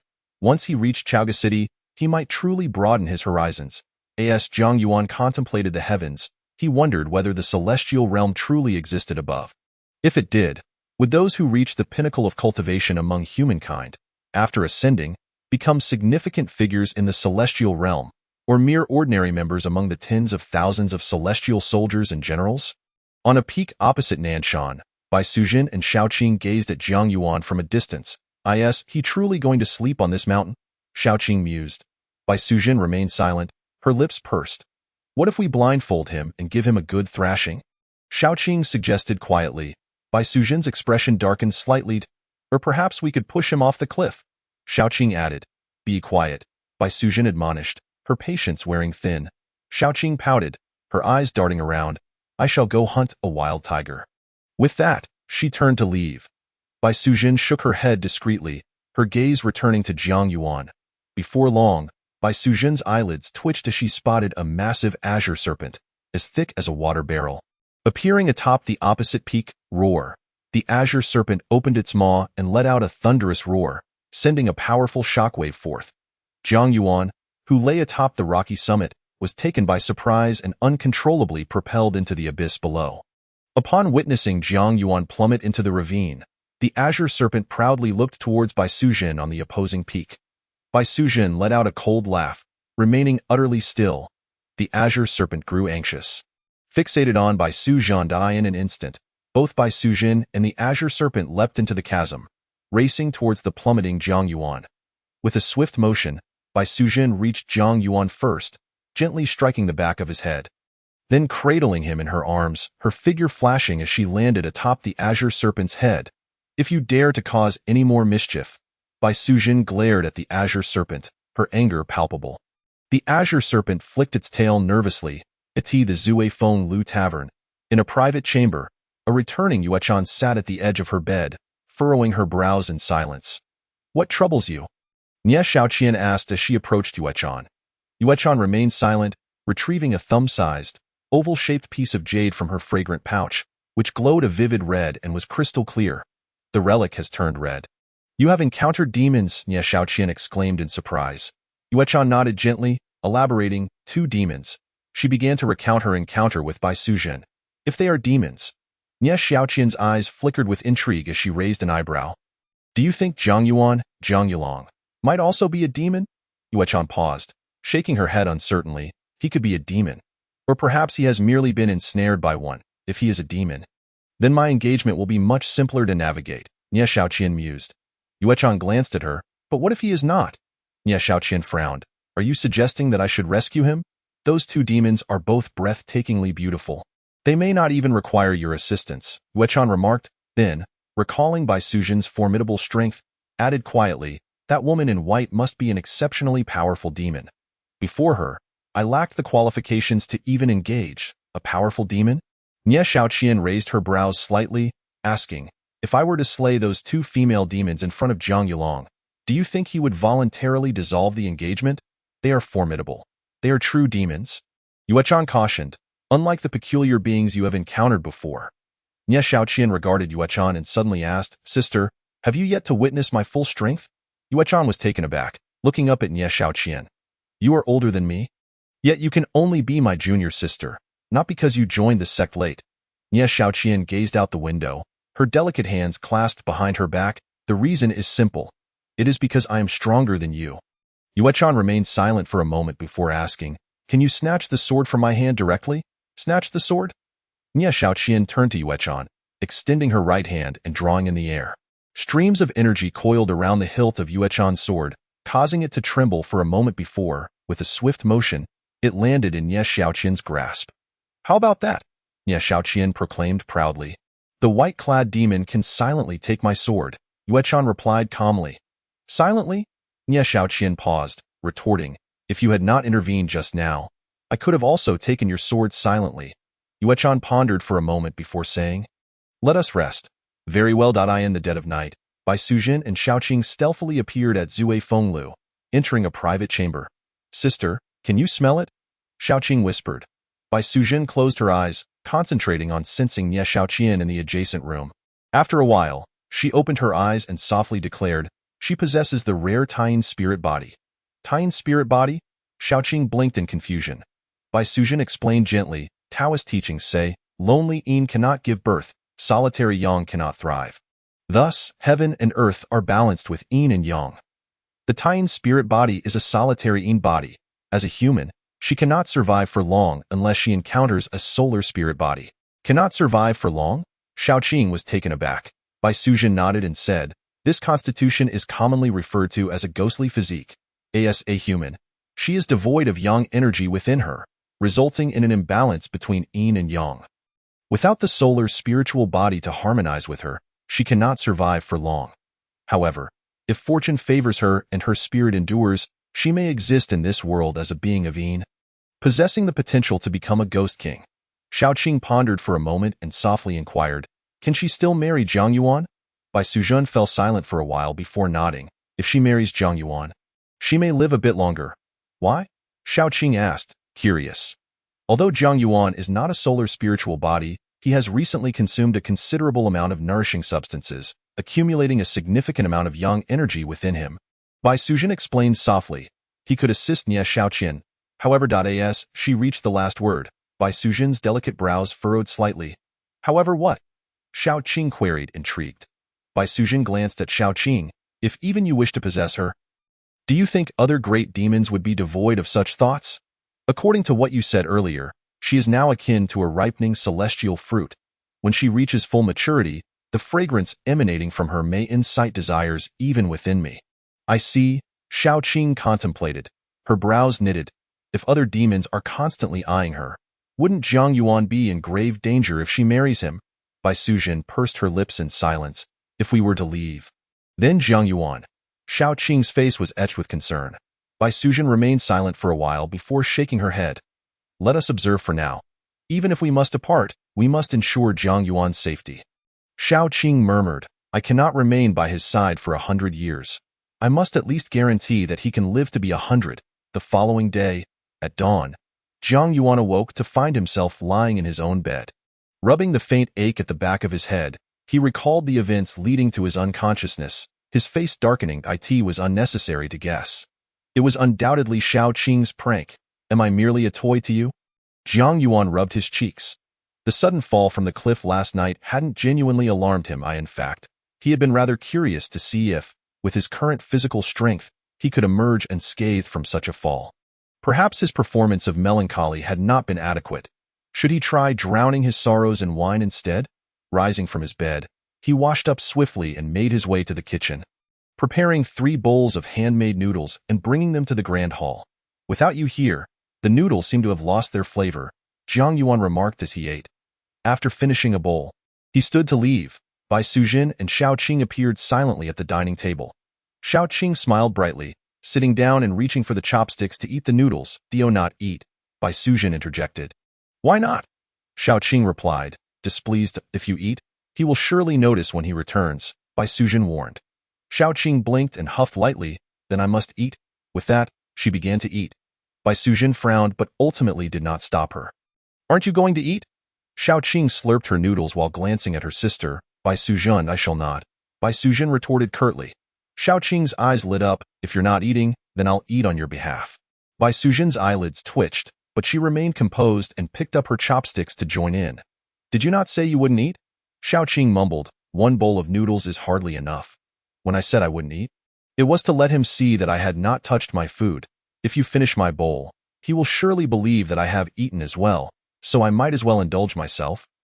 Bai Sujin explained wistfully. It's because you want to eat, hence you are eating. Shaoqing chuckled softly. Bai Sujin's cheeks flushed slightly, and she chose to ignore her sister. Zhang Yuan is correct. Sister, you are indeed speaking contrary to your heart. Shaoqing added. Bai Sujin shot a cold glance at Shaoqing. Shaoqing cleared her throat and continued to slurp her noodles. At the entrance of the residence, Zhang Yuan discovered that the door had been locked from the outside. Further confirming that Bai Sujin and Shaoqing had returned him home last night, he approached the wall, leapt lightly, and vaulted over the top, landing outside. Zhang Jiayuan? A hesitant voice called out. Zhang Yuan turned to see a servant from the Drunken Wind Tower. Is there something you need? Zhang Yuan asked, adjusting his attire with composure. The auction of your calligraphy and paintings has concluded. Boss John has sent me to wait for you here, hoping you can make your way to the Drunken Wind Tower promptly. The servant replied eagerly, all right. Chapter 39. The first meeting with Nie Shaoqian. On the way, Zhang Yuan casually inquired about the auction's prices and was astounded to hear that the two pieces had sold for 50,000 taels combined. That price is inflated, he remarked. Mr. Nie Fengyun purchased one of the pieces. The servant replied cheerfully. Nie Fengyun. Zhang Yuan paused, asking, what about the other piece? It was purchased by a certain young lady dressed in green who has visited the Drunken Wind Tower with you on several occasions. Ah, her, Zhang Yuan murmured, not probing further, feeling somewhat exasperated. Spending my money to buy my paintings? Is this money laundering? Upon arriving at the Drunken Wind Tower, Boss Chun was quick to greet him, leading Zhang Yuan to a private room while recounting the events of the previous night's auction. When he learned that the young lady in green was named Bai Sujin, a smile flickered in Zhang Yuan's eyes. It was evident that Xiao Qing was willing to stay. Entering the private room, he was met with 5 chests overflowing with silver. This is 50,000 taels. I also have silver notes from the Su-style trading house. Boss Chun produced a stack of notes from his pocket. Silver notes will do, Zhang Yuan replied. Your commission can be extracted at the standard auction rate. There is no need to consider my identity. No need for commission. Boss Chun presented the 50,000 taels in silver notes. Smiling, there are a few guests who wish for me to inquire if you have any other artworks. If they offer a substantial price, do let me know, Zhang Yuan replied, counting the notes. During my time in Yuhang City, I will certainly return to the Drunken Wind Tower should I sell more calligraphy or paintings. Understood, Boss Chin beamed, recalling some remarks made by Nie Fengyun the day before. Mr. Nie is on the 3rd floor. Would you like to meet him? Is it just him, or are there others? Zhang Yuan inquired. Boss Chun quickly responded. Mr. Nie is accompanied by 2 young ladies dressed in men's clothing. Point 2. Zhang Yuan was taken aback, contemplating before saying, arrange another private room for them to meet me. Certainly, Boss Chun nodded. Moments later, in a private room on the 2nd floor, Zhang Yuan encountered Nie Fengyun, a middle-aged man clad in a blue brocade robe. After some brief pleasantries, Zhang Yuan got straight to the point. I wish to know what Miss Nie thinks of this marriage proposal. Nie Fengyun promptly replied with a smile, it would indeed be a blessing for my daughter to marry Zhangja. Is that so? Zhang Yuan poured a cup of tea for Nie Fengyun. You need not concern yourself with me or Governor Gao. If Miss Nie is unwilling or has someone in mind, please feel free to speak freely. I am not one to force others against their will. You are overthinking it, Zhang Jiayuan. To marry you is indeed a stroke of luck for Xiao Qian, Nie Fengyun said, beads of sweat forming on his brow. Tell me about Miss Nie, Zhang Yuan said, taking a sip of tea. Xiao Qian. Nie Fengyun pondered for a moment. She has attended a few years of private school, knows a bit about music, chess, calligraphy, and painting, enjoys embroidery, and has a gentle disposition. It would be a disgrace for her to be a concubine. Take her as a concubine would indeed be a slight. Zhang Yuan replied. Not at all, not at all, Nie Fengyun quickly reassured him. It is my Nie family who is overreaching. Allow me to meet her, Zhang Yuan said, not delving further. In the Daliang dynasty, there exists a hierarchy among scholars. Farmers, artisans, and merchants, with the status of literati being quite elevated, particularly for someone like Zhang Yuan, who had achieved the status of Jiyuan, all but destined to enter civil service. Ordinary merchants could only aspire to such heights. Zhang Yuan had considered putting on airs, mainly speculating that Bai Sujin and Xiao Qing might be nearby, making it inappropriate to be too close to his prospective father-in-law. Please wait a moment, Nie Fengyun said, rising to leave. Zhang Yuan stood and approached the window, gazing out at the bustling street below, alive with activity and vibrancy. If only life could remain as it was at first sight. Zhang Yuan murmured softly, his eyes fixated on the street, striving to convey the melancholy he imagined. Regardless of whether Bai Sujin and Xiao Qing were nearby, performing a semblance of melancholy was undoubtedly prudent. Creaking open, the door to the private room revealed soft footsteps drawing near. Zhang Yuan did not turn around until he heard the barely perceptible sound of a sword being drawn. A cold blade rested against the right side of his neck. Nie Xiaoqian? Zhang Yuan asked, calmly gazing out the window. It is I. A melodious and ethereal voice responded, laced with a hint of allure. Dio, you already have someone in mind. Zhang Yuan inquired thoughtfully. Nie Xiaoqian denied it. I do not. Then you simply do not wish to marry me, Zhang Yuan surmised. Nie Xiaoqian scoffed. If I do not marry you, you will surely make things difficult for my father. Killing you would be the safest option. That is unnecessary, Zhang Yuan replied. If you do not wish to marry, then I have no desire to wed either. Nie Xiaoqian narrowed her eyes slightly. You do not wish to marry me? Zhang Yuan hesitated.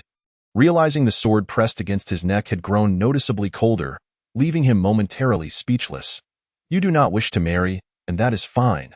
But if I do not wish to marry, does that make it my fault? Allow me to tell you a story, Jiang Yuan began. It transpired recently. The words of a man are but deceptive lies. How ironic, Nie Shaoqian retorted. If I am not mistaken, once you finish your story, I will likely be inclined to let you go. Thus, I choose not to listen. Regardless of whether you listen or not, I shall speak. Because of our engagement, I have lost them all, Jiang Yuan continued. The most absurd part is that, prior to today, I had no knowledge of your existence. If you are unwilling to marry, we can amicably dissolve this engagement. As he spoke, Jiang Yuan disregarded the long sword resting against his neck. Turning to gaze at Nie Shaoqian, their eyes met, and Jiang Yuan felt a fleeting moment of dizziness. Nie Shaoqian donned a pale yellow dress, her figure graceful, her skin glowing like the setting sun, and her face exuded a blend of innocence and charm, a beauty that was simply unparalleled. Her appearance surpassed that of any portrait. A girl like you has no cause for concern regarding marriage, Jiang Yuan remarked softly. Nie Shaoqian's cheeks flushed a rosy hue as she glanced at Jiang Yuan's face, and with a light huff, she responded, but everyone is aware of our betrothal. I could inform them all that I have my reasons for silence. Jiang Yuan pondered. In such a case, even if the engagement were to be annulled, your reputation would remain untarnished. Nie Shaoqian frowned, displeased. Are you suggesting that I should play the villain? If I were to break our engagement simply because I find your silence distasteful, what would others think of me? How could I ever marry thereafter? What do you propose? Must you truly resort to killing me? Jiang Yuan inquired. Nie Shaoqian sheathed her sword, snorting lightly. I am not a remorseless villain. How could I possibly kill you without reason? Jiang Yuan scrutinized her, sensing a distinct shift in her demeanor. Setting aside the matter of their engagement for the moment, Nie Shaoqian regarded Jiang Yuan's handsome visage, declaring, I need to ascertain something first. What is it? Jiang Yuan asked, surprised. Chana, come in. Nie Shaoqian called towards the door of the elegant pavilion. With a creak, the door opened, and Yu Chan entered. A flicker of intrigue flashed in Jiang Yuan's eyes. The woman approaching wore a flowing outfit of pale purple silk, her figure tall and voluptuous, her lustrous black hair tied with a silver ribbon. Her skin was as smooth as jade, her beauty rivaling that of Nie Shaoqian, and she possessed an air of aloofness. Yu Chan approached Nie Shaoqian and produced a thumb-sized relic. The relic shimmered with a translucent brilliance, faint traces of red swirling within. He is not a demon, yet he carries a hint of demonic aura, Yu Chan remarked, casting a glance at Jiang Yuan. Jiang Yuan narrowed his eyes. The current situation was beyond expectation. Not a demon, indeed, Nie Shaoqian smiled. Yu Chan, taken aback, scrutinized Nie Shaoqian before suddenly recalling something, her gaze shifting to Jiang Yuan, resting upon his strikingly handsome face. Demon? What demon? Jiang Yuan inquired with an impassive tone. Nie Shaoqian inquired playfully, have you recently become acquainted with two stunning beauties? Are you investigating me? Jiang Yuan fixed his gaze on Nie Shaoqian. She pouted. You think too much. That demon in green caused my father to spend 20,000 taels on your paintings. I had Chana accompany me to observe, only to discover that those two women are indeed great demons. On what basis do you determine they are demons? Jiang Yuan questioned, his gaze lingering on the relic in Yu Chan's hand. This is a white crystal relic from the Buddhist sect, capable of identifying demons and spirits, Nie Shaoqian explained. If a demon approaches the white crystal relic, it will turn red. White crystal relic. Jiang Yuan mused. Looking at Nie Shaoqian, your father did not mention that you possess such knowledge. Nie Shaoqian's cheeks flushed slightly. It is nothing extraordinary. Why would I need to tell you? Yu Chan fixed her gaze on Jiang Yuan and suddenly asked. You don't seem surprised or frightened? Nie Shaoqian also regarded Jiang Yuan with suspicion. You are indeed too calm. Jiang Yuan remained silent, retrieving a segment of fire eel tendon, approximately 25 centimeters long, gripping one end and drawing it closer to Nie Shaoqian. She appeared bewildered as the soft tendon dangled downwards. You are not a demon, Jiang Yuan stated, then shifted the tendon towards Yu Chan, who was startled as the previously pliable tendon suddenly became rigid, pointing directly at her. Both Yu Chan and Nie Shaoqian were taken aback. What is happening? Nie Shaoqian asked, intrigued. Yu Chan mirrored her confusion. You are a demon, Jiang Yuan asserted, looking at Yu Chan with certainty. What? Both Yu Chan and Nie Shaoqian were momentarily stunned. Jiang Yuan waved the straightened fire eel tendon, explaining, "This is the legendary fire eel tendon, capable of discerning demons." "Nonsense!" Yu Chan exclaimed in anger. Nie Xiaoqian appeared equally exasperated. "You acknowledge this is nonsense?" Jiang Yuan retorted, retracting the fire eel tendon, and scoffed. "You wave a mere stone before me and claim my companions are demons. Is that not absurd?" Yu Chan was both furious and speechless. Nie Xiaoqian interjected, "Can our Buddhist relic truly be false? My fire eel tendon is genuine." Jiang Yuan asserted earnestly, "That is indeed the truth. This small piece of fire eel tendon was specifically reserved for extreme situations when one might require potent sustenance to prolong life."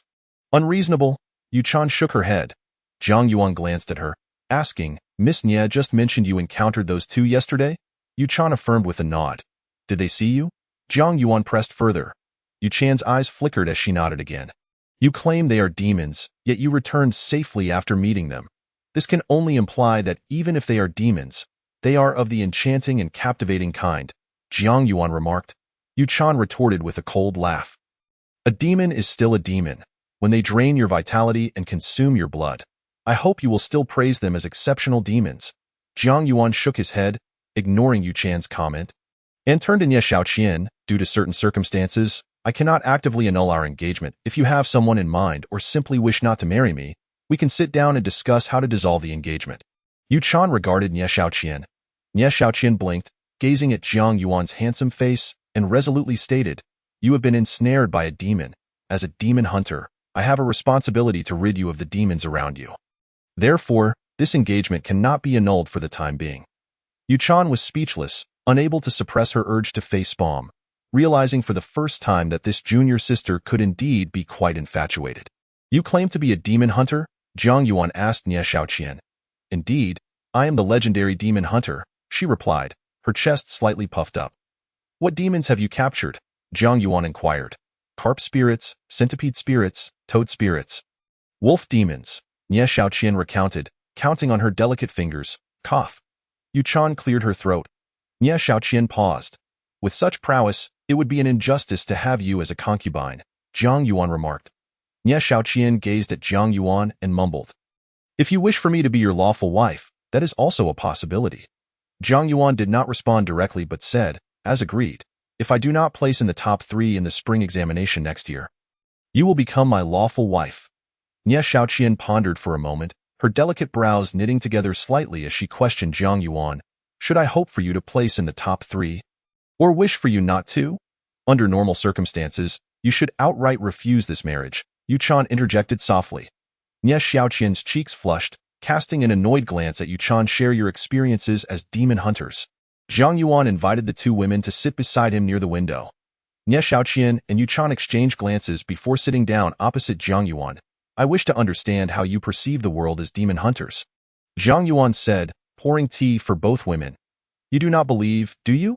Yu Chan quipped. "It is said that in ancient times, there were 10 suns, all transformed from golden crows. With 10 suns in the sky, the earth became a sea of fire. There was a shaman named Hoi, skilled in archery, who shot down 9 suns, leaving one to illuminate the earth and bring life back to the land." After sharing this brief tale, Jiang Yuan looked at the two women and added, "I do not particularly believe in such mythological stories, but I do enjoy listening to them. Does disbelief and enjoyment conflict?" Yu Chan fell silent. "I too have heard the legend of the golden crows transforming into suns," Nie Xiaoqian smiled. "But that is of little importance," Jiang Yuan replied. "Now, tell me about your journey as demon hunters." Nie Xiaoqian nodded. "When I was 6 years old, my master approached my father, stating that I was born on an auspicious day, a daughter of the moon, blessed with a natural aptitude for cultivation. My father believed him and allowed me to apprentice under my master. Since then, I have diligently studied the arts, vanquishing demons and upholding righteousness in the human realm. A daughter of the moon?" Jiang Yuan sipped his tea in silence. The Nie Xiaoqian of a past life gained fame only posthumously. Jiang Yuan had little impression of the living Nie Xiaoqian. Whether she was indeed born on an auspicious day remained unknown to him. Yet upon hearing that Nie Xiaoqian had learned the arts, a strong intuition arose within him. The Nie Xiaoqian before him might not merely share a name. "What is the name of your master?" Jiang Yuan set down his teacup and asked. "Yin Qixia," Nie Xiaoqian replied with a smile. "Who?" Jiang Yuan lifted his gaze to him. "My master's name is Yin Qixia," Nie Xiaoqian stated, looking at Jiang Yuan. "Why? Do you know him?" Yu Chan also regarded Jiang Yuan with a subtle intensity. Jiang Yuan paused for a moment before inquiring, "Is that a man's name or a woman's?" "Naturally, it is a man's," Nie Xiaoqian replied, exasperated. "A man indeed." Jiang Yuan poured himself another cup of tea to calm his emotions. In his previous life, Yin Qixia was also a renowned figure and my master, though a Taoist, is unkempt, a burly man with a beard. Nie Xiaoqian softly added, "What teachings has your master imparted to you?" Jiang Yuan inquired casually. "Many," Nie Xiaoqian smiled, then gently inhaled, causing the tea in Jiang Yuan's cup to flow backward, forming a stream that flowed toward her lips. Jiang Yuan watched quietly, feeling an inexplicable absurdity. It is indeed reasonable to consider Nie Xiaoqian from her previous life as possessing some degree of strength, and it seems plausible that she has some knowledge of Taoist techniques. "Which of you two is more formidable?" Jiang Yuan inquired while assessing the two women. Nie Xiaoqian and Yu Chan exchanged glances. Yu Chan made a dismissive gesture. Nie Xiaoqian raised her chest slightly and said, "Although Chana is older than me, she is my junior sister. Who do you think is mightier?" "I can't guess," Jiang Yuan replied. "How about you two have a contest? Xiaoqian is stronger," Yu Chan stated bluntly, "since Miss Chan isn't willing." Jiang Yuan turned to Nie Xiaoqian. "Shall we have a match?" Both Nie Xiaoqian and Yu Chan were taken aback, staring at Jiang Yuan in unison. "Arm wrestling, can you do it?" Jiang Yuan extended his right arm, elbow resting on the table, palm reaching out toward Nie Xiaoqian. "Let us see who is stronger. Are you sure you want to compete in strength with me?" A peculiar glint flashed in Nie Xiaoqian's eyes. "If you win, I will gift you a painting," Jiang Yuan said. "If I win, you must give your junior sister a good beating." "What?" Yu Chan's expression darkened. Nie Xiaoqian blinked, nodded with a smile, and said, "All right with that." She moved the teacup aside and reached out to grasp Jiang Yuan's hand. Chapter 41. Let us see how long you can endure. As their hands touched, Nie Xiaoqian's cheeks flushed.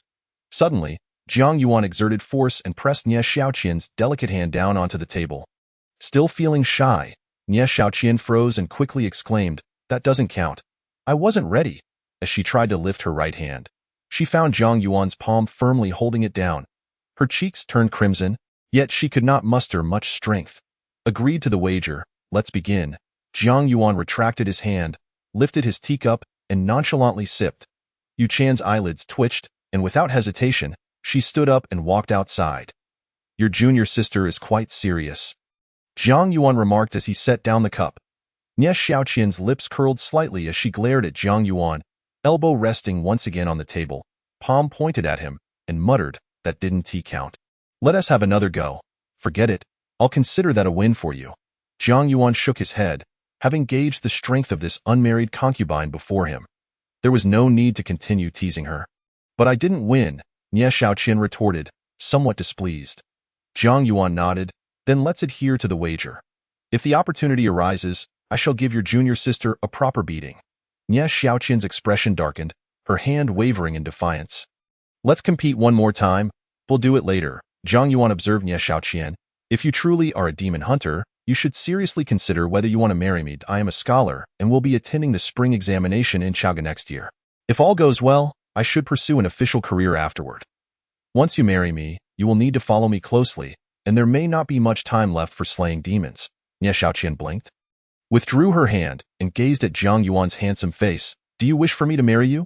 "That is an intriguing question," Jiang Yuan replied, pouring himself a cup of tea. Before answering, "Allow me to pose a question to you. If we did not have this marriage contract, but by some twist of fate, I came across a household registration document bearing your name, inscribed with Jiang Yuan's concubine, would you acknowledge it upon seeing it?" After some contemplation, Nie Xiaoqian's cheeks flushed as she replied subtly, "If it were someone else, I certainly wouldn't acknowledge it."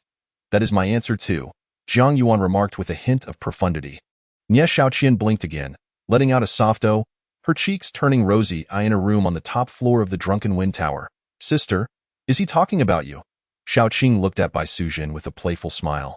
Bai Sujin's cheeks tinged with red as she held a warm teacup, taking a gentle sip without speaking. "Oh, you think he believes we are demons?" Xiaoqing asked curiously. Bai Sujin pondered for a moment, glancing at the green attire worn by Xiaoqing, then looking down at her own white garment. "If I were him, I would certainly believe it." Our flaws are too conspicuous. During the day, one of us wears white while the other wears green. And at night, there's a white snake and a green snake. Anyone could connect the dots. Oh? Xiao Qing blinked. Bai Sujin teased. Why must you insist on wearing green? Because I am? Xiao Qing blurted out, only to stop mid-sentence and burst into laughter. Bai Sujun joined in her amusement. Since he knows everything, then what about us? Xiao Qing looked at Bai Sujun with anticipation. He already has a fiancée. What are we still doing here? Bai Sujun replied with a hint of melancholy. Xiao Qing pouted. He just said he wanted you to be his concubine. Bai Sujin's cheeks flushed. Nie Xiaoqian is his concubine. Indeed, indeed. Nie Xiaoqian is willing to be his concubine. Yet you are not, sister. Xiao Qing retorted playfully. You? Bai Sujin glared at Xiao Qing in irritation. All right, since sister is unwilling, let us leave together. Xiao Qing sighed dramatically. From now on, let us act as if we do not know him. Even if he gets eaten by another great demon, it has nothing to do with us. Bai Sujin shot Xiao Qing a disapproving glance. At noon, Zhang Yuan accompanied Nie Fengyan for lunch, engaging in a brief discussion regarding his betrothal to Nie Xiaoqian. The wedding date was set for the 26th day of the 12th month, and Zhang Yuan would need to set off a day in advance to the Nie residence in Jinhua to fetch the bride. After lunch, Zhang Yuan bid farewell to Nie Fengyan and his family and made his way directly to the Bowen Hall. Brother Jiang, Su Xian called out, I'm taking half a day off from my master. Zhang Yuan stated plainly, having received 50,000 taels in silver notes and now prepared to assist Su Xian in acquiring a pharmacy. Taking leave? Oh, all right. A moment later, Zhang Yuan and Su Xian left Bowen Hall together. People are dressed by their garments, just as horses are adorned by their saddles. Zhang Yuan remarked, glancing at Su Xian, from now on, you will be Master Su. You must wear appropriate attire. Su Xian's cheeks flushed as he lowered his head slightly, unsure of what to say.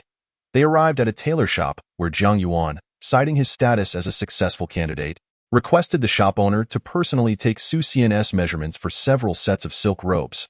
Throughout the process, Su Xian remained blushing, appearing quite shy and reserved.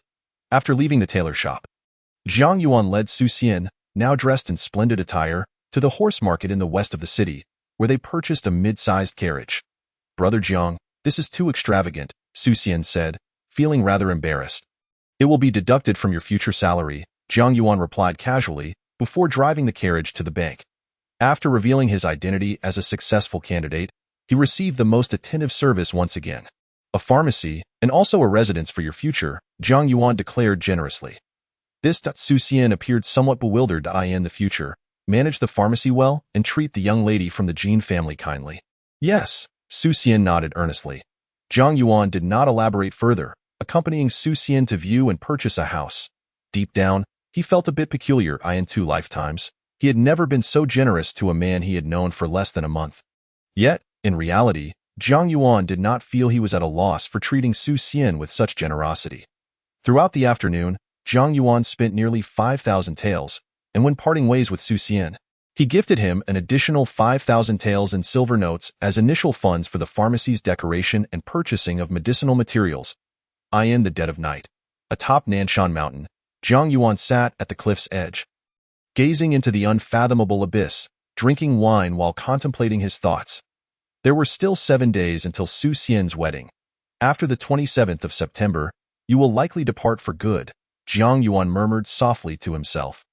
On the opposite peak, Bai Sujin and Xiao Qing exchanged glances. Is he speaking to us? Xiao Qing asked in a hushed tone. Bai Sujin bit her lip, gazing at Zhang Yuan without uttering a word. I met Nie Xiaoqian. She is quite beautiful, Zhang Yuan continued. While spending time with her, I deliberately tried to forget about you both, convincing myself that marrying Nie Xiaoqian wouldn't be so bad. Yet, amidst her and her sisters, I could never muster any enthusiasm. However, accompanying Su Xian in purchasing a carriage and a house gave me a slight sense of motivation. But after the house was purchased, I suddenly felt as if I had lost all my goals and became bewildered. You entered my world, revealing to me a broader horizon, allowing me to experience a beauty I had never known, only to leave me cruelly. You two are thieves who have stolen everything from me. Having said that, Zhang Yuan reclined against the rocks and curled up, feigning sleep, a hint of helplessness rising within him. During the act, it was not suitable for cultivation nor for extracting the Taoist techniques that Nie Xiaoqian understood. He was certain that both Nie Xiaoqian and Yu Chan, having been disciples of Yin Qixia, possessed true cultivation methods. Yet, for the sake of performance, he had to restrain himself. Let us see how long you can endure. As the night deepened, while Zhang Yuan was pretending to be asleep, he felt his body being lifted and cradled in warmth. After a moment of hesitation, he decided to continue feigning sleep. He had a strong premonition that once he opened his eyes, he would be knocked unconscious by Bai Suzhan. "Sister, don't throw a tantrum," Xiaoqing whispered, embracing Zhang Yuan and complaining. Bai Suzhan furrowed her brows and replied, "He is deliberately speaking to us. Buying a carriage and a house for Suxian this afternoon was also for our benefit?" Xiaoqing shot a sidelong glance at Bai Suzhan. Bai Suzhan remained silent. "Even if it was done for our sake, it is still in repayment of the kindness owed to sister," Xiaoqing huffed lightly. Holding on to Zhang Yuan as they soared toward Yuhang City, Bai Suzhan shook her head, following closely beside Xiaoqing, casting a glance at Zhang Yuan and whispering he might still be pretending to sleep. Feigning sleep? Xiaoqing blinked, looking down at Zhang Yuan's calm face, his breathing steady. "You could try it."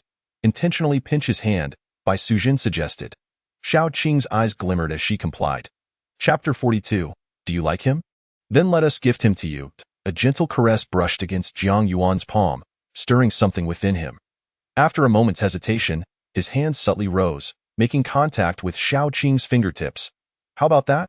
Bai Suzhan transmitted her thoughts. "This rascal, truly feigning sleep," Xiaoqing remarked in a tone of exasperation. "I told you, he is quite clever," Bai Suzhan replied. "Everything he does is to keep both of us by his side." Xiaoqing pondered for a moment before transmitting, "Isn't it good to be by his side?" Bai Suzhan found herself momentarily speechless. After a pause, she responded, "He has a fiancée, oh what if he does?" During their silent communication, Xiaoqing had already reached the Jiang residence in the northern part of the city, gently placing Zhang Yuan onto the bed in the east wing. "Sister, if you are unwilling to be his concubine, then stay by his side like I do and be his master." "You are the master?" Bai Suzhan retorted, incredulous. Xiaoqing playfully pinched Zhang Yuan's nose and laughed softly, transmitting, "Whatever I wish him to do." "He does that. If I am not his master, then who is? If one day he sells you, will you help him count the money?" Bai Suzhan scoffed coldly. Xiaoqing tilted her head to look at Bai Suzhan. "Do you truly believe he would sell me?" Bai Suzhan paused, biting her lip in silence. "Whether he is good or bad, and his true intentions may elude me, but they certainly cannot escape your perception." Xiaoqing transmitted, "If he harbored truly nefarious intentions, sister, you would have acted long ago." Bai Suzhan gazed at Zhang Yuan's face for a long while, then gently shook her head. "We must first address any potential dangers before heading to Jinhua City." Very well. The two women left the east wing and soared into the air, on the other side. At Zui Fenglu, Nie Xiaoqian and Yu Chan lay together in the same bed, whispering intimate secrets. "I have decided to marry him, but it is not merely for myself. It is for you," Nie Xiaoqian said earnestly, gazing at Yu Chan. Yu Chan remained expressionless. "You practically drool every time you look at him." Nie Xiaoqian shot her a reproachful glance. "Have you never considered returning to Chaoga?" Yu Chan furrowed her brow. Regarding Nie Xiaoqian, "What are you implying?" "He is a Juyuan, set to participate in the imperial examination next spring. If he succeeds, he may have the opportunity to meet your father, the emperor of Daliang," Nie Xiaoqian whispered. Yu Chan frowned and shook her head. "It would be of no use." "How could it be of no use?" Nie Xiaoqian mused, lowering her voice. "As long as he informs your father of your circumstances, you could have a chance to see him again." "And what of it?" A profound sense of helplessness crossed Yu Chan's face. "If merely seeing my father would allow me to reclaim my identity, do you truly believe my master cannot assist me in returning to the palace?" Nie Xiaoqian blinked in surprise. Yu Chan softly continued, "If there were someone who looked exactly like you, possessed all your memories, and could prove her lineage through blood, merging with your father's bloodline, and she bore your birthmark while yours had vanished. You may have lost a fragment of your memory in such a scenario. If you stood before your father alongside her, who do you think he would recognize?" Nie Xiaoqian stared blankly at Yu Chan. Perplexed, "How could she know your memories?" "Not just memories. She knows me better than I do myself." Yu Chan sighed. "I suspect she is a demon. Yet my master assures me that there is no trace of demonic energy in the princess's residence." "Not a demon? Could she be your twin sister or younger sister?" Nie Xiaoqian speculated. "She is a demon," Yu Chan insisted. "But didn't you just say there was no demonic energy?" Nie Xiaoqian was taken aback. Yuchan produced a white crystal relic and quietly said, "My master informed me that if a demon possesses treasures such as the white crystal relic, it is possible for them to mask their demonic aura. If she is indeed a demon, there must be a way to reveal her true form." Nie Xiaoqian offered comfort. Yuchan remained silent. "I believe Jiang Yuan will undoubtedly aid us," Nie Xiaoqian whispered. Yuchan lifted her gaze to meet Nie Xiaoqian's. Nie Xiaoqian's cheeks flushed as she mumbled, "Isn't he entangled with two great demons? He must understand their nature better than we do. I recall my master mentioning that many great demons do not favor taking human form, and even those who do often retain their true nature. For instance, fox spirits reveal their tails when they are in heat. Cat demons always land on their feet, regardless of the height from which they fall. Dog demons prefer gnawing on bones when eating meat. If we can ascertain the type of demon impersonating you, devising a plan to reveal its true form will be much simpler." Yuchan pondered for a moment before softly stating, "If you wish for Jiang Yuan to assist me, then you should annul his engagement." Nie Xiaoqian frowned and asked, "Why?" "With his talent, he is more than capable of passing the imperial examination," Yuchan explained. "If he can compose a few more poems in Chaoga City and showcase his talents, there is a significant chance he could be selected as a prince consort, provided he does not have you as a concubine." Nie Xiaoqian's cheeks flushed as she fell silent. "What are you unwilling to help me now?" Yuchan teased with a soft laugh. "Help?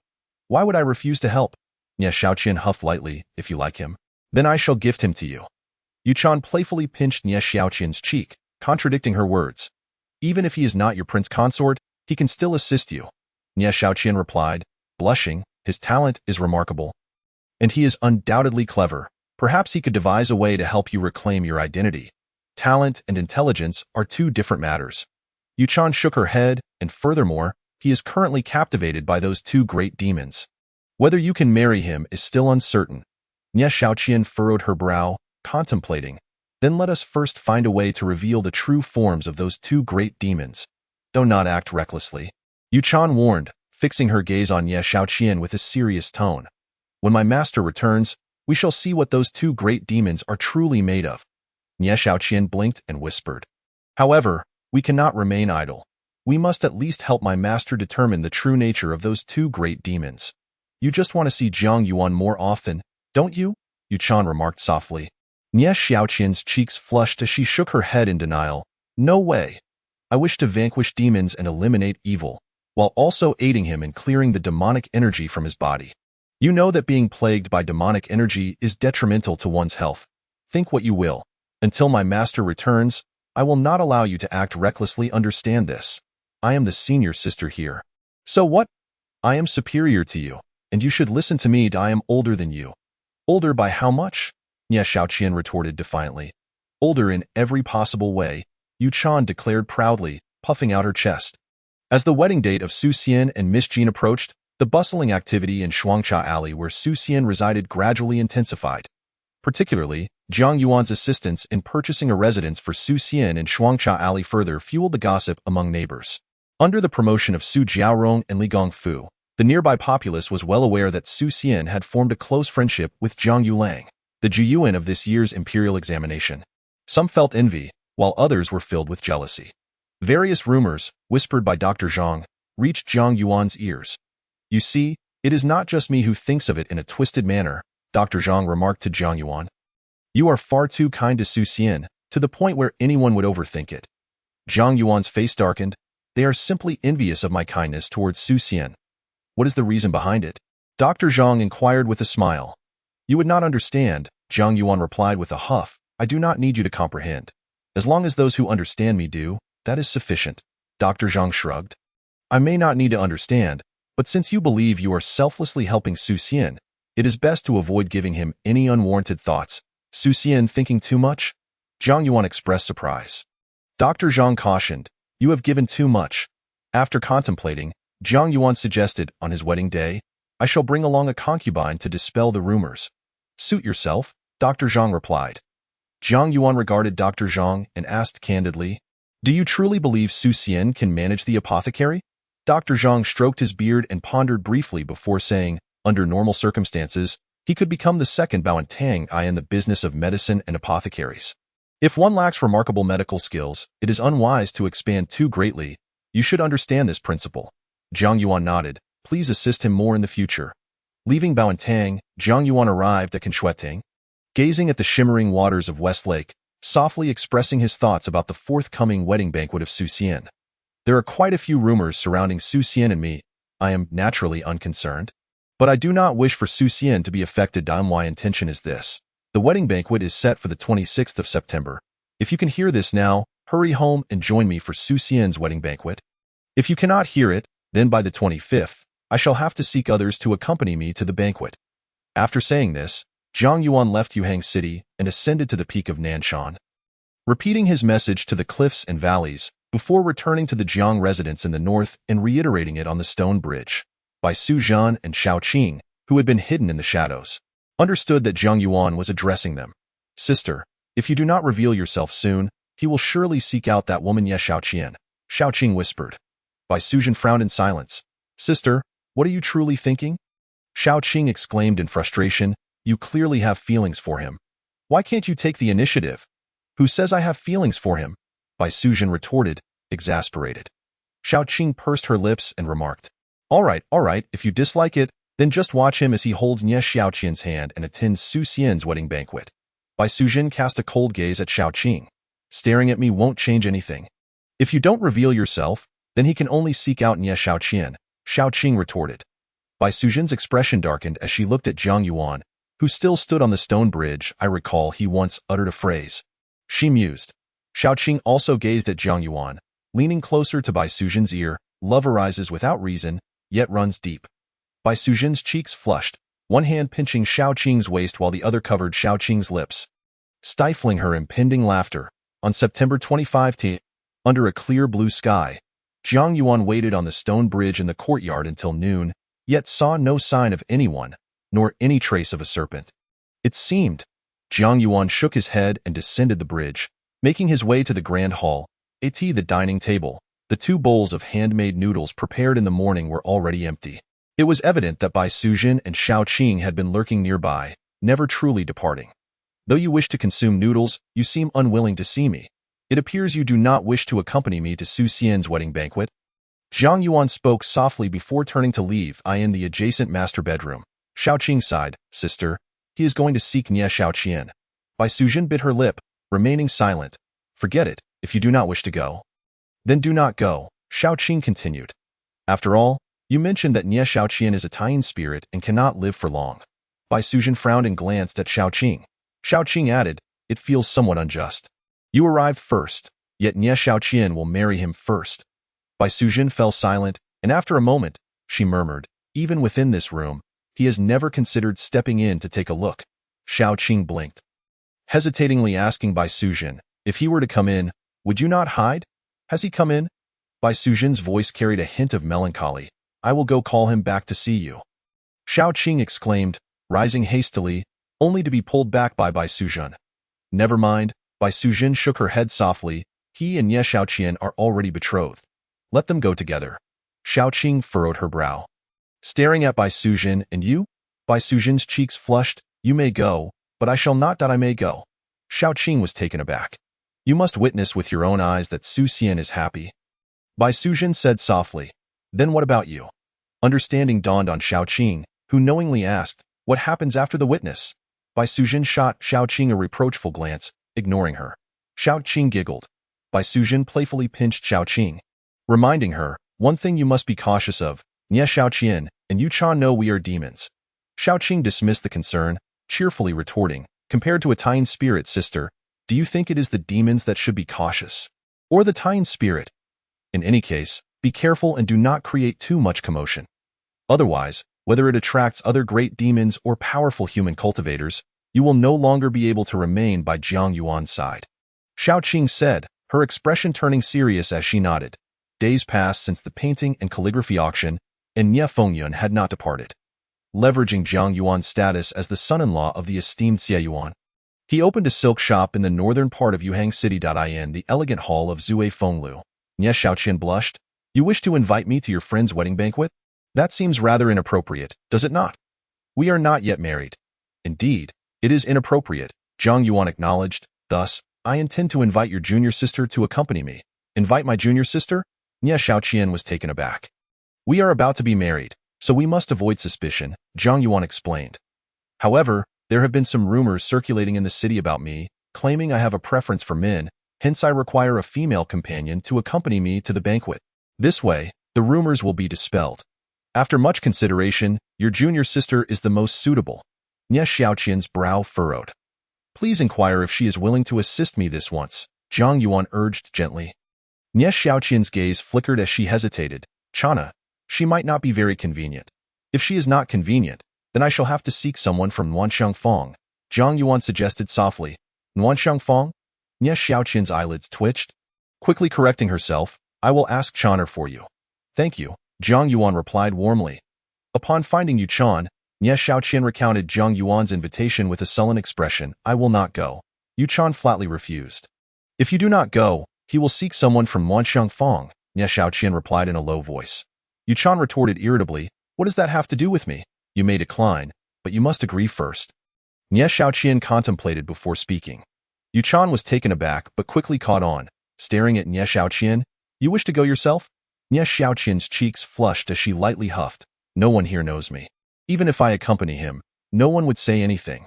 She quickly added, moreover, I can help him dispel the demon energy on him while we are together. Why does he not seek those two great demons? Yu Chan suddenly inquired. Nie Xiaoqian paused, recalling Zhang Yuan's earlier words upon their first meeting. Because of my betrothal to you, I lost them. Perhaps there was a falling out, Nie Xiaoqian speculated uncertainly. Be cautious, Yu Chan warned, demons are often petty. Your close proximity to Zhang Yuan may incite jealousy. Jealousy? Does that imply they also believe I am well-matched with Zhang Yuan? Nie Xiaoqian blinked and asked with a smile. Yu Chan's face twitched slightly, and she chose not to engage further. The two women approached Zhang Yuan. I can accompany you, but there must be no physical contact, and you must not introduce me indiscriminately to others. Yu Chan stated with a straight face. Zhang Yuan looked at Yu Chan and laid out his requirements for a female companion. You need to don female attire, and when beside me, you cannot be so cold. You must be gentle and smile coyly. Yu Chan was both amused and exasperated. I need to prove to others that I do not favor men. If you remain aloof, it may have the opposite effect, Zhang Yuan explained. Rest assured, I will teach Chaner well, Nie Xiaoqian said, linking her arm with Yu Chan's and smiling brightly. Very well, Zhang Yuan nodded, fully aware that his true companion for the next day's banquet was not Yu Chan, but rather the betrothed Nie Xiaoqian. The enhancement of one's abilities not only sharpens perception but also heightens auditory awareness. Now, as long as Zhang Yuan wished, no movement within the entire Zue Fenglu could escape his notice. The conversation between Nie Xiaoqian and Yu Chan remained within his attentive ears. With the matter of his female companion settled, Zhang Yuan lingered no longer, uncertain if Bai Sujin and Shao Qing were still at Zue Fenglu. Upon arriving at Bowen Hall, Zhang Yuan discovered Su Xian was absent from the counter. He is to consummate his marriage tomorrow. Who has time to linger here? Dr. Zhang chuckled. True enough, Zhang Yuan nodded. Instructing, please prepare some nourishing medicine for me. Will you consume it yourself or give it to someone? Dr. Zhang inquired. Since I have nothing else to do, I might as well take some to bolster my health. Zhang Yuan replied.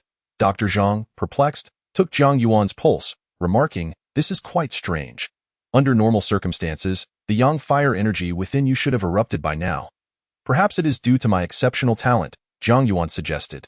If one day you feel inexplicably hot, I advise you, should there be no woman nearby, to head straight to a brothel without hesitation. Dr. Zhang cautioned. I do not understand your method of suppressing your energy, but I know that once it erupts, if not resolved in time, you may lose your sanity. Lose my sanity? Zhang Yuan was taken aback. Dr. Zhang explained, it is akin to consuming an aphrodisiac. You would be unable to control yourself and might pounce on anything that resembles a woman. That is unlikely. I have great confidence in my self-control, Zhang Yuan replied assertively. Dr. Zhang nodded in agreement. You indeed possess remarkable self-control. A scholar of your caliber, maintaining your virginity until now, is a rarity throughout Qinglu Academy. Zhang Yuan's expression stiffened slightly. Dr. Zhang continued, the crucial point is, you are a true virgin. Your essence is as fortified as a fortress. Not only have you not sought to relieve your urges, but you have also never experienced a nocturnal emission. Zhang Yuan fixed a cold glare at Dr. Zhang. Are you finished? Dr. Zhang cleared his throat, picking up a brush to swiftly draft a prescription for nourishing herbs. Should I learn that you are spreading rumors outside, Jiang Yuan pressed his index finger lightly against the table, and a circular hole instantly appeared beneath it. Dr. Zhang's eyelids twitched as he quickly handed over the prescription for kidney tonics. After leaving Bowen Hall, Jiang Yuan passed by a tavern and purchased 3 jars of fine wine. That evening, after consuming 2 jars, he pretended to be drunkenly lamenting his longing for Bai Sujin and Xiaoqing. Bai Sujin and Xiaoqing, concealed in the shadows, observed Jiang Yuan. Is he pretending to be drunk? With past experiences in mind, Xiaoqing scrutinized him closely. Not only is he feigning drunkenness, but he also realizes we are eavesdropping. Bai Sujin commented. Should we scare him? Xiaoqing suggested. How? Xiaoqing's eyes twinkled mischievously. I will manipulate the corpse of that black serpent. You pretend to be devoured by it and see how he reacts. Bai Sujin hesitated for a moment before gently nodding. As night deepened. After finishing the 3rd jar of fine wine, Jiang Yuan ceased his pretense. Perhaps it was due to the absence of Bai Sujin that Xiaoqing's reaction led him to vaguely sense that his performance might have been somewhat exaggerated. Tomorrow, Su Xian is to be married. The situation is already set, and he will inevitably return to in the Grand Hall. Jiang Yuan reclined in an armchair, contemplating the future. It seemed likely that Nie Xiaoqian was to be wed. How could he ensure that Nie Xiaoqian, Bai Sujin, and Xiaoqing could coexist harmoniously? He estimated that he would never again experience the joys of being single, destined to spend his days in the company of beautiful women. Suddenly, a familiar hissing sound pierced the air. Jiang Yuan's spirit jolted, and he straightened, gazing towards the hall's entrance. On the stone bridge in the courtyard, a white serpent, radiating a luminous glow and as thick as a man's arm, slithered to the center of the bridge. In an instant, Jiang Yuan propelled himself forward like a cannonball, appearing on the stone bridge in a heartbeat. The armchair he had just vacated shattered into dust, and the floor beneath it cracked, leaving a gaping hole. The white serpent raised its head, regarding Jiang Yuan, gently flicking its crimson tongue. Suppressing his joy, Jiang Yuan slowly crouched down, extending his right hand. Suddenly, in the moonlight, a massive mouth, resembling a blood-red abyss, emerged on the stone bridge and swallowed the serpent whole. Chapter 44. It is your turn to bathe me. Jiang Yuan froze, his entire being seemingly petrified. Before his eyes loomed a colossal black serpent over 3 yards long, its dark scales glinting with a chilling light. Impossible! In an instant, Jiang Yuan regained his composure. The next moment, the black serpent opened its gaping maw once more and lunged towards him. Jiang Yuan's pupils contracted. Without hesitation, he stamped his feet against the stone bridge and dove headlong into the serpent's cavernous mouth. The stone bridge crumbled in the shadows. Xiaoqing, manipulating the black serpent, beheld the scene above the pond and couldn't help but chuckle. Sister, he didn't flee. Instead, he boldly charged into the belly of the black serpent to rescue you. Even if it's an act, it requires immense courage. Xiaoqing's voice floated through. There was no response. Unfazed, Xiaoqing waved her hand, directing the black serpent to soar around the courtyard. Inside the serpent's belly, Jiang Yuan squinted, his hands grasping the inner walls, anchoring himself. The hissing sounds echoed continuously as his clothes visibly disintegrated and melted away, though his skin and hair remained intact. Upon seeing a glimmer of white radiance ahead, Jiang Yuan exhaled in relief, inching closer to the white serpent. The serpent's movements did not significantly hinder him. It was likely just a prank. Jiang Yuan remained undeterred and soon found himself before the luminous white light. Rather than the white serpent, he encountered a familiar pure white jade belt. He stared at the jade belt for a while before reaching out to grasp it. From now on, I shall always wear you. The jade belt remained unresponsive. Not minding this, Jiang Yuan called out, Xiaoqing, am I inside your body? After a brief silence, Xiaoqing's voice echoed in his ears. Guess. Are you guessing or am I? Jiang Yuan replied, irritated. If you don't guess, I won't let you out. Xiaoqing teased, I guess it's not. Correct. Xiaoqing snapped her fingers, and Jiang Yuan's body was uncontrollably flung out of the black serpent's maw, landing back in the courtyard. Regaining his composure, Jiang Yuan turned to the black serpent in the pond, a flicker of astonishment crossing his eyes. Xiaoqing swept over to his side, glancing at the white jade belt in his hand. Her smile tinged with playful mockery. Jiang Yuan looked at Xiaoqing and enveloped her in a tight embrace. Her cheeks flushed, and she softened in his arms. You liar, she murmured. Jiang Yuan took a deep breath. You're also a liar, and I now realize that only by holding you close can I find peace. I will not leave again, Xiao Qing softly promised. After a prolonged embrace, Jiang Yuan released her, clutching the pure white jade belt in one hand while taking Xiao Qing's delicate hand in the other. Turning his gaze back to the massive black serpent. What is going on? That day, didn't you complain that the silver spirit eel was insufficiently nourishing? Xiao Qing retorted playfully. So I caught you, this black serpent. At that time, you had already consumed the old clam prepared by my sister, so you didn't need to eat this black serpent yet, which is why I didn't present it. Have you been thinking of me these days? Jiang Yuan inquired, studying her. Xiao Qing's cheeks flushed. Who thought of you? Don't be so self-important. Jiang Yuan playfully nudged her nose with his own, his gaze returning to the black serpent. Where should I begin? Start with the serpent's gallbladder and its demon core, Xiao Qing advised. Very well. Jiang Yuan nodded, settling into a cross-legged position, draping the jade belt across his legs, and looking at Xiao Qing. We can begin now. Xiao Qing blinked, understanding immediately. She moved her hands in unison, unleashing two streams of demonic energy towards the black serpent. In an instant, a fist-sized, dark red demon core emerged from the serpent's mouth, followed closely by a bucket-sized, oval-shaped gallbladder, both landing before Jiang Yuan. Proceed as normal, Xiao Qing smiled. Understood. Jiang Yuan closed his eyes and began to circulate the dragon elephant scripture.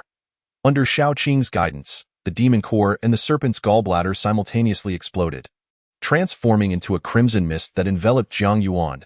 A sharp burning sensation akin to needles suddenly assaulted his skin. So painful. Jiang Yuan focused intently, fully engaging with the dragon elephant scripture, continuously absorbing the medicinal effects of the demon core and gallbladder. A cooling sensation emanated from the jade belt, permeating Jiang Yuan's body. The contrasting sensations of cold and heat surged through him like a torrential flood, recklessly impacting his meridians and acupoints. Jiang Yuan's skin flushed red, his aura visibly escalating, with wisps of white mist rising from his hair. Give him some serpent blood, a gentle voice whispered in Xiao Qing's ear, though. Xiao Qing's right hand gestured towards the black serpent, and a stream of crimson serpent blood surged forth, gathering around Jiang Yuan. 2 hours later, Jiang Yuan ceased his practice of the dragon elephant scripture and shifted to cultivating the 9-yang golden body. Originally, the 6th volume of the dragon elephant scripture was the most challenging to master. The first 5 volumes encompassed a mere 1,800 meridians and 8,000 acupoints, while the 6th volume involved 8,000 meridians and a staggering 36,000 acupoints. However, this time, Jiang Yuan completed the 6th volume in just 2 hours, and the true qi of the dragon elephant within him subtly formed a cycle. Even without active engagement, the true qi would circulate through his body, continuously impacting the deeper meridians and acupoints hidden within. With no subsequent methods to continue practicing the dragon elephant scripture, Jiang Yuan could only shift his focus to the 9-yang golden body. The cultivation of the 9-yang golden body proceeded exceptionally smoothly. With the profound power acquired from the dragon elephant scripture and the abundant medicinal effects of the serpent's gallbladder and demon core, Jiang Yuan's speed in cultivating the 9-yang golden body was astonishingly swift. As dawn broke and the eastern sky turned pale, Jiang Yuan, deeply engrossed in his practice, felt the cooling sensation from the jade belt suddenly intensify several degrees, swiftly suppressing the residual effects of the serpent's gallbladder and demon core deep within his body. Jiang Yuan opened his eyes, a flicker of irritation flashing in his gaze. When would these two demon girls learn to respect others' cultivation? Interrupting his practice was akin to interrupting a man in the midst of urination. The sun has risen, and Su Xian's wedding banquet is today. Xiao Qing chimed in, leaning closer to Jiang Yuan. Jiang Yuan extended his hands, grasping Xiao Qing's cheeks. Could you not respect my cultivation? I didn't do anything, Xiao Qing replied innocently. Rising, Jiang Yuan picked up the jade belt, noticing the blood scabs covering his body. Fetch some water and help me wash up Dado. Xiao Qing lightly responded, raising her hand, and a torrent of water gushed from the ancient well near the kitchen, cascading over Jiang Yuan's head like a waterfall. Wait, shouldn't it be you helping me bathe? Xiao Qing protested, her hand stilling. Chapter 45. Were you threatened by her? From now on, I shall assist you. This is your punishment for leaving me. As Jiang Yuan spoke, he clenched his fists, gauging his condition. Have I grown taller again? A bit taller, Xiao Qing nodded, and bigger too. Jiang Yuan felt elated. After cleansing himself, he shook off the water droplets and strode towards the eastern wing. Shao Qing sliced off a piece of black serpent meat and began to roast it in the courtyard in the room. After donning a scholar's robe, Jiang Yuan stood before the copper mirror, gently squeezing the jade belt at his waist. "No matter your appearance, as long as you are willing to stay by my side, that is enough." The jade belt remained unresponsive. "Help me massage my waist?" "Sitting for a night has made it a bit sore," Jiang Yuan murmured softly. After a moment of silence, the jade belt began to move gently, massaging Jiang Yuan's waist. "Having you by my side is truly wonderful." Jiang Yuan's spirits lifted further. The rich aroma of roasted meat wafted through the courtyard. Jiang Yuan and Shao Qing gathered together, as they had in the past, competing to see who could eat more. "Will this treasure your sister let me eat food?" Jiang Yuan asked playfully. Shao Qing blinked, glancing at the jade belt tied around Jiang Yuan's waist, then smiled and nodded. "It will definitely eat. Then I'll feed it." Jiang Yuan tore off a piece of roasted serpent meat and offered it to the jade belt. After a brief pause, the roasted meat vanished without a trace. Jiang Yuan raised an eyebrow and tore off another piece. Presenting it once more to the jade belt, the roasted meat disappeared again. "Where is your mouth?" Jiang Yuan continued to feed the roasted meat, conducting his experiments discreetly. After being treated to grilled eel meat more than 30 times, Jiang Yuan had come to a basic conclusion. The mouth of the soft jade belt was at one end on the right side, while the tail was on the left. After finishing the entire piece of grilled eel, Jiang Yuan recalled his appointment with Nie Shaoqian. Glancing at Shao Qing, he hesitated for a moment, wanting to speak but holding back. "What's wrong?" Shao Qing asked curiously. After a brief contemplation, Jiang Yuan replied candidly, "Since you have not shown up, I have made arrangements with someone else to attend Su Xian's wedding banquet." "Oh, what if you did?" Shao Qing retorted lightly. "I arranged to meet Nie Shaoqian's junior sister." Jiang Yuan continued, "If I'm not mistaken, it will actually be Nie Shaoqian accompanying me to Su Xian's wedding banquet." "Who you arranged to meet is of no concern to me," Shao Qing said with irritation. "Today, I will let you off easy, and I shall consider myself your maid." She hastily added, "But once Su Xian's wedding banquet is over, I will be the master." Jiang Yuan nodded, declaring, "Tonight, I shall assist you with your bath and attend to your sleep." "Now that's more like it," Shao Qing smiled radiantly. The soft jade belt emitted a chilling aura, encroaching upon Jiang Yuan's waist. Ignoring it, Jiang Yuan took Shao Qing's delicate hand and led her toward the stable. "Before you act as my maid, I will first serve as your coachman. That is your due." Shao Qing appeared quite pleased. "Tell me, since I treat you so well, why does your sister always suspect I have ulterior motives?" As they traversed the street, Jiang Yuan drove the carriage while engaging Shao Qing in conversation. "Because you inherently harbor ulterior motives," Shao Qing quipped. "Does liking you inherently suggest ulterior motives?" Jiang Yuan retorted. Displeased, Shao Qing's cheeks flushed as she shot him a reproachful glance. "If I say I like you, your sister won't get jealous, right?" Jiang Yuan asked in a teasing tone. "If you keep talking nonsense, I can't say whether my sister will get jealous, but I will definitely hit you," Shao Qing declared fiercely. Jiang Yuan replied lightly, saying, "Liking you should be kept in my heart and not spoken of casually." "I understand now." Shao Qing's face turned a deeper shade of red. Arriving outside the drunken wind loft, Shao Qing quietly instructed, "You can go up by yourself." Jiang Yuan leaned into the carriage, looking at Shao Qing and saying, "If you don't want to, I can forego our appointment." Shao Qing blinked, gently shaking her head. "No need, let her come along. After all, I'm not afraid of her." Jiang Yuan said no more as they entered the drunken wind loft. Just as Jiang Yuan had overheard earlier, Nie Shaoqian, dressed in a pink gown, claimed that her junior sister, Yu Chan, was ill. "Since no one here knows me, I'll accompany you." Nie Shaoqian looked eagerly at Jiang Yuan. Jiang Yuan fixed his gaze upon her. Nie Shaoqian's cheeks flushed crimson as she avoided Jiang Yuan's eyes, unable to meet his gaze. "All right," Jiang Yuan nodded. Nie Shaoqian, overjoyed, quickly added, "Then wait a moment." Turning, she left the elegant chamber, ascended to the 3rd floor, and found Yu Chan hand over the white crystal relic to me. "After the wedding banquet, I will help him dispel the demonic energy from his body," Yu Chan cautioned. "Those 2 large demons may be lurking nearby. It's all right," Nie Shaoqian smiled. "I have the wind and thunder talismans bestowed by my master. If they dare to attack me, it will surely alert the nearby Jinshan Temple." Jinshan Temple. Yu Chan pondered, retrieving a sachet containing the white crystal relic from her waist and handing it to Nie Shaoqian. "In any case, Be cautious. If you encounter danger, make a bigger commotion. Understood, Nie Xiaoqian replied cheerfully, accepting the sachet and turning to leave. Yuchan frowned, hesitated for a moment, and also exited the room. Upon learning of Jiang Yuan's arrival, Boss Chun of the Drunken Wind Loft approached with a gift box in hand. You are attending Su Xian's wedding banquet at Shuangxia Alley, right? Boss Chun smiled. I would be grateful if you could deliver a congratulatory gift for me. Jiang Yuan scrutinized Boss Chun and directly asked, have you heard any rumors? No, absolutely not, Boss Chun quickly denied. You've seen what my beautiful fiancé looks like.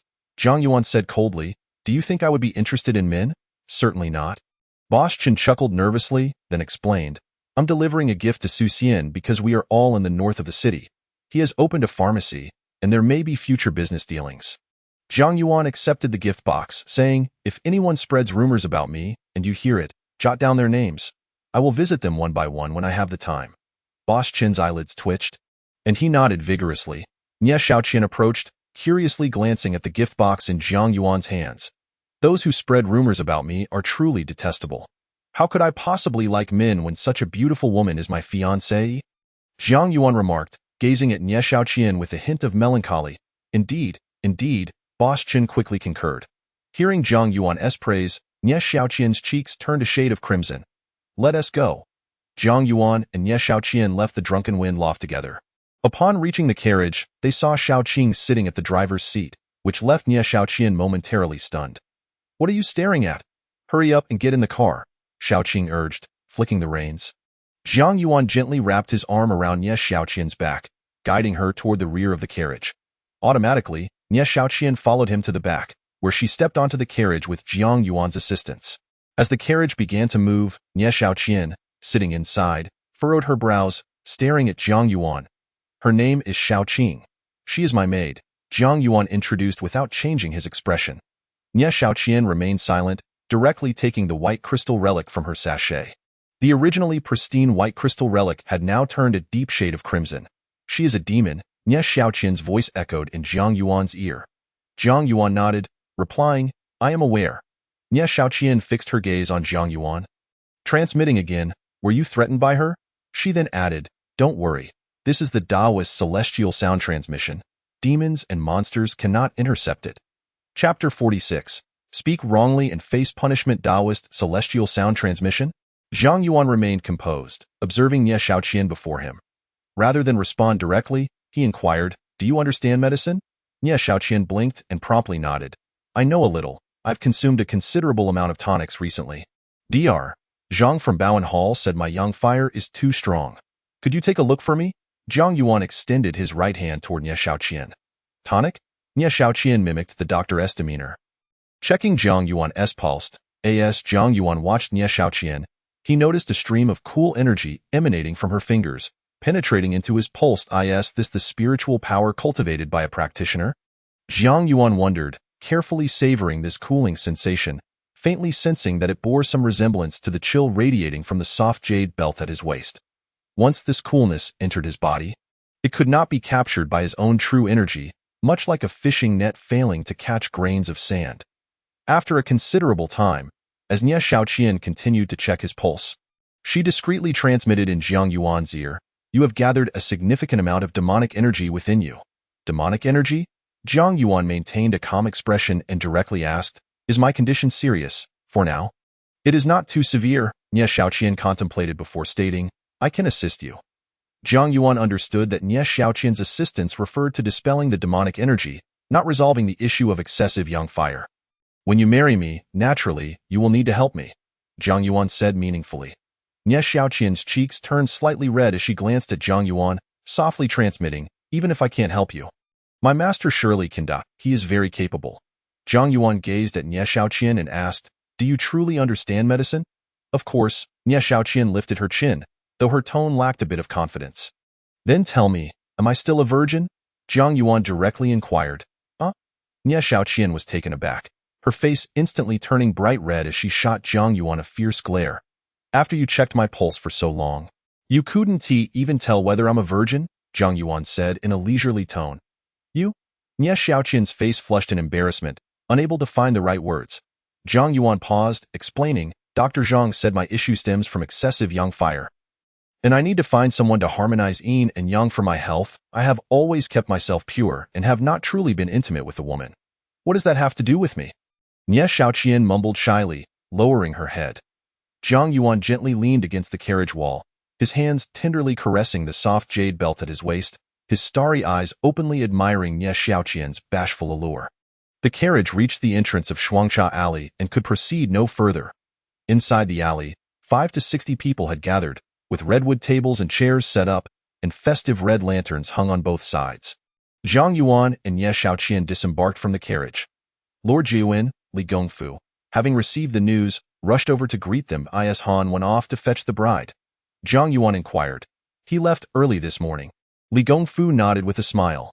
The two walked together toward Li's residence, with Nie Xiaoqian and Shao Qing flanking Zhang Yuan, both women occasionally exchanging glances. Shao Qing snorted lightly, while Nie Xiaoqian pouted. Neither held the other in high regard.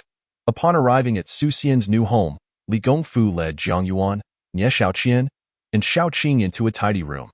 This room has been specially prepared for you. Lord Jiuwen, no one will disturb you. Inside, there was a banquet table adorned with drinks, pastries, and fruits. This is a congratulatory gift from Boss Chun of the Drunken Wind Loft for Han Wen's wedding. Zhang Yuan handed the gift box to Li Gongfu. You need not concern yourself with us. Please see to your own matters. If there's anything you require, don't hesitate to ask, Li Gongfu replied with a cheerful demeanor. Zhang Yuan nodded. Once Li Gongfu departed, he asked, when will the wedding ceremony take place? Curious, Shao Qing inquired, isn't it typically at dusk? Why have we arrived so early? She expressed her disdain. Nie Xiaoqian retorted with a huff. If you don't wish to be here, you are free to leave. Why don't you? Shao Qing shot her a glare. The wedding ceremony is divided into a luncheon and a banquet, Zhang Yuan interjected, disregarding the exchange between the two women. The luncheon primarily caters to guests who travel from afar, allowing them to dine before embarking on their journey home.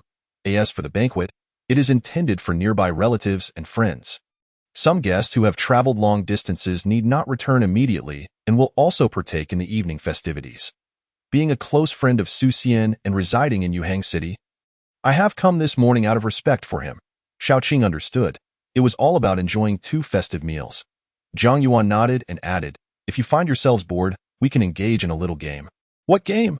Both women asked in unison, their interest piqued. If you are keen, I have a plethora of little games we can play, Zhang Yuan said, settling into his armchair and observing the two ladies. Given that you have just met, let's start with a simple game called Speak Incorrectly and Face Punishment. The rules are straightforward. You will take turns asking each other questions. You may inquire about anything, but the only permissible response is of course. If you answer incorrectly or refuse to respond, you will incur a penalty. Nie Xiaoqian pondered for a moment and asked, what will the penalty be? Shao Qing turned her gaze toward Zhang Yuan. The purpose of your participation in Su Xian's wedding banquet is to assist me in proving that I am a normal man who enjoys the company of women, not men, Zhang Yuan reflected. Thus, the penalties will revolve around this notion. Whosoever loses for the first time must drink a cup of wine as punishment. Should they lose a second time, they will be required to massage my shoulders. And if they lose a third time, they will have to massage my legs. If losing continues, then they must fulfill other requests of mine. And what if I win? Shao Qing asked. Zhang Yuan replied. If you win, Nie Xiaoqian will face the penalty. Should you win from beginning to end, both Xiaoqian and I will grant you one request. Conversely, if Xiaoqian wins from beginning to end, she will receive the same from both of us. If both of you have lost at any point, then in the end, both of you must unconditionally grant me one request. Shao Qing and Nie Xiaoqian exchanged determined glances, their eyes gleaming with competitive spirit. How do we begin? Nie Xiaoqian asked Zhang Yuan, eager to start. I'll take the lead, Zhang Yuan said, turning to Nie Xiaoqian. Do you like Shao Qing? Nie Xiaoqian froze, instinctively glancing at Shao Qing, her face revealing unmistakable disdain. Shao Qing, enraged, glared at Nie Xiaoqian. Answer, or it counts as a loss, Zhang Yuan said languidly. Looking at Shao Qing, Nie Xiaoqian forced a smile and replied, of course. Shao Qing grimaced in disgust. Nie Xiaoqian, now incensed, declared, it's your turn to ask. Shao Qing. Zhang Yuan noted the shift in atmosphere. Nie Xiaoqian's expression brightened, her anger dissipating instantly, replaced by a sweet smile. Are you a demon? Nie Xiaoqian directly questioned Shao Qing. Shao Qing's face stiffened. Zhang Yuan poured himself a glass of wine. Savoring it. Of course. Shao Qing replied with a forced smile. Indeed, a demon, Nie Xiaoqian scoffed. Xiaoqing glared at Nie Xiaoqian and countered, Are you a demon? Nie Xiaoqian's face twitched, and she muttered, Of course. Xiaoqing sneered. Do you think you measure up? You? Nie Xiaoqian fumed, then asked, You're staying close to Zhang Yuan because you wish to devour him, correct? Xiaoqing glanced at Zhang Yuan. Don't mind me. Continue your game, Zhang Yuan said.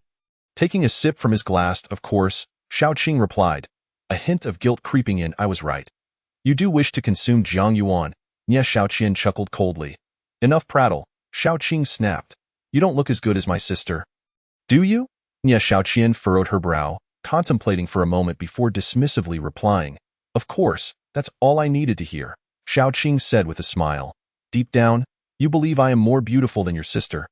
But you're too shy to admit it, aren't you? Nie Xiaoqian asked.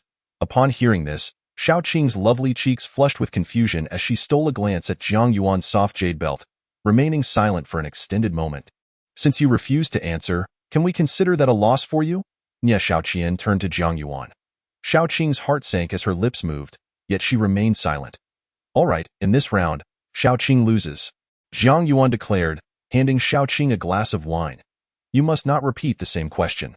With a sulky expression, Xiaoqing accepted the glass and drank it all in one go. Nie Xiaoqian puffed out her chest, wearing a triumphant grin. You don't truly like Zhang Yuan. You only value his status as a scholar and are willing to marry him for that, correct? Xiaoqing bluntly asked. Nie Xiaoqian's smile faltered, and she furtively glanced at Zhang Yuan. This is merely a game, Zhang Yuan reassured her softly. Nie Xiaoqian's cheeks flushed, glaring at Xiaoqing. You've got some nerve. With a satisfied smile, Zhang Yuan poured a glass of wine for Nie Xiaoqian. She drank it down, then shot a sideways glance at Xiaoqing. Your intentions in getting close to Zhang Yuan are ulterior. It's not because you like him, right? Xiaoqing blinked and nodded, of course. Nie Xiaoqian appeared confused, instinctively looking at Zhang Yuan, who remained silent, sipping his drink. You like Su Xian, don't you? Xiaoqing suddenly asked. Huh? Nie Xiaoqian was taken aback. Then her face flushed with anger as she turned to Zhang Yuan. This question is akin to the one I just asked. She should be punished. How is it the same? Xiaoqing protested. It is indeed similar, Zhang Yuan mused. Neither of you can ask the other if they like someone. You can only like me. We'll let it slide this time. Xiaoqing, ask again. Nie Xiaoqian sighed in relief, her cheeks still flushed. Xiaoqing pouted, contemplating her next question as she eyed Nie Xiaoqian. Zhang Yuan resembles a pig, doesn't he? Nie Xiaoqian seemed momentarily stunned and instinctively glanced at Zhang Yuan, who was giving her a cold stare. Well, Nie Xiaoqian began to speak, feeling Zhang Yuan's gaze. Her face turned red, and she quickly corrected herself. Of course not. He. Xiaoqing chuckled. You've got some nerve, Nie Xiaoqian replied, resignedly standing up and moving behind Zhang Yuan to massage his shoulders. As her hands pressed on his shoulders. Her cheeks flushed with embarrassment. Continue, Zhang Yuan prompted. Zhang Yuan looks like a dog, doesn't he? Nie Xiaoqian asked Xiaoqing with a sideways glance. Of course. Xiaoqing replied cheerfully. Nie Xiaoqian quickly turned to Zhang Yuan. She just called you a dog. I can't take her on. Zhang Yuan admitted honestly about his predicament. Hee. Xiaoqing beamed with pride. Nie Xiaoqian, irritated, squeezed Zhang Yuan's shoulders harder, expressing her dissatisfaction. What Xiaoqing values most isn't me, but her sister, Zhang Yuan remarked while pouring more wine. Xiaoqing's face stiffened as she glared at Zhang Yuan. Nie Xiaoqian's eyes sparkled as she asked, What you truly value is yourself, rather than your sister. Isn't it? Xiaoqing fell silent, moving behind Zhang Yuan and intentionally nudging Nie Xiaoqian aside to take her place. TSK, TSK, TSK. Nie Xiaoqian clicked her tongue, her face beaming with smugness. How many paintings did Zhang Yuan sell at the Drunken Wind Pavilion? Xiaoqing suddenly asked. Point 2. Nie Xiaoqian answered instinctively. You should have said of course, Xiaoqing responded with a grin. Nie Xiaoqian's face froze. Zhang Yuan shook his right leg. With a sulky expression, Nie Xiaoqian moved to Zhang Yuan's right side. Squatting down, her cheeks reddening in embarrassment. Continue, Zhang Yuan said again, pouring himself another glass. Nie Xiaoqian massaged Zhang Yuan's legs. She glanced at Xiaoqing and mused. You've always been envious of your sister. Wanting to take her place, haven't you? Mind your own business, Xiaoqing retorted, moving to Zhang Yuan's left side to massage his legs.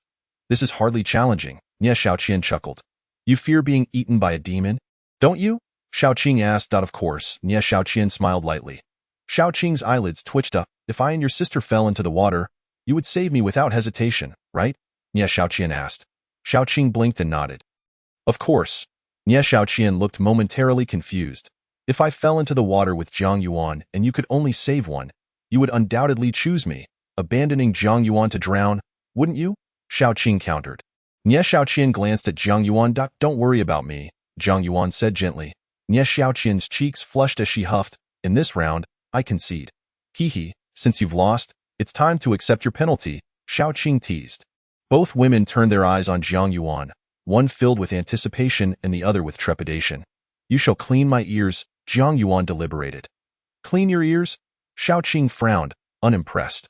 What kind of punishment is that? All right, Nie Xiaoqian replied, her cheeks flushed. Zhang Yuan glanced at Xiaoqing. I do this for your benefit. For my benefit? Xiaoqing's brow furrowed even deeper. Your sister thinks you are a burden, doesn't she? Nie Xiaoqian asked with a smile. Understanding Zhang Yuan's words, Xiaoqing felt the weight of realization. If I must clean ears, then so be it, she huffed, then looked at Nie Xiaoqian, deep down. You don't wish to assist Zhang Yuan in cleaning his ears. The very thought makes you feel nauseous, doesn't it? Not at all. Nie Xiaoqian spoke softly, her face a portrait of conflicted resignation. Hee.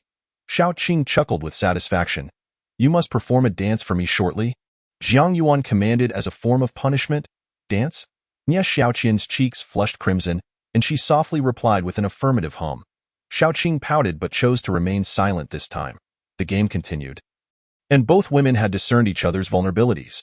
Xiaoqing's weakness lay in her sister, by Su Jun, while Nie Xiaoqian's was Zhang Yuan. The two women engaged in mutual jibes as Zhang Yuan incessantly outlined the penalties, ultimately suggesting they even performed the cat call. At midday, Li Gongfu and Su Jiarong personally brought a lavish feast for Zhang Yuan. Upon exiting his chamber, Zhang Yuan exchanged pleasantries with over a dozen elders from the Li and Su families. For the Li and Su clans, his visit, as the successful candidate of the imperial examination, was most certainly a source of pride. After the guests departed, Zhang Yuan sat at the dining table, relishing the attentions of Nie Xiaoqian and Xiaoqing. Why are we the ones being punished while you bask in enjoyment? Xiaoqing expressed her discontent, though she kindly offered a piece of fish to Zhang Yuan's lips. This afternoon, let us engage in a new game. And I wish to participate, Zhang Yuan remarked between bites. What game? Nie Xiaoqian inquired with curiosity. A word-guessing game, Zhang Yuan explained. We shall each write a word and affix it to the foreheads of the others. Then see who can guess it first. However, to play this game, you must refrain from using any form of perception to discern the words on your foreheads, lest the fun be lost. Whoever perceives is a dog? Xiaoqing scoffed. Nie Xiaoqian shot a glance at Xiaoqing and murmured, Who knows if you are a dog demon? You are the dog demon, Xiaoqing retorted indignantly. Enough, Zhang Yuan interjected, before we play the next game. You must first complete your punishment. Nie Xiaoqian's cheeks flushed once more as she picked up a handkerchief and gently dabbed Zhang Yuan's lips. Xiaoqing sighed in exasperation but continued to feed Zhang Yuan. As the afternoon progressed and the two women displayed a clear enthusiasm for the word-guessing game, Zhang Yuan proposed postponing the punishment of course for double the effect. With the agreement of both women, the trio commenced their game. Zhang Yuan's advantage was limited, primarily due to the eclectic nature of the words written by the two women, making them difficult to guess directly. As dusk approached, the wedding procession returned. Zhang Yuan, Xiaoqing, and Nie Xiaoqian gathered outside the grand hall, awaiting the arrival of the groom, Su Xian, and the bride, Miss Jean. Once Su Xian performed the wedding rites, the gears of fate began to truly turn. Zhang Yuan gently grasped the soft jade belt at his waist, watching Su Xian, clad in a resplendent red wedding attire and holding the ceremonial red ribbons, approach with sincerity in his heart. As Su Xian passed Zhang Yuan, his cheeks flushed, and he offered a slight nod. Han Wen will undoubtedly find happiness, Zhang Yuan murmured. The once placid jade belt began to subtly shift, tenderly massaging Zhang Yuan's waist. He surely will be happy, Xiaoqing chimed in. Nie Xiaoqian, her face ablaze, stole a glance at Zhang Yuan, her eyes glimmering with anticipation. With the ceremonial bows to heaven and earth, and to the parents. The couple was ushered into the bridal chamber.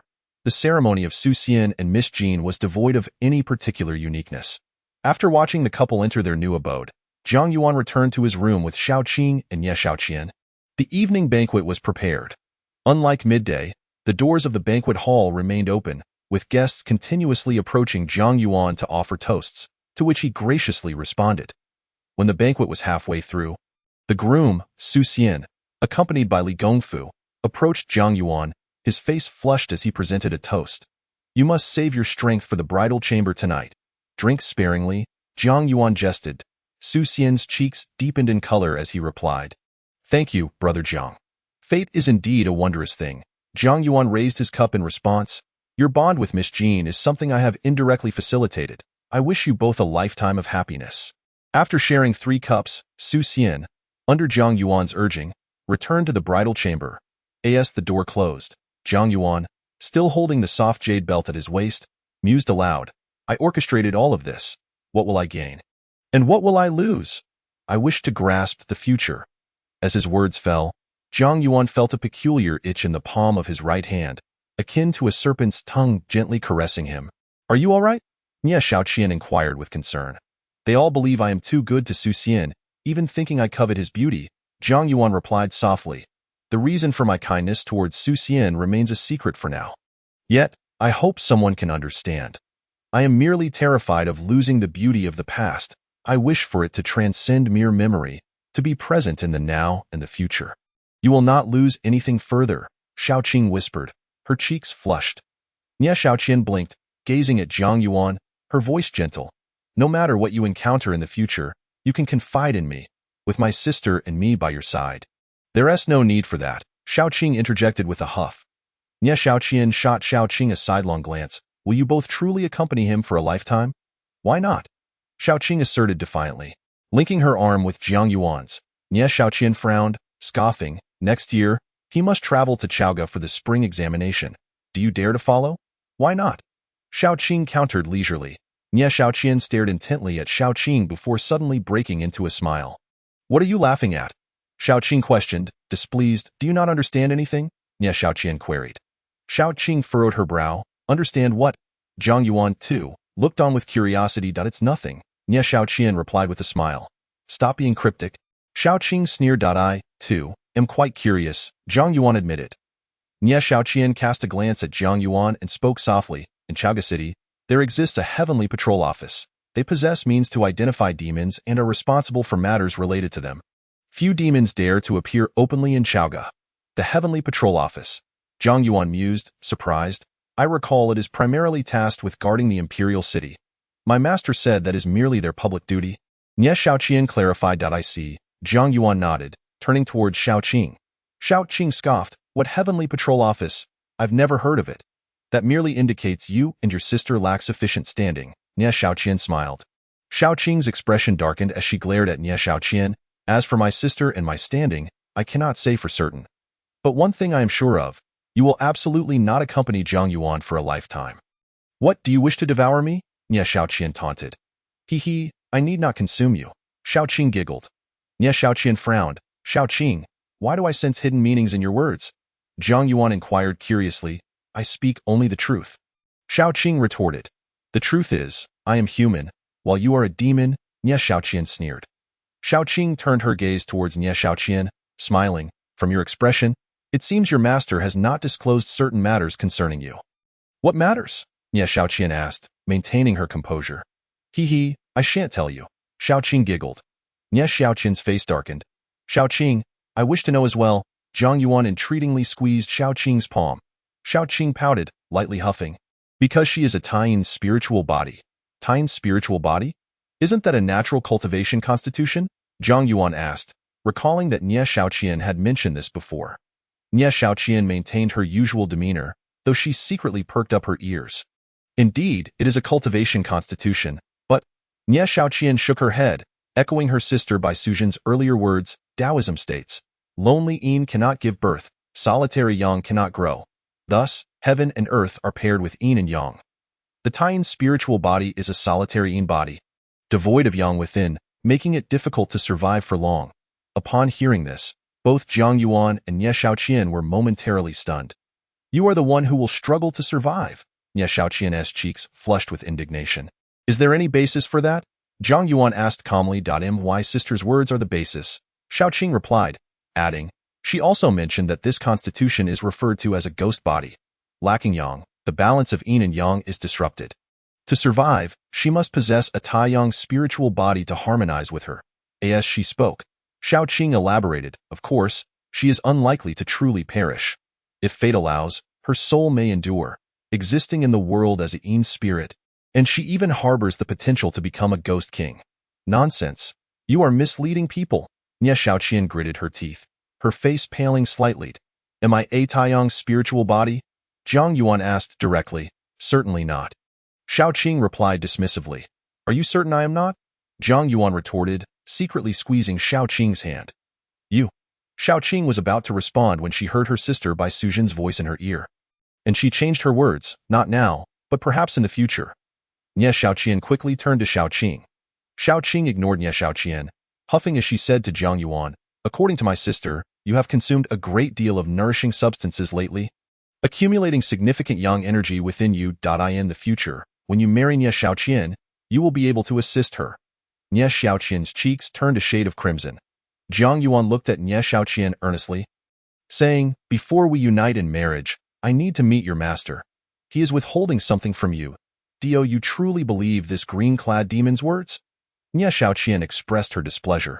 Zhang Yuan replied gently, this concerns your life. My beliefs are irrelevant. I must verify this matter with your master, though. Nie Xiaoqian's cheeks flushed, sensing the concern in Zhang Yuan's words, though not fear. I will strive to become a Taiyang spiritual body, hoping to always be worthy of you, Zhang Yuan reassured her. Nie Xiaoqian, suppressing her shyness, gazed at Zhang Yuan and said, let me first assist you in dispelling the demonic energy enveloping you. You truly think I am inconsequential, do you? Xiao Qing scoffed. Ignoring her, Nie Xiaoqian took out the white crystal relic and pressed it against Zhang Yuan's chest. After a moment's contemplation, Zhang Yuan chose not to resist. He was acutely aware of the demonic power within him, which was not the essence of Bai Sujin, but rather Xiao Qing's intention to aid him in restraining the surging yang fire energy and the unrefined potent effects of various nourishing herbs. With both Bai Sujin and Xiao Qing by his side, he had no reason to worry about the potential eruption of yang fire energy after the demonic energy dissipated. As Zhang Yuan observed the white crystal relic against his chest, he distinctly felt a chill seeping from his limbs, as if it were being drawn out. This sensation was quite extraordinary. His body felt lighter while simultaneously, a flicker of flame seemed to ignite within him. Xiao Qing watched closely, frequently glancing at the soft jade belt around Zhang Yuan's waist. After a considerable amount of time, sweat beaded on Nie Xiaoqian's forehead as she withdrew the white crystal relic. Zhang Yuan cast a glance and noticed that the entire relic had turned a deep crimson, resembling a blood-red gemstone. How do you feel?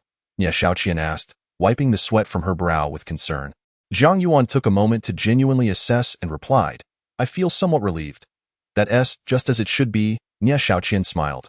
Demonic energy not only harms the body but also ensnares the mind. Nonsense, Xiao Qing retorted with a cold laugh. The demonic power of my sister and I is not inferior to your spiritual energy. We've had enough to eat. It's time for us to head back. Zhang Yuan declared, rising to prevent the impending quarrel between the two women. Each of them let out a huff before following Zhang Yuan out of the room, one on either side. After exchanging brief pleasantries with Li Gongfu and Su Jiarong, Zhang Yuan departed in his carriage. Inside the carriage, the two women glared at each other, occasionally sneering. Zhang Yuan, focused on driving, paid no heed to the brewing tension between them. He could unmistakably feel the intense heat surging within his body. With his left hand gripping the reins and his right continuously caressing the soft jade belt at his waist, a refreshing chill emanated from the belt, permeating into his being. This is insufficient. Zhang Yuan mused to himself, realizing that the coolness from the jade belt was utterly inadequate to suppress the rising warmth coursing through him. The carriage arrived at Zue Feng Eloye, though not dwell on other matters. Return home and get a good night's sleep. Zhang Yuan gently assisted Nie Xiaoqian down from the carriage, bidding her farewell softly. Her cheeks flushed. Nie Xiaoqian gazed at Zhang Yuan's handsome face and earnestly declared, tomorrow, I will continue to help you dispel the demonic energy until they are no longer by your side. Are you certain you want to see me tomorrow? Zhang Yuan raised an eyebrow. Let us not forget that you still owe me several punishments yet to be fulfilled. Nie Xiaoqian's cheeks reddened, casting an annoyed glance at Zhang Yuan before turning to enter Zue Feng Lu. Zhang Yuan stood outside, waiting until he saw a window on the third floor open and Ye Xiaoqian's silhouette appear before he smiled and left. On the way home, Zhang Yuan directly stated, "Input a bit more demonic energy into me." Xiaoqing replied helplessly, "Not much more. That woman not only helped you dispel the demonic energy from me and my sister, but also infused you with the special power contained within the Buddhist relic. My sister said that such a special force would take at least 6 hours to dissipate. It is evident that the woman has calculated this, fearing that my sister and I might harm you during this time. What am I to do then? I feel as though I might explode from the heat." Chapter 49. What means are there that I do not comprehend? As night deepened, Yuhang City fell into silence. In Zurei Fenglu, Nie Xiaoqian and Yuchan lay in the same bed, whispering secrets to one another. It is likely that they are two serpent demons. Yuchan gently caressed the blood-red crystal relic, softly remarking, "Serpent demons?" Nie Xiaoqian replied in surprise. "Do you not remember when you were playing games with her? You once asked her what she would do if Zhang Yuan and her sister fell into the water together. At that moment, she did not consider saving her sister," Yuchan recounted. "Indeed," Nie Xiaoqian nodded, then suddenly realized something was amiss, looking at Yuchan with suspicion. "How do you know I was playing games with her?"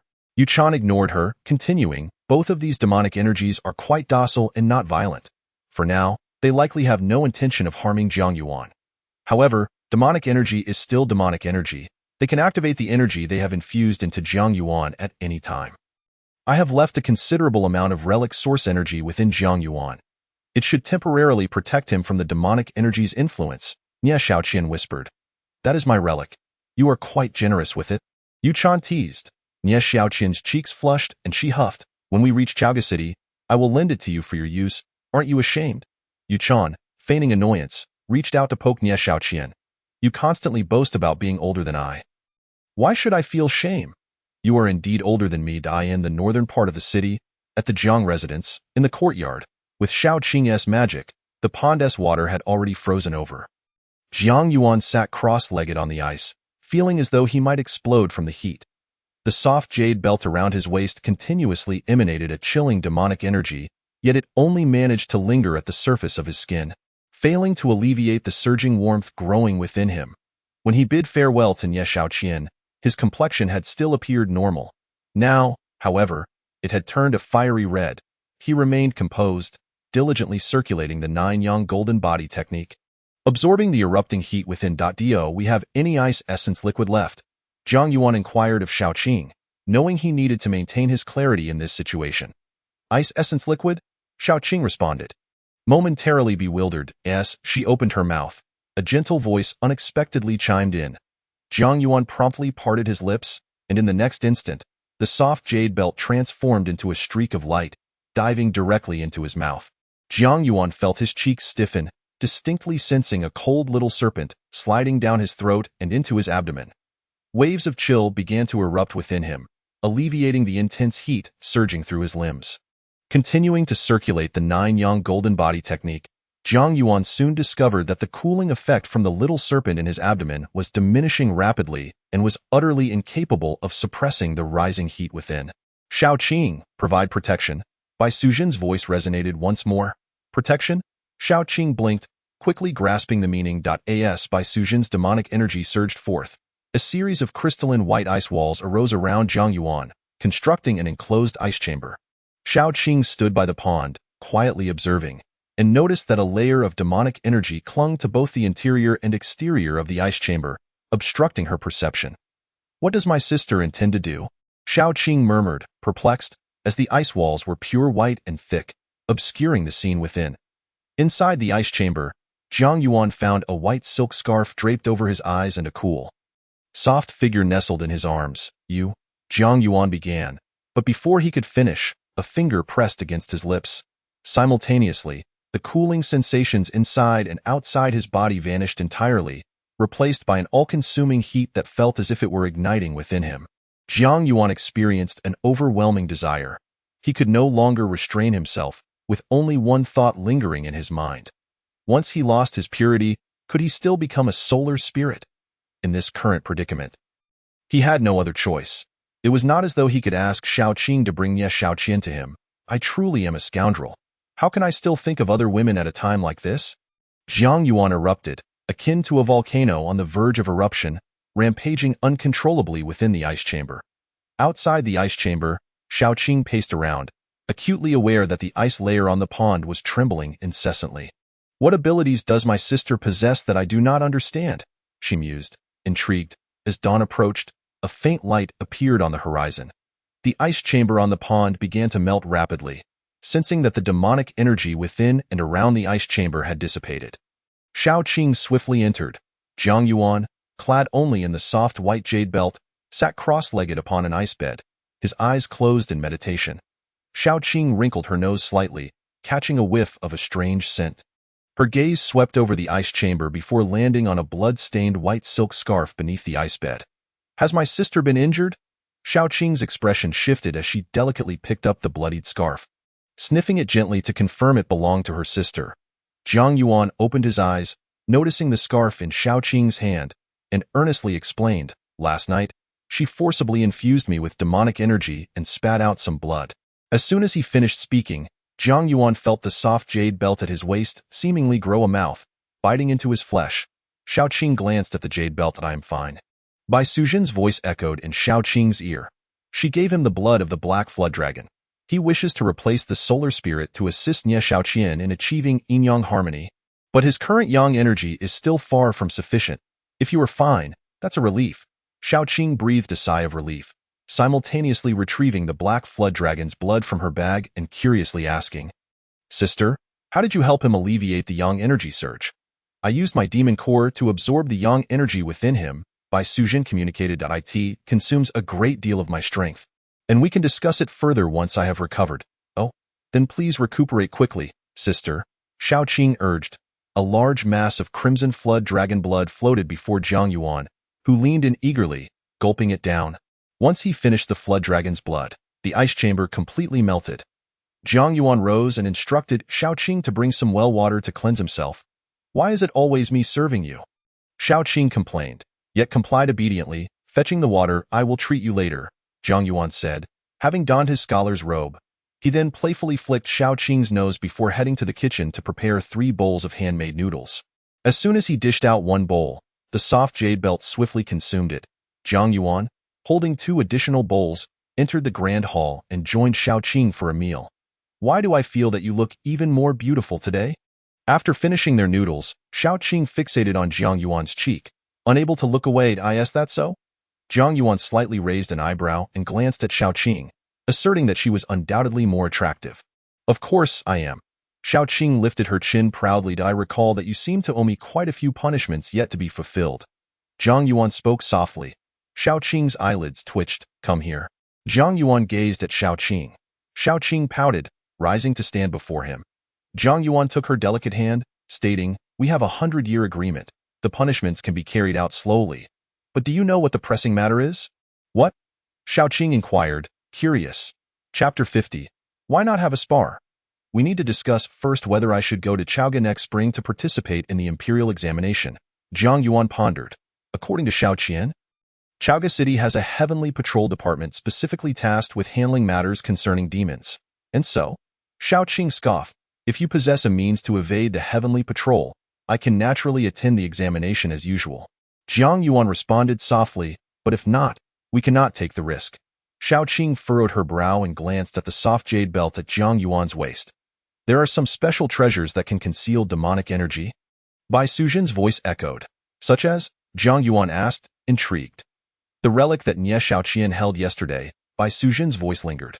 "The white crystal relic can conceal demonic energy?" Jiang Yuan expressed disbelief, recalling that according to Nie Xiaoqian and Yuchan, the white crystal relic could identify demons. How could it also conceal demonic energy? It can discern demons in their presence, but it can also shield demonic energy from me and Xiaoqing. Bai Sujin clarified. Jiang Yuan understood and inquired, "Can a single white crystal relic simultaneously shield the demonic energy from both of you?" After a brief silence, Bai Sujin replied, "No, and their master is likely not weak either." "Are there any other treasures that can conceal demonic energy?" Jiang Yuan pressed on. "There certainly are, but you cannot access them," Bai Sujin stated. Hotel. Near Yunza Lake, there is a water cloud tiger that possesses a wind convergence pearl capable of absorbing demonic energy. Bai Sujin explained.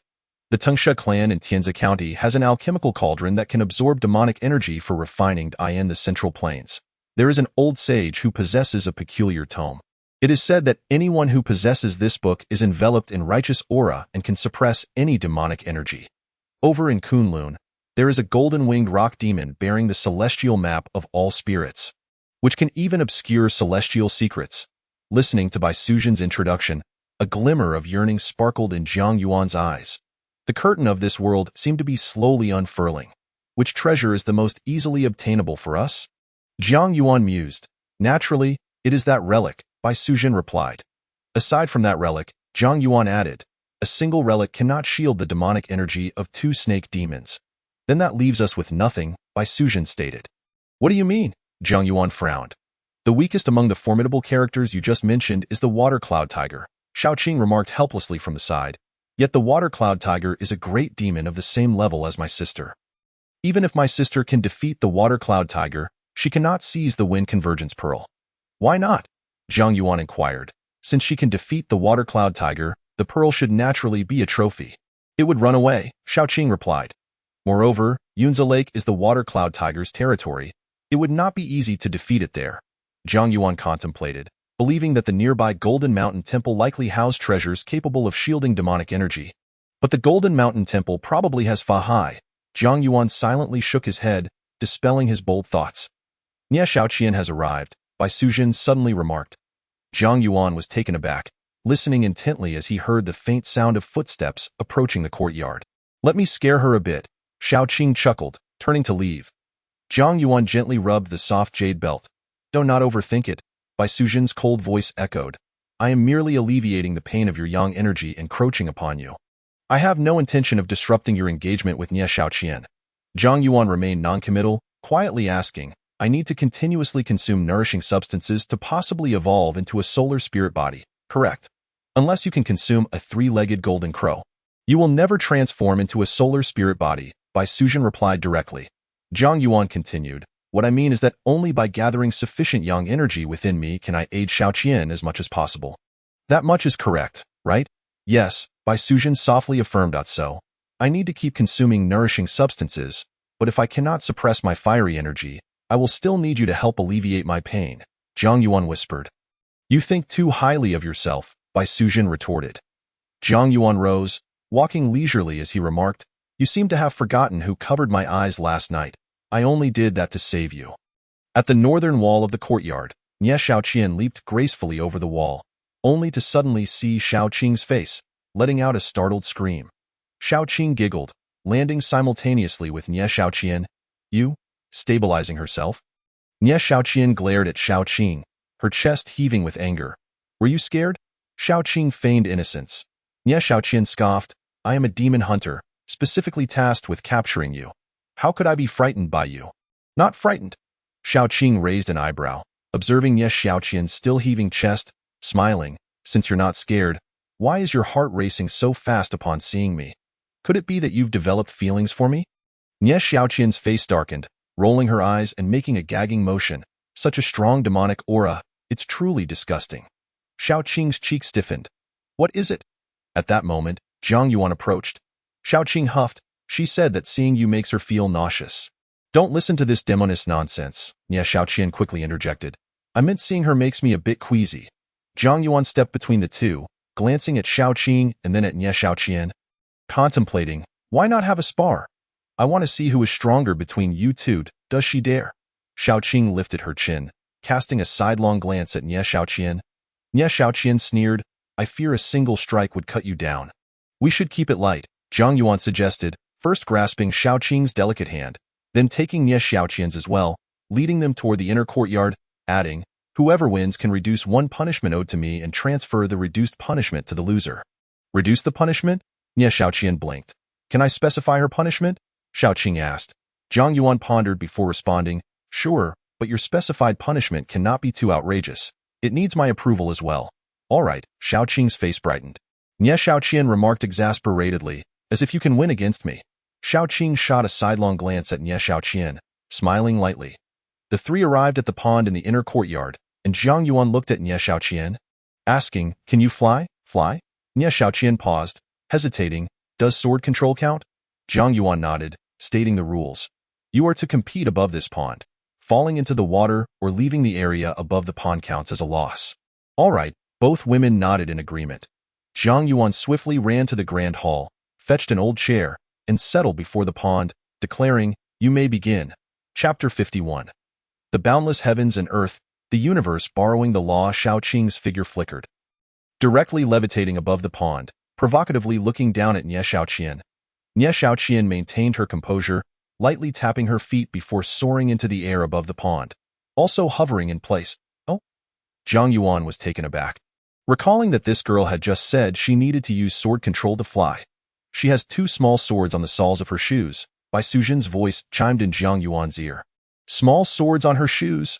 A peculiar glint flashed in Jiang Yuan's eyes. Sword control can be executed this way? Above the pond, Shao Qing smirked mockingly, not wasting words on trivialities, and with a wave of her right hand, a sharp long sword appeared, launching directly at Nie Shaoqian. Nie Shaoqian rapidly formed seals with both hands, an abundance of brilliant silver light enveloping her, transforming into numerous silver swords that surged forward. Clang, clang, clang. The silver swords collided with the long sword in Nie Shaoqian's hands, producing a series of crisp ringing sounds. Seated in the old chair, Jiang Yuan scrutinized the battle, keenly noticing that the long sword wielded by Shao Qing seemed to possess magnetic properties, deflecting the surrounding silver swords away from their intended trajectory with each swing. Though the 2 women did not engage in direct contact, the combat was exceedingly fierce, with sword lights dazzling like blazing suns. The clanging sounds resonating in a continuous hum.it was too fast. Jiang Yuan strained to focus, realizing that with his current eyesight, he could just barely keep up with Shao Qing's swordplay. Nie Shaoqian is a lunar spirit body, possessing an innate aptitude for cultivation. Do not underestimate her, Bai Sujin's gentle voice echoed in Jiang Yuan's ear. Underestimate. Jiang Yuan found himself at a loss for words. Before the battle commenced, he had indeed underestimated Nie Shaoqian. From Jiang Yuan's perspective, Nie Shaoqian was merely a beautiful, alluring, youthful, tall, and voluptuous woman. This beauty often blushed shyly in his presence, making it difficult to associate her with martial prowess. Only at this moment did Jiang Yuan truly recognize that Nie Shaoqian was not merely a delicate beauty but a serious and formidable demon hunter. She is about to be defeated. The voice of Bai Sujin once again echoed in Jiang Yuan's ears as she instructed them to battle above the pond, thereby at least restraining her power by 30%. Restraining by 30%? Jiang Yuan was taken aback, raising his gaze to Nie Shaoqian, softly murmuring, "Why did she not mention this to me? Perhaps it is because she looks down upon Shao Qing." Bai Sujin speculated. Jiang Yuan gently shook his head, aware that this was not the reason. Is it because she harbors feelings for you? That even knowing she would suffer a loss, she is willing to accommodate your wishes? Bai Sujin's voice conveyed a chilling undertone. Jiang Yuan remained impassive, his right hand lightly grasping the head of the soft jade belt, gently kneading it. Above the pond, Nie Shaoqian's legs trembled subtly, as the silver swords conjured from her spiritual energy relentlessly assaulted Shao Qing.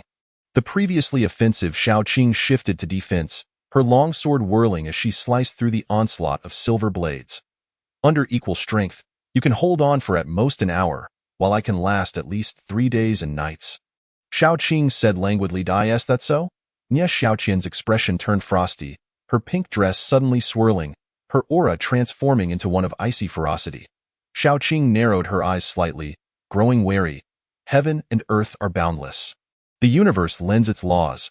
With her right hand pointing to the heavens and her left to the earth, Nie Shaoqian's red lips parted as she uttered a chilling incantation, wind and thunder. Heed my command. Vanquish demons and evil. As her words fell, blue lightning surged into existence above, descending upon every inch above the pond in an instant. The deafening roar of thunder erupted. Shao Qing's pupils constricted, and before she could react, a white light enveloped her.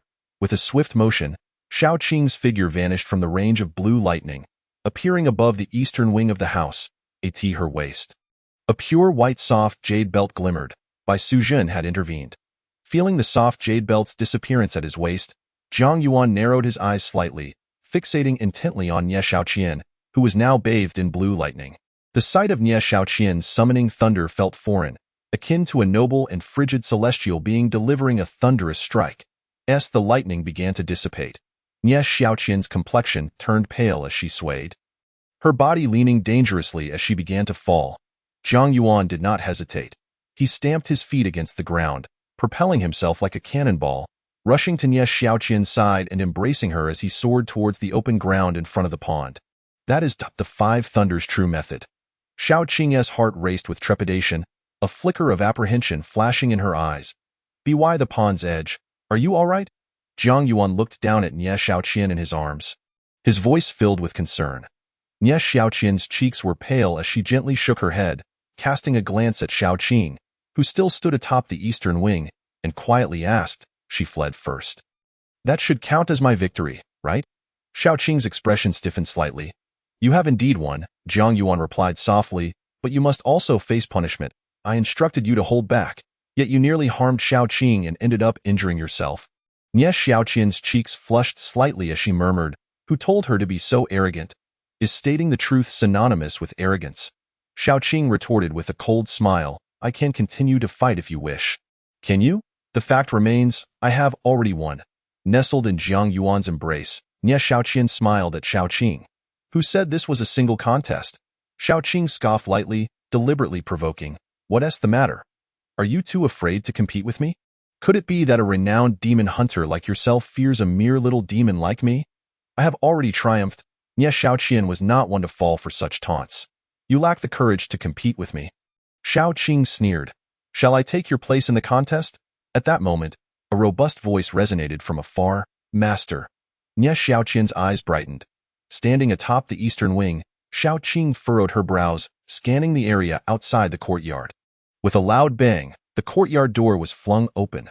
Zhang Yuan turned towards the sound, spotting a middle-aged man dressed in a black Taoist robe, of average build, with a full beard, striding confidently into the inner courtyard. Behind this bearded man was a woman clad in silver male attire. Zhang Yuan sensed something and looked upwards. As the bearded man approached, an invisible barrier enveloped the house, rippling like water. You, scoundrel, conspired with the serpent demon and still wished to marry my disciple. The bearded man halted, bellowing with fury, his eyes wide with rage as he glared at Zhang Yuan. Still nestled in Zhang Yuan's embrace, Nie Xiaoqian felt her cheeks flush red, shyly lowering her head. Xiao Qing leapt down lightly, positioning herself near Zhang Yuan, her gaze warily fixed on the bearded man. I am Zhang Yuan. Honored to meet you. Hero Yin. Zhang Yuan released Nie Xiaoqian and clasped his hands in a scholar's salute towards the bearded man. It was evident that this bearded man was Yin Qixia, Nie Xiaoqian's master. What did you call me? Yin Qixia thundered, his voice booming with an air of dominance. My master is Yin Qixia, Nie Xiaoqian introduced softly. Zhang Yuan paused for a moment before correcting himself. Yin the Great Hero. Even if you call me Yin the Great Hero, it does not erase the crime of your collusion with the serpent demon, Yin Qixia retorted sternly. Xiao Qing tightened her grip on her sword, coldly staring at Yin Qixia. There is no such collusion. Zhang Yuan shook his head. Yin Qixia chuckled darkly, his gaze sweeping over Xiao Qing, his eyes glimmering with golden light as he sneered. What? Is she not a serpent demon? Xiao Qing remained expressionless. Before I answer your question, I would like to share a story. Chapter 52. The Great Kuan. Not to be simmered in one pot. The story is simple. Set in the winter of a decade ago, I still remember that time when the first snow fell in Yuhang Town's Jingxizhen. The snowflakes swirling in the frigid as a child. I happened upon a small snake, frozen by the cold, by the riverbank. Die in my youthful innocence. I found the little snake utterly adorable, and thus, I picked it up and cradled it in my arms. Using my body heat to warm it. 3 days later, the little snake awoke, bit me, and fled. Recently, on the day I became the top scholar of Guangling County, while resting at the Remnant Snow Pavilion by West Lake, I encountered that little snake once more. It had transformed into human form. At this juncture, Zhang Yuan raised his gaze to Yin Qixia. Earlier, you mentioned collusion. Collusion implies an improper association or combination conducted in secrecy, typically accompanied by malevolence and crime. You accuse me of colluding with a serpent demon. Have you ever witnessed me harming anyone or committing any wrongdoing? She has been by my side. Has she ever harmed anyone? She aims to harm you, Yu Chan, standing behind Yin Qixia, interjected with a sneer. Have you forgotten what Xiao Qian did for you last night? If not for her, their demonic powers could have taken your life at any moment. Zhang Yuan looked at Xiaoqing and asked, "Would you harm me?" Xiaoqing replied irritably, "Why would I harm you? Answer with a yes or no." Zhang Yuan insisted. No. Xiaoqing mumbled. Zhang Yuan turned to Yin Qixia and Yuchan again. "I trust her." Yuchan fell silent. "Your trust holds no significance," Yin Qixia remarked coolly. "Demons and humans are destined to walk separate paths. For a demon to dare manifest in the mortal realm is already a sin. We cultivators toil for years to eradicate all demons and evil, restoring peace to the world." As he spoke, Yin Qixia's right hand materialized a 4-foot-long crimson sword, its blade gleaming with a chilling light. "There is a water cloud tiger in Yunzi Lake. You should be aware of it, yes?" Zhang Yuan suddenly inquired. Yin Qixia frowned, coldly retorting, "And what of it? Since you are aware of the water cloud tiger's existence, why not slay it?" Zhang Yuan pressed. "Did you not just say you would eradicate all demons and evil? You little rascal, waiting for me here, are you?" Yin Qixia sneered. "The water cloud tiger has not brazenly appeared in Yuhang City like this serpent demon, nor has it conspired with a fool like you. So, as long as the water cloud tiger does not harm anyone, even if you know where it is, you won't take action against it." Zhang Yuan observed that I realize I am being unreasonable and morally coercive towards you, but I must insist that Hero Yin wait for the serpent demon to commit harm before taking action. Surely, you can discern the situation. If the serpent demon seeks to harm, the first victim will undoubtedly be me. Xiaoqing's expression remained icy, yet her gaze softened considerably. Nie Xiaoqian furrowed her brows, glancing at Zhang Yuan. Biting her lip in silence, "Dio, you wish to feed the demon with your own body?" Yin Qixia frowned. Zhang Yuan shook his head. "I have a century-long agreement with her. Furthermore, I need her help to find a great restorative item. I must accumulate yang energy to achieve the sun spirit body. Only by becoming the sun spirit body can I save Xiaoqian." Nie Xiaoqian, Yuchan, and Yin Qixia were all taken aback. Hero Yin should already be aware that I have become Xiaoqian's fiancé. Zhang Yuan stated, looking at Yin Qixia. "Xiaoqian is willing to marry me. I believe it is essential for Hero Yin to discuss Xiaoqian's specific circumstances with me." Nie Xiaoqian and Yuchan simultaneously turned their gazes towards Yin Qixia. Yin Qixia frowned, glancing at Xiaoqing, and coldly remarked, "Knowing that Xiaoqian is the embodiment of the Yin spirit, how could you possibly endure? You wish for me to consume her?" Xiaoqing huffed lightly. "What? Is the Yin spirit particularly enticing to demons?" Zhang Yuan inquired, astonished. Yin Qixia remained impassive. "She possesses an alluring fragrance, indeed making her highly attractive to demons," Xiaoqing softly replied. Zhang Yuan turned to Nie Xiaoqian, gently asking, "Xiaoqian, over the past 2 days, you and Xiaoqing have spent quite a bit of time together. Did you ever sense that Xiaoqing wished to devour you?" Nie Xiaoqian pondered for a moment, her brows furrowing, yet she ultimately shook her head. "Although I do not quite comprehend how enticing Xiaoqian's fragrance is," Zhang Yuan spoke softly, "I believe that those who can resist temptation like Xiaoqing are indeed rare." "Indeed, they are rare," Yin Qixia scoffed. "But that does not prove anything. At the very least, it can be said to be temporarily harmless," Zhang Yuan remarked, swiftly diverting the conversation. "However, the situation concerning Xiaoqian is urgent. Our wedding is merely 3 months away. As Xiaoqian's master, you surely possess a means to help me become a solar spirit within this time frame. Master, is it true that there exists the saying, 'The solitary Yin does not endure'?" Nie Xiaoqian hesitantly inquired, gazing at Yin Qixia. Yin Qixia furrowed his brow and slowly nodded, affirming that such a notion indeed exists. Nie Xiaoqian's complexion paled slightly, and she bit her lip. "Am I not meant to live long? You will not truly perish," Yin Qixia reassured her. "But you cannot be considered human." Xiaoqing remarked with a faint smile, adding, "It remains uncertain whether, in the end, this great cultivator, who seeks to vanquish all demons and evil spirits, will treat his disciple with the same indifference." "Impudent!" Yin Qixia glared fiercely, brandishing his crimson sword, unleashing a formidable aura that pressed down upon Xiaoqing. Xiaoqing's expression shifted slightly, and in the next moment, she found Zhang Yuan standing protectively in front of her, facing Yin Qixia directly.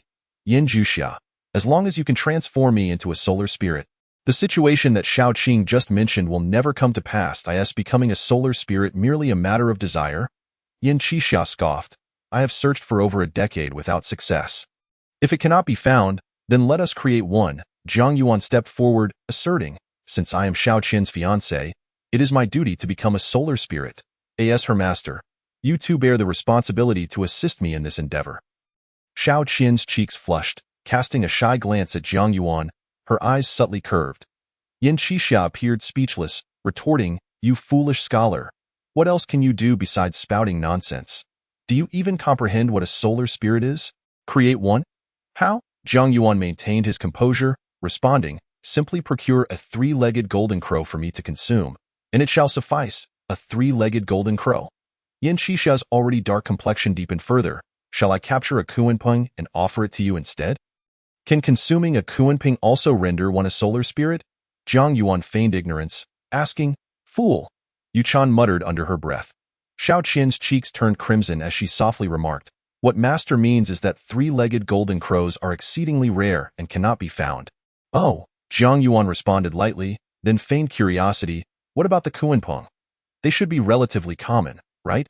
I seem to recall a saying about the kuanping, stating that its size is such that it cannot be contained in a single pot, requiring 2 grilling racks, one for sugar, one for spice, followed by a jar of strong liquor, so we may bravely venture forth together." Chapter 53. Do you think I would fall for that? Upon hearing this, Yin Qixia, Nie Xiaoqian, and Yuchan were left in varying degrees of bewilderment. He. Xiao Qing chuckled softly. "You rascal, are you intentionally mocking me?" Yin Qixia glared in anger. Yuchan wore a look of exasperation. Xiao Qian blushed and shot Jiang Yuan a reproachful glance. "Just a jest to lighten the mood," Jiang Yuan remarked, turning to Yin Qixia. "Since you have come this way, it seems unlikely you will depart soon. Under your watchful gaze, Xiao Qing's meager skills cannot stir up any significant trouble. Our current focus should be on Xiao Qian and myself. Even if you cannot transform me into a solar spirit, there must be a way for my constitution to approach that of a solar spirit." Xiao Qing frowned slightly, but chose not to counter his statement. "Master, since this snake demon cannot escape, let us keep her here for now." Xiao Qian leaned closer to Yin Qixia, pouting, "Could you first explain my situation to me? Let us discuss this in our quarters," Jiang Yuan invited. Yin Qixia frowned, ignoring Jiang Yuan's invitation, and turned to Nie Xiaoqian, speaking in a grave tone.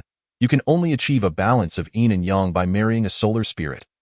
Over the years, I have traveled far and wide, slaying demons and banishing evil, while also seeking a solar spirit. Regrettably, I have yet to encounter one. Although this scoundrel is quite insufferable, he has not spoken falsely. Your matter is indeed more pressing. The 5 Thunder Heavenly Heart Talisman I placed upon you can no longer completely suppress your yin spirit. Your father's decision to seek a suitor for you was truly a last resort." Nie Xiaoqian's face turned pale, a flicker of confusion crossing her eyes. "Do not fear," Jiang Yuan reassured her. "Stepping closer, I am here. Nothing will happen to you." Nie Xiaoqian raised her gaze, staring blankly at Jiang Yuan. He then turned to Yin Qixia, pondering aloud, "Is it true that the more yang energy I possess, the longer Xiao Qian can live as a human? Yang energy comes in different qualities. Mere quantity is insufficient." Yin Qixia replied solemnly, "It is akin to wealth. 100 coins may not be as valuable as a single gold hairpin." Jiang Yuan understood and eagerly inquired, "Then surely, Yin Qixia must have a way to enhance the quality of my yang energy?" Yin Qixia shot him a sidelong glance, skepticism evident. "You wish to marry Xiao Qian? Could it be that this is your ulterior motive?" "When Xiao Qian and I first met, we were already betrothed," Jiang Yuan clarified. "I only learned yesterday that Xiao Qian requires a solar spirit, which prompted my desire to become one. If you do not believe me, you may ask Xiao Qian directly." "Master, that is indeed the case," Nie Xiaoqian affirmed, suppressing her shyness. "This scoundrel consorts with demons. He is clearly no good." Yin Qixia scoffed disdainfully. Jiang Yuan shrugged, stating, "Since you are unwilling to teach me, I shall have to resort to Xiao Qing's methods." "What methods could this snake demon possibly possess?" Yin Qixia laughed. "I have only ever encountered demons that drain yang energy.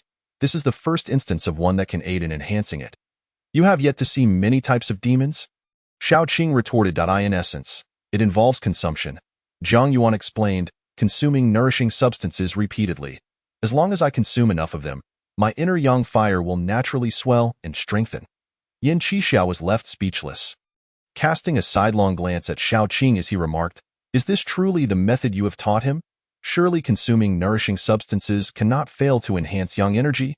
Xiao Qing countered. Yin Qixia shook his head, stepping forward to firmly grasp Jiang Yuan's wrist. Shao Qing's expression shifted, raising her sword toward Yin Qixia. Shao Qing, Jiang Yuan interjected, halting her. Yin Qixia is merely examining my condition. Shao Qing furrowed her brow, retracting her sword yet remaining vigilant. You young man, you conceal quite a bit, Yin Qixia observed, gripping Jiang Yuan's wrist and scrutinizing him closely, his eyes revealing a hint of astonishment. Your cultivation level, in the mundane world, is truly unprecedented. Compared to you, it pales in comparison, Jiang Yuan admitted with humility. He had observed the encounter between Nie Shaoqian and Shao Qing, realizing that the spiritual energy cultivated by practitioners in this realm surpassed the true energy of martial artists by at least one tier. If not more. It could even be a matter of two different dimensions of power. Yin Qixia remained noncommittal, continuing to assess Jiang Yuan while also scrutinizing his appearance. He must have already realized I am no longer a virgin. Jiang Yuan thought, a tinge of regret welling up within him. After being a virgin for so long, the sudden loss was indeed bittersweet. Once a man has lost his virginity, there is no going back. He can no longer claim that title. Nevertheless, reflecting on it, if given the chance to choose again, he would certainly still choose to lose it, for that was the elusive Bai Sujin, a being one would wait a millennium to encounter. Master, what do you think? Nie Shaoqian asked curiously. Yin Qixia withdrew his hand, brushing his beard thoughtfully. You possess robust health, abundant essence, and your yang energy quality is notably superior to that of an ordinary person. However, it falls significantly short compared to the legendary solar spirit. You are still far from being worthy. Thus, I must continue to supplement it, Jiang Yuan stated, understanding that Yin Qixia's remark about falling short referred to his yang energy being inadequate to match the Yin spirit. Supplement with what? Yin Qixia queried. Even if you become a peerless master in the mundane realm, how does that relate to the quality of your yang energy? I have persistently sought your guidance on how to enhance the quality of my yang energy. Yet you remain reticent. Therefore, I shall first focus on increasing the quantity before considering the quality, Jiang Yuan replied, shrugging. Master, you must have a solution, right? Nie Shaoqian gazed at Yin Qixia with hopeful anticipation. Yin Qixia snorted derisively. This youth is not worthy of you. He is inadequate in every aspect. Nie Shaoqian's cheeks flushed as she shyly replied, Father has already betrothed me to him. Yu Chan was speechless. And Shao Qing rolled her eyes. Uncle Nie is quite pleased with me, Jiang Yuan asserted. Regardless of your opinions, one fact remains. I am Shao Qian's fiancé, and our wedding is set for the 26th of the 12th month. Only I can save Shao Qian, and I am willing to exert every effort to rescue her. If Yin Qixia is unwilling, I shall find my own way. Nie Shaoqian's cheeks were aflame as she stole glances at Jiang Yuan's handsome face. You rascal, are you trying to provoke me again? Yin Qixia sneered. Do you truly believe I would fall for your tricks? Jiang Yuan nodded in agreement. The group fell silent for a moment. Yin Qixia's expression darkened. Glaring at Jiang Yuan, do you truly believe I would not discipline you? Will disciplining me enhance the quality of my yang energy? Jiang Yuan replied, spreading his hands with a nonchalant smile. If it would, then feel free to try. Jiang Yuan, fear nothing. With a swift motion, a gleaming red sword, radiating a chilling aura, suddenly appeared at the right side of Jiang Yuan's neck. Shao Qing's pupils constricted sharply, and before she could react, Yin Qixia had already positioned himself before Jiang Yuan, exuding an overwhelming and formidable presence that bore down upon him. Chapter 54. Are you cursing me? Do you fear? Yin Qixia's gaze was fierce as he spoke. Master, please don't. Nie Shaoqian's complexion turned pale in an instant. Jiang Yuan's hands, concealed within his sleeves, were clenched into fists as he struggled to suppress the urge to move his lips. His starry eyes, cold and penetrating beneath his sword-like brows, glared at Yin Qixia with a forced smile. I wish to curse someone. Can you guess whom? I wager you dare not utter it. Yin Qixia laughed heartily. Retracting his great sword and turning to Nie Shaoqian, his tone grave, I ask you this once more. Have you considered it carefully before answering? Do you truly wish to marry him? I can tell you plainly that although he holds the title of top scholar in Guangling County and possesses extraordinary skills, he lacks a special destiny. He will have no official fortune. Next spring, he will certainly fail to achieve the highest rank in the imperial examination. He has no wealth. He cannot amass riches. His blessings are mediocre. and he is likely to encounter many misfortunes in the future. The only remarkable aspect about him is his physique, which is indeed a rarity. No official fortune? No wealth? Mediocre blessings? Zhang Yuan's brow furrowed. This Yin fellow must be cursing me. He must have realized I'm not a virgin and is deliberately demeaning my future to annul my engagement with Nie Xiaoqi. He must be so. A person like me may not necessarily wield the power to command the world, but I will undoubtedly have a beautiful wife by my side and be wealthy in my own right. Regardless of whether he possesses wealth or official fortune, since my father has already arranged this marriage, I must marry him. Nie Xiaoqian said, her face flushed. The engagement can be annulled, Yin Qixia replied. No annulment? Nie Xiaoqian whispered, her cheeks aflame and her tone resolute. Yuchan held her forehead, fully aware that this junior sister had long been captivated by Zhang Yuan's handsome visage. Yin Qixia frowned and cast another glance at Zhang Yuan. You were just cursing me, weren't you? Zhang Yuan inquired with a ghostly tone. What, do you think you can achieve the highest rank? Yin Qixia shot a sidelong glance at Zhang Yuan. Zhang Yuan remained silent. If the Daliang dynasty were politically sound, he might have a modicum of confidence. However, in the current state of the Daliang dynasty, political clarity was a distant reality. Securing the title of top scholar requires a stroke of luck.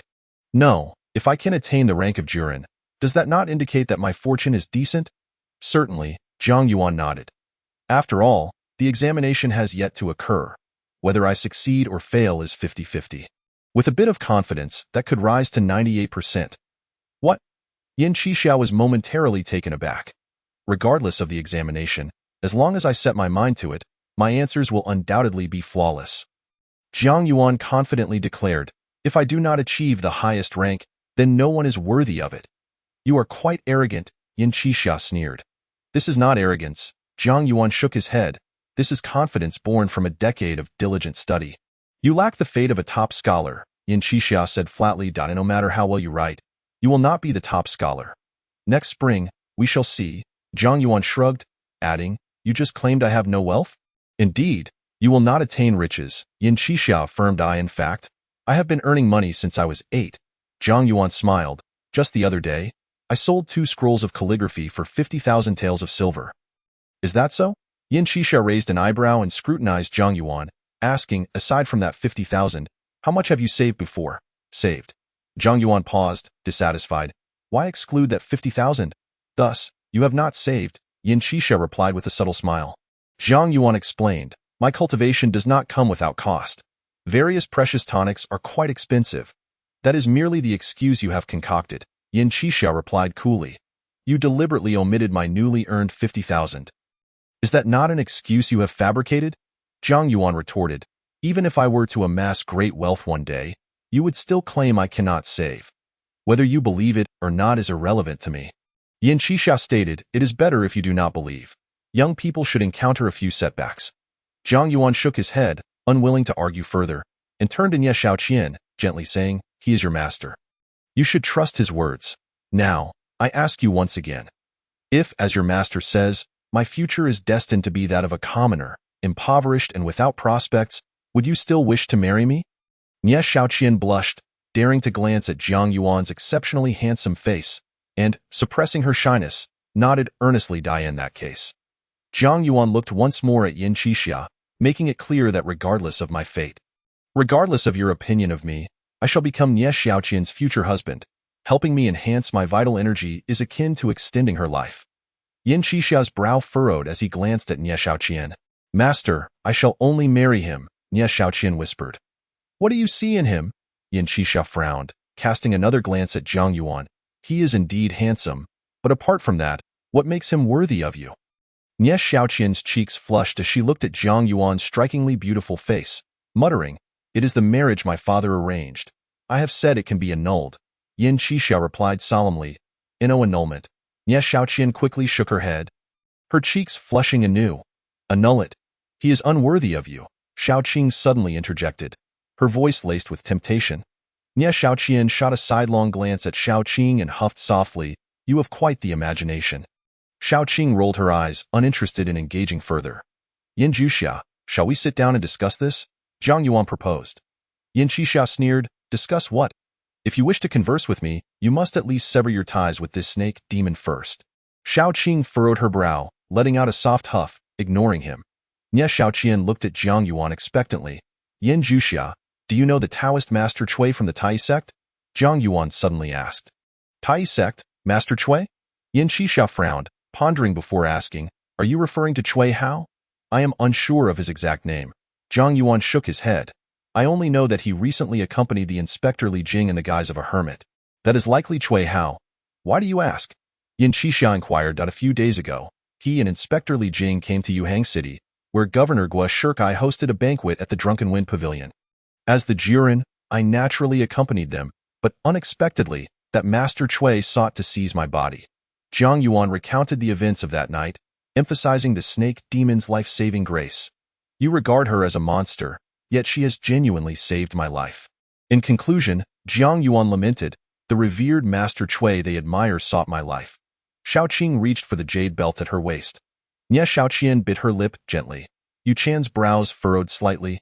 Her expression unreadable. Kid, your thoughts are perilous. Yin Qixia warned coldly in matters of right and wrong. My stance is unwavering. Jiang Yuan replied calmly, I stand on the righteous path, my heart aligned with the light. If you truly stand on the righteous path, you should not nurture demons.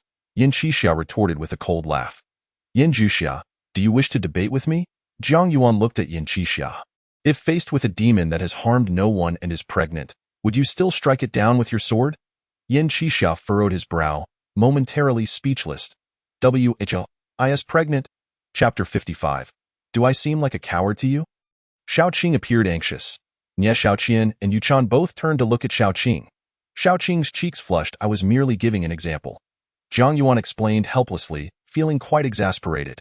You asked, so why act as if you have something to hide? It's as if I have done something to you, Dado. Xiaoqing sighed in relief. Why were you so tense just now? Nie Xiaoqian questioned suspiciously, scrutinizing Xiaoqing's expression. Xiaoqing huffed.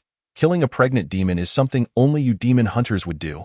Enough. Jiang Yuan interjected in time to halt the escalating conflict between the two women, turning once more to Yin Qixia. All that needed to be said has been said. Yin Zhuxia should now understand my intentions and make a decision. Nie Xiaoqian and Yu Chan both looked at Yin Qixia. Xiaoqing maintained her cold demeanor but secretly perked up her ears. I hope you remember that what you rely on is merely Nie Xiaoqian's affection for you. Yin Qixia fixed his gaze on Jiang Yuan, speaking gravely. If one day I discover you dare to belittle Nie Xiaoqian, as he spoke, Yin Qixia suddenly raised his right hand, pointing his crimson sword toward the heavens. With a crack, a bolt of red lightning, as thick as a water tank, struck down from the sky, instantly striking the pond, accompanied by a deafening roar, shaking the earth and causing the pond's water to splash everywhere. As the lightning dissipated, a dark pit appeared at the bottom of the pond. Xiaoqing tightened her grip on her sword, her eyes filled with deep apprehension. Jiang Yuan remained unfazed, observing Yin Qixia. At this moment, Yin Qixia exuded an imposing aura, his face filled with righteous indignation, akin to the legendary judge of the underworld, Zhong Kuei. Had anyone else stood here to witness Yin Qixia's presence, they might have quaked in fear. Yet Jiang Yuan remained composed, unperturbed. After all, he was called Yin Qixia. What was there to fear? A good person fears not the heroic, let alone the great hero who vanquishes demons. Coincidentally, Yin Qixia was indeed a true hero. Very well, Jiang Yuan nodded. If in the future I belittle Nie Xiaoqian, Yin Zhuxia may strike me down. I shall not retaliate. Dio, you even have the right to retaliate. Yu Chan interjected sarcastically from beside Nie Xiaoqian. He lacks the right. Do you possess it? Xiaoqing cast a sidelong glance at Yu Chan, indicating her disdain. You have even less qualification, she remarked. Nie Xiaoqian's bosom rose with pride.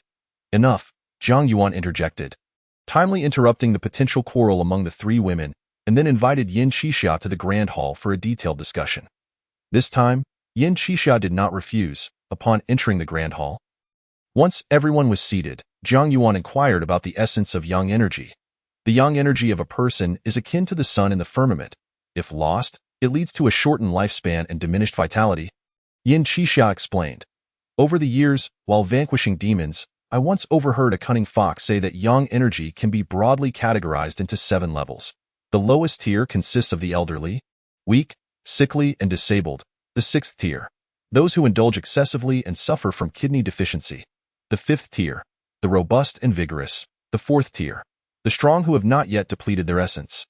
The third tier, the initial yang body. The second tier, the lesser yang body. And the first tier, the pure yang body. The pure yang body, the highest tier. What is its relation to the solar spirit body? Zhang Yuan pondered aloud. Nie Shaoqian, Yu Chan, and Shaoqing all gazed curiously at Yin Qixia. What does a mere mountain fox demon know about the solar spirit body? Yin Qixia replied nonchalantly. Above the pure yang exists the extreme yang, and only after that does one attain the solar spirit body. I see. Zhang Yuan understood. After a moment of contemplation, he wisely refrained from inquiring about his own yang energy level and instead asked with curiosity, how can one enhance a person's yang energy? Generally speaking, one can only increase the quantity of yang energy, not its quality, Yin Qixia stated. To forcibly elevate one's yang energy level, a transformation is necessary. Transformation? Zhang Yuan mused, struggling to grasp the precise meaning of transformation. Yin Qixia glanced at Shaoqing. When a serpent demon sheds its skin, it undergoes a significant increase in power, does it not? And what of it? Shaoqing retorted with a huff. The transformation of yang energy is akin to the shedding of a serpent's skin. Yin Qixia elucidated. As the saying goes, without destruction, there can be no establishment. Each transformation necessitates enduring a cycle of suffering akin to death before one can stand anew. Just tell me what I must do, Zhang Yuan implored softly, his eyes alight with expectation. Transformation, in another sense, is evolution, an evolution of one's constitution. The constitution is usually innate, and altering it is as challenging as transforming a serpent into a dragon. Yin Qixia remarked, the crucial step in transforming into a dragon is to survive the dragon tribulation. To survive the dragon tribulation? Zhang Yuan's cheeks stiffened. That is merely one method. Another is through fire refinement. Yin Qixia continued, divine weapons generally undergo rigorous fire refinement. Yang energy can also be enhanced through this process, and of course, this fire refinement is not to be conducted with ordinary flames. At this, Yin Qixia cast a sidelong glance at Zhang Yuan. What are you afraid? Shaoqing, Nie Shaoqian, and Yu Chan all turned their gazes towards Zhang Yuan. Shaking his head, Zhang Yuan replied, I merely feel that the two methods proposed by Yin Qixia seem more akin to physical cultivation. Indeed, during this process, the physique will also be enhanced, Yin Qixia acknowledged. Then I would trouble you, Yin Qixia, Zhang Yuan said, rising to perform a respectful bow. Yin Qixia regarded him coolly. Have you thought this through? Whether it be fire refinement or lightning strikes, both processes are perilous. Why perilous? I mean they could threaten your life. Shaoqing's delicate brows furrowed with concern, while Nie Shaoqian bit her lip, her eyes betraying a hint of conflict. Given the circumstances, what man would retreat? Zhang Yuan smiled calmly, arms outstretched. Do I seem like a coward? Who knows? Yin Qixia scoffed lightly. Since you've made your decision, will you choose fire refinement first or lightning strikes? What is the difference? Zhang Yuan inquired with curiosity.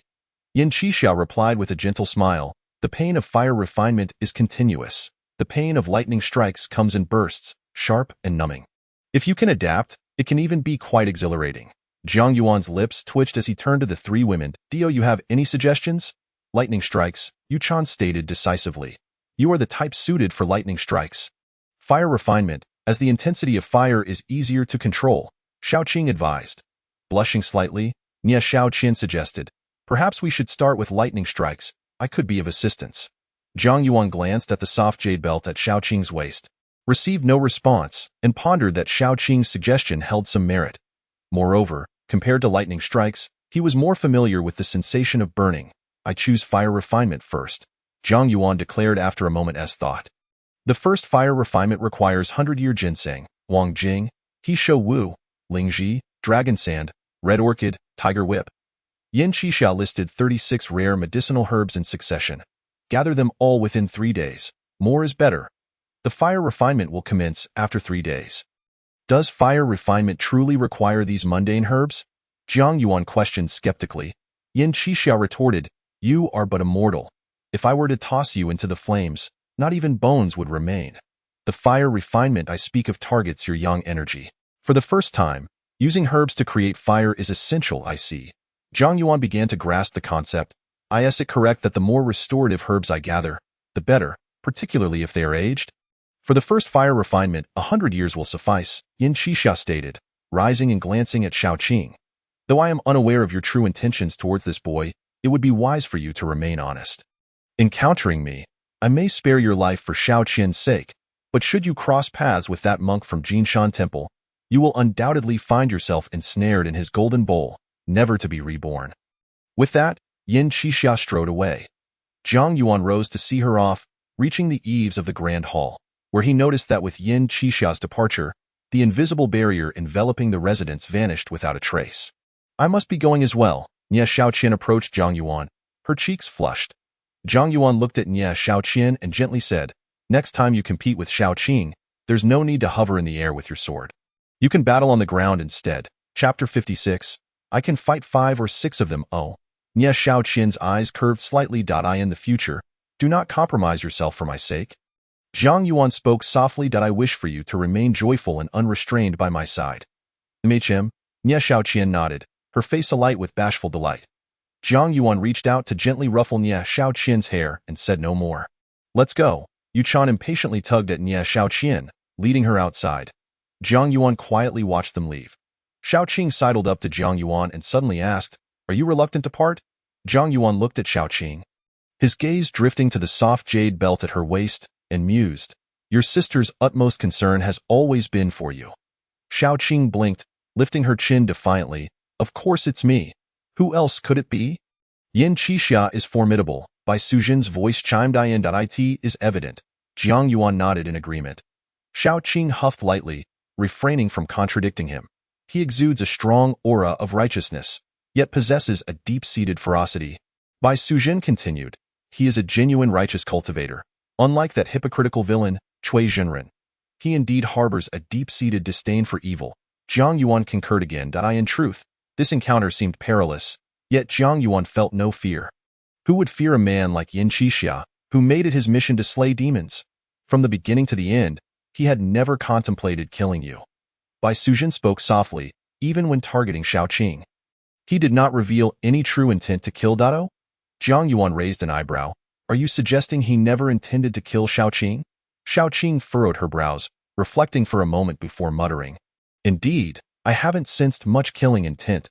Bai Sujin remarked, when he arrived, he deliberately cast a barrier with his spiritual power to silence the commotion in the residence. This was likely to guard against the monk from Jinshan Temple. Before he left, he specifically mentioned the monk to caution Xiaoqing. Caution me? Xiaoqing blinked in surprise. Bai Sujin explained, his true purpose was to prevent Xiaoqing from causing trouble that might attract the monk from Jinshan Temple, ultimately putting Nie Xiaoqian in jeopardy. Nie Xiaoqian possesses the potential to become a ghost king. To some righteous cultivators, she may be indistinguishable from demons. So extreme? Zhang Yuan murmured, though internally he acknowledged that Bai Sujin's words were likely true. There is no need for concern. Bai Sujin added, Jinshan Temple is not particularly renowned. From Yin Qixia's words, it seems there is a formidable monk there. His strength is likely comparable to Yin Qixia. Perhaps slightly inferior, otherwise, Yin Qixia would not allow Nie Xiaoqian to remain here. Isfa Hai stronger than Yin Qixia. Zhang Yuan mused, contemplating. Fa Hai's greatest achievement seemed to be capturing Bai Sujin. While Yin Qixia could likely handle a tree demon but would falter against the Black Mountain Old Demon. In a comparison of strength between the two. You think the disparity in strength between you and Yin Qixia is significant? Zhang Yuan inquired, his gaze fixed on the soft jade belt at Xiaoqing's waist. Presently, it seemed that only Bai Sujin could serve as a reference for comparing Fa Hai and Yin Qixia's combat prowess. After a brief silence, Bai Sujin replied, it's manageable. What do you mean by manageable? Zhang Yuan asked, intrigued. Bai Sujin's voice was light as a feather. If 5 or 6 Yin Qixia were to ambush me simultaneously, I would likely be unable to withstand it. Zhang Yuan and Xiaoqing were taken aback, exchanging glances. Xiaoqing, can you defeat Yin Qixia? Zhang Yuan questioned. Xiaoqing's complexion shifted between pale and flush, ultimately erupting in anger as she glared fiercely at Zhang Yuan. What business is it of yours? Zhang Yuan chuckled, his gaze resting upon the soft jade belt, expressing his dissatisfaction. Since you can defeat Yin Qixia, why did you not communicate with me just now?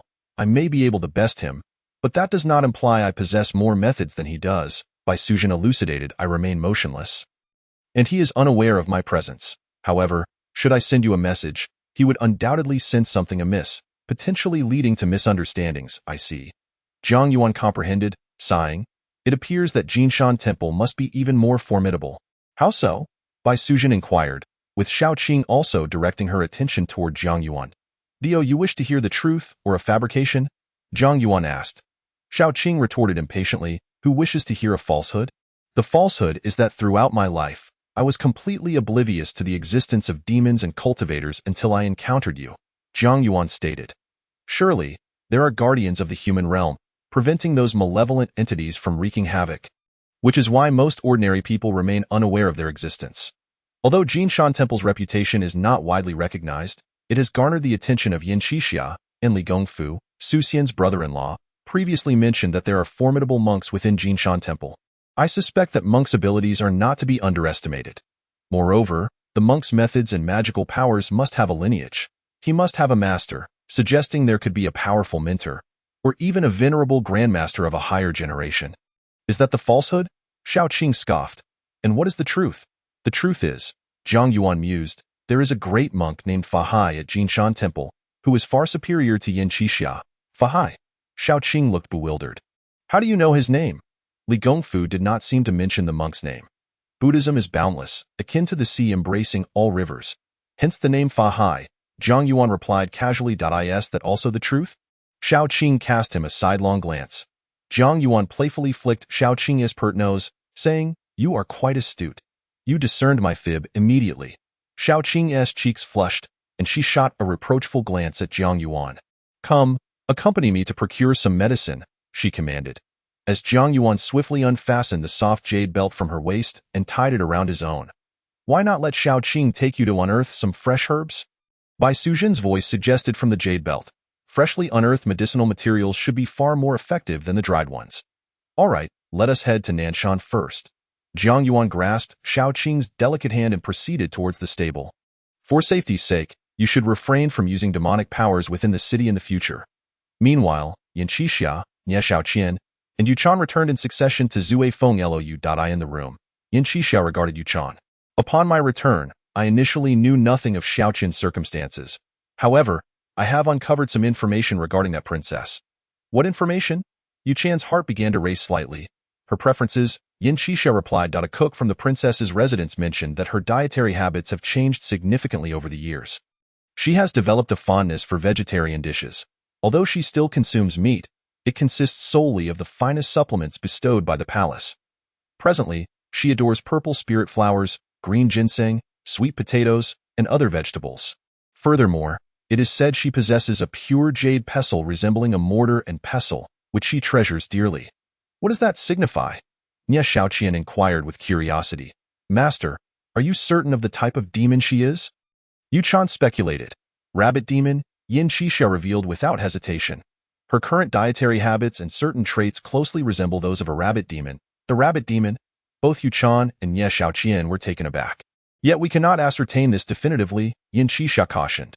The crucial point is that she may have accomplices, and they are likely within the palace. Yuchan's expression shifted.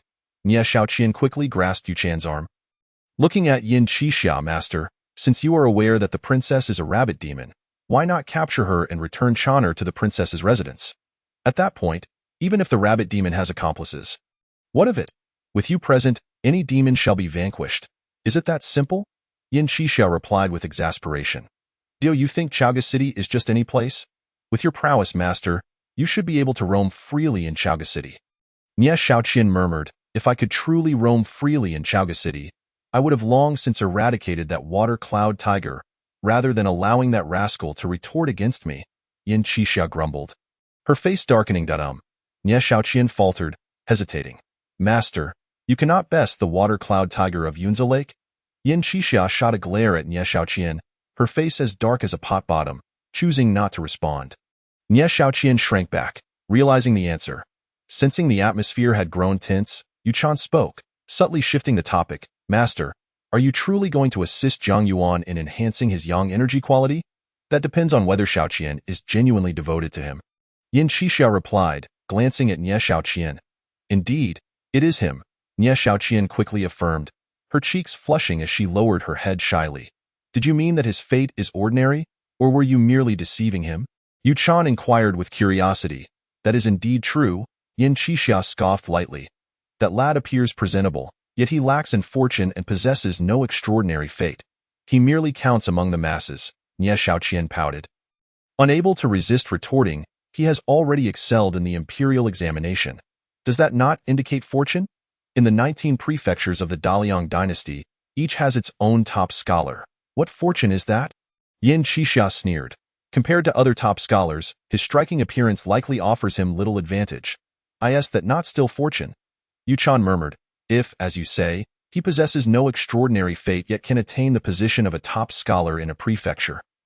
Coupled with commendable martial skills and the ability to compose poetry that resonates through the ages, I would argue he is even more remarkable than those favored by fate. Indeed, Nie Shaoqian nodded vigorously. Smiling brightly, he is undoubtedly more extraordinary. Your reasoning bears merit, Yin Qixia conceded with a smile. That lad is driven by personal gain. I suspect the snake demon by his side has been charmed by his sweet words, allowing him to indulge in at least 6 types of potent remedies. I surmise he frequently persuades that snake demon to procure nourishing substances for him. Is this the reason you have not taken action against that snake demon? Yu Chan queried. Not quite, Yin Qixia shook her head. When I used my scarlet fire golden eyes to observe her true form, I detected no traces of vengeful spirits among the human race. It is reasonable to conclude that she has not taken a life, at least not that of an innocent. Yu Chan pondered before adding, she has an elder sister clad in white. She is likely also a snake demon. As she spoke, she handed over a white crystal relic to Yin Qixia. This contains their demonic energy, drawn from Jiang Yuan's body. Indeed, there are 2 sources of demonic energy within that residence, Yin Qixia confirmed after briefly sensing the white crystal relic. The other snake demon's energy is evidently stronger than the green-clad one. And how does it compare to Master? Nie Shaoqian inquired curiously. Yin Qixia shook her head. The energy within the relic has thinned considerably, making it impossible to gauge her exact strength. She certainly cannot surpass you, Master, Nie Shaoqian remarked cheerfully. Yin Qixia remained noncommittal, contemplating. Regardless of their true intentions towards that lad, they will likely refrain from acting against him or Shaoqian for the time being. However, once the day of Shaoqian and that lad's wedding arrives, we must be on high alert. That time. She trailed off. Yin Qixia subtly shook her head, leaving the thought unspoken. The day of the wedding. Nie Shaoqian's cheeks flushed crimson, her eyes glimmering with anticipation. Atop the peak of Nanshan, Jiang Yuan wrapped his right arm around Shaoqing's waist, effortlessly soaring alongside her towards the southern mountains. The pair did not intentionally seek out ginseng, huangjing, Heeshou Wu, or other potent herbs, but instead chose to gather all the nourishing substances they encountered along the way. Comparatively, the nourishing items discovered by Shaoqing and by Suzhen were far rarer than those needed by Yin Qixia. And they were precisely what Jiang Yuan yearned to consume. Though there was still a black flood dragon left uneaten, who would ever refuse an abundance of nourishing items? 8 treasure turtle, ice silkworm, millennium Heeshou Wu, crimson centipede, fire spirit mushroom, zhugua, blood bodhi. Under by Suzhen's formidable perception, throughout the day, Shaoqing and Jiang Yuan uncovered over 10 varieties of nourishing substances. By nightfall, Jiang Yuan suddenly found the previously obedient yet proud Shaoqing to be somewhat bothersome. Having just lost his virginity the night before, this was precisely the moment to savor the pleasures of the flesh, and having a little sister figure as an unwelcome light bulb was indeed inconvenient. Upon returning to the residence in the northern part of the city, Jiang Yuan took the initiative to consume the zhugua, blood bodhi, millennium Heeshou Wu, drained the blood of the 8 treasure turtle, and refined the essence of the ice silkworm's blood. Ultimately, he succeeded in reaching a state of flushed cheeks and steaming head, as the potent effects surged through his entire being, igniting a fervent heat within. I might require Bai Suzhen to assist me in dissipating the excess yang fire energy, Jiang Yuan remarked earnestly, caressing the soft jade belt at his waist while observing Shaoqing, who was diligently grinding the crimson centipede. You scoundrel, you did that on purpose, Bai Suzhen's voice reprimanded him telepathically. Shaoqing cast a glance at Jiang Yuan, whose entire being was enveloped in a cloud of heat, then shifted her gaze to the soft jade belt around his waist. With a light chuckle, she remarked, if you wish for your sister's assistance, merely stating your desire to me will be of no avail. It requires my sister's consent. Naturally, Bai Suzhen would agree. Zhang Yuan elaborated. What I mean is, I need you, Shaoqing, to continue assisting me and Bai Sujin in guarding the area. Do we still need to construct an ice chamber? Shaoqing inquired. Zhang Yuan did not respond but gently pinched the soft jade belt instead. Such specialized matters are best left to professionals. After a brief silence, Bai Sujin softly affirmed, and calmly explained, once my demon core is separated from my body, the resulting demonic energy will be beyond my control. It may attract the attention of Yin Qixia or the monks of Jinshan Temple, hence a certain degree of containment is necessary. Shaoqing expressed her concerns. If the demon core remains outside your body or is placed within another's, could it adversely affect your future cultivation, sister? It will be fine. It won't be outside for long, just these couple of days, Bai Sujin reassured. Your sister possesses a high realm of cultivation. As long as you guard her well and no one disturbs, there should be no issue, Zhang Yuan gently added. Very well, Shaoqing nodded. Hasten to construct the ice chamber. I can hardly contain myself. Zhang Yuan settled down on the ground, clutching the soft jade belt. Urging her on. You rascal, Bai Sujin scolded telepathically, her voice laced with a hint of embarrassment and annoyance. What are you so impatient about? Shaoqing retorted, then moved her hands in unison, drawing forth a vast quantity of well water from the ancient well in the courtyard. The water hovered above Zhang Yuan, swiftly forming a circular curtain, resembling a house. Ultimately, the water curtain solidified into a transparent ice wall, with a layer of Shaoqing's demonic energy enveloping both the inside and outside. Shaoqing had constructed a transparent ice chamber for Zhang Yuan. All right, you may begin, she declared. Begin? Begin what? How do we start? I dare to begin, but does your sister dare to? Zhang Yuan maintained a stoic expression, observing Shaoqing outside the ice wall, clearly able to see every lash of her eyelashes. The ice wall was transparent and pristine, offering no semblance of privacy, rendering its existence utterly meaningless. After a moment of eerie silence, Bai Sujin's voice echoed, "Open your mouth." Zhang Yuan distinctly sensed a teasing tone within her words. He felt a twinge of irritation, yet was helpless against the situation. If Bai Sujin chose not to cooperate, he could only stare in disbelief. With a sullen expression, Zhang Yuan opened his mouth. The right end of the soft jade belt at his waist revealed a demon core the size of a fist. Floating before Zhang Yuan's lips, his eyelids twitched. Such a size, how could I possibly swallow it? In the next instant, the fist-sized demon core shrank several times, resembling the size of a grape. Zhang Yuan sighed in relief. The demon core entered his mouth, sliding smoothly down his throat into his abdomen. Focus and calm your mind. Do not indulge in frivolous thoughts, Bai Sujin's voice resounded. Zhang Yuan nodded, taking a deep breath to dispel distractions. Carefully sensing the presence of the demon core, which emanated a refreshing chill, akin to ice water, continuously seeping into his limbs and organs. Demonic energy, Zhang Yuan realized, understanding that this must be Bai Sujin's demonic power. First, properly refine the medicinal effects. Do not think of anything else, Bai Sujin further communicated, her voice gentle. Zhang Yuan refrained from speaking, closing his eyes to begin circulating his 9 suns golden body technique. Outside the ice chamber, Shaoqing observed for a while, pondering, why is this different from last night? The ice chamber last night was trembling with energy. As time passed, with the enhancement of his abilities, Zhang Yuan's speed in refining the effects of various nourishing substances had significantly increased compared to the past. Especially as he practiced the Dragon Elephant Sutra to the 6th scroll, his body had connected with a vast number of meridians and acupoints, allowing him to absorb substantial medicinal effects nearly instantaneously, strengthening his physique. By the latter half of the night, the heat within him subsided, as most of the nourishing substances' effects had been refined. Zhang Yuan's attention fell upon the demon core in his abdomen, attempting to envelop it with his 9 suns true energy. When his true energy made contact with the demon core, it would vanish instantly. Zhang Yuan could not ascertain whether the disappearing true energy had been incinerated or had merged directly into the demon core. Your martial arts cultivation grants you this true energy, akin to ephemeral smoke. While the demon's power and the spiritual energy cultivated by human practitioners can be likened to water or ice, Bai Sujin's gentle voice resonated in Zhang Yuan's ear. Do you recall your poem about the waterfall? The sun shines on the incense burner, creating purple smoke. From afar, I gaze at the waterfall hanging before the river. Your true energy is like that purple smoke, while my demonic power is the waterfall. The smoke cannot disturb the waterfall. Smoke? Jiang Yuan's eyes flickered. Mist, in essence, is also water. If the mist could move, could it truly not disturb the waterfall? If the swirling mist could become a whirlwind? In truth, your physique is already quite formidable. Bai Sujin conveyed again. Jiang Yuan remained noncommittal.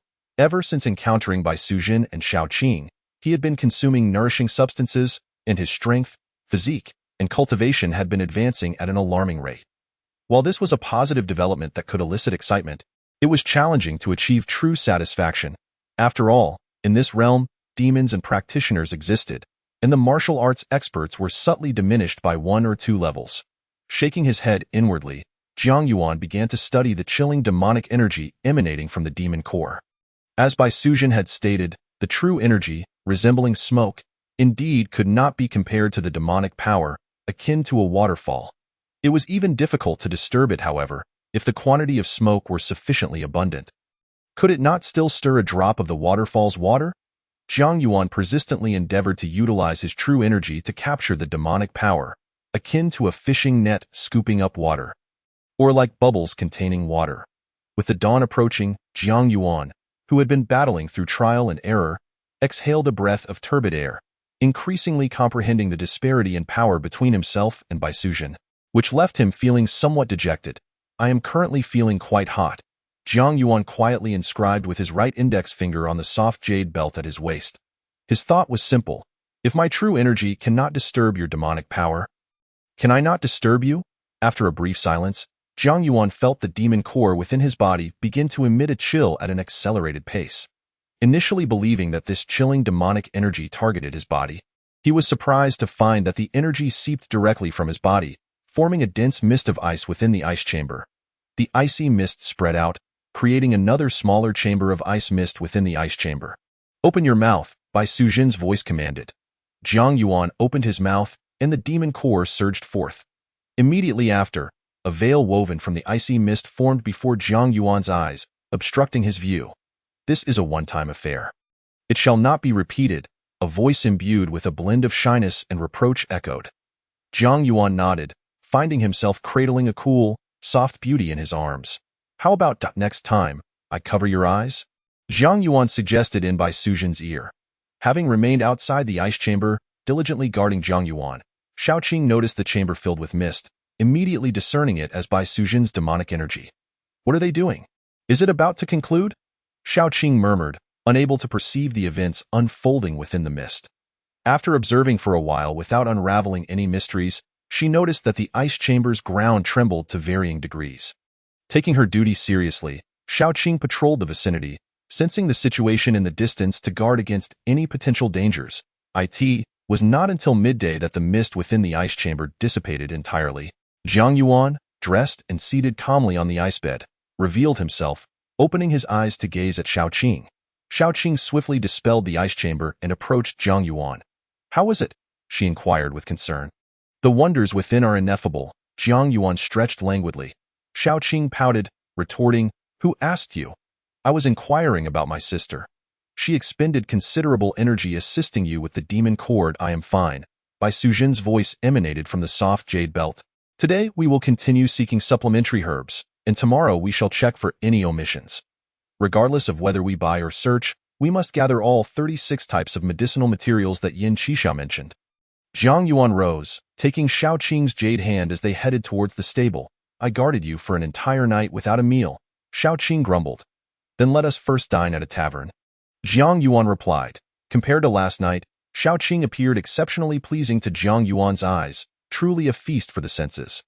After a hearty meal, the two ventured to the summit of South Mountain outside the city. Embarking on their continued quest for herbs, as night fell, at Bai Sujin's suggestion, Jiang Yuan and Shao Qing chose not to return to Yuhang City, but rather, under the cover of darkness, continued to traverse mountains and forests in search of nourishing treasures hidden deep within the wilderness. If you act recklessly again, Yin Qixia will likely discover us. Bai Sujin's voice carried an air of warning. Jiang Yuan scoffed, I have not uttered a word. What chaos could I possibly incite? Another day passed. And at dawn, Yin Qixia, Nie Shaoqian, and Yuchan arrived at Jiang Yuan's residence as promised. As the three entered, an invisible barrier shimmered above the courtyard, rippling like water. Are the medicinal materials prepared? Yin Qixia inquired directly. Jiang Yuan glanced at Xiaoqing, who gracefully waved her hand, causing the precious herbs they had gathered over the past 3 days to materialize, settling upon the ground. 36 types, none missing, Jiang Yuan affirmed. Freshly picked? Yin Qixia surveyed the assortment of herbs on the ground, raising an eyebrow with a smile. It seems you have visited quite a few places in these 3 days. Is this sufficient? Jiang Yuan asked. Yin Qixia nodded, fixing her gaze on Jiang Yuan as she commanded, remove your clothing. What? Jiang Yuan was taken aback. Nie Xiaoqian, Yuchan, and Xiaoqing were equally stunned. What, do you intend to undergo the fire refining process while still clothed? Yin Qixia scoffed. Jiang Yuan understood, then turned to Nie Xiaoqian and Yuchan. Yuchan simply turned away, while Nie Xiaoqian's cheeks flushed as she too turned her back. Jiang Yuan looked towards Xiaoqing. Xiaoqing pouted her lips, mimicking the demeanor of Nie Xiaoqian and Yuchan, before turning away.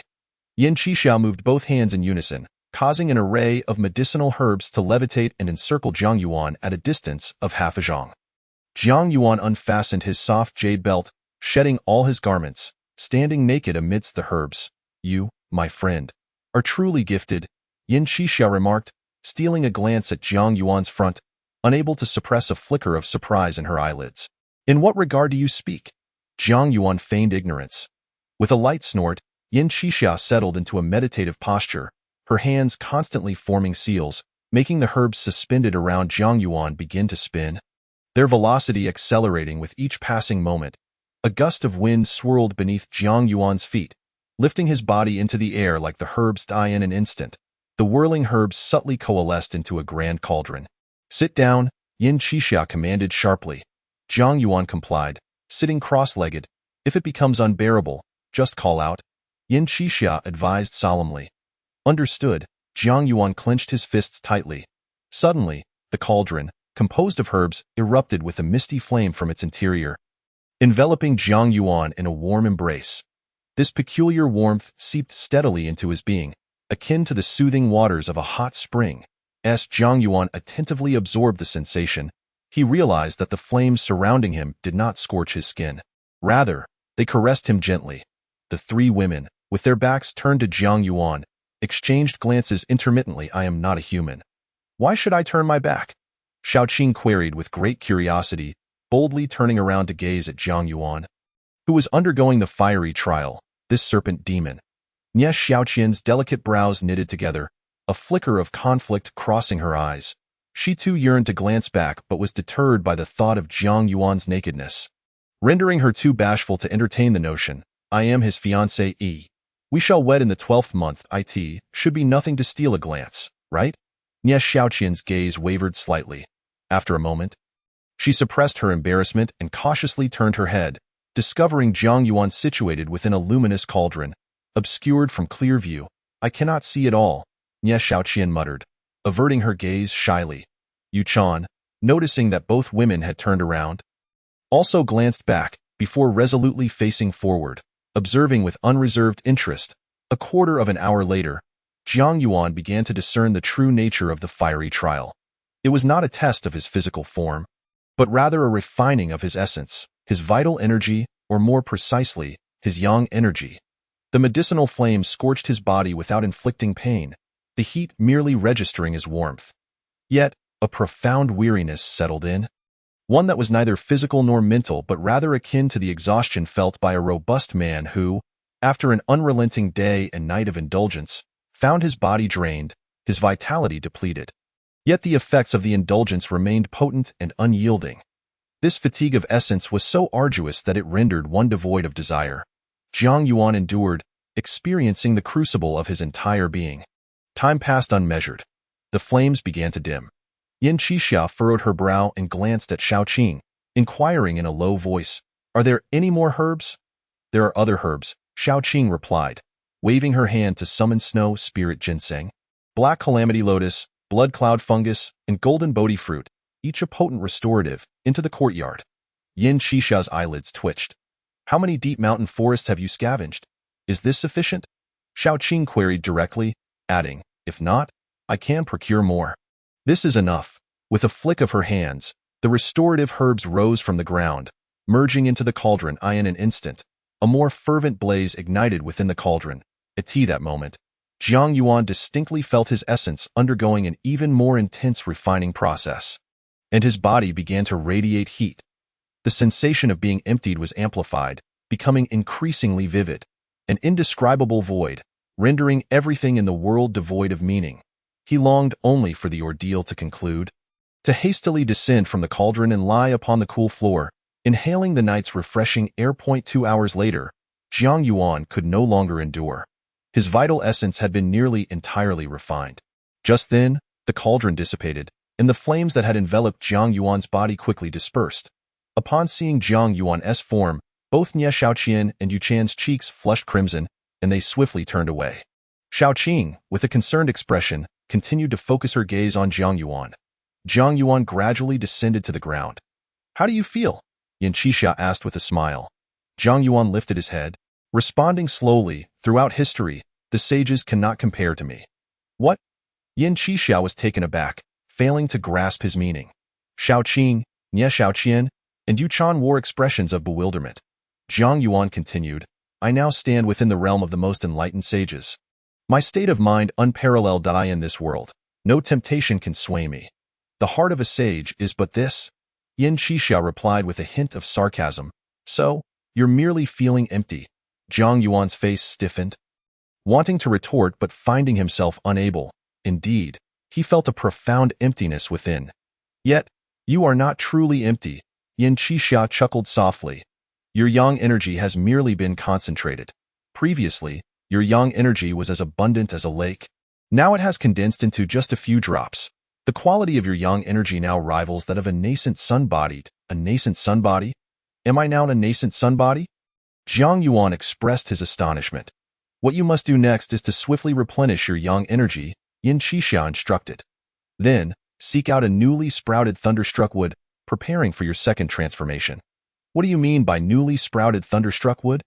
Jiang Yuan inquired. "It refers to trees that have been struck by lightning, survived, and then sprouted anew," Yin Qixia explained. "Your second transformation involves being struck by lightning. Only with the life-infused thunderstruck wood as a guide do you stand a chance of survival." "I see," Jiang Yuan understood. Yin Qixia rose, casting a glance at Shaoqing, asking, "Are you familiar with rabbit demons?" "Rabbit demons?" Shaoqing was taken aback, pondering before shaking her head. "I have eaten rabbit before, but I have not studied them." "What about your snake demon companion?" Yin Qixia inquired. Shaoqing glanced at Jiang Yuan, who was just donning his clothes and fastening his jade belt. "My sister is not here. If you wish to inquire about rabbit demons, I can ask her when she returns." Yin Qixia said no more and strode away. The spiritual barrier above began to dissipate. Nie Shaoqian looked at Jiang Yuan, her cheeks flushed, and softly said, "I shall take my leave now." "Wait for me," Jiang Yuan urged gently. Nie Shaoqian nodded earnestly, a radiant smile blooming on her face, her eyes curving like crescent moons. "Let's go," Yu Chan said, linking arms with Nie Shaoqian, urging her to depart together. After watching the two women exit the courtyard, Jiang Yuan felt his entire body sway precariously. Shaoqing's heart tightened, and she swiftly appeared by Jiang Yuan's side, supporting him firmly. "What is wrong?" "All the restorative items." "Bring them to me." Jiang Yuan inhaled deeply. Oh. Shaoqing promptly retrieved the massive form of the black flood dragon from her spatial pouch. A large mass of crimson dragon blood swirled before Jiang Yuan's eyes. He plunged into it, gulping it down eagerly. "What you need now is to replenish your yang energy," Bai Sujin's voice echoed. "When you consume restorative items, the priority is your body, followed by your essence. Having just undergone the fiery trial, the effects of those herbs are already within you. Consuming restorative items now will yield minimal effect." After drinking the entirety of the dragon blood, Jiang Yuan's complexion became somewhat rosier. And he inquired, "What should I eat then?" "Eggs," Bai Sujin replied succinctly. "Eggs? What kind of eggs?" Jiang Yuan asked with curiosity. "Stay here. I will find some for you." The jade belt transformed into a streak of light, darting into the distance. "Be careful," Jiang Yuan murmured towards the direction the jade belt had departed. "Will we still roast dragon meat?" Shaoqing asked from the side. "Roast it." Jiang Yuan glanced at the black flood dragon's massive form. Patting his belly, Make it more, and we can have a competition. Xiao Qing's eyes brightened, nodding in agreement as she quickly constructed a roasting rack and sliced a large piece of dragon meat to grill. Bring me a chair, Jiang Yuan commanded. Xiao Qing pouted but waved her hand, and a chair floated from the main hall, landing behind Jiang Yuan. Sitting in the chair, Jiang Yuan scrutinized Xiao Qing's silhouette, his brow furrowing slightly. Xiao Qing turned back, asking, "What is it?" "My situation feels rather off," Jiang Yuan stated honestly. "Before, when I beheld your figure, I might have felt a surge of desire to embrace you. But now," Xiao Qing's cheeks flushed as she retorted, "And now what?" "I feel nothing," Jiang Yuan replied with a pained expression. "What do you mean?" Xiao Qing asked, perplexed. Jiang Yuan clarified, "It means at this moment, you appear to me no different from a man." Xiao Qing frowned, contemplating before asking, "What do you mean by that?" Jiang Yuan remained silent for a while before suggesting, "How about you dance for me later, to tempt me a bit, so I can rekindle the feeling?" Xiao Qing seemed to grasp the implication, lightly huffing. "Why don't you ask Nia Xiaoqian to tempt you?" "Right now, you are the only one in my eyes," Jiang Yuan replied earnestly. "If I were to lose all feelings for you in the future, it would be too cruel for me. We have a century-long promise. I must always be able to appreciate your beauty." Xiao Qing raised her chin defiantly, stating, "Roast the dragon meat first, then I will dance." "Then bring me some restorative items," Jiang Yuan requested. Although Bai Suzhen had mentioned that consuming restorative items would have little effect now, he felt an overwhelming emptiness without ingesting something. Xiao Qing's eyes twinkled as 3 grape-sized glistening droplets of ice essence materialized in her palm. "Here are 3 drops of ice marrow liquid for you." The 3 droplets floated before Jiang Yuan. Jiang Yuan extended his hand to receive the offerings, savoring each morsel as he placed them into his mouth. A refreshing sensation surged through him, invigorating his mind. After a moment of contemplation, this flavor. Jiang Yuan's gaze flickered, once again resting upon Xiao Qing. This taste was undeniably familiar. Jiang Yuan was certain that this sense of familiarity did not stem from having consumed numerous bowls of ice marrow liquid, but rather from Bai Suzhen. "Is there more?" Jiang Yuan inquired nonchalantly.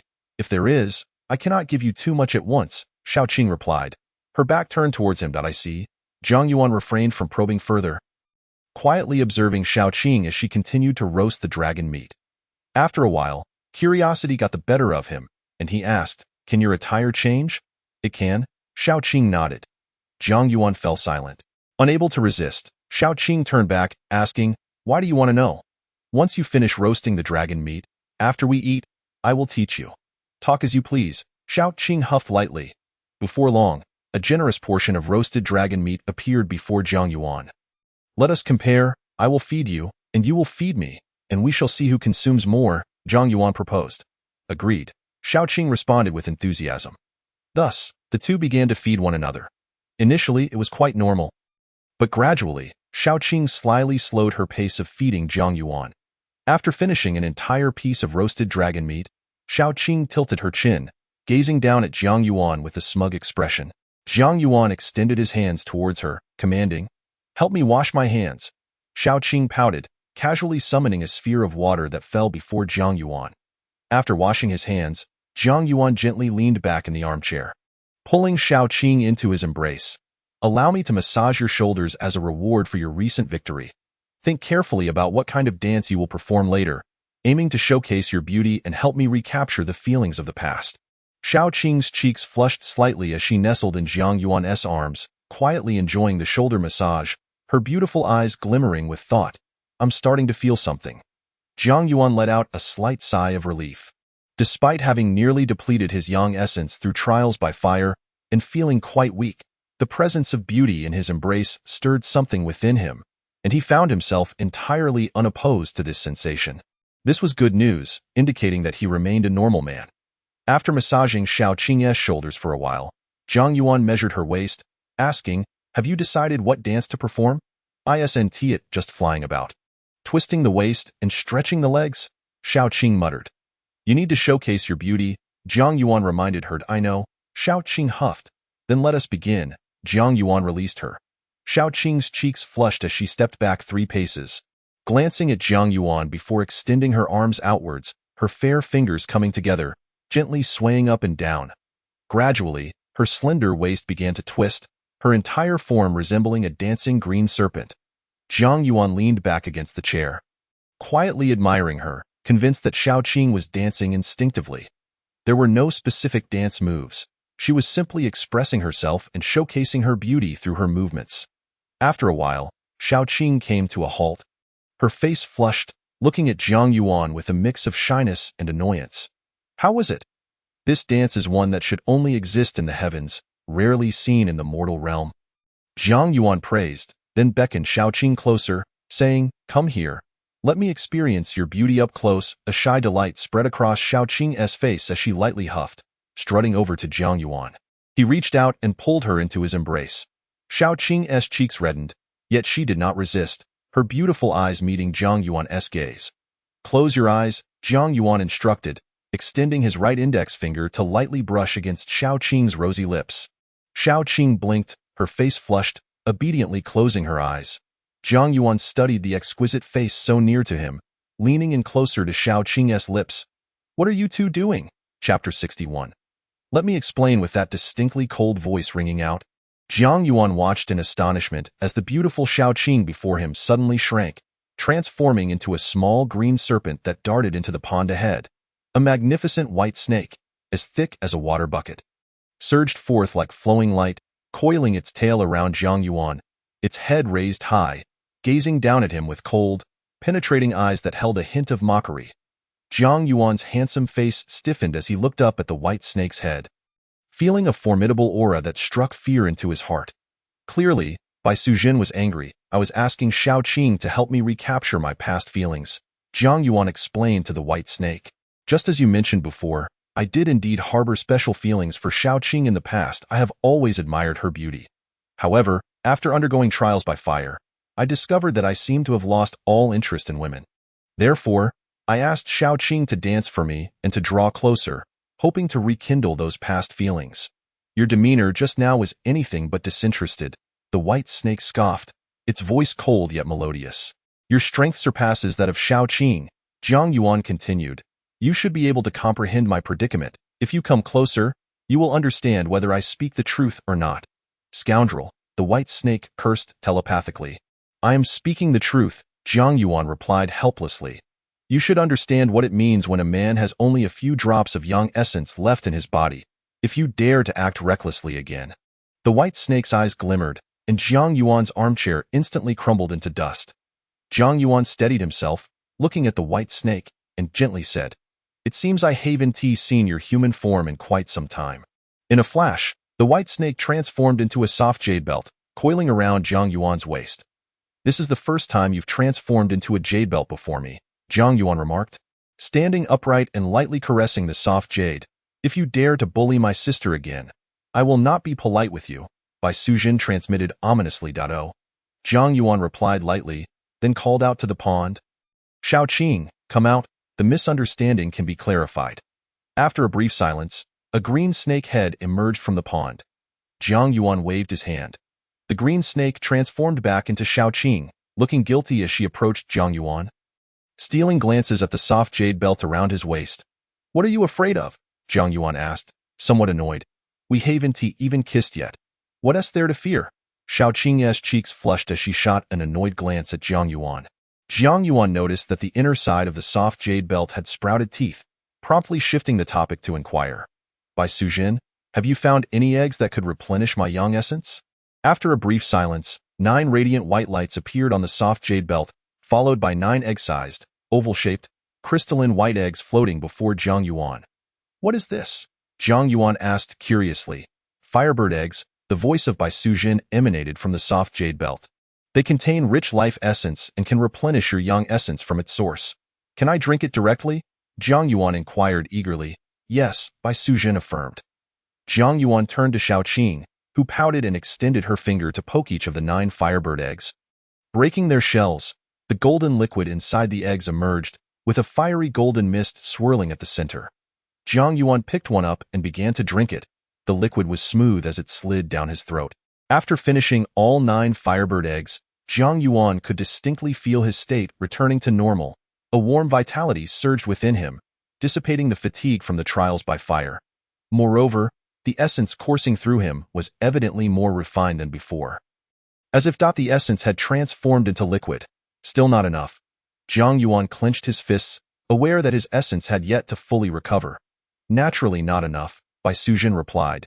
Your yang essence quality has improved. According to Yin Qixia, all of your previous yang essence could be likened to a lake. After the trials by fire, the water in that lake has been condensed into just a few drops. Now, you need to fill the lake with yang essence of equal quality to those few drops. During the trials by fire, the lake has actually expanded significantly. Jiang Yuan understood and pondered.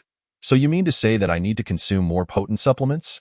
It cannot be simply understood as merely potent supplements, Bai Suzhen clarified. Your body does not lack the effects of potent supplements, but rather, it lacks yang essence. Then, should I continue eating eggs? Jiang Yuan asked. Bai Suzhen fell silent for a moment before softly stating, Shaoqing and I will go together to continue searching for it. You stay at home and wait patiently. With that, the soft jade belt transformed into a streak of light, wrapping around Shaoqing. Shaoqing glanced at Jiang Yuan before soaring away. Is this to guard against me? Jiang Yuan felt speechless. Is it necessary?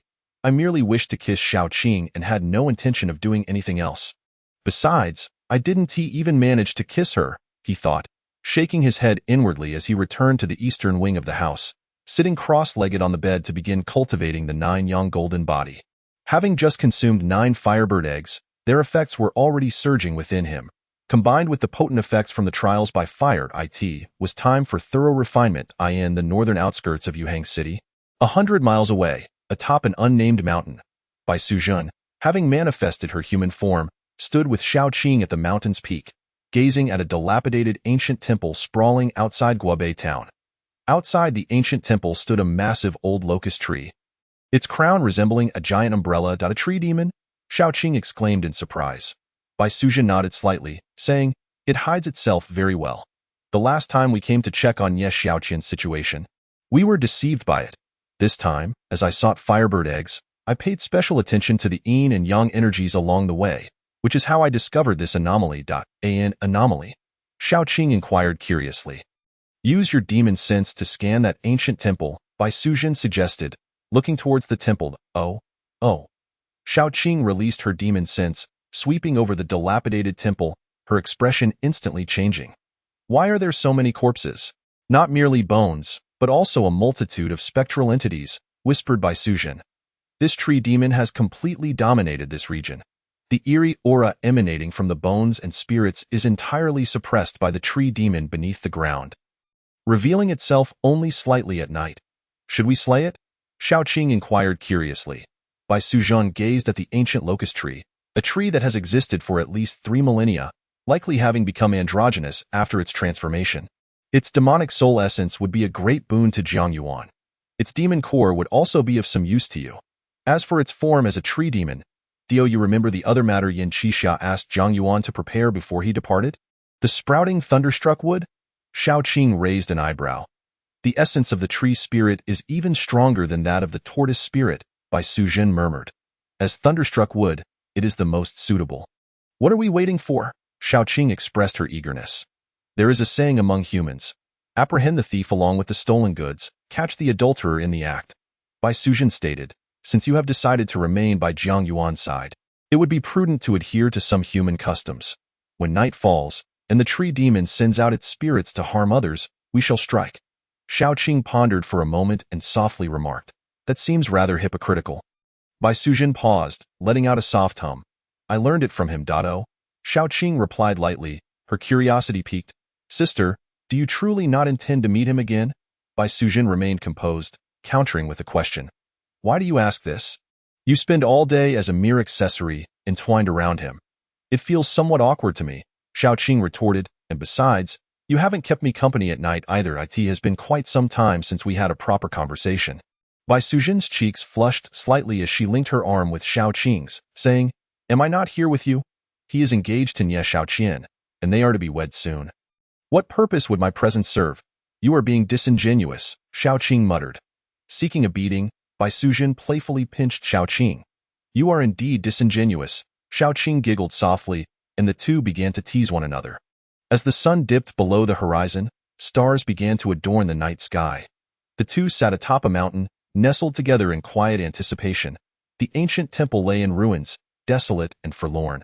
After waiting for quite some time, they observed no signs of activity from the temple. "Why is it so lifeless?" Xiaoqing whispered. Bai Sujin fixated on the dilapidated temple for a moment before suddenly asking, "Do you think Yin Qixia is aware of this tree demon?" Yin Qixia.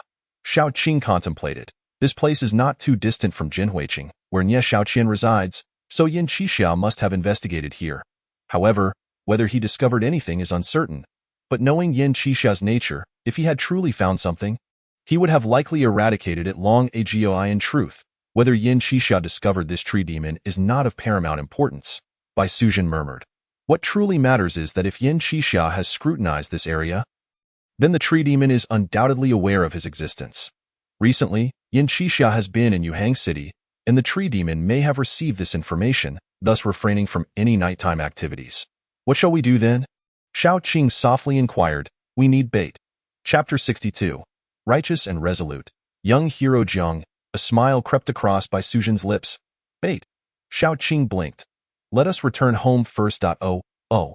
After the two departed, outside the dilapidated temple, the thick trunk of the ancient locust tree revealed a face resembling an old man, wrinkled like tree bark, neither male nor female.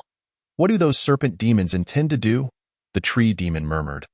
And then its eyes, set in the trunk, turned towards the crumbling temple as it transmitted a deep voice.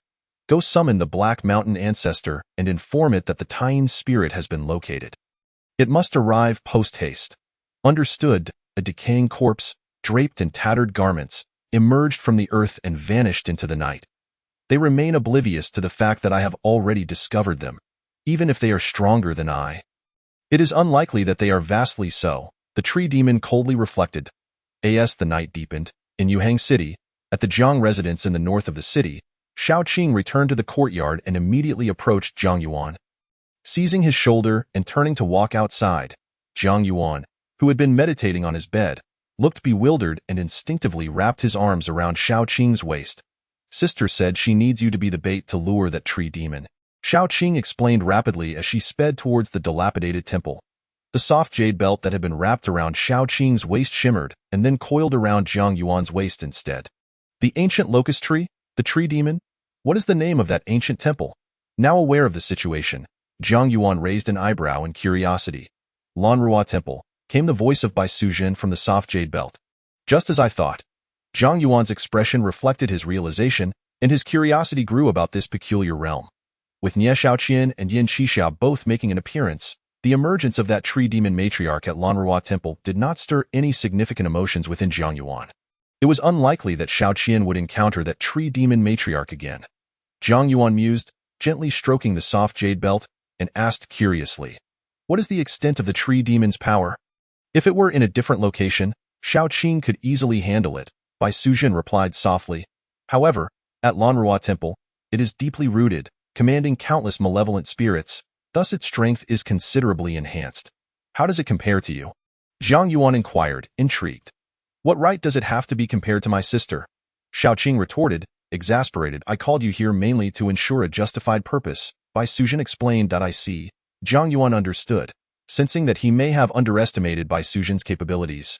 It is likely that Bai Sujin would be at least evenly matched against the Black Mountain ancestor. Upon arriving outside Guebei town, Xiaoqing instructed, you go ahead and take a nap in the dilapidated temple. Very well, fearless, with the soft jade belt around his waist, Zhang Yuan nodded and boldly approached the temple. Moments later, he arrived outside the temple, and upon raising his gaze, he could still discern the dilapidated plaque covered in cobwebs. Lanrua Temple.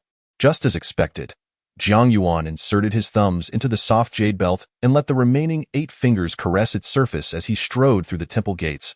Upon entering the temple courtyard, he found it in disarray, with most of the buildings collapsed, filled with broken walls, charred wood, and debris. The ground was overgrown with yellowing weeds, and cobwebs mingled with dust, casting an indescribably eerie and sinister atmosphere in the moonlight. Typically, a temple would have a heavenly king hall, a Mahavira hall, a Dharma hall, a bell tower, a drum tower, a sutra repository, a dining hall, and monks' quarters. Zhang Yuan mused, his gaze sweeping over the collapsed structures. Curious about the history of Lanrua Temple, This was not a remote forest. A town was nearby, and under normal circumstances, it would be quite challenging for an ancient locust tree to transform into a demon in such a place. Zhang Yuan speculated that the tree's transformation might be linked to the history of Unrivaled Temple. Perhaps there once existed a monk here who understood the art of cultivation. After indulging in such musings for a moment, Zhang Yuan advanced towards a building whose walls had not yet collapsed, though its windows and roof were in shambles. Pushing open the dilapidated door, thick with cobwebs and dust, a putrid odor of decay assaulted him. Zhang Yuan gently covered his nose and stepped inside. The spacious room was empty, with collapsed clay Buddha statues on either side. At the front stood a clay Buddha statue that had lost its upper half, the lotus pedestal beneath it in disrepair. Crack! A sound echoed beneath his feet, reminiscent of inadvertently stepping on a twig. Zhang Yuan glanced down and held his breath slightly. What he had stepped on was a desiccated hand bone. This scene ought to be quite horrifying, yet Zhang Yuan appeared unfazed. Not only was he unperturbed, but he also intentionally stepped down again, lightly shaking his foot and causing the buried bones beneath to shatter completely. The purpose of this visit to Unrivaled Temple, in simple terms, was to provoke the malevolent spirits and lure them out, allowing Bai Sujin and Shaoqing to lawfully eliminate the tree demon outside. In truth, Zhang Yuan felt that this whole act of provocation was somewhat absurd, akin to removing one's trousers to fart, entirely unnecessary. After waiting for a moment, there was no response. Could it be that some scandalous events might unfold tonight? Zhang Yuan maintained his composure and continued forward, eventually pausing before the half-buried Buddha statue at the deepest point. He could only see the lower half seated on the lotus pedestal, unable to discern its head, and thus could not identify which Buddha it represented. Is this offering meant for the Tathagata? Zhang Yuan murmured, turning around to survey the entire room once more, when he suddenly felt a chill at the back of his neck, as if someone were gently blowing a cool breeze. Zhang Yuan's expression remained unchanged, but his hands could not help but lightly stroke the soft jade belt at his waist. The soft jade belt remained still. Zhang Yuan, feeling helpless, was almost certain that something was concealed behind the half-statue of the Buddha, yet he currently lacked the means to confront any malevolent beings. Thus, he could only stomp the ground forcefully, propelling himself like a cannonball as he dashed out of the room. A tactical retreat. Why are you running? Bai Sujin's voice resonated in Zhang Yuan's ear, filled with exasperation. Zhang Yuan turned back, peering through the doorway at the half-statue of the Buddha, feigning trepidation as he said, "A gentleman does not stand beneath a dangerous wall. There must be a demon concealed within that statue. It is precisely because this place is teeming with malevolent spirits that I have asked you to serve as bait." Bai Sujin retorted. "There is no need for such complications," Zhang Yuan, with a countenance of righteousness, declared resolutely. "Since I am aware that this place is filled with evil spirits, as the most renowned young hero of Yuhang City, it is my duty to eradicate them entirely." With that, he turned and raced towards the temple's exit. "Why are you running again?" Bai Sujin was at a loss for words. "To capture the thief. One must first capture the king. That old locust tree demon has committed numerous atrocities, and I shall slay it first." As Zhang Yuan spoke, he had already burst forth from Unrivaled Temple, charging directly towards the old locust tree while calling out, "Shaoqing, do not hesitate. Take the initiative and slay that tree demon." Chapter 63.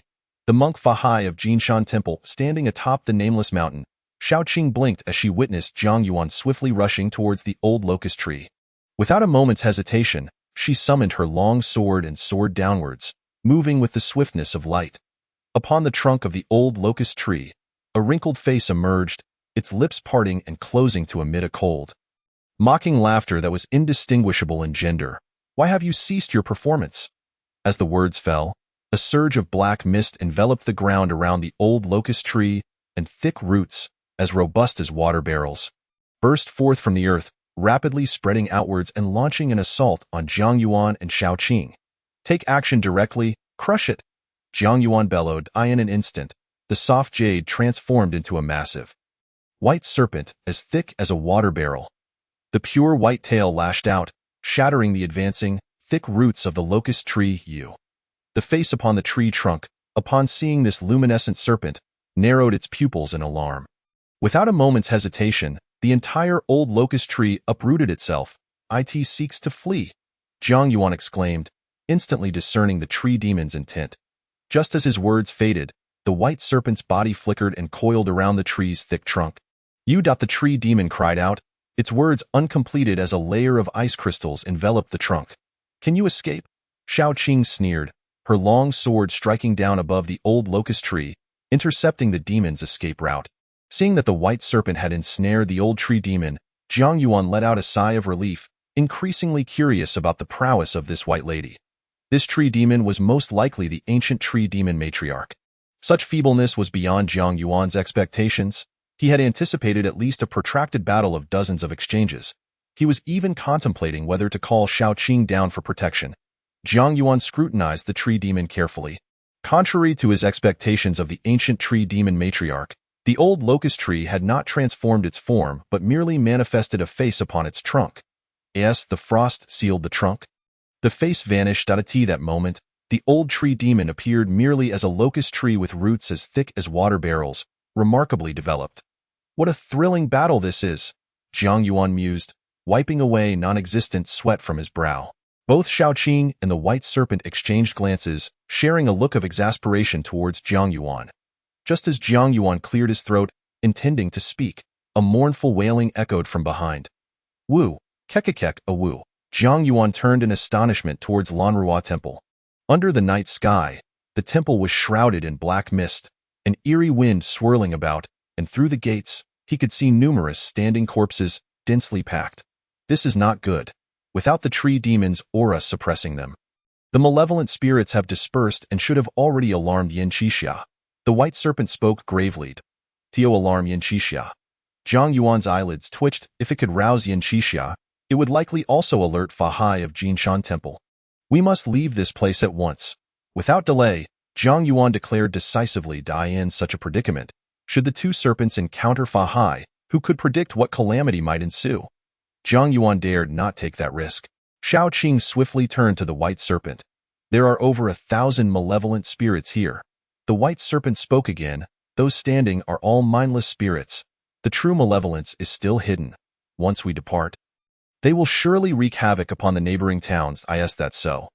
Jiang Yuan contemplated quickly, then spoke. You first collect the essence of the tree demon, then head to Shao Qing's waist, leaving her here to prevent the malevolent spirits from escaping. Remember, do not reveal yourself unless Shao Qing or I face imminent danger. The white serpent gazed intently at Jiang Yuan, then nodded gently. From beneath its belly, a long sword emerged, swiftly severing all the roots of the old locust tree. The tree vanished as the sword danced. The thick roots burst forth from the earth, transforming into streams of light that dissolved before the white serpent. After collecting the tree demon's corporeal form, the white serpent coiled around Shao Qing's waist. Shao Qing floated in midair, wielding her flying sword, continuously striking at the malevolent spirits that fled from Lanrua Temple. Jiang Yuan stood at the entrance of the temple, alert to his surroundings while keeping his eyes fixed on Shao Qing's sword.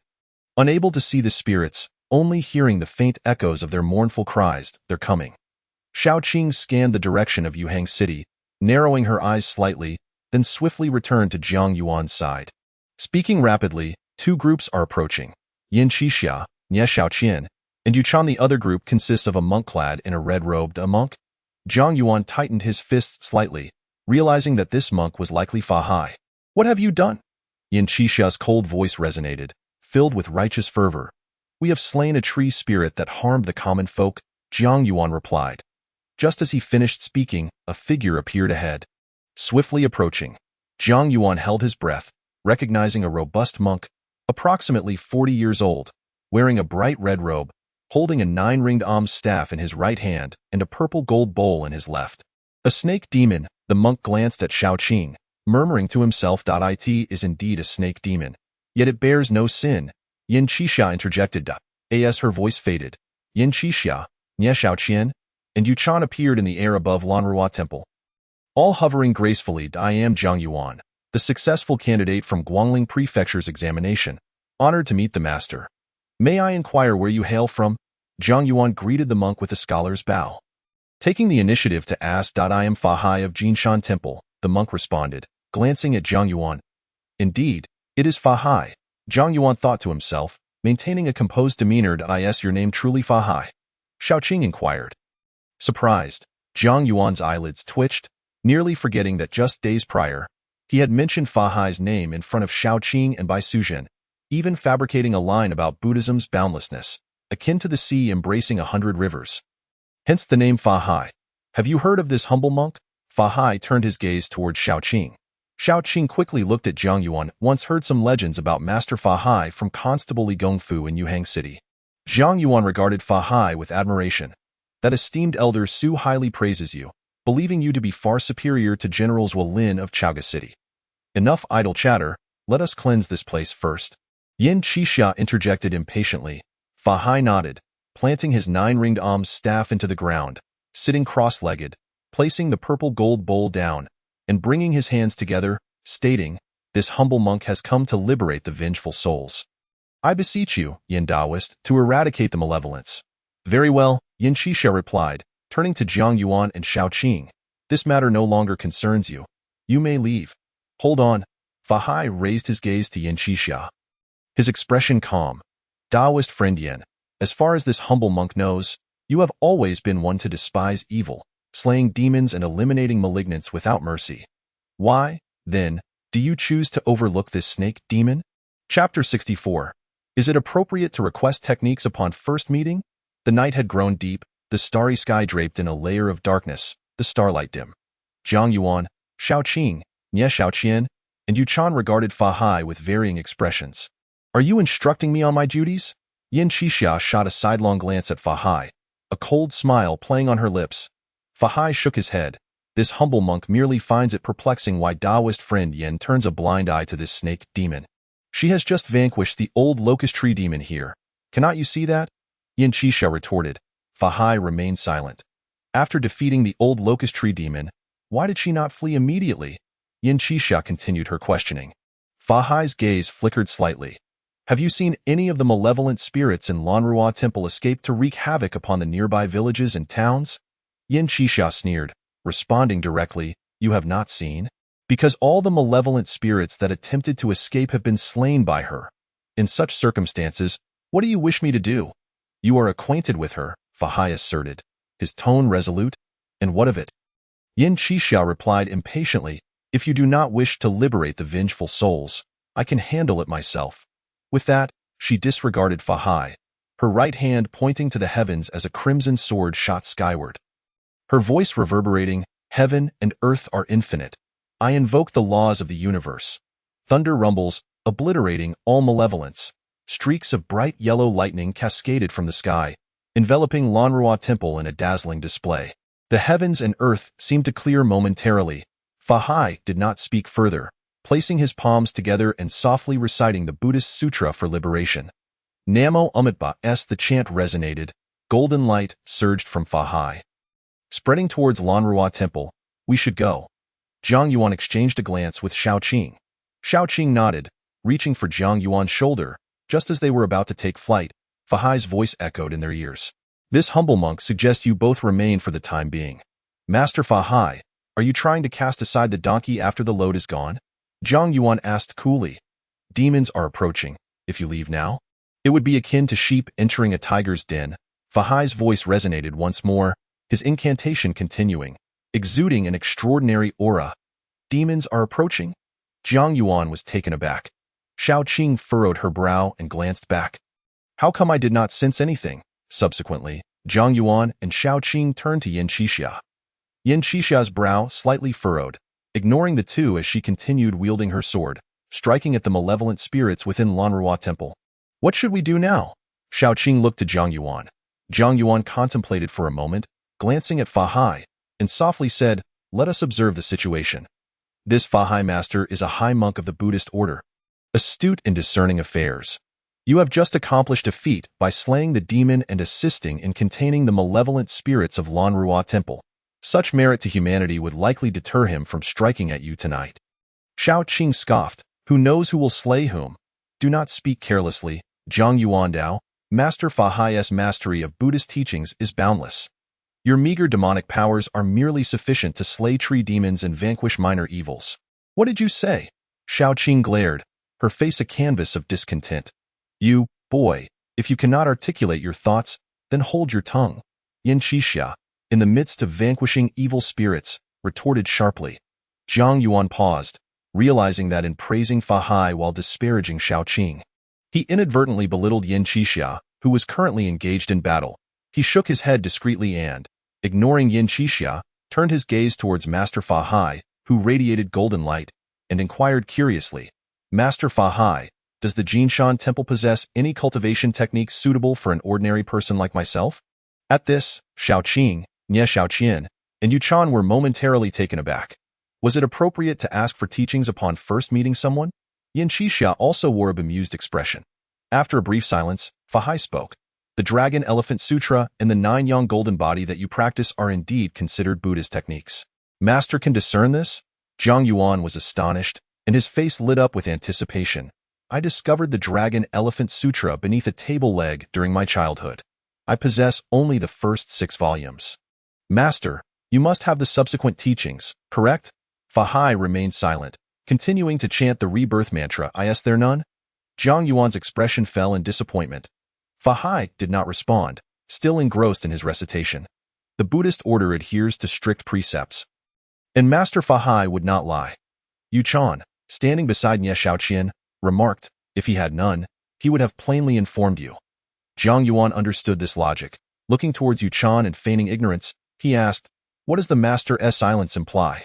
"There are teachings, but he chooses not to share them with you, hence his silence," Yuchan replied coolly. "Does the Master also harbor biases?" Zhang Yuan mumbled. Yin Qixia shot a sidelong glance at Zhang Yuan, saying, "Boy, do you think everyone is foolish? Just because you provoke a few words, they would willingly bestow upon you their teachings?" "Not at all."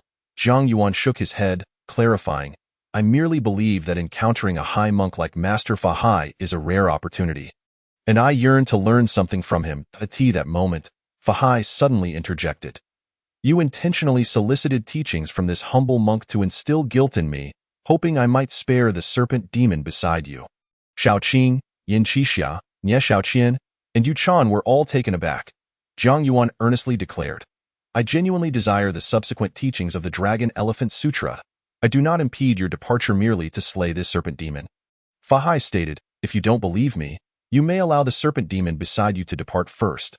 Zhang Yuan felt a stir within him, recalling Fa Hai's earlier words about a demon approaching, and curiously asked, "What sort of demon did the master refer to?"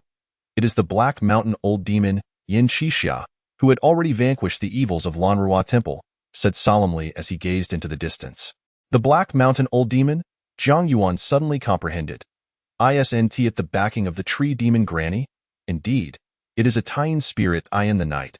A voice like the clash of metal echoed, as if a metallic entity were speaking. "This is bad." Yin Qixia's expression shifted, and he swiftly positioned himself in front of Nie Shaoqian, glaring coldly into the pitch-black night. Fa Hai grasped his purple gold bowl, rose, and turned to face the darkness. "Here for Shaoqian?" Zhang Yuan frowned and also turned to scrutinize the deep shadows, sensing that the darkness ahead was denser than the surrounding gloom. Realizing that the Black Mountain Old Demon must be concealed within this inky blackness. "I only seek the Taiyin spirit." The cold metallic voice echoed once more. "Foolish hopes." Yin Qixia scoffed, tightening his grip on the crimson sword. "This humble monk never negotiates with demons." Fa Hai thrust his left hand forward, and the purple gold bowl surged ahead, bursting forth in resplendent golden light, illuminating the dark night. Zhang Yuan held his breath, catching sight of the Black Mountain Old Demon. A towering, 3-zhang high, obsidian figure, glistening like a mountainous silhouette. Upon this dark mountain, 2 chilling eyes glimmered like icy abysses. Chapter 65. I wish to challenge my weakness. Hasn't even transformed. Zhang Yuan marveled, realizing that neither the tree demon Granny nor the Black Mountain Old Demon had truly taken on human form. "You cannot stop this." The Black Mountain's voice resonated with a frigid metallic tone, and immediately, dense black mist erupted around the mountain, swiftly engulfing a radius of 100 zhang. "Gather," Fa Hai commanded, the suspended purple gold bowl bursting forth in golden brilliance, resembling a black hole that voraciously absorbed the black mist released by the Black Mountain Old Demon. Whoosh! The Black Mountain Old Demon's form vanished from sight. Yin Qixia's expression shifted, and without hesitation, he summoned his crimson sword, bellowing, "The heavens and earth are boundless. Lend your power. Thunder crashes from above, obliterating all demons. Yin Qixia pointed skyward, then forcefully brought his hands down, summoning torrents of thunder from the heavens to engulf the ground. Demonic fiend, how could this humble monk allow you to wreak havoc? Fahai shouted, palms pressed together, his entire being radiating golden light, akin to a true Buddha. Behind him, two streams of brilliant golden light surged forth, instantly coalescing into dragon forms that darted towards the ground. Boom! The ground shattered as the 3-zhang-high black mountain erupted from the earth. Fahai wielded his 9-ringed staff, advancing with a swift motion, and struck the black mountain with tremendous force. Clang! A thunderous roar erupted, and the black mountain trembled. Humph! The black mountain old demon scoffed, and suddenly, 2 black stone arms extended from either side of the mountain. The right arm clenched into a fist, hurtling towards Fahai with unmatched speed. Clang! Fahai swung his staff, blocking the blow, though he staggered back a step. Boom, boom, boom. The clashes grew increasingly intense. The silhouettes of Fahai and the black mountain old demon became mere flashes of light. The speed of the battle so rapid that Jiang Yuan could no longer discern their movements. Rocks and trees exploded around them, and the sky intermittently lit up with fierce flashes. Be cautious. This old demon's objective is not to defeat Master Fahai, but to seize the Taiyin spirit. Jiang Yuan warned Yin Qixia, while also cautioning Fahai. You seek death. The Black Mountain old demon's chilling voice resonated. In the next moment, a shadowy flash surged from the night, suddenly darting towards Jiang Yuan, reaching him in an instant. Clang! Shao Qing swung her sword, intercepting the attack. A half-zhang long, thick black staff fell to the ground. One end of this staff tapered to a sharp point, glinting menacingly. Shao Qing waved her right hand, stowing the black staff into her bag, whispering, "This may be a part of its body. If we do not take it, it might revive and ambush you again." Jiang Yuan, remaining relatively composed, nodded and turned his gaze back to the chaotic clash above, where the silhouettes of Fahai and the Black Mountain old demon had become completely indistinguishable. It was likely that both Fahai and the Black Mountain old demon were stronger than Yin Qixia. Glancing at Yin Qixia, Nie Shaoqian, and Yuchan, Jiang Yuan furrowed his brow. If they could not resolve this Black Mountain old demon tonight, Nie Shaoqian would likely find no peace in the future. After a moment of contemplation, Jiang Yuan turned to Shao Qing and reassured her, "Fear not, this demon is likely an embodiment of a mountain. Perhaps possessing great power, but likely lacking in intellect. A mountain, after all, cannot possess a brain. Master Fahai is a high monk of the Buddhist order, endowed with true wisdom, and surely he can subdue this demon beast." Shao Qing blinked. Jiang Yuan then addressed Yin Qixia, deliberately stating, "Yin the great hero, be cautious. This Black Mountain old demon may merely be a minor player, serving as a diversion, while the true great demon lurks in the shadows." Yin Qixia furrowed his brow, casting a glance at the fierce battle between Fahai and the Black Mountain old demon, then shot a sidelong look at Jiang Yuan. "In any case, be cautious and protect the Taiyin spirit." Jiang Yuan urged, "Are you concerned that this humble monk cannot capture the Black Mountain old demon?" Fahai's voice rang out, "If it escapes, it will undoubtedly pose a threat to the Taiyin spirit in the future. So you deliberately belittle the Black Mountain old demon, hoping to provoke it into a desperate fight with this humble monk?" Yin Qixia, Nie Shaoqian, Yuchan, and Shao Qing all turned their gazes towards Jiang Yuan. Jiang Yuan's face stiffened slightly. "To see through without revealing, do you understand? Now that you've voiced it, how can the Black Mountain old demon still fall for it? I genuinely believe that Master Fahai, you can easily subdue this Black Mountain old demon." Jiang Yuan lifted his gaze to the sky, where flashes of intense light danced intermittently, and he firmly asserted, "I am convinced that in this world, righteousness will always prevail over evil. As the saying goes, when demons rise a foot, righteousness rises a mile. Indeed, when demons rise a foot, righteousness rises a mile." Yin Qixia chuckled. "The Dharma is boundless," Fahai murmured. Yin Qixia let out a scoff, surprisingly refraining from rebuttal at such a moment. "Little ant, I shall remember you." The voice of the Black Mountain old demon echoed coldly. Jiang Yuan maintained his composure and stated, "I beseech Master Fahai to rid the people of this scourge and slay the Black Mountain old demon." Fahai did not respond. In the night sky, lights flickered, shifting positions, and fierce collisions continued. Jiang Yuan could no longer discern the figures of the man and demon, Boom! With a resounding crash, a shadowy form was sent tumbling to the ground, disappearing without a trace. Clad in a crimson robe, Fahai landed slowly. The purple-gold bowl that had been suspended in the air returned to his grasp. It fled? Jiang Yuan frowned. Fahai glanced at Jiang Yuan, stating, "The Black Mountain Old Demon possesses over 10,000 years of cultivation. Its demonic power is unfathomable. If it wishes to escape, even with my combined efforts with Taoist Yin, it would be difficult to detain it." "Then has it been injured?"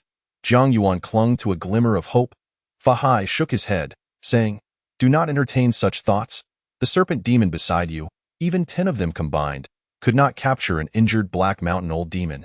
"That may not be the case," Xiaoqing scoffed. Fahai ignored Xiaoqing, directing his attention towards Nie Xiaoqian, who stood defensively behind Yin Qixia. Yin Qixia, blocking Nie Xiaoqian, coldly remarked, "What now? The Black Mountain Old Demon has fled. And do you wish to set your sights on the Taiyin spirit?" "Yin Dao, you should be more aware than this humble monk of what the Taiyin spirit body signifies," Fahai remarked.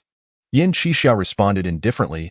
"It signifies that she possesses an innate aptitude for cultivation, and it is merely a matter of time before her strength surpasses yours. She is still human now, so this monk will naturally refrain from any unnecessary actions." Fahai continued, "I merely hope that Yin Dao understands, humans and ghosts tread separate paths." Yin Qixia furrowed her brow and huffed coldly, "You are the ghost." Nie Xiaoqian retorted with irritation, "Master, I am Nie Xiaoqian's fiancé." Jiang Yuan suddenly interjected. Nie Xiaoqian's cheeks flushed. Fahai was taken aback, his gaze lingering on Jiang Yuan as he scrutinized him for a moment before softly inquiring, "A Chuyang body, I presume?" Jiang Yuan replied, "I would like to ask Master, if that Black Mountain Old Demon were to cause chaos in Yuhang City and you were to discover it, would you be willing to rush to Yuhang City at the first opportunity to slay the demon and eliminate the evil?" "This monk would sense it and naturally intervene," Fahai stated.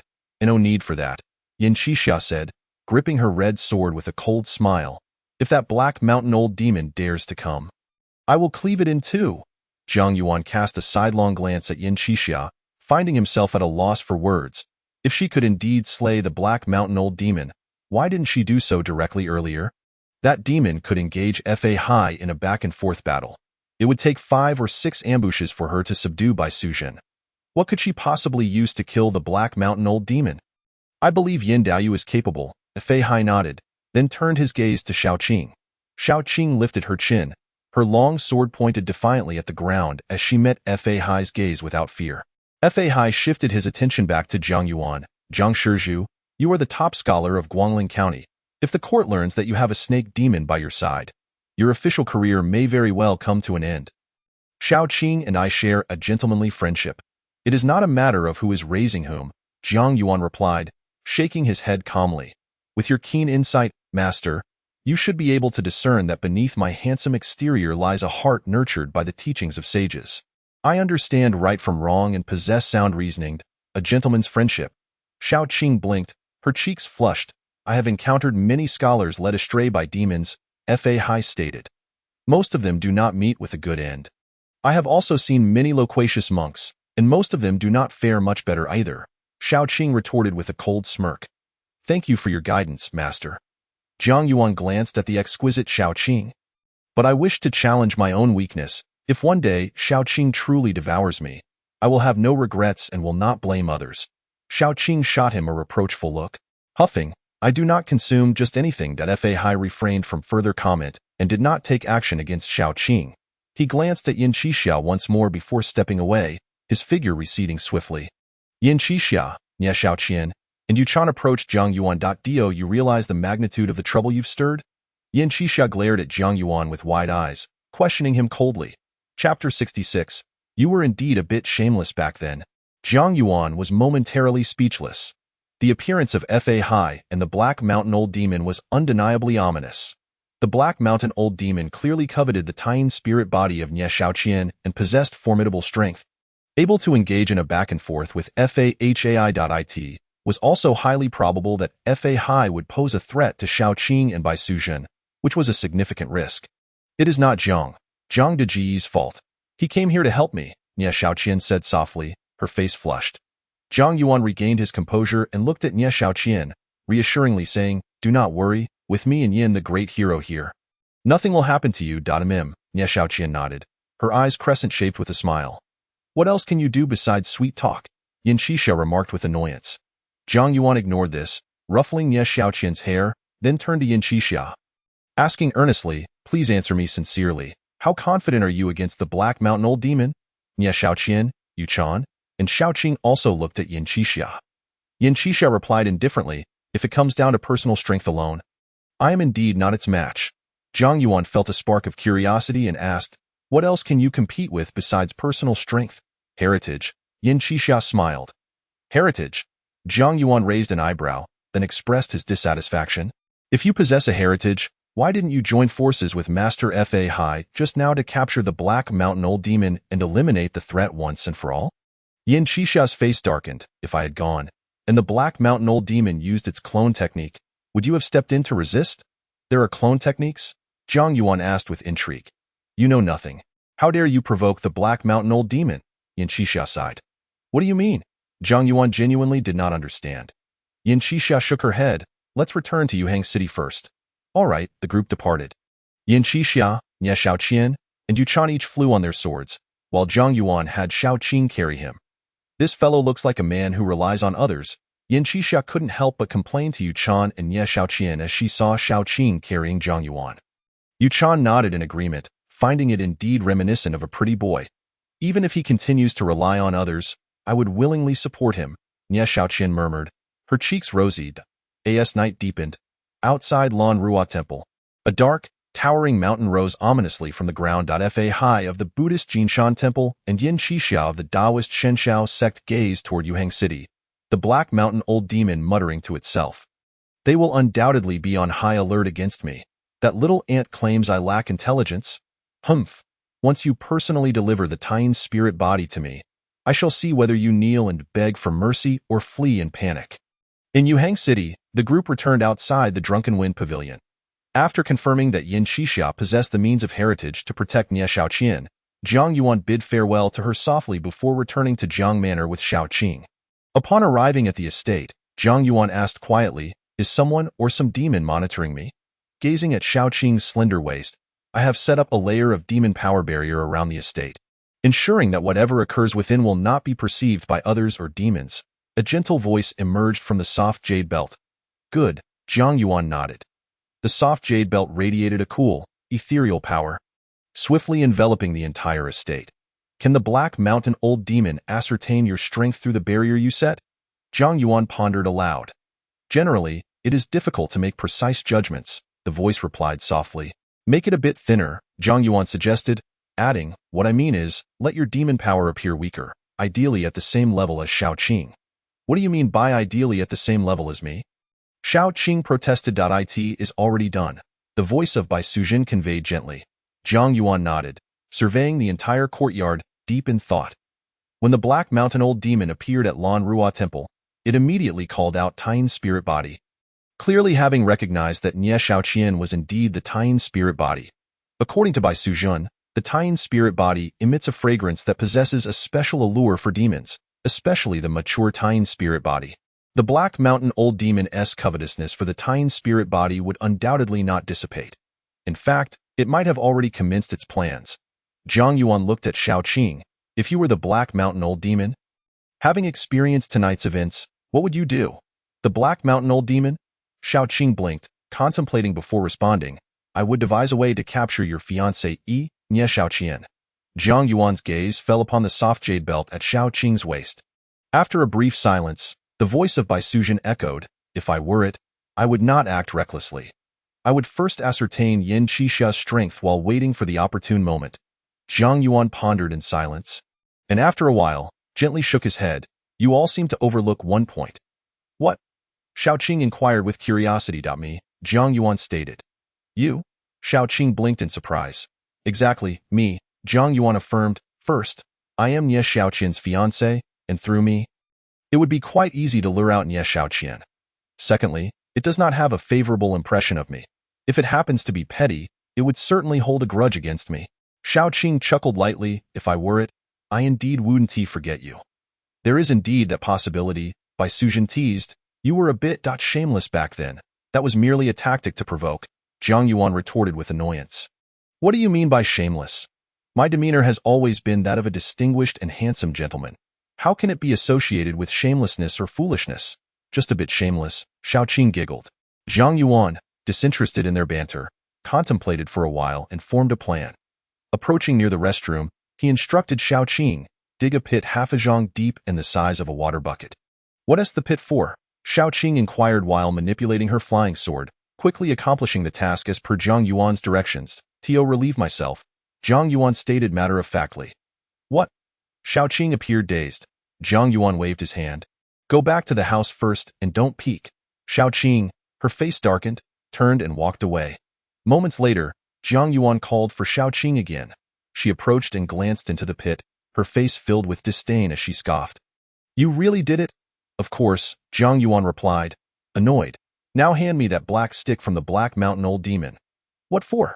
Xiaoqing asked with curiosity, retrieving the black stick and handing it to Jiang Yuan. It is quite heavy, Jiang Yuan remarked in surprise, weighing it and realizing it must weigh at least 1,000 jin. Just average, Xiaoqing replied with her chin lifted. Indeed, just average. Jiang Yuan nodded, subsequently inserting the conical end of the black staff into the pit. Xiaoqing's eyelids twitched. Jiang Yuan pondered for a moment and instructed Xiaoqing to turn around. What are you up to now? Xiaoqing asked, puzzled. Whether you turn or not is up to you. Jiang Yuan shrugged, and right before Xiaoqing's eyes, he loosened his belt and began to urinate into the pit where the black staff was inserted.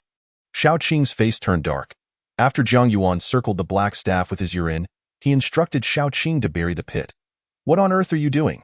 Xiaoqing was even more confused.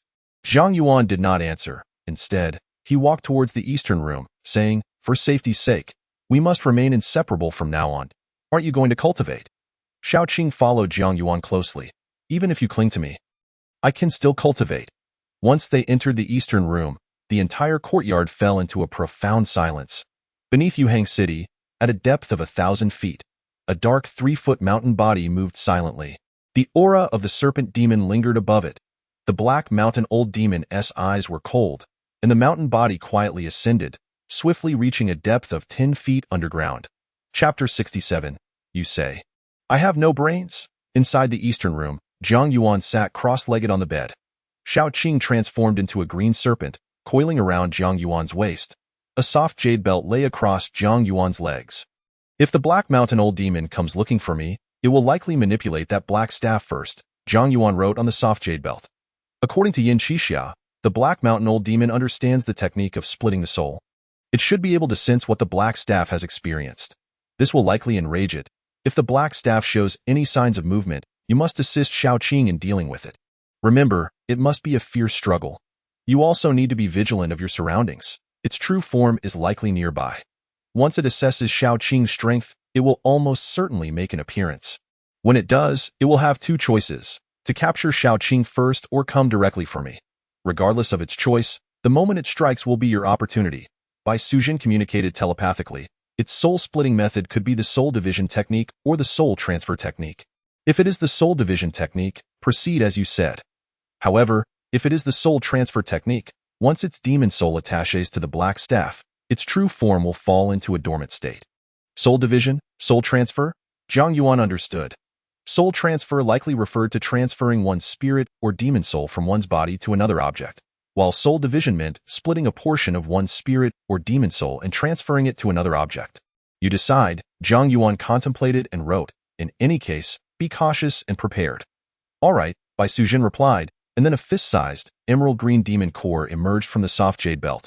This was the demon core of the tree demon. Containing its demon soul and essence power. You and Xiaoqing should refine it together. You absorb the soul power and essence, while Xiaoqing consumes the demon power. Now, Jiang Yuan worried that the Black Mountain Old Demon might attack at any moment. Act as if everything is normal, Bai Sujin reminded telepathically. Jiang Yuan understood and, without further hesitation, glanced at the head of the green serpent coiled around his waist. Suddenly, the green serpent bit down on the emerald green demon core. The core shattered, and a rich emerald mist enveloped Jiang Yuan. As he inhaled gently, he felt a surge of clarity in his mind. The tree demon's soul and essence are quite intact. They should be able to replenish your yang energy. Bai Sujin whispered. Jiang Yuan's thoughts stirred as he recalled Bai Sujin's method of slaying the tree demon, freezing it. Clearly, this method preserved the complete tree demon's soul and essence. Thank you, Jiang Yuan expressed his gratitude softly, commencing the operation of the Nine Suns' golden body as the emerald mist continuously merged into his being. The green serpent entwined around him voraciously devoured the demon power from the tree demon's core. 10 feet beneath Jiang Mansion, the Black Mountain Old Demon's gaze penetrated the earth, observing the thin barrier of demon power that enveloped Jiang Mansion. This demon energy acted as a wall, obstructing its vision. The black needle lay buried in the soil. The Black Mountain Old Demon sensed the presence of the black staff, its eyes radiating a cold light. Just a mere serpent demon. Even with traps, it cannot ensnare me. After observing the demon energy barrier above for a moment, the Black Mountain Old Demon retreated, beginning to traverse the depths beneath Yuhang City. Passing beneath the Zue Feng Tower, it confirmed that Yin Qixia and the Tian spirit body were nearby. It returned to the area beneath Jiang Mansion. The Black Mountain Old Demon's eyes emitted 2 beams of dark light, penetrating the soil above and the thin demon energy barrier, merging into the black staff buried near the latrine. At that very moment, as the dark light pierced the barrier, Bai Sujin in the eastern room immediately sensed it and transmitted to Xiaoqing. It's here. Xiaoqing's body tensed, and with a swift motion, she dashed out of the eastern room, transforming into human form, sword in hand, pointing directly at the vicinity of the latrine. You stay here and do not move. Bai Sujin communicated telepathically to Jiang Yuan. The soft jade belt slipped beneath the bed, burrowing into the ground. Jiang Yuan remained still, contemplating, and continued to cultivate the Nine Suns' golden body. Against an opponent of the Black Mountain Old Demon's caliber, even a legendary martial arts figure would be of little help. Rather than stepping out as a burden, it was wiser to stay in his room and cultivate. Near the latrine, the dark black staff erupted from the ground, its surface manifesting a cold visage. The features of the face scrunched up as the nose sniffed the air, and its expression shifted drastically. What have you done? A cold, furious metallic voice echoed. Xiaoqing, having approached the entirely black staff, remained untainted by its filth, yet recalling its previous experiences, she could not help but express her disdain. Hearing the Black Mountain Old Demon's voice, Xiaoqing opted to be an honest serpent demon. Right now? You are nothing more than a filthy stick stained with excrement. The Black Mountain Old Demon's expression darkened. You all shall perish. Xiaoqing gazed at the black staff, deliberately taunting. I heard you became a demon in Black Mountain. Before you achieved that, I fear you were not merely subjected to excrement from people, but also from various wolves, tigers, deer, rabbits, wild boars, insects, scorpions, ants, and even rats, seeking death. The Black Mountain Old Demon was thoroughly enraged, and the black staff transformed into a streak of light. Launching directly at Xiaoqing, clang. Xiaoqing retreated hastily, simultaneously swinging her sword to block. The clang resonated, causing the black staff to momentarily pause before it resumed its assault on Xiaoqing. Although Xiaoqing intended to grasp the black staff, the image of Jiang Yuan urinating flashed in her mind, and a look of disdain crossed her eyes as she continued to retreat, wielding her long sword to strike at the black staff repeatedly. A chase ensued above the courtyard, each party locked in a stalemate. 10 feet underground. The Black Mountain Old Demon's true form gazed coldly, continuously releasing dark glimmers that penetrated the demon energy barrier above. Converging into the black staff, little ants, I shall see what expression you wear when you encounter me again. In an instant, the Black Mountain Old Demon's form penetrated the demon energy barrier. Half of its demon body appearing in the eastern room, Jiang Yuan, who was sitting cross-legged on the bed with his eyes closed in meditation, suddenly felt the space before him darken, and the temperature in the entire room plummeted, turning icy. Not good. Jiang Yuan felt a twitch in his eyelids, opening his eyes to see a towering, dark mountain body materializing before him. On that mountain, a cold visage emerged, especially those eyes, which radiated disdain and mockery. You say I have no brains? The metallic voice of the Black Mountain Old Demon sounded, a cold smile curling at its lips. Its voice echoed. A thick, dark mist enveloped the room. Strangely, despite the density of the mist, Jiang Yuan could clearly see the presence of the Black Mountain Old Demon. You dare to call me a beast? The mockery in the Black Mountain Old Demon's eyes intensified. Was there any room for negotiation with this ominous mountain? Negotiation? Do you even deserve it? The black mountain old demon sneered, no longer wasting words. Its eyes turned icy, releasing two beams of dark light aimed directly at Zhang Yuan. Before Zhang Yuan, a layer of ice crystal materialized out of thin air. As the dark light struck this layer, it was refracted back. Chapter 68. How can there be two snakes? The black mountain old demon momentarily faltered. In that instant, the entire room, including the floor, was encased in ice. The next moment, the ground of the eastern room was filled with ice crystals. The 3-foot-high mountain body of the black mountain old demon was completely immobilized, separated from the ground. A silver-long sword, shimmering with golden light, circled the dark mountain body, relentlessly stabbing at it. All of this transpired in the blink of an eye. Zhang Yuan felt a chill sweep over him, and when he gazed upon the black mountain old demon, he saw the ground encased in ice, the dark mountain body trapped, and indistinct silver glimmers. The speed was too swift to comprehend. Zhang Yuan realized a monumental battle was unfolding before his eyes. Yet he could do nothing but passively await the outcome. In the courtyard, the once unstoppable black staff suddenly became sluggish. Shao Qing swung her sword, sending the black staff flying. Sister has made her move. Shao Qing looked towards the eastern room, noting the roof had already formed a layer of ice crystals. Inside the room, Zhang Yuan stared at the black mountain old demon, now entirely enveloped in silver light. His fists clenched tightly, feeling an overwhelming sense of helplessness in his passive waiting. This helplessness was accompanied by a deep-seated frustration, clearly stemming from his lack of strength. When it came to his own safety, Zhang Yuan longed to control his own fate. Power. His inadequacy meant that in such a scenario, he could only watch helplessly, unable to act. Suddenly, a dark beam of light erupted from the body of the black mountain old demon, piercing through the ice crystals and shooting out of the room. The white serpent manifested its form, entwining itself around the Three-Zhang mountain body of the black mountain old demon, while simultaneously unleashing its flying sword to pursue the recently escaped shadowy glimmer. In the courtyard, the shadowy glimmer swiftly struck the black staff, which then sank into the ground, vanishing without a trace. The flying sword of Bai Suzhan pursued and penetrated the earth. Moments later, the sword returned. Shao Qing hurried to the eastern chamber. Inside the room, large blocks of ice had melted, transforming into the purest essence of demon power, permeating the entire space. The room felt as frigid as a winter's day. Zhang Yuan fixated on the white serpent coiled around the Three-Zhang Black Mountain, softly inquiring, "What now?" The demon soul has fled. It is the embodiment of the Black Mountain, capable of traversing the earth freely. "I cannot catch up," the white serpent replied, speaking human words, yet its demonic body, demon core, and essence remained here. What of its demon soul's strength? Zhang Yuan pondered aloud. It can be quite formidable, or it may be weak. The white serpent explained. Before it possesses another being or demon, its demon soul can harness 1/3 of its original strength. If it exerts itself to the utmost, it might even reach peak power. However, once it launches such an attack, its demon soul will completely dissipate. If it refrains from possession, its demon soul will rapidly weaken. After possession, its strength will be constrained by the new body, potentially rendering it very weak. It surely would not easily relinquish its demonic form, would it? Shao Qing interjected. Indeed, the white serpent affirmed, nodding and speaking human words. Thus, we must first destroy this black mountain. How do we destroy it? Zhang Yuan asked. Already observing that the entire mountain remained as smooth as black jade, unblemished by any damage or sword marks. The white serpent did not respond.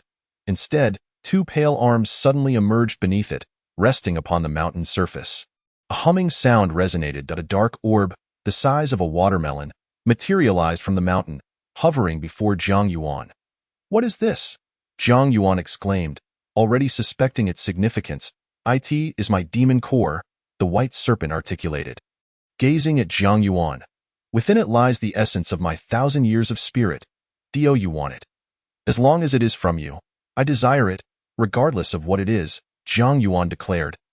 Looking at the white serpent with deep affection, the white serpent shot him a reproachful glance, gently shaking its head. "I fear you may not be able to absorb much. Whatever I can absorb, I shall," Zhang Yuan remarked, eyeing the demon core with curiosity. Does it contain the entirety of your 1,000 years of demon power?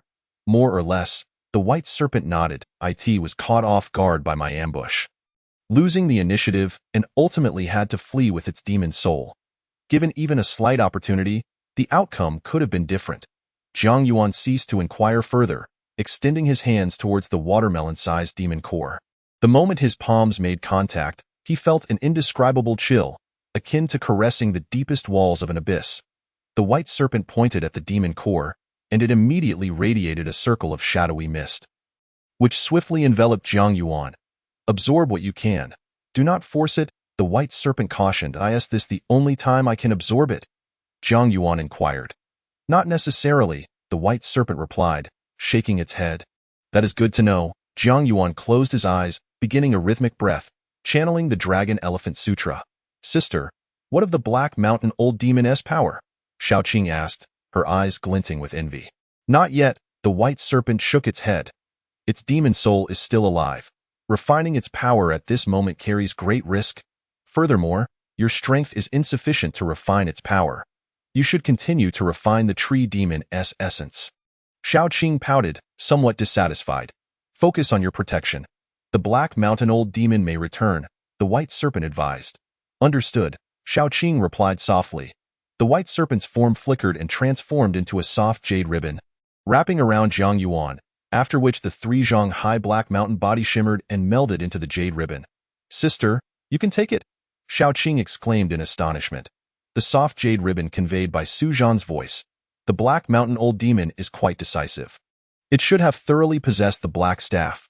The black staff. It must have separated from this black mountain, Xiaoqing speculated. Correct. The black staff and this black mountain share the same origin. Thus we must swiftly destroy this black mountain. By Su Zhan whispered, in a nameless mountain, 1,000 miles away in Yuhang City, within its belly, a dark long staff sprouted. Cold features point to serpent demons. How could this be?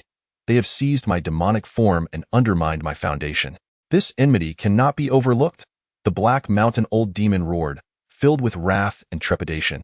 After regaining composure, it reflected that even if the serpent demon's strength was inferior, it was not far off. It would surely seek to destroy my demon core and body to prevent me from reclaiming my form. I must return to the Black Mountain to quickly restore my power. I cannot let other great demons learn of my loss. If I undergo a body change for rebirth, I will still have to face the thunder tribulation, the commotion it causes, if other great demons discover that I have lost my form. The Tian's spiritual body will indeed serve as a valuable bargaining chip. Little ant, you dare to scheme against me, leaving me in such a predicament. I swear I will flay your skin, extract your bones, devour your flesh, drink your blood, extinguish your soul, and subject you to 1,000 cuts. As dawn broke, the morning light gently illuminated the world. Jiang Yuan remained in meditation, continuously absorbing the essence of the demon core. According to Bai Su Zhan, the essence of demons is akin to the yang energy of humans, albeit not entirely the same. Simply put, by absorbing and refining the essence of the Black Mountain Old Demon, he could not only replenish his own yang energy but also strengthen his soul. By morning, as the sun ascended, Jiang Yuan ceased his practices, his cheeks now appearing quite rosied. In truth, prior to the Black Mountain Old Demon's assault, Jiang Yuan had already absorbed the essence and soul energy of the tree demon matriarch. At that time, his yang energy was already nearing a state of fullness.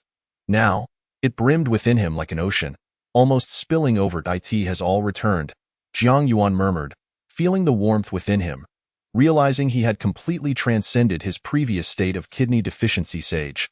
At this moment, he could sense an overwhelming vitality within him, while his mind was exceptionally clear. This state was quite peculiar, perhaps one could even call it exhilarating. What has returned? Xiaoqing, who had been patrolling the courtyard, heard Jiang Yuan speak and promptly rushed to the eastern chamber, her curiosity piqued. Why state? Jiang Yuan replied, gazing at Xiaoqing with genuine admiration. Xiaoqing, you are truly beautiful. Even the most exquisite flowers in the world would shyly close their petals in your presence. Xiaoqing's cheeks flushed, casting Jiang Yuan a reproachful glance before turning to leave. Scoundrel! The inner side of the soft jade ribbon sprouted a mouth, snapping at Jiang Yuan. He gently stroked the ribbon and quietly inscribed a line. You have aided me immensely. I must express my gratitude. No need. By Su Zhan's voice echoed with a soft huff. It is essential.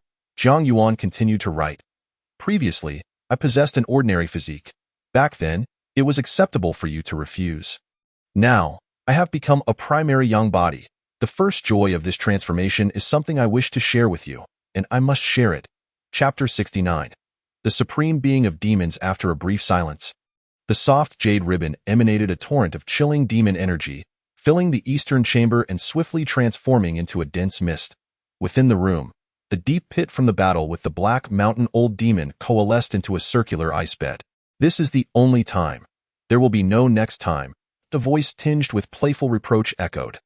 Jiang Yuan felt a veil of gossamer over his eyes as a familiar beauty materialized in his arms. Should I cover your eyes again? Jiang Yuan gently wrapped his arms around the beauty's waist, softly murmuring, I haven't truly seen you in ages. After a moment of silence, the teasingly alluring voice whispered in his ear. Next time. Jiang Yuan refrained from saying more. Such matters only have zero or countless occurrences. If there is a next time, there will surely be subsequent times, eventually leading to that unveiling moment. Be why then? Perhaps this beauty would be the one to plead I in the courtyard. Shao Qing glanced at the subtly trembling eastern chamber and muttered, Sister is truly kind to this fellow, even lending him her demon core. By the following morning, Jiang Yuan, clad in a pure white scholar's robe, emerged from his room, his cheeks radiant and his demeanor filled with vigor. Shao Qing, who was roasting black serpent meat, glanced at Jiang Yuan and retorted, Why did you take so long this time? Long is not bad, is it? Jiang Yuan approached Shao Qing. The soft jade ribbon conveyed by Su Zhan's explanatory voice. He is now a primary young body. Having absorbed parts of the essence from both the tree demon and the Black Mountain Old Demon, resulting in a significant increase in his yang energy compared to before. Should he continue consuming nourishing substances? Shao Qing inquired with curiosity. Naturally, Jiang Yuan replied, tearing off a piece of roasted serpent meat.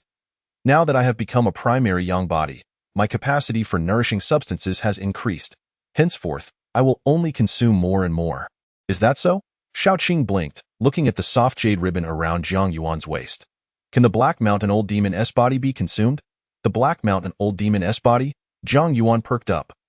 After a brief silence, the soft jade ribbon relayed by Su Zhan's voice.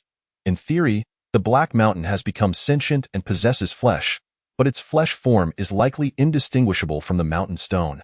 Why not try roasting it? Shao Qing suggested. Ordinary fire cannot affect it, by Su Zhan whispered, Do not entertain thoughts of it. Jiang Yuan's yang energy has been replenished, and now we need to help him prepare for the thunderstrike. You should also replenish yourself. Jiang Yuan offered a piece of roasted serpent meat to the soft jade ribbon. Scoundrel, by Su Zhan scolded silently, before the soft jade ribbon absorbed the roasted meat. Yin Qixia and Ye Shaoqian are both adept at thunder magic. Can we compel them to strike? Shao Qing pondered aloud. By Su Zhan replied, The lightning they summon is known as sourceless thunder. What we require is a thunderbolt to enhance the quality of Jiang Yuan's yang energy. Preferably one infused with vitality, and calamity thunder. Calamity thunder? Jiang Yuan inquired with curiosity.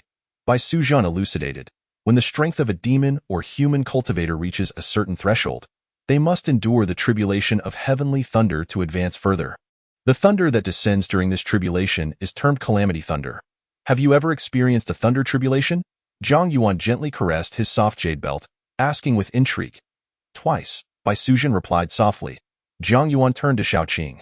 I have encountered it once. Shao Qing huffed lightly. Is there a specific terminology for your levels of cultivation? Jiang Yuan mused. Levels?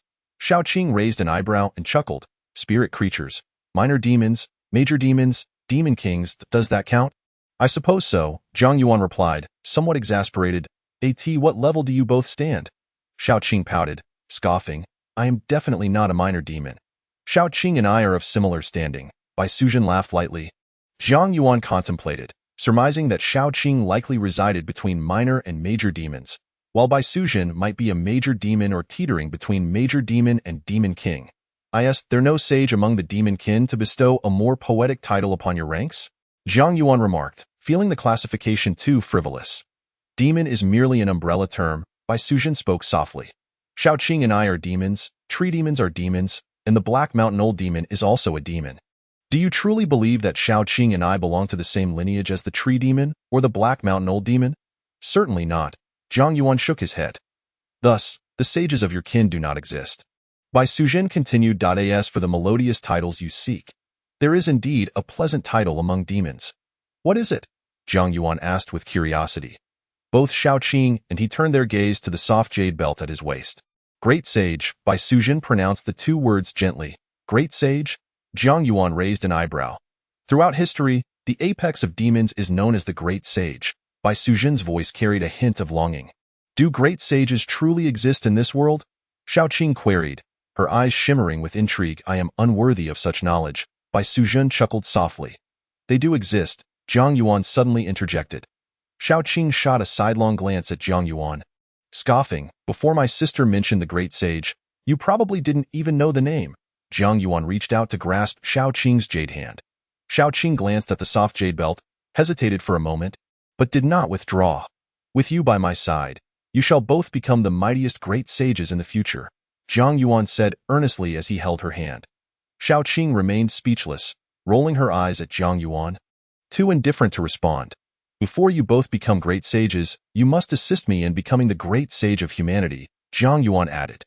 Just focus on being your own little scholar, Xiaoqing retorted. Right now, the scholar requires a little maid to massage his shoulders, Zhang Yuan remarked, pulling Xiaoqing into his embrace. Xiaoqing's cheeks flushed, and she retorted, but sister is still here. You scoundrel, not a single word of what I said did you heed. Bai Sujin transmitted, her soft jade belt biting Zhang Yuan sharply. I promise to help you massage your shoulders for 100 years. Your sister will certainly not object, Zhang Yuan responded nonchalantly, enduring the pain in his waist as he gently massaged Xiaoqing's shoulders. Xiaoqing's cheeks grew warmer, and she instinctively reached to measure Zhang Yuan's waist. Where shall we find the Calamity Thunder? Zhang Yuan shifted the topic, realizing he had been somewhat carried away.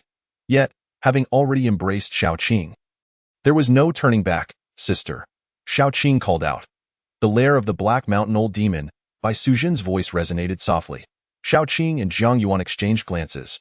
Zhang Yuan pondered briefly, deducing, does this imply that after the Black Mountain Old Demon transmigrated, it must undergo recultivation, and to reach the realm of a minor demon, it must face a thunder tribulation? Indeed, Bai Sujin affirmed softly, if I am not mistaken, its lair should contain treasures that can facilitate a rapid restoration of its strength. Zhang Yuan stroked his chin, contemplating. Having lost its demon form and demon core, it should be wary of letting others know. Absolutely, Xiaoqing assured with conviction. Zhang Yuan's brow arched, meaning that within its lair, there would certainly not be a presence stronger than Bai Sujin. There may not even be one stronger than me, Xiaoqing scoffed. In that case, Zhang Yuan lightly flicked Xiaoqing's nose. I am quite looking forward to our third encounter. I wonder if it will still dare to meet my gaze then. A peculiar glint flashed in Xiaoqing's eyes as she murmured, I can't help but feel a bit sorry for the Black Mountain Old Demon. Would you like to consume its demon power? Absolutely. Xiaoqing's eyes sparkled with excitement. Chapter 70. It seems to hate me quite a bit to the west of Danyang County. The mountains stretch endlessly, fraught with perilous peaks and seldom trodden by human feet. With the soft jade belt coiling around him, Zhang Yuan attempted to fly through the air, accompanied by Xiaoqing, as they arrived at the summit of an unnamed peak. The two did not land on the summit itself, but rather stood atop a layer of demonic energy emitted by the soft jade belt, the lair of the Black Mountain Old Demon nearby. Zhang Yuan gazed ahead, where undulating mountains rose, some peaks soaring into the clouds.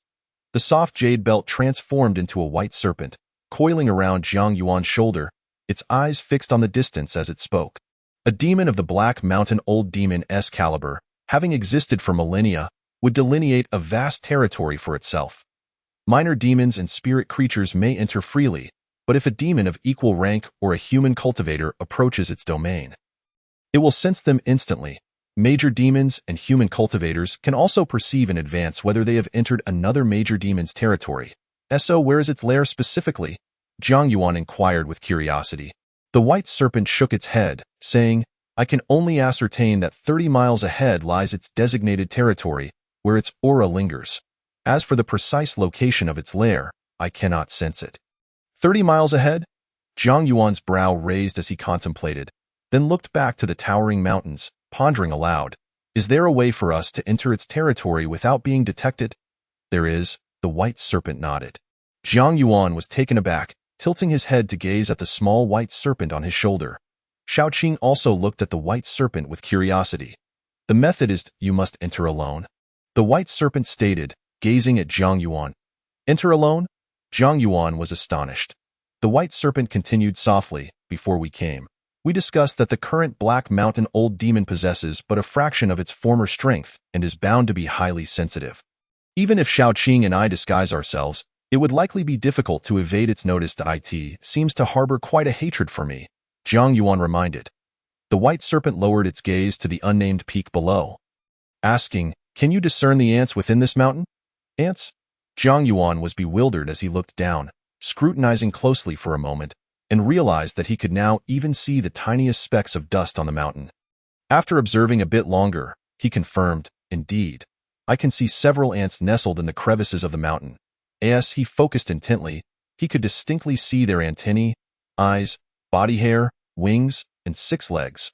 Can you differentiate their auras? The white serpent inquired further. Jiang Yuan paused, suddenly realizing, his expression darkening as he shot a cold stare at the white serpent. This woman, deeming him weak, could have simply stated it directly instead of resorting to such roundabout insults likening him to an ant. Do you understand? The white serpent smiled. Insectal ants? Shaoqing grasped the meaning. Jiang Yuan huffed lightly, reaching to pinch the small white serpent on his shoulder, which swiftly darted to Shaoqing's shoulder. Do you dare evade? Jiang Yuan complained, stepping closer to Shaoqing and gently pinching her cheek, teasing, is it you who called me an ant? Shaoqing stared blankly for a moment before her face turned dark. Just joking, Jiang Yuan said, gently rubbing her cheek in a comforting manner. Scoundrel, Shaoqing blushed with indignation, reaching to pinch Jiang Yuan's cheek and turned up. No, that hurts. Jiang Yuan protested, and just then, his right hand suddenly lunged toward the small white serpent on Shaoqing's shoulder. The white serpent's eyes flashed with exasperation, yet this time it did not evade, allowing Jiang Yuan to grasp it. So you call me an ant? Then let me tie you up in an ant knot. Jiang Yuan declared, tugging at the soft, slender body of the white serpent and tying it into a knot like shoelaces. The white serpent did not resist, merely biting Jiang Yuan 3 times without warning. The trio engaged in playful banter. Bai Suzhen continued to outline the plan. Your aura is quite easy to alter, and you carry neither demonic energy nor the spiritual energy fluctuations of human cultivators. Unless it actively senses you, even if you are within its territory, it will likely overlook your presence. Just like you certainly wouldn't notice how many ants are beneath your feet, Shaoqing added. Jiang Yuan huffed. If an ant bit me, I would surely remember it. If it gnawed off your leg, you'd return home to nurse your wounds and wouldn't have the heart to remember it. Bai Suzhen chuckled softly. Jiang Yuan lightly huffed, directly asking, what is my task?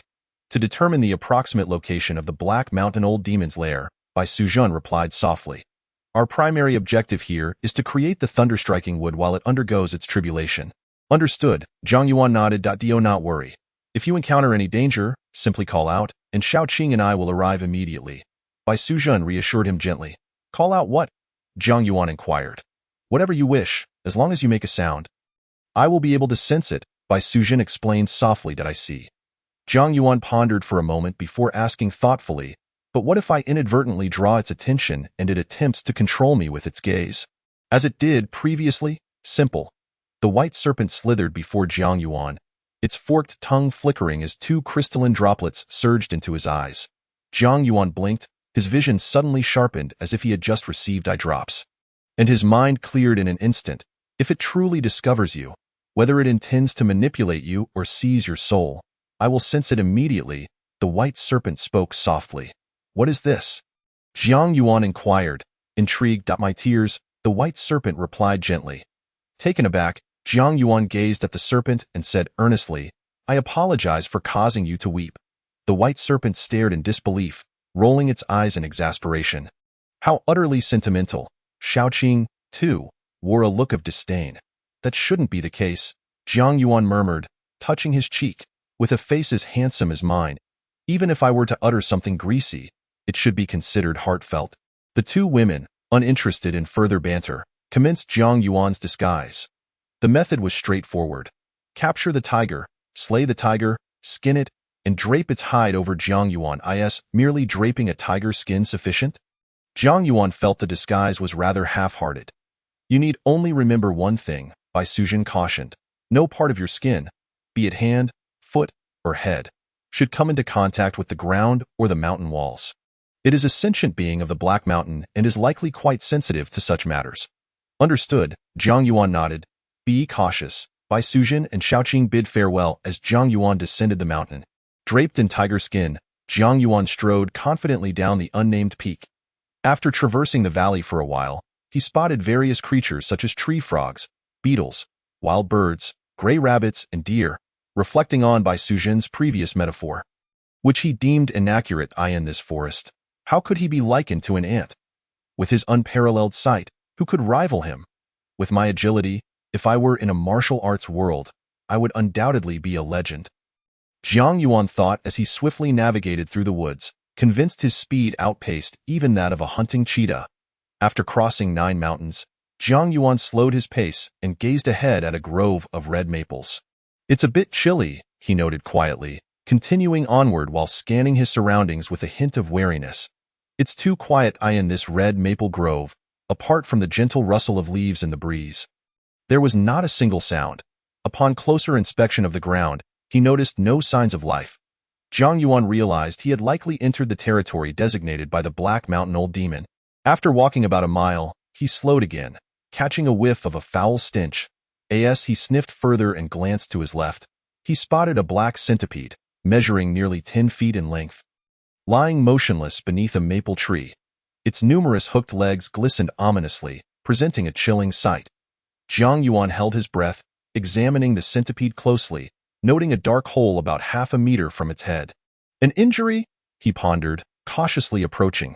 He stood 3 paces away from the centipede, confirming that the small black hole in its abdomen was indeed a wound, as though it had been pierced by a stick. As he drew near for a closer inspection, he observed that the centipede appeared somewhat shriveled, with no blood seeping from the small hole. When he gently prodded one of its hooked legs with his foot, the centipede remained unresponsive. Jiang Yuan felt relieved and then pressed his foot against the area near the centipede's wound, producing a crack as its abdomen caved in. No flesh or blood? Jiang Yuan was astonished, examining it further and affirming that the centipede was devoid of any internal matter. Was it slain by a human or a demon? A vague suspicion flickered in his mind, yet he could not ascertain the truth. This was the realm of the Black Mountain Old Demon, and the centipede, measuring a full 10 feet, had likely attained a degree of sentience. Given that this was the outer edge of the Old Demon's territory, it was improbable that other demons would venture here to slay it. The likelihood of human cultivators killing such a centipede was equally slim. More powerful human cultivators would be aware of the Black Mountain Old Demon and would not dare to intrude upon its domain. Weaker cultivators, if they did manage to slay the centipede and claimed its flesh, would likely dispose of the remains. Even without a cover-up, the death of the centipede would surely alert deeper demons. Yet here it lay, unmoved. The only conclusion Jiang Yuan could draw was that the slayer of the centipede was none other than the Black Mountain Old Demon. Devoid of its demon body, demon core, and vitality, the old demon, now in a weakened state, would have ample reason to consume the centipede's flesh and essence. The small round hole in its abdomen could serve as corroboration of this. If it were indeed the work of the Black Mountain Old Demon, it was unlikely that only one centipede had been slain. Contemplating, Jiang Yuan pressed onward. Exiting the grove of red maples, he scaled 2 more peaks and arrived at a valley strewn with bizarre stones. He gazed ahead at a ridge enveloped in yellow mist, where steep cliffs, cascading streams, and jagged rocks faintly came into view. To climb over, or to circumvent? Jiang Yuan pondered briefly before deciding to ascend directly. Eager to verify his suspicions, the path ahead was exceedingly treacherous. For an ordinary person, traversing this mist-laden ridge would be as daunting as reaching the heavens.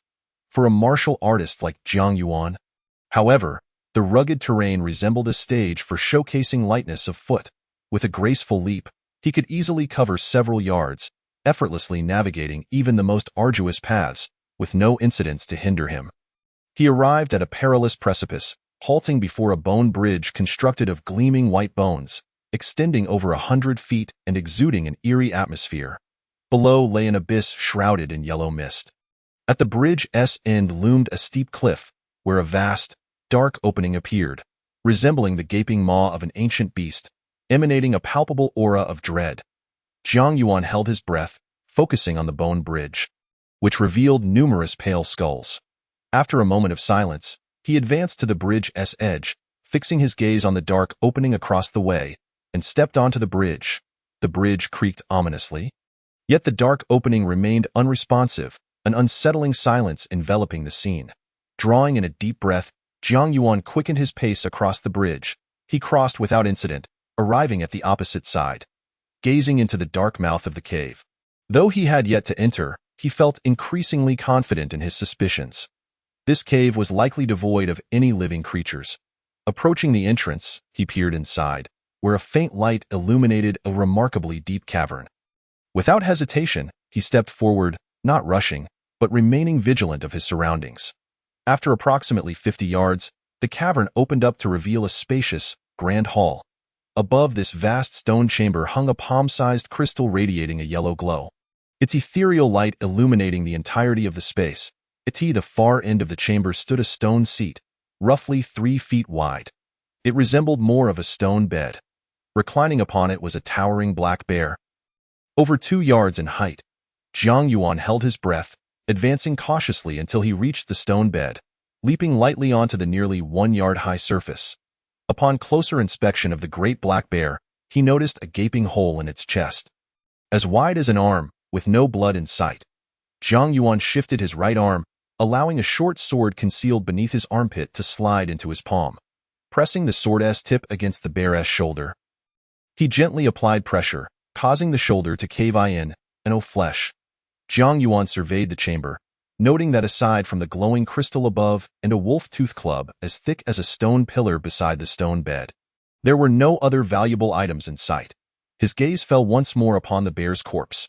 Remembering Bai Suzhen's storage treasures and Shaoqing's Qingkuan pouch, Jiang Yuan felt a surge of anticipation. Hoping that the black bear's essence was sufficiently high to possess a Qingkuan pouch, if it did, would the Black Mountain Old Demon seize it? Uncertain, Jiang Yuan moved closer, circling the black bear while tapping the skin with his short sword, discovering that most of the bear's bones had shattered. After completing a full circle, when his sword struck the left side of the bear's chest, a flicker of realization crossed his eyes. He gently tapped the bear's chest again and was met with a sound resembling jade being struck, deep yet resonant. Could there be treasure hidden within? Jiang Yuan's heart raced slightly, recalling Zhang Wuji's journey in the Heaven Sword and Dragon Saber, where he discovered the 9-Yang manual within the belly of a great white ape. With determination, Jiang Yuan thrust his sword towards the bear's chest, causing it to cave in. Yet the black fur remained unbroken. So resilient? Jiang Yuan was astonished, attempting to slash it again, but still failed to break through. Is my strength not enough to pierce the skin of a black bear? Frustrated, he decided to take a more cunning approach. He directly reached into the chest cavity of the black bear. The jade stone gleamed with a translucent radiance, its entirety a deep crimson hue. When touched, it felt unusually smooth, emanating a sensation of coolness. Jiang Yuan examined it for a while, finding no peculiarities. Yet, upon realizing that this blood-red jade was concealed within the body of the black bear spirit, he was convinced it must be a treasure of great value. He decided to secure it first. After carefully stowing the jade, he surveyed the stone chamber once more, his gaze landing on the luminous crystal suspended above. After a moment's contemplation, he resolved to retrieve the crystal and the black bear skin only after dealing with the Black Mountain Old Demon. As he exited the cave, Jiang Yuan lifted his eyes towards the steep rock face above. The sky was gradually darkening, and the cliff appeared exceedingly sheer, making it quite difficult to climb in normal circumstances. He scrutinized the rock wall for a while, identifying several handholds and footholds. After stepping back 5 or 6 paces, he took 3 strides forward, forcefully planted his feet on the ground, and leaped high, grasping the cliff's edge with both hands. He ascended with the agility of the most nimble of monkeys. After a while, Jiang Yuan reached the summit of the cliff and pressed onward, crossing a vast canyon, scaling 2 peaks, and traversing a snowy expanse within the mountains. By the time night fell deeply, he had arrived at a steep peak, where he gazed into the distance. Before him lay a colossal black lake, shrouded in dense, dark mist. Surrounding this lake were towering peaks that seemed to guard it. Holding his breath, Jiang Yuan observed for a while, and suddenly, a thought struck him. The form of the Black Mountain Old Demon materialized in his mind. If that towering Black Mountain were magnified countless times and placed over this lake, he envisioned a scene that radiated an inexplicable harmony. The Black Mountain had taken form, and its original location was presumably the very expanse of this great lake. A realization dawned upon Jiang Yuan as he continued to survey the Black Lake. Exercising reason, he refrained from advancing further, instead contemplating the mountains encircling the lake, hypothesizing that each peak may have once harbored a demon. If he were in their position, would he annihilate all former demon subordinates? Jiang Yuan pondered, sensing that the Black Mountain Old Demon's slaughter of the centipede and the black bear spirit might not merely be for the restoration of its powers. Perhaps a significant part of its motive stemmed from distrust towards these erstwhile subordinates, fearing they might revolt during its moments of weakness. Rather than risk such treachery, it would be wiser to strike first, absorbing the flesh and blood of its subordinates, their demon cores, to regain strength while eliminating potential threats. Yet, he could not ascertain whether the Black Mountain Old Demon had any particularly trusted demon subordinates. After mulling over these thoughts, Jiang Yuan glanced at the sky, which had grown increasingly dark, perhaps due to the presence of the massive Black Lake ahead. Casting an ominous shadow over the heavens, the sun and moon were obscured, and the stars had vanished. The world seemed enveloped in an endless void of darkness. Should he return? Jiang Yuan contemplated, ultimately resolving to remain there. Standing still like a rock, when he had departed from the black bear spirit, night had already begun to fall to tea that time. He had felt no sense of foreboding, continuing onward until encountering this eerie Black Lake. Now, gazing at the pitch-black expanse, he felt that daytime would have been far more suitable for travel. This night would likely prove to be a long and arduous one. Like a statue, Jiang Yuan held his breath as he endeavored to mask his presence. He remained vigilant, observing the movements of the Black Lake ahead without fixating on it. As the night deepened, he noticed the dark mist upon the lake beginning to roil.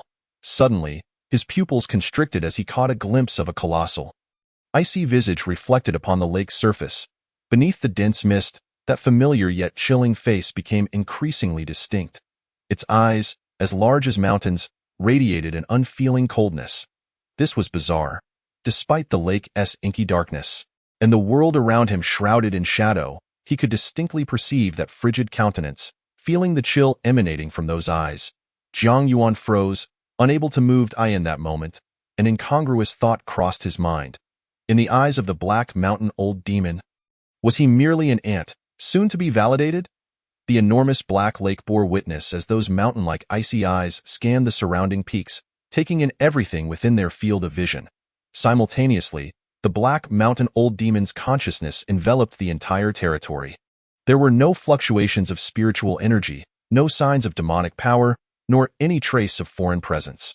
The demon retracted its awareness, and the massive face within the Black Lake gradually faded from view. Jiang Yuan, who had remained motionless, caught a glimpse of the giant visage vanishing from the lake and felt a mix of relief and frustration. Here he was, a dignified scholar from Guangling County, destined to be a legend in the martial world, the man of Bainyangzi, the master of Shaoqing, and the betrothed of Nie Shaoqian. How could a fallen demon, stripped of its form and core, regard him as an insignificant insect? Did it even have the right? The more he pondered, the more vexed he became, casting a cold glare at the Black Lake. That moment, bang! A sound of splashing erupted from the center of the Black Lake. A thick, black pillar, as wide as a water barrel, emerged, its top tapering to a conical shape. A chilling face adorned the dark pillar. Atop the cliff, Jiang Yuan's expression froze once more. His previously cold gaze softened instantly. Losing all semblance of aggression, he stared at the direction of the Black Lake, yet it seemed as if he beheld not a lake, but something that transcended perception, embodying a sense of inclusiveness. Above the lake, the face on the black pillar lifted its gaze towards the heavens. Jiang Yuan's peripheral vision caught sight of the sky, which had become increasingly thick with dark clouds, rapidly swirling and coalescing. White and yellow lightning flickered within the obsidian cloud layer. Was the tribulation upon them? Jiang Yuan was astonished. He had not anticipated the arrival of the tribulation so swiftly, believing he would have to wait several days. As he raised his gaze, he noticed the dark clouds above gathering in greater abundance, becoming denser, while the white and yellow lightning within appeared to grow ever more pronounced. He had forgotten to ascertain whether the tribulation could be interrupted once it manifested. Jiang Yuan mused, wondering if he shouted, would the Black Mountain Old Demon be startled enough for the tribulation to dissipate? If it did vanish, the outcome would be rather regrettable. Yet, if he remained silent, could he merely stand by and watch the Black Mountain Old Demon successfully navigate the tribulation? Surely Su Zhan and Shao Qing would be able to witness it, right? Jiang Yuan felt uncertain. After observing for a moment longer, the distant rumble of thunder echoed in his ears, and he realized that he could no longer afford to wait. Even if he could not forge the thunder strike with this time, there would certainly be future opportunities. A resolute glint flashed in his eyes. The immediate priority was to resolve the threat of the Black Mountain Old Demon once and for all. Suddenly, while the Black Mountain Old Demon focused intently on the impending tribulation, it sensed a disturbance to its right. Casting a sidelong glance, everything upon the nearby peak came into view. At first, nothing seemed amiss. However, as it scrutinized further, the Black Mountain Old Demon's pupils contracted sharply. Its gaze rapidly honing in on the mountain summit, a mere ant, a little ant clad in tiger skin. The Black Mountain Old Demon had spotted him. An icy dread washed over Jiang Yuan as he locked eyes with the dark column hovering above the Black Lake. Fury and terror coursed through him, and Jiang Yuan raised an eyebrow, suddenly realizing that in the eyes of the Black Mountain Old Demon, he was not merely draped in tiger skin. Behind him stood a formidable tiger. Was he wielding the power of a fox cloaked in a tiger's skin? Jiang Yuan flashed a grin towards the Black Mountain Old Demon. Instantly, the demon's expression shifted dramatically. The heavens were boundless. The universe borrowed its laws. Jiang Yuan unleashed a thunderous roar. I am Jiang Yuan, humbly requesting the celestial being to eradicate the Black Mountain Old Demon. Chapter 73. Why does its tribulation strike at me? His resounding cry shattered the stillness of the night. A beam of white light surged from afar, swiftly descending upon Jiang Yuan's shoulder. Above, the heavens erupted in a cacophony of thunder. The white and yellow lightning intertwined within the dense, dark storm clouds, rumbling ominously. Swish! The almost despairing Black Mountain Old Demon, bereft of time to ponder, instinctively made a choice. The thick, black pillar, as wide as a water barrel, plunged into the lake's depths, vanishing from sight. The ordeal was about to commence. Coiled upon Jiang Yuan's shoulder, the white serpent shimmered with a dark glow in its abdomen, and a trunk as thick as a water barrel surged towards the black waterfall above. Soaring upwards as if to pierce the storm clouds, boom! A thunderous clap echoed. The white and yellow lightning, as thick as a water barrel, descended with ferocity, illuminating everything in its path. The tree trunk suspended in the air momentarily turned transparent. The dark surface of the lake became clear and bright in an instant. How many bolts of lightning would this tribulation unleash? Jiang Yuan inquired out of curiosity. The white serpent, fixated on the storm clouds above, replied in human speech. 9 bolts. As it spoke, the storm clouds above flickered brilliantly. Boom, boom. Another bolt of lightning, as thick as a wash basin, struck downwards once more. This time, the target of the heavenly strike was not the Black Lake, but the peak upon which Jiang Yuan stood. This was bad. The white serpent's expression shifted, and without hesitation, it unleashed a surge of demonic energy, wrapping around Jiang Yuan, swiftly retreating like a flash of light. Just as the pair moved away from the summit, the thunderbolt crashed down, leaving behind a charred crater where Jiang Yuan had just been standing. What on earth was happening? Jiang Yuan could not remain calm. Was this the Black Mountain Old Demon's tribulation? Why was it targeting him? It is the Black Mountain Old Demon, the white serpent stated in a low voice. It was just hiding beneath you. Jiang Yuan's eyelids twitched. The white serpent, carrying Jiang Yuan, kept moving. Boom, boom. Another bolt of lightning surged down, aimed directly at Jiang Yuan and the white serpent. Suddenly, the body of the white serpent swelled dramatically, reaching a length of 6 zhang in an instant. White-yellow lightning coursed through its serpentine form, continuing to strike downwards, crashing into the mountainous terrain below. In the blink of an eye, Jiang Yuan had been pushed aside by the white serpent, momentarily suspended in midair before plummeting straight down. At this height, Jiang Yuan remained calm, Fully aware that his current physique could withstand the impact from such a fall in this moment, his concern shifted from himself to Bai Sujan.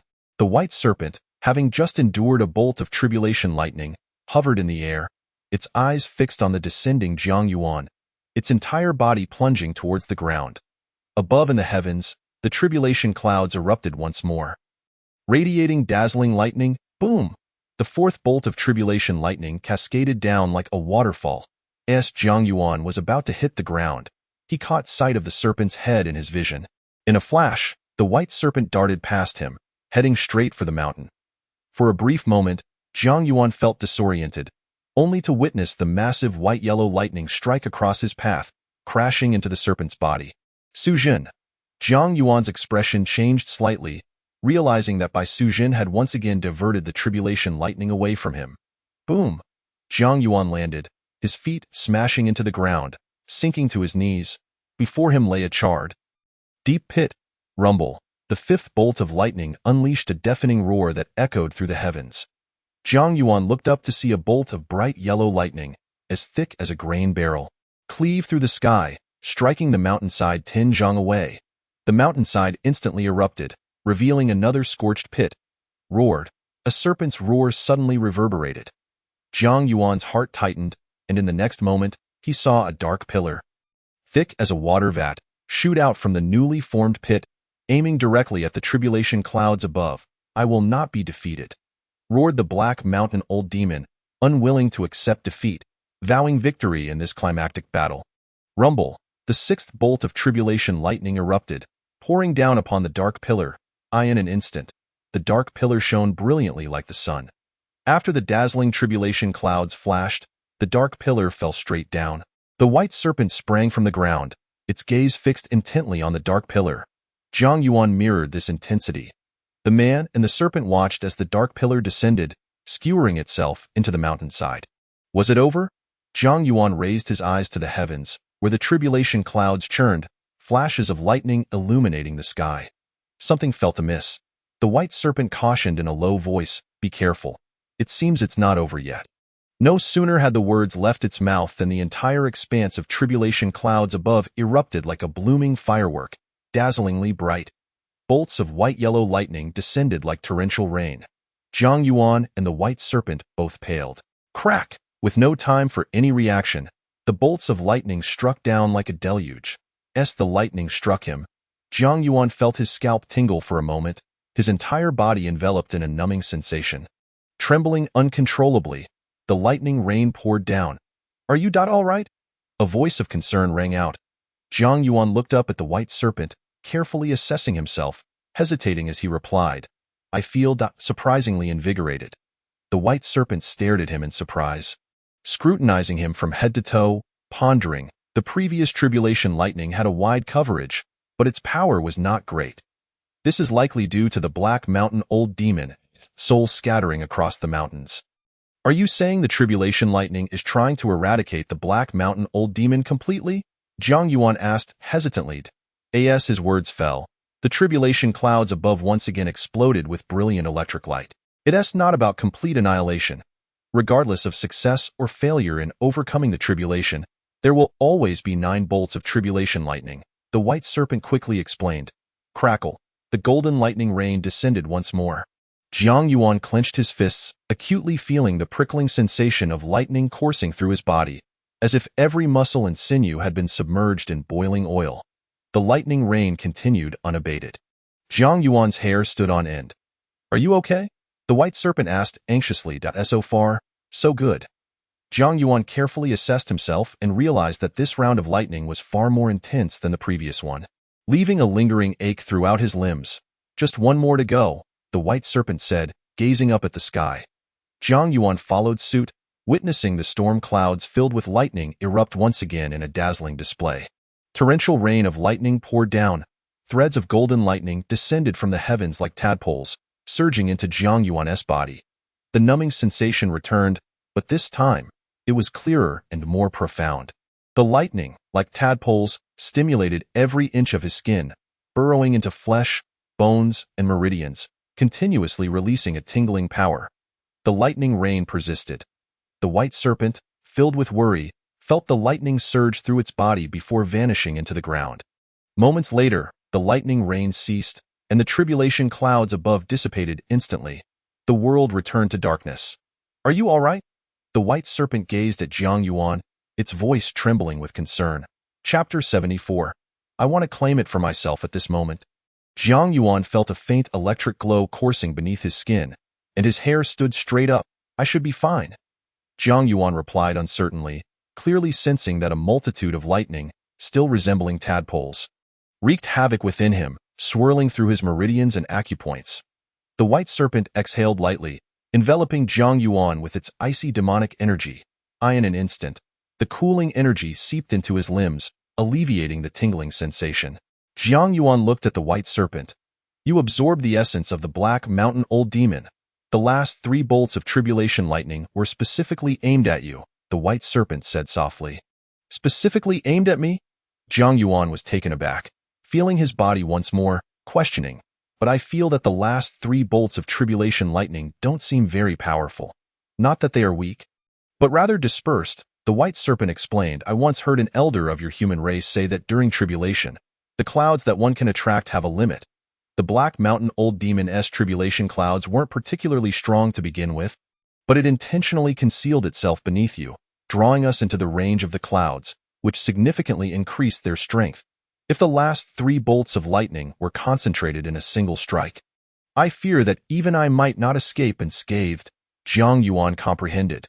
The total amount of the last 3 bolts of tribulation lightning was fixed, due to the scattered remnants of the Black Mountain Old Demon's soul occupying a larger area. The 3 bolts of lightning were also dispersed, covering a vast region.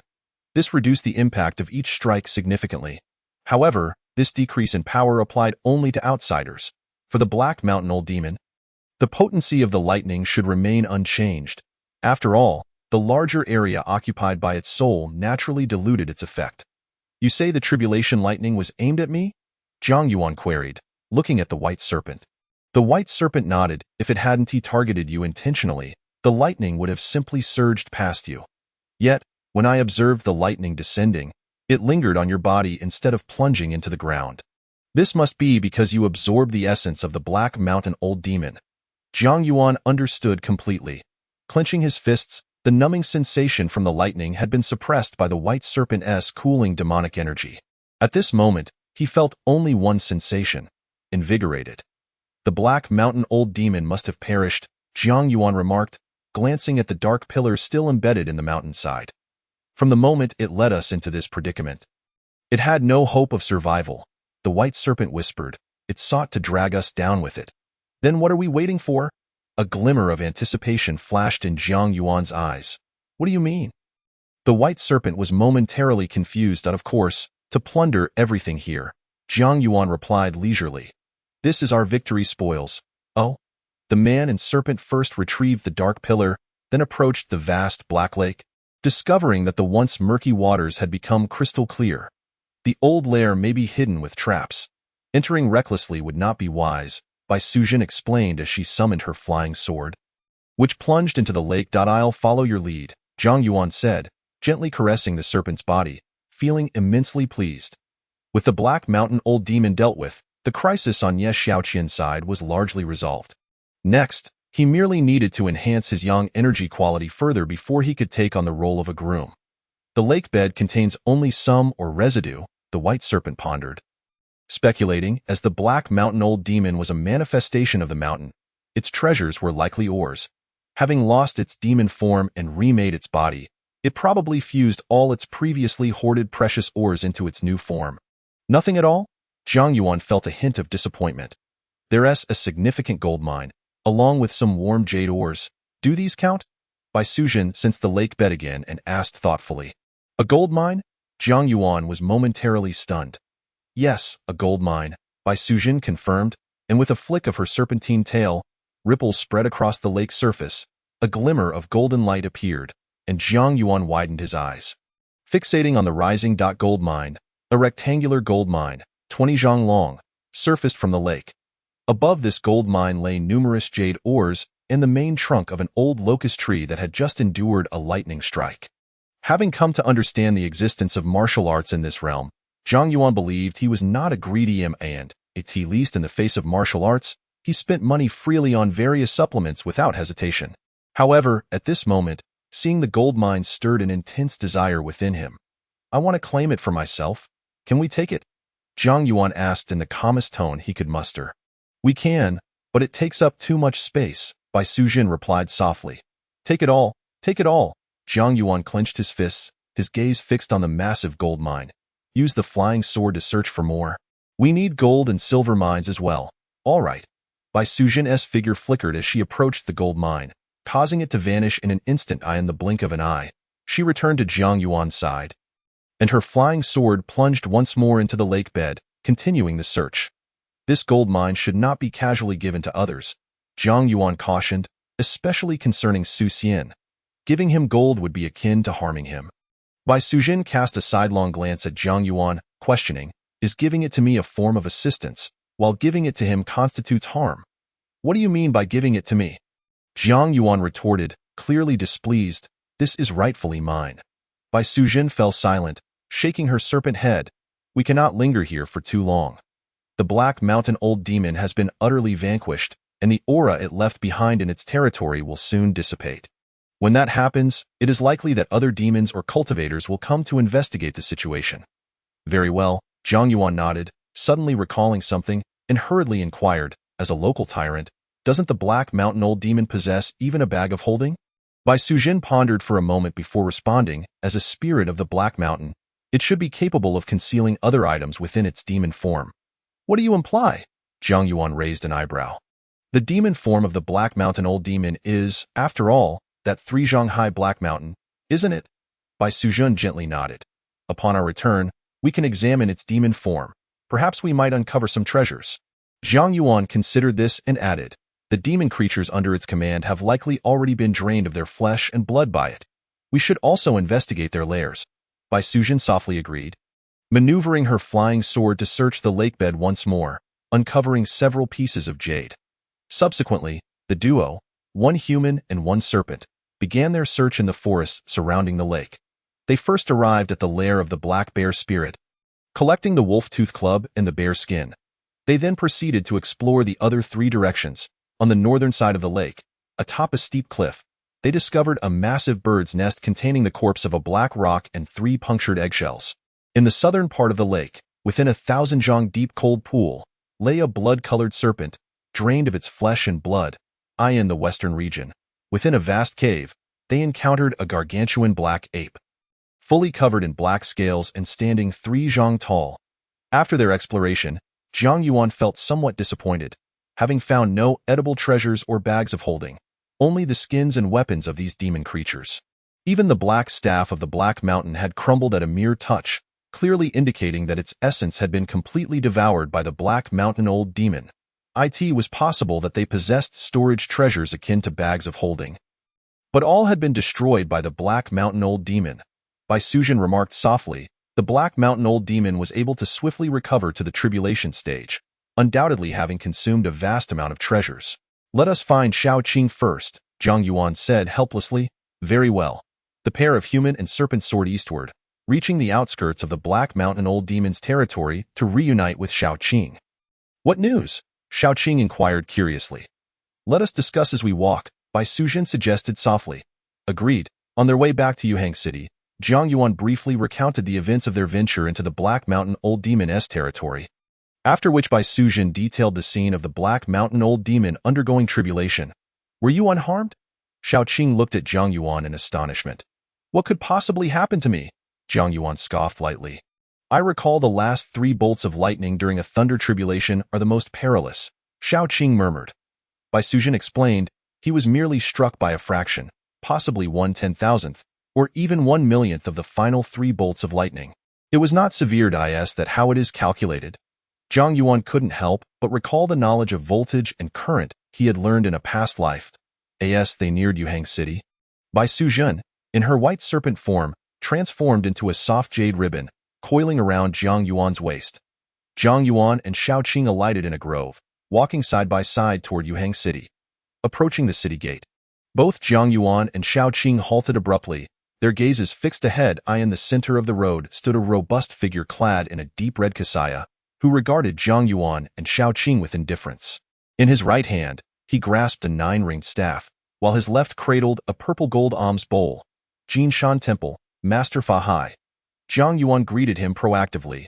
You too, Master Fa Hai spoke, his tone neither mournful nor joyful, devoid of any discernible emotion.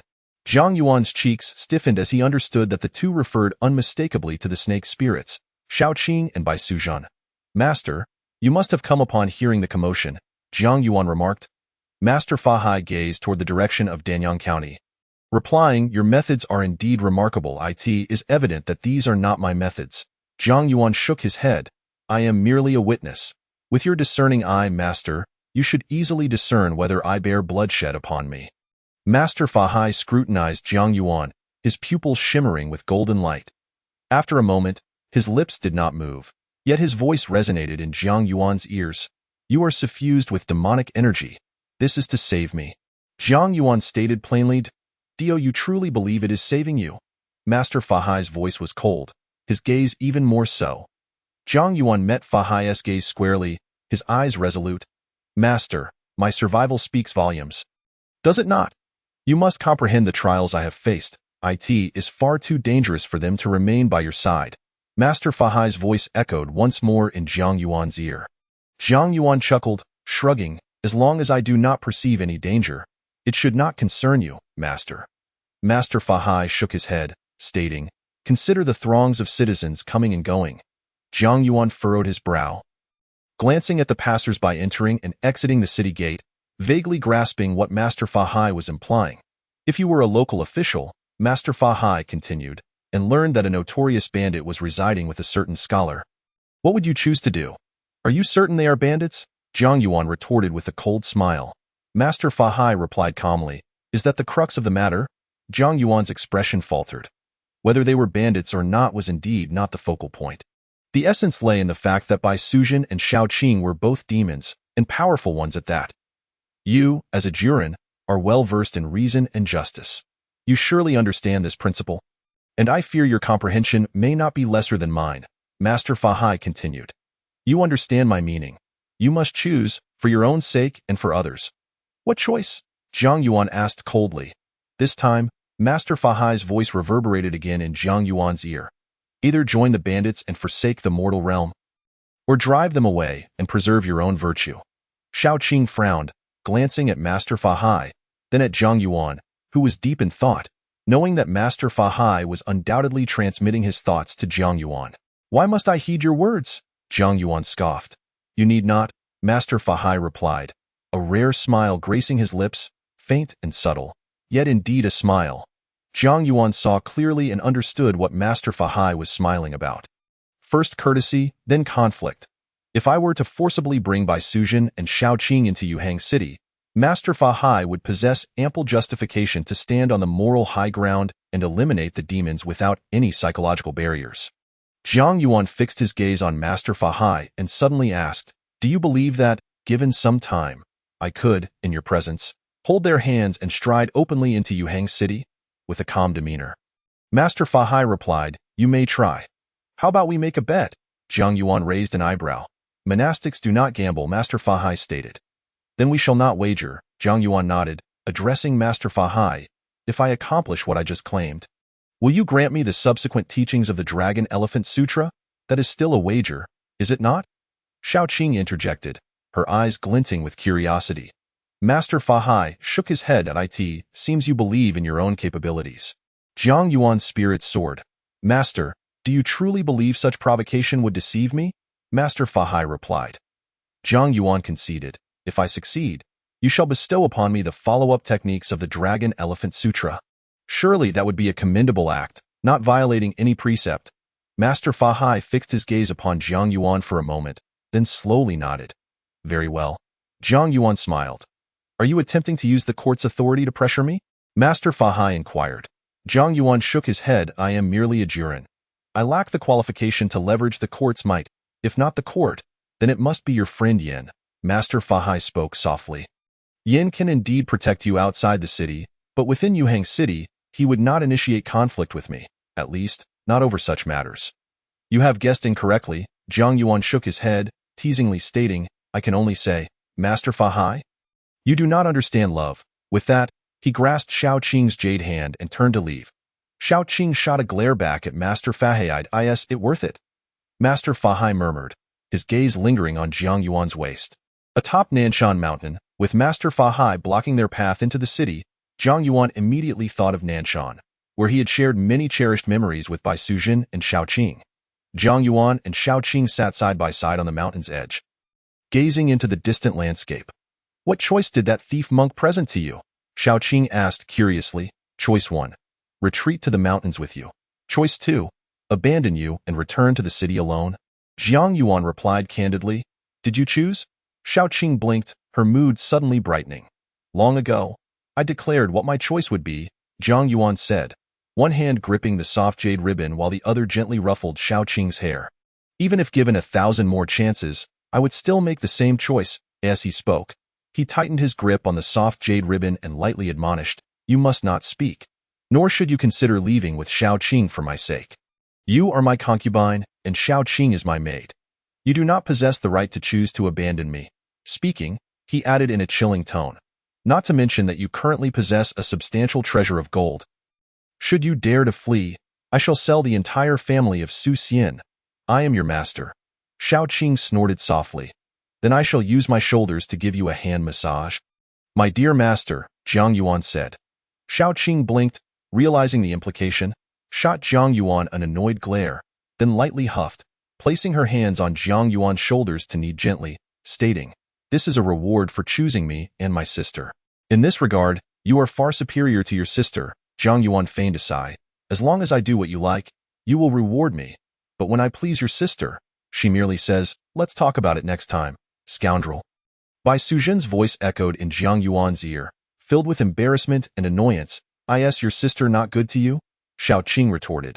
Her time spent with you now exceeds that spent with me. That is indeed true, Jiang Yuan nodded, pondering. He dared not voice his thoughts of the three of us together in the future. You just told Fa Hai that you could bring me and Xiao Qing into the city in front of him. What were you thinking? Bai Sujin's voice tinged with curiosity arose. Chapter 76. What if I become the leader? Xiao Qing looked at Jiang Yuan, equally intrigued. In my hometown, there is a saying. One should not concern oneself with matters beyond one's station. Jiang Yuan turned to lie down, resting his head on Xiao Qing's thigh, explaining that this phrase implies, if one is not in a certain position, one should not contemplate matters pertaining to that position. For instance, Su Xian has married the daughter of the Jin family. It is the daughter of the Jin family who occupies the position of Su Xian's wife. Thus, matters concerning Su Xian's household can only be determined by the daughter of the Jin family, and Bai Sujin cannot intervene at will. Do you understand this? Xiao Qing blinked, shaking her head. This has nothing to do with Su Xian. Do not make random comparisons, Bai Sujin replied, slightly irritated. Let me provide another example. Jiang Yuan said thoughtfully, Nie Xiaoqian is a manifestation of the Taiyin spirit. According to what you have said, she is likely to become a being of Ghost King level in the future. Why do you think Fa Hai did not capture her ahead of time and confine her in Jinshan Temple? Nie Xiaoqian is a disciple of Yin Qixia. Xiao Qing interjected. If Fa Hai dared to capture Nie Xiaoqian, Yin Qixia would certainly be furious with him. If Nie Xiaoqian were to become a Ghost King, Fa Hai might indeed act. Bai Sujin murmured softly. He indeed could take action. Jiang Yuan nodded, then shifted the conversation. If Nie Xiaoqian were to become a Ghost King and Yin Qixia intervened to prevent Fa Hai from acting, do you think Fa Hai would heed Yin Qixia's wishes? Well, Xiao Qing pondered, shaking her head, unsure. He might listen, or he might not. If Yin Qixia can control the Ghost King Nie Xiaoqian, Fa Hai should not intervene. Bai Sujin contemplated. Yin Qixia is a powerful figure in the Taoist sect, while Fa Hai is a high monk of the Buddhist sect. They should not easily involve themselves in each other's affairs. Quite right, Jiang Yuan nodded. Although I am not well versed in the Taoist and Buddhist sects of this realm, that night at Lanrua Temple, the interaction between Yin Qixia and Fa Hai was relatively courteous. A simpler example would be that the governor of Yuhang City would never meddle in the affairs of Danyang City. Are you suggesting we move? Xiao Qing, somewhat confused, asked uncertainly. Jiang Yuan looked up. From his position resting on Xiao Qing's thigh, his left eye could only see her beautifully rounded bosom. His right eye caught a glimpse of her red lips and nose. This inexplicably brought to his mind the phrase, ample bosom. A simple, ample bosom. What kind of gaze is that? Xiao Qing, dissatisfied, lightly tapped Jiang Yuan's cheek. I in my gaze. There exists nothing but admiration for your beauty, Jiang Yuan replied candidly. Xiao Qing's cheeks flushed slightly as she shot him a reproachful glance. He is saying you are beautiful but lack intelligence, Bai Suzhen could not help but comment. Xiao Qing's expression stiffened, glaring coldly at Jiang Yuan. Do you not listen to your sister's nonsense? Jiang Yuan maintained his composure. Recalling that day when they played games, you won more times than Ye Xiaoqian. How could you possibly lack intelligence? Xiao Qing's demeanor softened. Just now you mentioned moving. We indeed need to relocate first. Jiang Yuan added. Did I guess correctly? Xiao Qing's eyes brightened. Not quite. Jiang Yuan shook his head. Xiao Qing's expression stiffened again as she began to knead Jiang Yuan's cheeks. Jiang Yuan also wanted to reach for Xiao Qing. But as soon as he lifted his hands, they were ensnared by the soft jade belt around his waist. What do you intend to do? Bai Suzhen's cold voice echoed in Jiang Yuan's ear. Xiao Qing paused. Seeing Jiang Yuan's hands bound by the soft jade belt, she gently scratched the tip of Jiang Yuan's nose and huffed. If you continue to speak nonsense, I'll bind your legs as well. Your sister bound my hands not because I was speaking nonsense.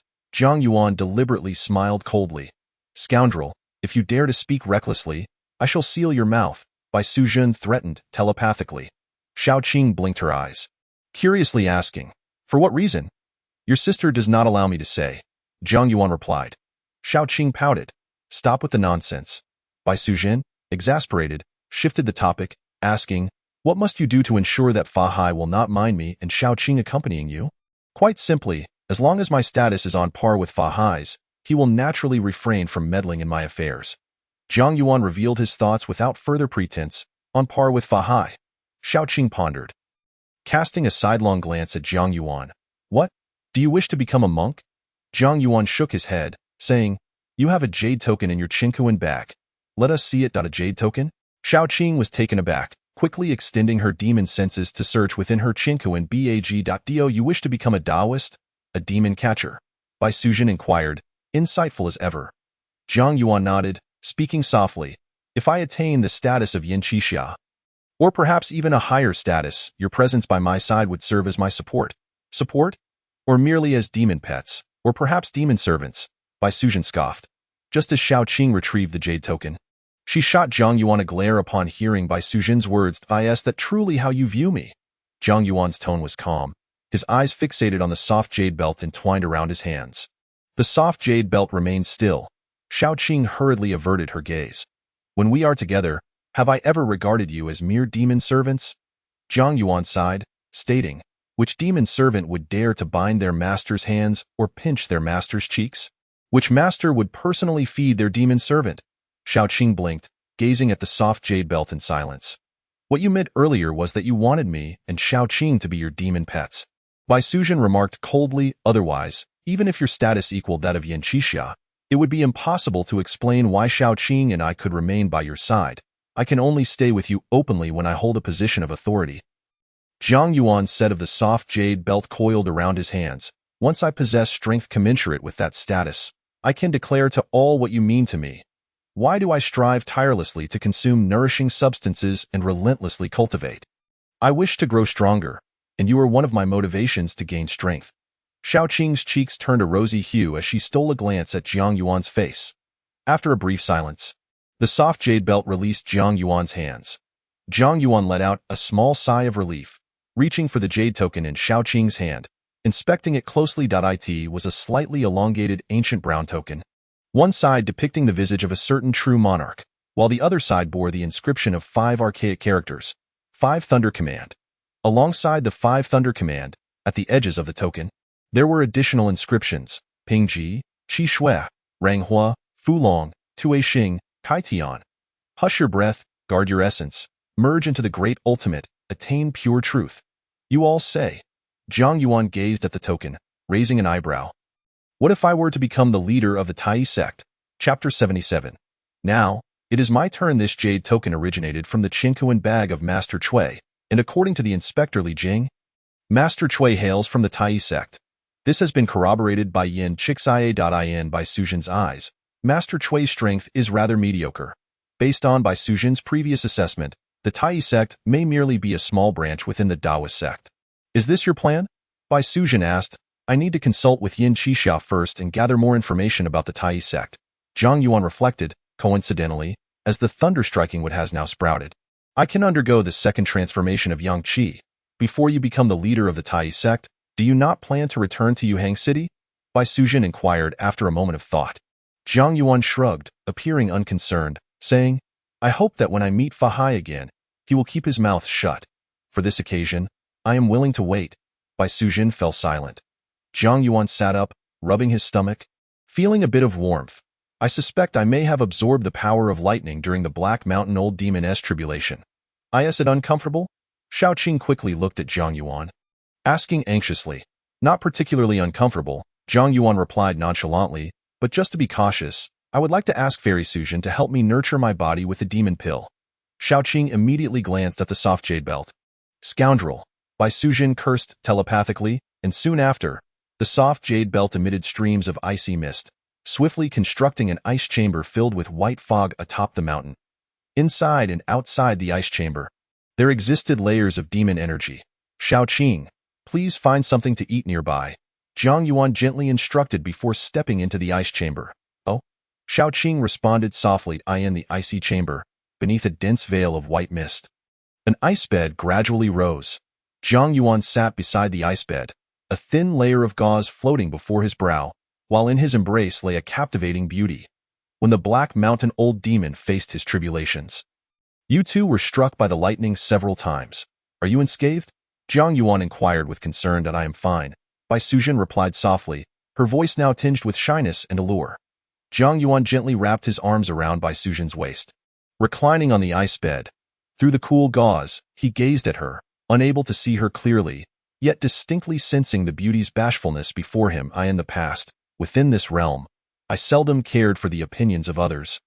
Zhang Yuan murmured, I am a scholar, yet I have few scholarly companions. I practice martial arts, but remain unacquainted with the heroes of the rivers and lakes. I am accustomed to solitude. If someone critiques my writings or poetry, I typically respond with a wry smile, for I understand that their judgments hold little significance, often bordering on absurdity. I alone comprehend the quality of my own work. I believed I would persist in this manner until I met you and Xiaoqing, discovering that this world is far more extraordinary than I had imagined. When you and Xiaoqing departed last time, I realized for the first time that I was no longer the solitary figure I once was. I had begun to care for others. I know you and Xiaoqing are spirits, yet I have never regarded you as such. In truth, my curiosity about you has only deepened. I wish to keep you both by my side. However, upon encountering Fa Hai once more, I suddenly recognized a troubling truth. Those I had previously disregarded seem intent on preventing our union. Bai Suzhen gently bit her lip, silently observing Zhang Yuan. For your sake? I would stand against the world, Zhang Yuan declared, but more than that, I desire to remain with you for eternity, he continued. You once said I treated you as my pet or servant, which left me feeling quite uncomfortable. I was merely jesting, Bai Suzhen whispered. My discomfort stemmed from the fact that you spoke the truth. Zhang Yuan replied softly, I am still not strong enough. Wishing to keep you both close, I can only allow practitioners like Fa Hai to perceive you as my pets. Believing you are under my control. Bai Suzhen's red lips moved, yet she remained silent, merely gazing at Zhang Yuan. Let us make a pact, Zhang Yuan proposed, extending his pinky finger before Bai Suzhen. Without question, she linked her pinky with his. When I am strong enough, I shall host a wedding banquet in Yuhang City, Zhang Yuan stated, looking at Bai Suzhen. It will be a celebration of our union. I intend to invite Fa Hai and any other practitioners who might obstruct our togetherness, to witness whether you are truly my pet or my wife. Bai Suzhen's cheeks flushed as she clutched Zhang Yuan's pinky. Muttering, I never said I would marry you. Zhang Yuan, peering through the thin gauze at the coy Bai Suzhen, stifled the impulse to say, then I shall wed Xiaoqing. Such remarks would be utterly inappropriate at this moment. You just bound my hands. Zhang Yuan turned over, lightly huffing. Now, it is my turn. Bai Suzhen's cheeks reddened, casting a reproachful glance at Zhang Yuan, her body yielding without resistance. Xiaoqing wandered through the mountains for miles, capturing wild tigers, deer, bison, and hares, and gathering potent herbs. Realizing that she might not return to Yuhang City for a while, she purchased pots, bowls, and cooking condiments from nearby towns. Upon her return to Nanshan, she noticed the ice chamber and mountaintop subtly trembling. Knowing her sister was once again aiding Zhang Yuan in his recovery. "Let's roast 2 wild tigers," Xiao Qing mused, then set up a roasting rack atop Nanshan. This continued until the following afternoon. As the ice chamber melted away, Zhang Yuan, clad in a scholar's robe and tied with a soft jade belt, sat cross-legged on the ground, gently exhaling a breath of turbid AI, art, its slowing down. Xiao Qing complained. Zhang Yuan rose and approached Xiao Qing from behind, gently kneading her shoulders. "Write 2 characters and place them on Xiao Qing's forehead, let her guess," Zhang Yuan instructed. Xiao Qing's eyes sparkled. The jade belt entwined around Zhang Yuan's waist transformed into a small white snake, darting before Xiao Qing, whose belly glimmered with a flash of white light as a palm-sized note landed on her forehead, inscribed with the 2 characters, "Xiao Qing." Zhang Yuan leaned closer, glancing at the note, and upon seeing Xiao Qing, he raised an eyebrow and said, "You have 5 chances. If you ask 5 times and still cannot provide the correct answer, you shall not be allowed to sulk any longer." Xiao Qing's eyes darted. "You just told my sister 2 characters, so this is 2 characters. No need to ask again. Are these 2 characters something tangible, something I can see and touch?" "They are indeed objects." Zhang Yuan confirmed. The white snake shot a disgruntled glance at Zhang Yuan. "If they are objects, then are they living beings?" Xiao Qing inquired. "They are living beings." Zhang Yuan nodded again. "2 characters that refer to a living being." Xiao Qing pondered, continuing her questioning. "Can they be eaten?" Zhang Yuan hesitated, finally stating a rather precise truth. "Theoretically, they can be consumed." "Theoretically?" Xiao Qing frowned, displeased. "If they can be eaten, they can be eaten. If they cannot be eaten, they cannot be eaten." "What do you mean by theoretically?" she quickly added. "This does not count as a question. They can be eaten," Zhang Yuan affirmed. "They cannot be eaten," Bai Sujin interjected, her tone firm. Xiao Qing was bewildered. "So can they be eaten or not? How am I supposed to guess with you 2? Only I can eat them. No one else, not even spirits, can," Zhang Yuan clarified. "You can't eat them either," Bai Sujin remarked. Her expression darkening, then turned to Xiao Qing. "Forget that last question. Ask another." Xiao Qing furrowed her brow, contemplating. "Do I know, have I seen them before?" "You have seen them," Zhang Yuan nodded. Xiao Qing glanced at the white snake. "Indeed, you have seen them," Bai Sujin said, her voice devoid of emotion.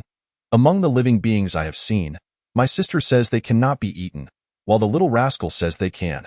Xiao Qing pondered for a while before asking again. "Are they male or female?" "Female," Zhang Yuan responded. "A female living being that cannot be eaten." Xiao Qing's heart stirred, and she casually inquired, "Is she beautiful?" Chapter 78. Am I to be struck by lightning again? So beautiful that I wish to construct a palace of gold for her, hiding her away from my eyes alone. Zhang Yuan mused. Xiao Qing's cheeks flushed, and she retorted, "Such an easy question, guessed in an instant." Realizing something was amiss, she turned to glare at Zhang Yuan, narrowing her eyes dangerously. "You just said she can be eaten?" "He said that," Bai Sujin chuckled lightly. Zhang Yuan remained calm, reaching out to remove the note from Xiao Qing's forehead, gently uttering 8 words. "A beauty worth feasting upon. Of course she can be eaten." Xiao Qing's cheeks flushed anew, her joy evident as she shot a playful glare at Zhang Yuan, her previous irritation vanishing in an instant. Bai Sujin, speechless, displayed a hint of helplessness. After amusing Xiao Qing, Zhang Yuan massaged her shoulders, measured her waist, and subsequently, they roasted 2 wild tigers and a deer, enjoying a hearty meal together. As evening approached, Zhang Yuan instructed Bai Sujin to retrieve the old locust tree that had endured lightning strikes. "I will continue my cultivation. You both find a way to make it sprout," Zhang Yuan said, addressing the 2 women and then requesting the demon core from the Black Mountain Old Demon. "You still wish to cultivate?" Xiao Qing remarked incredulously. "Cultivation is like rowing upstream. If one does not advance, they regress," Zhang Yuan replied, ruffling Xiao Qing's hair. "Did you not say that your sister's time with you was too brief? Now, I shall leave her with you. Do not mind him. He is merely agitated by Fahai," Bai Sujin, in her serpent form, casually offered an explanation, her snake body swiftly coiling around the old locust tree as she soared toward the cliff's edge. Xiao Qing hurriedly followed. Zhang Yuan settled at the cliff's summit, cradling the demon core in his hands, inhaling deeply as the essence within the core flowed into his nostrils, awakening his mind with a refreshing clarity. Why do I feel as though I have forgotten something? Jiang Yuan pondered, gazing intently as he contemplated for a moment, yet could not recall what he had forgotten.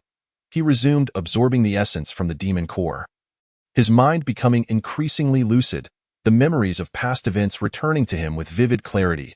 What is it that I have forgotten? Jiang Yuan murmured, fervently drawing in the essence.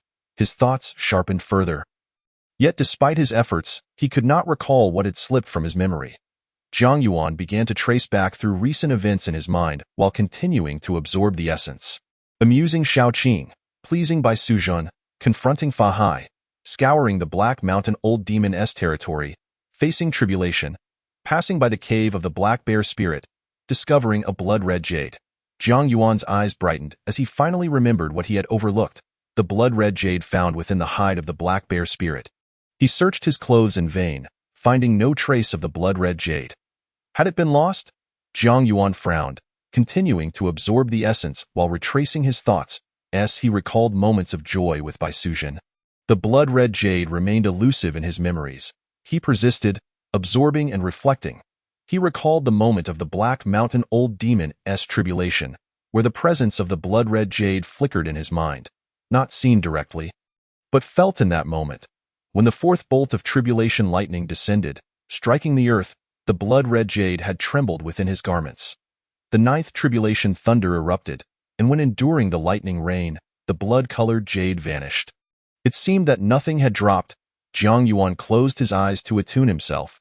His body was suffused with the demonic energy belonging to Bai Suzhen, which was currently suppressing the tadpole lightning that had infiltrated his limbs, meridians, and acupoints during the tribulation. The tadpole lightning that had entered his body had already dissipated somewhat, yet a significant amount remained within. According to Bai Suzhen, this tadpole lightning would gradually vanish over time. After a moment of introspection, Jiang Yuan's breathing became rhythmic as he began to circulate the Dragon Elephant Sutra. Suddenly, a sound akin to flowing water resonated within him. Jiang Yuan was taken aback and opened his eyes. Was it the sound of genuine energy surging? Pondering this, he closed his eyes again and commenced the operation of the nine-yang golden body. Once more, the sound of flowing water echoed through his body. This time, Jiang Yuan did not hesitate and continued to practice the nine-yang golden body. The nine-yang true qi circulated through his meridians and acupoints. The tadpole lightning, previously suppressed by the demonic energy, seemed to have found its bearings, dancing joyfully as it pierced through the demonic energy and converged into the true qi. The tingling sensation associated with the lightning vanished without a trace at the moment it merged with the nine-yang true qi. The true qi, now infused with the tadpole lightning, flowed like a mountain stream through his meridians and acupoints, producing a continuous sound of rushing water. After a brief period of cultivation, Jiang Yuan halted, a strange gleam flickering in his eyes. A new transformation was occurring within him. It felt as if a lightning tadpole was swimming along the path of his cultivation method within the flow of true qi in his meridians and acupoints. All the lightning tadpoles seemed to have merged into this singular electric tadpole in his meditative state. This tadpole faintly appeared blood-red, flickering with white and yellow lightning. Unconsciously, Jiang Yuan's thoughts drifted to that blood-colored jade. Could this be the secret of that jade? Contemplating his current situation, he was reminded of the ice silkworm from the Tianlong world. In that world, Yu Tanji had absorbed the essence of the ice silkworm while practicing the divine foot technique, and it felt as though an ice silkworm was swiftly crawling along the path of his cultivation. For this reason, in just a few months, Yu Tanji had gained a profound strength surpassing that of Qiao Feng. Did this signify a mutation in my true qi? After further contemplation and confirming that everything in his body was normal, Jiang Yuan resumed circulating the nine-yang golden body, distinctly sensing that with the presence of this flickering lightning tadpole, the speed of his true qi circulation had increased several-fold. This blood tadpole was indeed extraordinary. 7 days later, with the nurturing of Bai Suzhen and Xiao Qing's demonic energy, as well as some special soil brought from various deep mountains by the two women, the lightning-struck trunk of the old locust tree sprouted tender shoots in this deep autumn. Bai Suzhen and Xiao Qing promptly conveyed this delightful news to Jiang Yuan. Following the two women to the cliff's base, he beheld a charred locust tree trunk, as thick as a water vat, embedded in the brown soil, with a sprout just breaking through at one sunlit corner. The vibrant green of the sprout, brimming with life, appeared exceptionally delicate. The lightning-struck wood had indeed sprouted new shoots. What comes next? Am I to be struck by lightning again? A glimmer of amusement flashed in Jiang Yuan's eyes. I will be able to see Nie Xiaoqian again. Are you pleased? Bai Sujin suddenly inquired. Chapter 79. You little rascal, your ambitions are not small, Nie Xiaoqian. I can see Nie Xiaoqian again. How did I not think of this earlier? It seems I am still the same. My heart is devoid of women, only filled with cultivation. Jiang Yuan stroked his chin, observing the small white snake coiled upon Xiaoqing's shoulder. You do not understand the joy of a man. Xiaoqing and the white snake were both taken aback. I don't understand. The white snake scoffed, raising its head and flicking its crimson tongue thrice. Jiang Yuan paused, pointing at the old locust tree, and upon seeing the sprouted lightning-struck wood, he declared, I have not thought of any woman.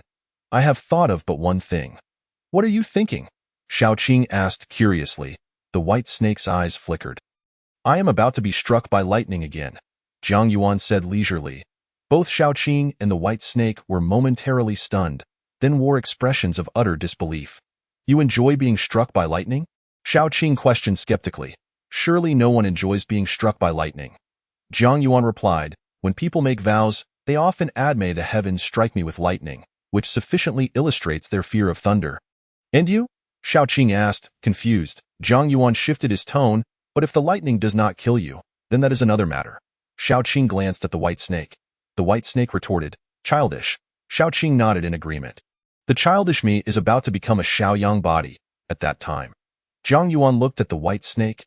I will challenge you. The white snake's eyes flashed with indignation as it shot Jiang Yuan a glare. He. Xiaoqing doubled over with laughter, her chest quaking, pointing at Jiang Yuan and laughing uncontrollably. You want to challenge my sister? Before challenging your sister, I must first challenge you, Jiang Yuan added. All right. Xiaoqing's eyes sparkled. No backing out. You scoundrel, Bai Sujin scolded telepathically. After a moment of playful banter, Jiang Yuan and Xiaoqing made their way to the north of the city, seeking a city guard.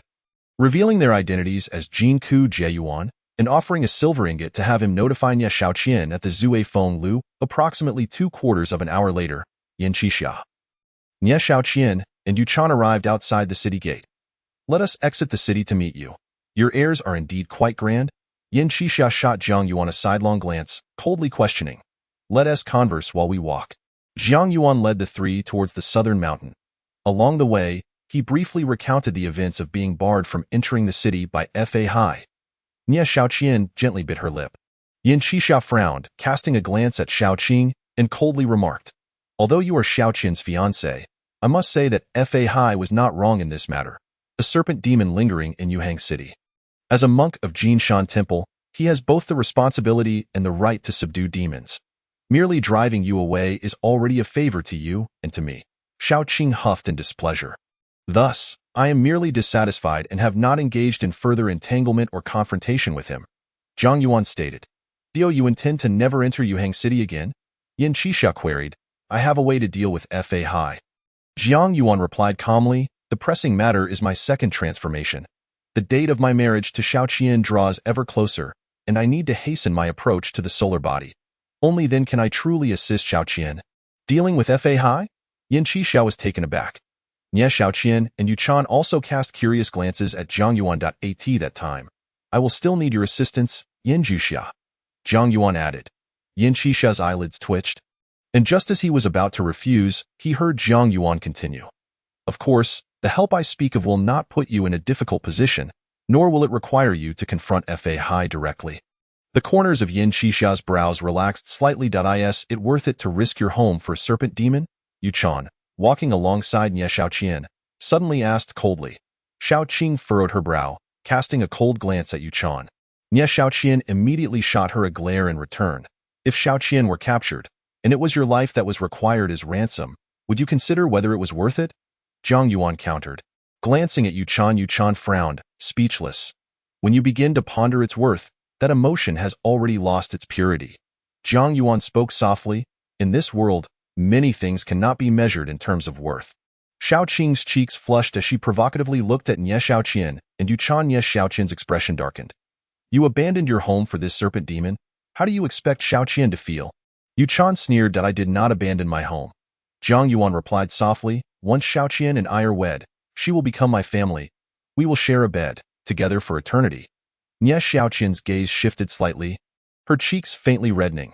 Xiaoqing pouted, gently humming, on the left is a beautiful serpent demon, and on the right is Nie Xiaoqian. Yuchan mocked, you do have quite a beautiful fantasy. Do you men often dream of such a harmonious life? Both Nie Xiaoqian and Xiaoqing blushed. Jiang Yuan quickened his pace, turning to walk backward. Looking at Yuchan, Miss Yuchan, you might as well take a good look at my face, and then consider my identity. Do you think that a young man like me, possessing such good looks, remarkable talent, robust physique, and exceptional gifts, would find it difficult to embrace both sides and enjoy such a harmonious life? Hearing this, Yuchan, Nie Xiaoqian, and Xiaoqing instinctively turned to look at Jiang Yuan's face. Both Nie Xiaoqian and Xiaoqing's cheeks turned crimson. The flicker of speechlessness flashed in Yuchan's eyes as she retorted, do you think you are handsome? Does it require my opinion? Jiang Yuan replied with a calm smile. Is it not possible for you to deny my good looks? So self-assured. Yuchan scoffed, well, to some extent. Jiang Yuan nodded, then shifted the topic. But it is a fact I am stating. What use is good looks? Yin Qixia sneered, casting a sidelong glance at Jiang Yuan. You think being handsome can surpass me? In front of Yin Juxia. Good looks indeed pale in comparison. Jiang Yuan smoothly transitioned the topic, in my view. A true man should be like you, Yin Juxia, possessing unparalleled martial prowess and a heart dedicated to righteousness, slaying demons and upholding justice. Just as that poem describes, riding the wind with a sword, purging evil across the realm. Now that's more like it. Yin Qixia snorted lightly, striding forward. You haven't even been promoted yet, and you've already learned to flatter. Yuchan mocked. Am I flattering your master? Jiang Yuan retorted, casting a sidelong glance at her. This woman must be experiencing her time of the month. Yuchan's eyelids twitched as she shot Jiang Yuan a glare. A multitude of individuals ascended to the summit of Nanshan. Xiaoqing extracted an ancient locust tree, newly sprouted with fresh buds, and planted it into the ground. Is this the tree spirit? Yin Qixia inquired with astonishment. Scrutinizing the thunderstruck wood, his eyes reflecting an escalating surprise. Nie Xiaoqian and Yuchan also regarded the thunderstruck wood with curiosity. Jiang Yuan nodded affirmatively, confirming it to be the tree spirit, which had withstood several lightning strikes and sprouted anew. Such an experience must have been far from ordinary, wouldn't you agree? Yin Qixia asked. Thunder tribulation, Jiang Yuan revealed without concealment, though he refrained from mentioning the Black Mountain Old Demon. You, my boy, harbor considerable ambition. Yin Qixia chuckled lightly. Thunder tribulation? Nie Xiaoqian and Yuchan echoed in disbelief. Jiang Yuan gazed at Nie Xiaoqian, his expression softening, his voice growing gentler. I merely wish to draw closer to you, Xiaoqian. Chapter 80. Do you wish to hear what you were saying? Nie Xiaoqian's cheeks flushed, leaving her at a loss for words. Enough with the trivialities. Your second transformation is significantly more perilous than the first. Yin Qixia's demeanor turned serious as he cautioned. You must prepare yourself mentally. A moment's carelessness could result in the loss of your abilities, even if you survive. Such danger? Jiang Yuan exclaimed, realizing that he had already endured the Black Mountain Old Demon's thunder tribulation, with the Qing and by serpents by his side. Even if his powers were indeed rendered useless, it was highly likely that they would procure the necessary heavenly materials to remedy him. If that is the case, then what is there to fear? Fortune favors the bold. Jiang Yuan's gaze was resolute. Yin Qixia said no more. Instead, he moved both hands in unison, releasing strands of spiritual energy that enveloped the thunderstruck wood, driving it deep into the earth. He then instructed Jiang Yuan to sit cross-legged above it. Next, 5 bolts of lightning will descend simultaneously, continuously infusing your body. Yin Qixia warned Jiang Yuan, his eyes fixed intently upon him. Do not overexert yourself. Understood. Jiang Yuan nodded, closing his eyes and commencing the operation of the Dragon Elephant Sutra. You will guard me, he instructed. Yin Qixia glanced at Nie Xiaoqian and Yuchan agreed. Both women nodded in unison, drawing forth their flying swords and soaring into the sky, positioning themselves on either side of Nanshan, vigilant of their surroundings. Yin Qixia turned to Xiaoqing. You keep watch below. Xiaoqing responded softly, releasing her demonic awareness to envelop the ground. Yin Qixia surveyed the surroundings before his gaze settled upon Jiang Yuan, forming hand seals to summon a crimson great sword. The sword transformed into a streak of flowing light. shooting toward the heavens. The universe is boundless. The laws of nature are invoked. Pointing one hand skyward and the other toward Jiang Yuan, Yin Qixia commanded with a fierce tone, 5 thunders gather above. Ceaselessly resonating, as his words fell, 5 bolts of golden lightning, each as thick as an arm, descended from the heavens, crashing down upon Jiang Yuan's head. Once the lightning entered Jiang Yuan's body, the force of the onslaught slowed considerably. In that instant, it felt as though his scalp had erupted. Following that, an unending torrent of electric sensation surged through his limbs and bones, stimulating his flesh, meridians, and acupoints. The 5 lightning bolts continuously flowed into his body. After a brief moment of bewilderment, Jiang Yuan gradually regained his composure, enduring the peculiar tingling pain, and began to operate the Dragon Elephant Sutra. The vital energy coursed through his meridians and acupoints without pause. The blood-colored tadpole, imbued with lightning, seemed akin to a magnet specifically designed to absorb electrical energy, continuously drawing in the lightning power that permeated his body as the vital energy flowed. Compared to the previous fire refinement, this thunderous ordeal would not only transform your yang energy but also refine your physical form, Yin Qixia stated solemnly. The strength of your physique determines the quality of your yang energy. Jiang Yuan remained silent, focusing intently on the Dragon Elephant Sutra, keenly sensing the blood-colored tadpole. Over the past few days, he had been studying the tadpole and discovered that it resided within his dantian, meridians, and acupoints. During cultivation, the tadpole circulated alongside the flow of vital energy, resulting in a training speed that had increased at least 6-fold. At this moment, he confirmed that the blood-colored tadpole could absorb the power of lightning. Perhaps it was some extraordinary essence that fortuitously merged into my being, integrating with the tribulation's lightning, and became one with my vital energy. This was Jiang Yuan's hypothesis, grounded in reason yet lacking absolute certainty. As the 5 heavenly thunders relentlessly poured into Jiang Yuan's body, the bolts grew increasingly thick and resplendent. Their might intensified further. Jiang Yuan's skin crackled with sparks, and every hair on his body stood on end. Beneath him, the remnants of the 5 heavenly thunders surged into the old locust tree, causing a single new bud to sprout forth, quickly developing into a branch. Simultaneously, the vibrant life force contained within the old locust tree began to flow into Jiang Yuan's body. Jiang Yuan's complexion gradually flushed, acutely aware that the flesh within him was exulting, ravenously absorbing the unique power that surged from below. Life force. Has this boy truly become one? Yin Qixia continued to channel the heavenly thunder, inundating Jiang Yuan's body. 3 hours later, Jiang Yuan began to feel a tinge of fatigue. This weariness was neither physical nor mental but rather a consequence of the yang energy. Is he about to lose interest in women again? How could I allow myself to be governed by the desires of yang energy? Jiang Yuan thought with discontent, instinctively resisting this fatigue. The method of resistance was rather simple. He continuously envisioned pleasurable scenarios. As time passed, the images Jiang Yuan conjured grew increasingly depraved. Eventually, the infusion of heavenly thunder ceased. The old locust tree beneath him no longer emitted its power. Jiang Yuan opened his eyes and turned to Yin Qixia. Has it concluded? You certainly possess remarkable endurance, Yin Qixia remarked, fixing his gaze on Jiang Yuan. Does it not hurt?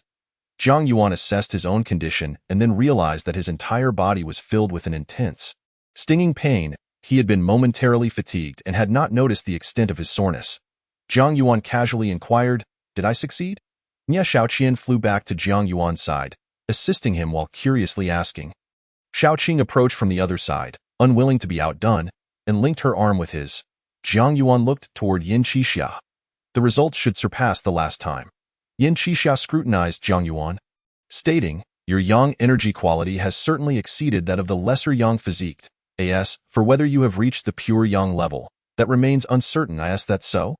Jiang Yuan reflected inwardly, keenly aware of the substantial improvement in his physique. When he clenched his fists, he felt a surge of strength. He confirmed that both his physique and strength had experienced significant growth. What remained uncertain was the quality of his yang energy. At this moment, it was akin to the aftermath of his previous fire refinement. Only 3 or 2 drops of yang energy remained within him, firmly entrenched in an absolute time state. Unlike before, however, this time Jiang Yuan, even during this moment, retained a worldly heart. When his arms brushed against the fullness of Nie Shaoqian and Shaoqing, he could still faintly sense a delightful sensation. The primal desire had not vanished. "What shall I do next?" Zhang Yuan inquired, looking expectantly at Yin Qixia.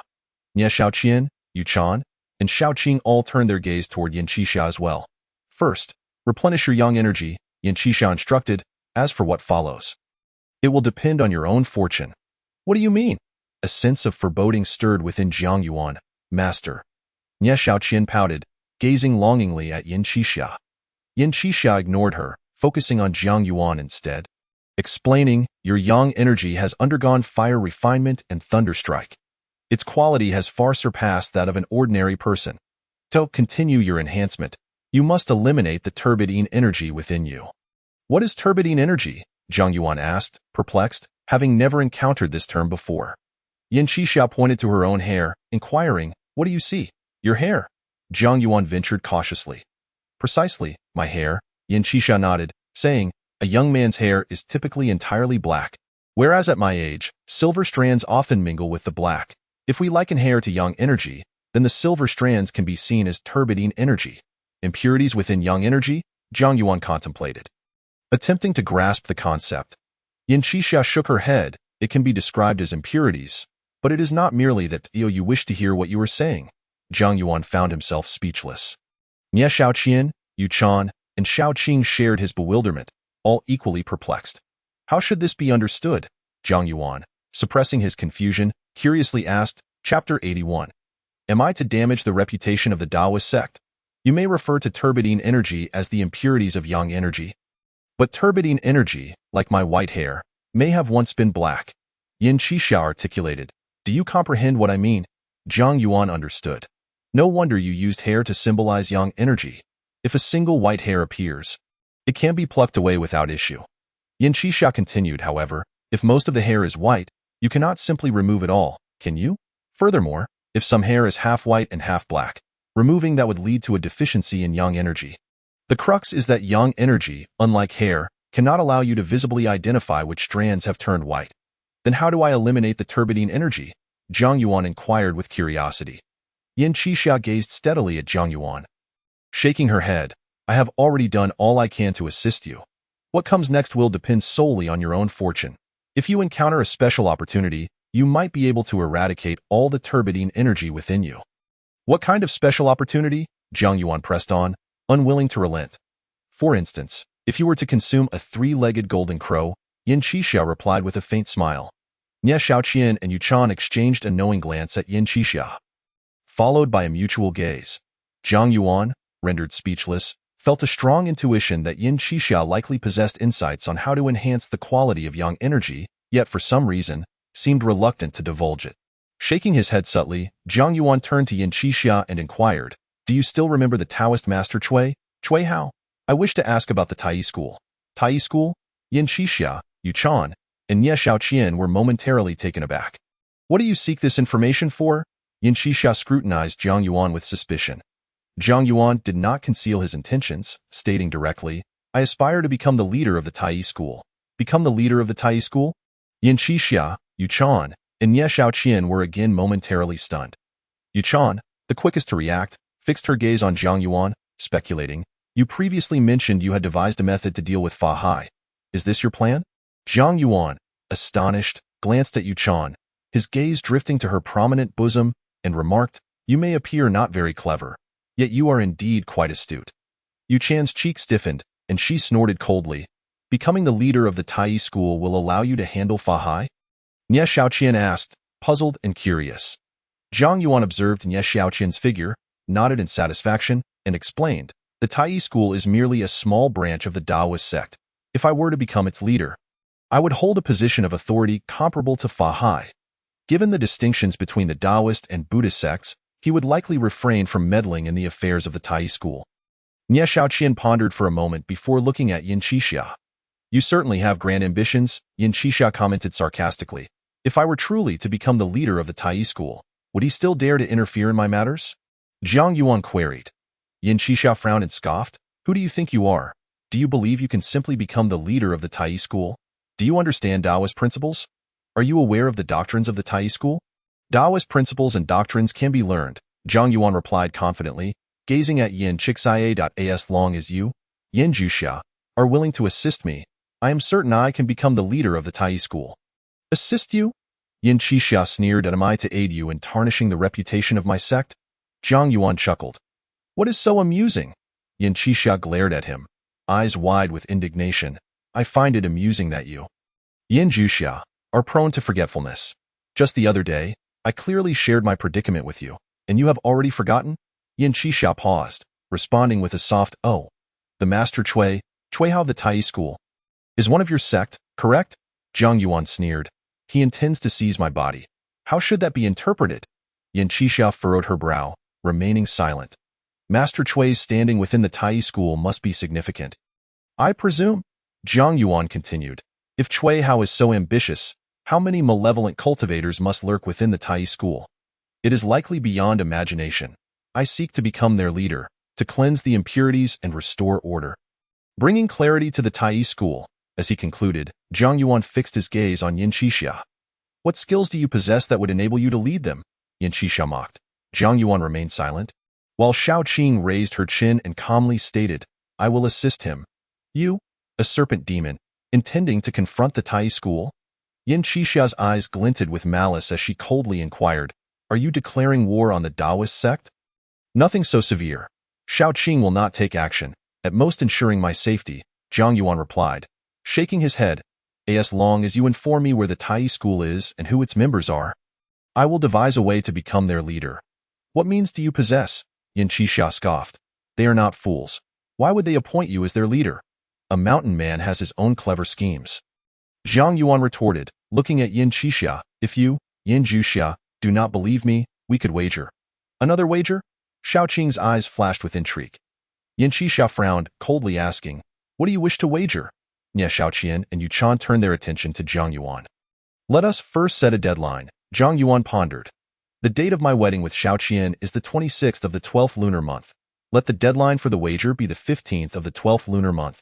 If by then I have not become the leader of the Tai school, I will concede and submit to your disposal. Submit to my disposal? Yin Chixia raised an eyebrow, casting a glance at Shao Qing. Shao Qing's expression shifted, letting out a cold snort, but said nothing. I spoke of my own disposal. It has nothing to do with Shao Qing, Zhang Yuan clarified. Yin Chixia remained noncommittal, asking, and if you win? If I win, Zhang Yuan contemplated, extending his hand toward Yu Chan, I want her. Yu Chan's expression momentarily blanked before turning crimson, glaring fiercely at Zhang Yuan. What nonsense are you spouting? Yin Qixia's countenance similarly soured. Nie Shaoqian and Shao Qing furrowed their brows. After a deliberate pause, Zhang Yuan continued, the white crystal relic on her person. Yu Chan's expression darkened, glaring at Zhang Yuan, gritting her teeth. You did that on purpose. Didn't you? Oh. Shao Qing and Nie Shaoqian both let out a breath of relief, their expressions softening considerably. You desire the white crystal relic? Yin Chixia mused, casting a sidelong glance at Shao Qing, a cold smile laced with a hint of sentimentality. For this serpent demon, you truly dare to wish for anything. This is merely an impromptu wager. Do not overthink it, Zhang Yuan explained. I desire the white crystal relic purely because your disciple has been speaking ill of me in front of Shaoqian. When did I speak ill of you? Yu Chan, speechless, questioned with a scowl. Nie Shaoqian blinked, glancing between Yu Chan and Zhang Yuan, choosing to remain obediently silent. Zhang Yuan ignored Yu Chan, turning his attention back to Yin Chixia. Asking, are we wagering? Yin Qixia's eyes flickered before she looked at Yu Chan, stating, the decision is yours, if you choose to wager. Should this fellow lose, it will be up to you to decide his fate. Yu Chan raised an eyebrow, retrieving the white crystal relic and weighing it in her hand, casting a half-smile at Zhang Yuan. You truly desire this relic? It seems the lady has faith in me. Zhang Yuan replied nonchalantly, you believe I can become the leader of the Tai school within the agreed time frame. With your trust, I feel even more confident. Do you think this provocation is effective against me? Yu Chan scoffed. Then will you wager or not? Chapter 82. A method of embarrassment. Often, provocation serves as an effective tool, even when one is aware it is a tactic, and even when it is explicitly stated. Some individuals cannot help but wish to engage. This instance was no exception. Yu Chan, who had been grappling with indecision, felt her irritation flare upon seeing Jiang Yuan's calm demeanor. Fine, I will wager with you. She glared at Jiang Yuan, coldly declaring, I hope that, in the end, the esteemed Jiang Yuan will not go back on his word. You are too impulsive, Jiang Yuan cautioned kindly. You have yet to even consider how you will punish me. And you wish to wager? What if you lose? What then? Yu Chan's expression darkened, gritting her teeth, forcing a smile that did not reach her eyes. Fear not. When the time comes, your punishment will be guaranteed to leave you yearning for immortality. With the objective achieved, Jiang Yuan chose not to tease her further, redirecting his focus to Yin Qixia to inquire about the Tai school. Just as you previously speculated, the Tai school is not a grand sect. It is merely a minuscule branch of the Taoist sect. Yin Qixia began to elucidate details about the Tai school, its founder, known as the Everlasting One, who was once a disciple of Kunlun Palace. Active 500 years ago. The Tai school's inherited secret art is a tome of the 3 Yuan talismans, which is said to have long been lost, leading to a decline in the school's disciples with each passing generation. Presently, the disciples of the Tai school possess a shallow and varied understanding. Whether it be talismans, shamanistic practices, Taoist techniques, or sword arts, they may have a smattering of knowledge, yet none are proficient as for the one who seeks to seize your body. Cui Hao, I cannot ascertain whether he is the original Cui Hao or someone who has usurped the identity of Cui Hao. In any case, Cui Hao is one of the 4 elders of the Tai school. The school's hierarchy consists of a leader, followed by the 2 protectors and 4 elders, with the remainder classified as disciples, who are further divided into 3 ranks: direct disciples of the leader, inner disciples, and outer disciples, totaling approximately 20 to 30 disciples. What is the strength of their leader? Jiang Yuan inquired. Yin Qixia paused thoughtfully, glancing at Shaoqing. He could likely hold his own against this serpent demon by your side. You know my strength? Shaoqing huffed. Does the Tai school have any figures of the highest elder caliber? Jiang Yuan pondered. Perhaps the previous leader or the former elders. Perhaps, Yin Qixia replied, but they are likely not within the Tai school. Not within the Tai school? Jiang Yuan was taken aback. Yin Qixia countered. Why do you not remain in that rural private school? Jiang Yuan paused, comprehending. Water flows downwards and people ascend. Having lost the secret art of the 3 Yuan talismans, the Tai school holds little allure for those formidable elders. Where exactly is the Tai school? Jiang Yuan contemplated. Yin Qixia replied, to the north of Guangling Prefecture, approximately 700 miles away, stands Dongyang Mountain, where the Wanshou Palace of the Tai school is located.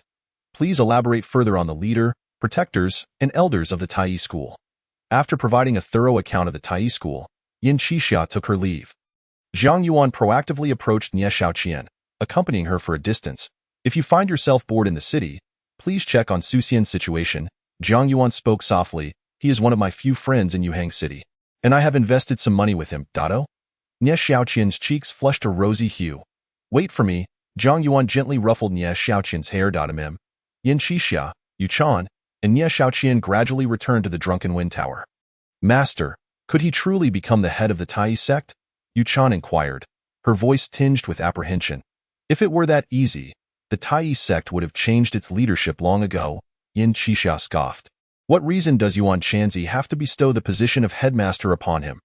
Oh, I see. Yu Chan sighed with slight relief. Since Brother Jiang wishes to become the head of the Tai sect, he surely has the capability to succeed. Nie Shaoqian expressed unwavering confidence in Jiang Yuan. He aspires to become a solar spirit, yet I have yet to see him achieve that, Yu Chan remarked lightly. Nie Shaoqian shot Yu Chan a reproachful glance, then quickly turned to Yin Qixia. Master, do you possess a method to help Brother Jiang eliminate the impurities in his yang energy? Yu Chan also looked toward Yin Qixia. Indeed, I do. Yin Qixia nodded. Nie Shaoqian furrowed her brow, her tone laced with reproach. If you have a way, why not inform Brother Jiang? Can't you see how much he desires to enhance the quality of his yang energy? I simply do not wish to tell him, Yin Qixia retorted with a cold snort. Master, Nie Shaoqian whined. Yin Qixia shook his head and stated plainly, if there are no other extraordinary circumstances, there is essentially only one method for him to continue improving the quality of his yang energy. What is it? Nie Shaoqian asked, curiosity piqued. Yu Chan perked up her ears in anticipation. Tio marry you. Achieving a balance of yin and yang. Yin Qixia said with a light scoff, the most fortunate thing for that lad is to be able to marry you. Ah? Nie Xiaoqian's cheeks flushed instantly, resembling a ripe cherry, overcome with shyness. Yuchan wore an expression of disbelief, so do not be overly kind to that lad. Who knows where he found the luck to win your hand? Yin Qixia sneered, then looked puzzled. His fate is remarkably ordinary. Ordinarily, it would be difficult for him to attain great wealth and status. However, Yin Qixia did not continue. Perhaps he is influenced by Xiaoqian's fate. Yuchan speculated. Maybe, Yin Qixia replied non-committally. To be able to marry him is my fortune, Nie Xiaoqian said bashfully, her face still aflame. Yuchan rolled her eyes, disinterested in her infatuated junior sister. If that lad truly becomes the head of the Tai sect. Yin Qixia gazed out the window, a hint of depth flickering in his eyes.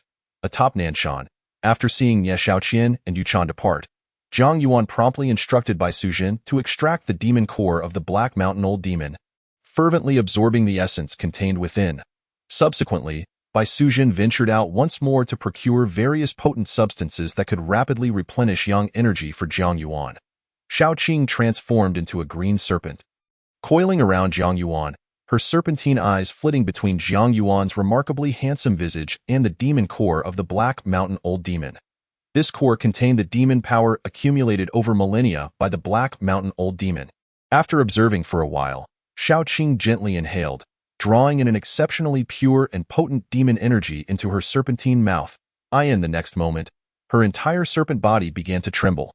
Zhang Yuan opened his eyes, noticing the quaking Xiaoqing, and inquired in astonishment, "What is the matter?" Sister was right. I am not yet worthy to consume the demon energy of the Black Mountain Old Demon. Xiaoqing shivered. Did you sneak a taste? Zhang Yuan chuckled, extending his hands to gently soothe her trembling form. I only took a sip.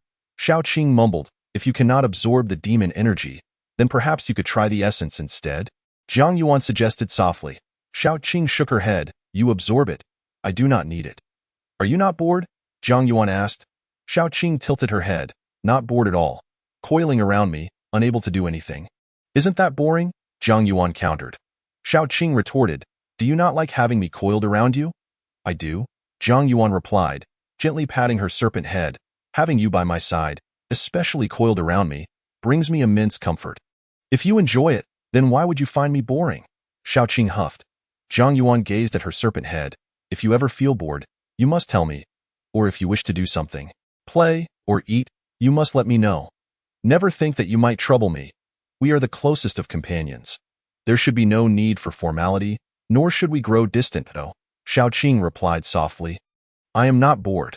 In the past, I often remained motionless for years and did not find it dull. Then I shall continue to absorb the essence, and you can give me a massage. Oh, Zhang Yuan said no more.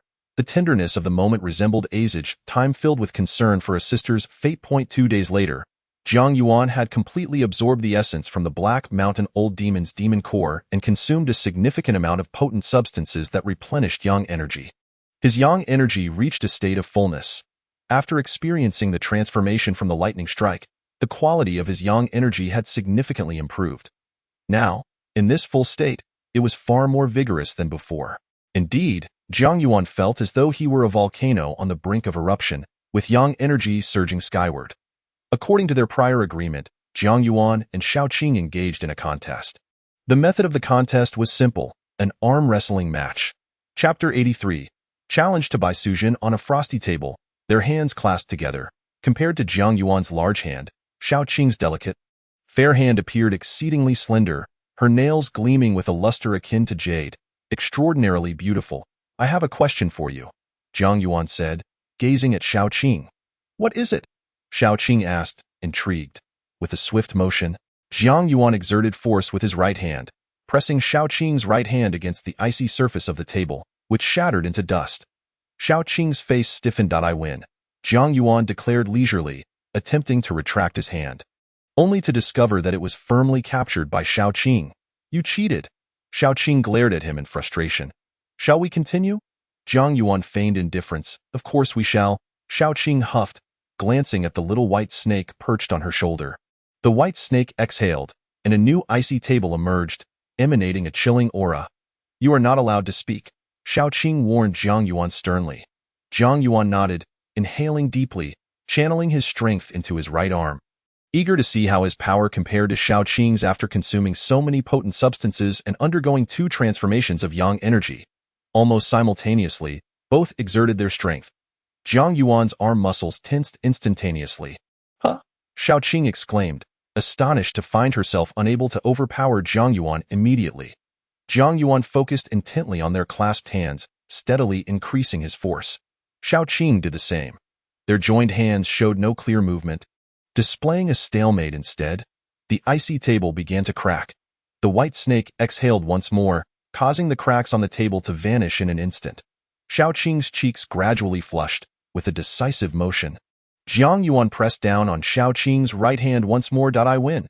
A strange glimmer flickered in Jiang Yuan's eyes as he scrutinized the blushing Xiao Qing, who seemed to question her own existence, feeling that it was not an act. Otherwise, her performance was simply too convincing. Given Xiao Qing's intellect, she should not possess such acting prowess. Jiang Yuan looked towards the white snake. After a brief silence, Xiao Qing did not employ her demon power. I did not use true energy either, the white snake stated softly. Jiang Yuan mused inwardly, nodding slightly. My strength is indeed inferior to Xiao Qing's. Let us go again, Xiao Qing said, her face flushed as she gritted her teeth. Let us switch hands. Jiang Yuan extended his left hand onto the icy table. Xiao Qing quickly followed suit, grasping his hand and exerting her strength. Initially, they were evenly matched once more. After a while, Jiang Yuan accelerated his strength, inadvertently relaxing slightly. With a loud clap, Xiao Qing pressed Jiang Yuan's left hand onto the icy surface of the table. Jiang Yuan feigned a frown. Xiao Qing's eyes sparkled, and a smile graced her lips. I told you. How could I not be stronger than you after such a short time of cultivation? Let us compare right hands. Jiang Yuan proposed, extending his right hand in challenge. Let us compare. Xiao Qing huffed, reaching out her right hand, but before she could grasp Jiang Yuan's hand, he withdrew it. What's wrong? Xiao Qing raised her gaze to Jiang Yuan. Frowning in inquiry that I'm not competing anymore, Jiang Yuan shook his head. Why not? Xiao Qing pouted. Jiang Yuan replied leisurely, from now on, I will no longer compete. After all, I maintain a record of victory against you in arm wrestling. Xiao Qing stared blankly for a moment, her face darkening as she glared at Jiang Yuan, gritting her teeth. We must compete. We can discuss it later. Jiang Yuan deliberately rubbed his stomach, glancing at the white snake and then at Xiao Qing, gently saying, having just competed with you, I need Bai Suzhen to help me adjust my energy. Adjust again. Xiao Qing was even more displeased. Jiang Yuan explained, after the last time I underwent fire refining, I also required adjustment. Xiao Qing, we are about to visit the Tai sect. Gather some potent substances nearby for him. The white snake advised softly, do not venture too far. If you encounter danger, call out for help. Oh, Xiao Qing replied softly. The white snake emitted its demon energy, establishing yet another misty ice chamber atop Nanshan. Inside the ice chamber, as before, Jiang Yuan sat upon the icy bed, a sheer veil appearing before him, revealing a stunningly beautiful maiden nestled in his embrace. Is your strength greater than Xiao Qing's? Bai Suzhen asked softly. There is still a considerable gap, Jiang Yuan humbly replied. She does not quite understand arm wrestling and did not utilize her demon energy. Your strength is already quite astonishing, Bai Suzhen marveled. Otherwise, how could you subdue such a beauty? Jiang Yuan chuckled lightly. Bai Suzhen's cheeks reddened as she shot him a fierce glance, as per their previous agreement. Jiang Yuan began to challenge Bai Suzhen, who half-heartedly accepted the duel. In this battle, victory or defeat was not of utmost importance. The experience itself was most delightful. It continued until noon the following day. When Jiang Yuan and Xiao Qing arrived near Dongyang Mountain together, at Jiang Yuan's suggestion, Xiao Qing donned the attire of a book boy. The two did not ascend Dongyang Mountain directly. Instead, they first ventured to an unnamed peak nearby. Along a tranquil mountain path, they climbed higher, the landscape adorned with picturesque views, accompanied by the melodious sounds of gurgling streams. Jiang Yuan reveled in the scenery, his spirits notably uplifted. You seem quite happy, Xiao Qing inquired with curiosity. Jiang Yuan nodded. The beauty of the trees, the splendor of the water, the majesty of the mountains, and the company of such a lovely companion as you. How could I not be joyful? Xiao Qing's cheeks flushed, and she unconsciously leaned a bit closer to Jiang Yuan. Before I met you, I once fantasized about wandering the world with a sword at my side. seeking out renowned mountains and sharing drinks with the reclusive sages hidden in famous landscapes. Zhang Yuan mused softly. You need not dream of such things. Wherever you wish to go in the future, my sister and I can accompany you, Xiaoqing replied with a smile. Indeed, having you by my side is truly wonderful. Zhang Yuan gently ruffled Xiaoqing's hair. Her eyes sparkled with delight. Upon reaching the summit, Zhang Yuan gazed towards Dongyang Mountain, where he could faintly discern the rooftops of several temples. A veil of white mist enveloped the mountainside. There is an array, the white serpent coiled upon Zhang Yuan's shoulder remarked, gazing at Dongyang Mountain. That mist likely conceals a maze designed to prevent ordinary individuals from entering the stronghold of Tai. Zhang Yuan fixed his gaze on Dongyang Mountain and pondered, can you discern how many people are present within Dongyang Mountain and what they are doing? Xiaoqing, do not release your demonic senses. You may be detected. The white serpent warned, casting a glance at her. Xiaoqing halted her intentions to spread her senses. Let me give it a try. Bai Sujin focused on Dongyang Mountain, sending forth a thin wisp of her demonic awareness to envelop the entire mountain. Zhang Yuan meticulously scrutinized every plant, tree, and building on Dongyang Mountain, his enhanced senses allowing him to perceive intricate details from miles away. Astonishingly, he could discern the patterns of leaves on the distant peaks, a feat surpassing many telescopes of later times. After a thorough examination, he saw no human figures, only an abundance of snow deer, hares, white cranes, swans, wild chickens, and foxes, the common fauna of the mountains. At present, there are 37 individuals within Dongyang Mountain. The white serpent articulated. Among them, 29 are concealed within that mist, exuding very ordinary auras. The remaining 8 consist of 2 within the mist, 5 in the temple at the summit, and 1 deep within the mountain. Deep within the mountain? Zhang Yuan expressed surprise. There exists a subterranean palace within this mountain, the white serpent deliberated, which should be the true place of inheritance of Tai. Zhang Yuan reflected for a moment and asked, what is the strength of these individuals? Aside from the one in the underground palace, the strongest among them is likely comparable to that Master Cui, the white serpent added, though they are all inferior to Xiaoqing. Xiaoqing raised her chin slightly, and the individual in the underground palace, Zhang Yuan inquired, speculating that this person was most likely the head of Tai, Yuan Chenzi.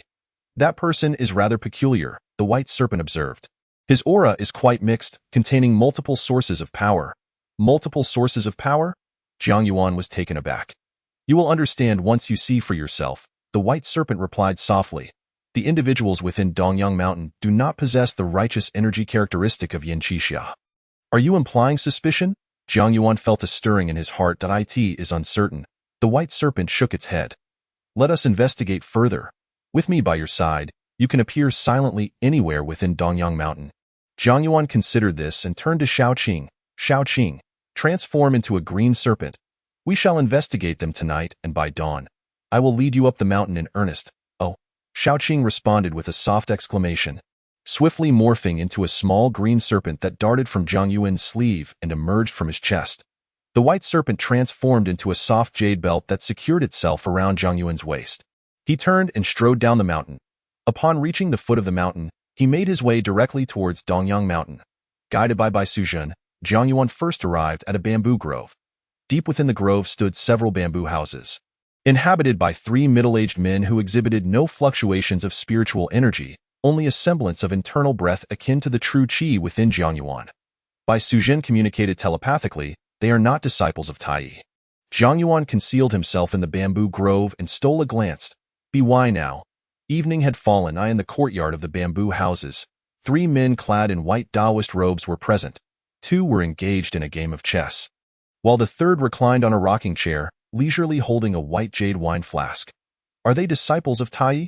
They seem rather weak, Xiaoqing commented telepathically. They are not disciples, Zhang Yuan gently shook his head, whispering, they are likely hermits seeking seclusion or enlightenment. Hermits? Xiaoqing was astonished. Zhang Yuan focused on the trio in the bamboo grove and quietly explained, they may not be true hermits but rather retired officials. Esteemed scholars or landowners and gentry pursuing longevity, spending a few days here. However, I suspect they have been deceived by some Taoists from Tai, spending a significant amount of silver to reside here. Are you suggesting? Xiaoqing blinked, that Tai are charlatans? Not entirely, Zhang Yuan mused. They possess some ability, albeit limited. When they deceived these individuals, they likely employed some genuine skill, but the teachings imparted to them are superficial.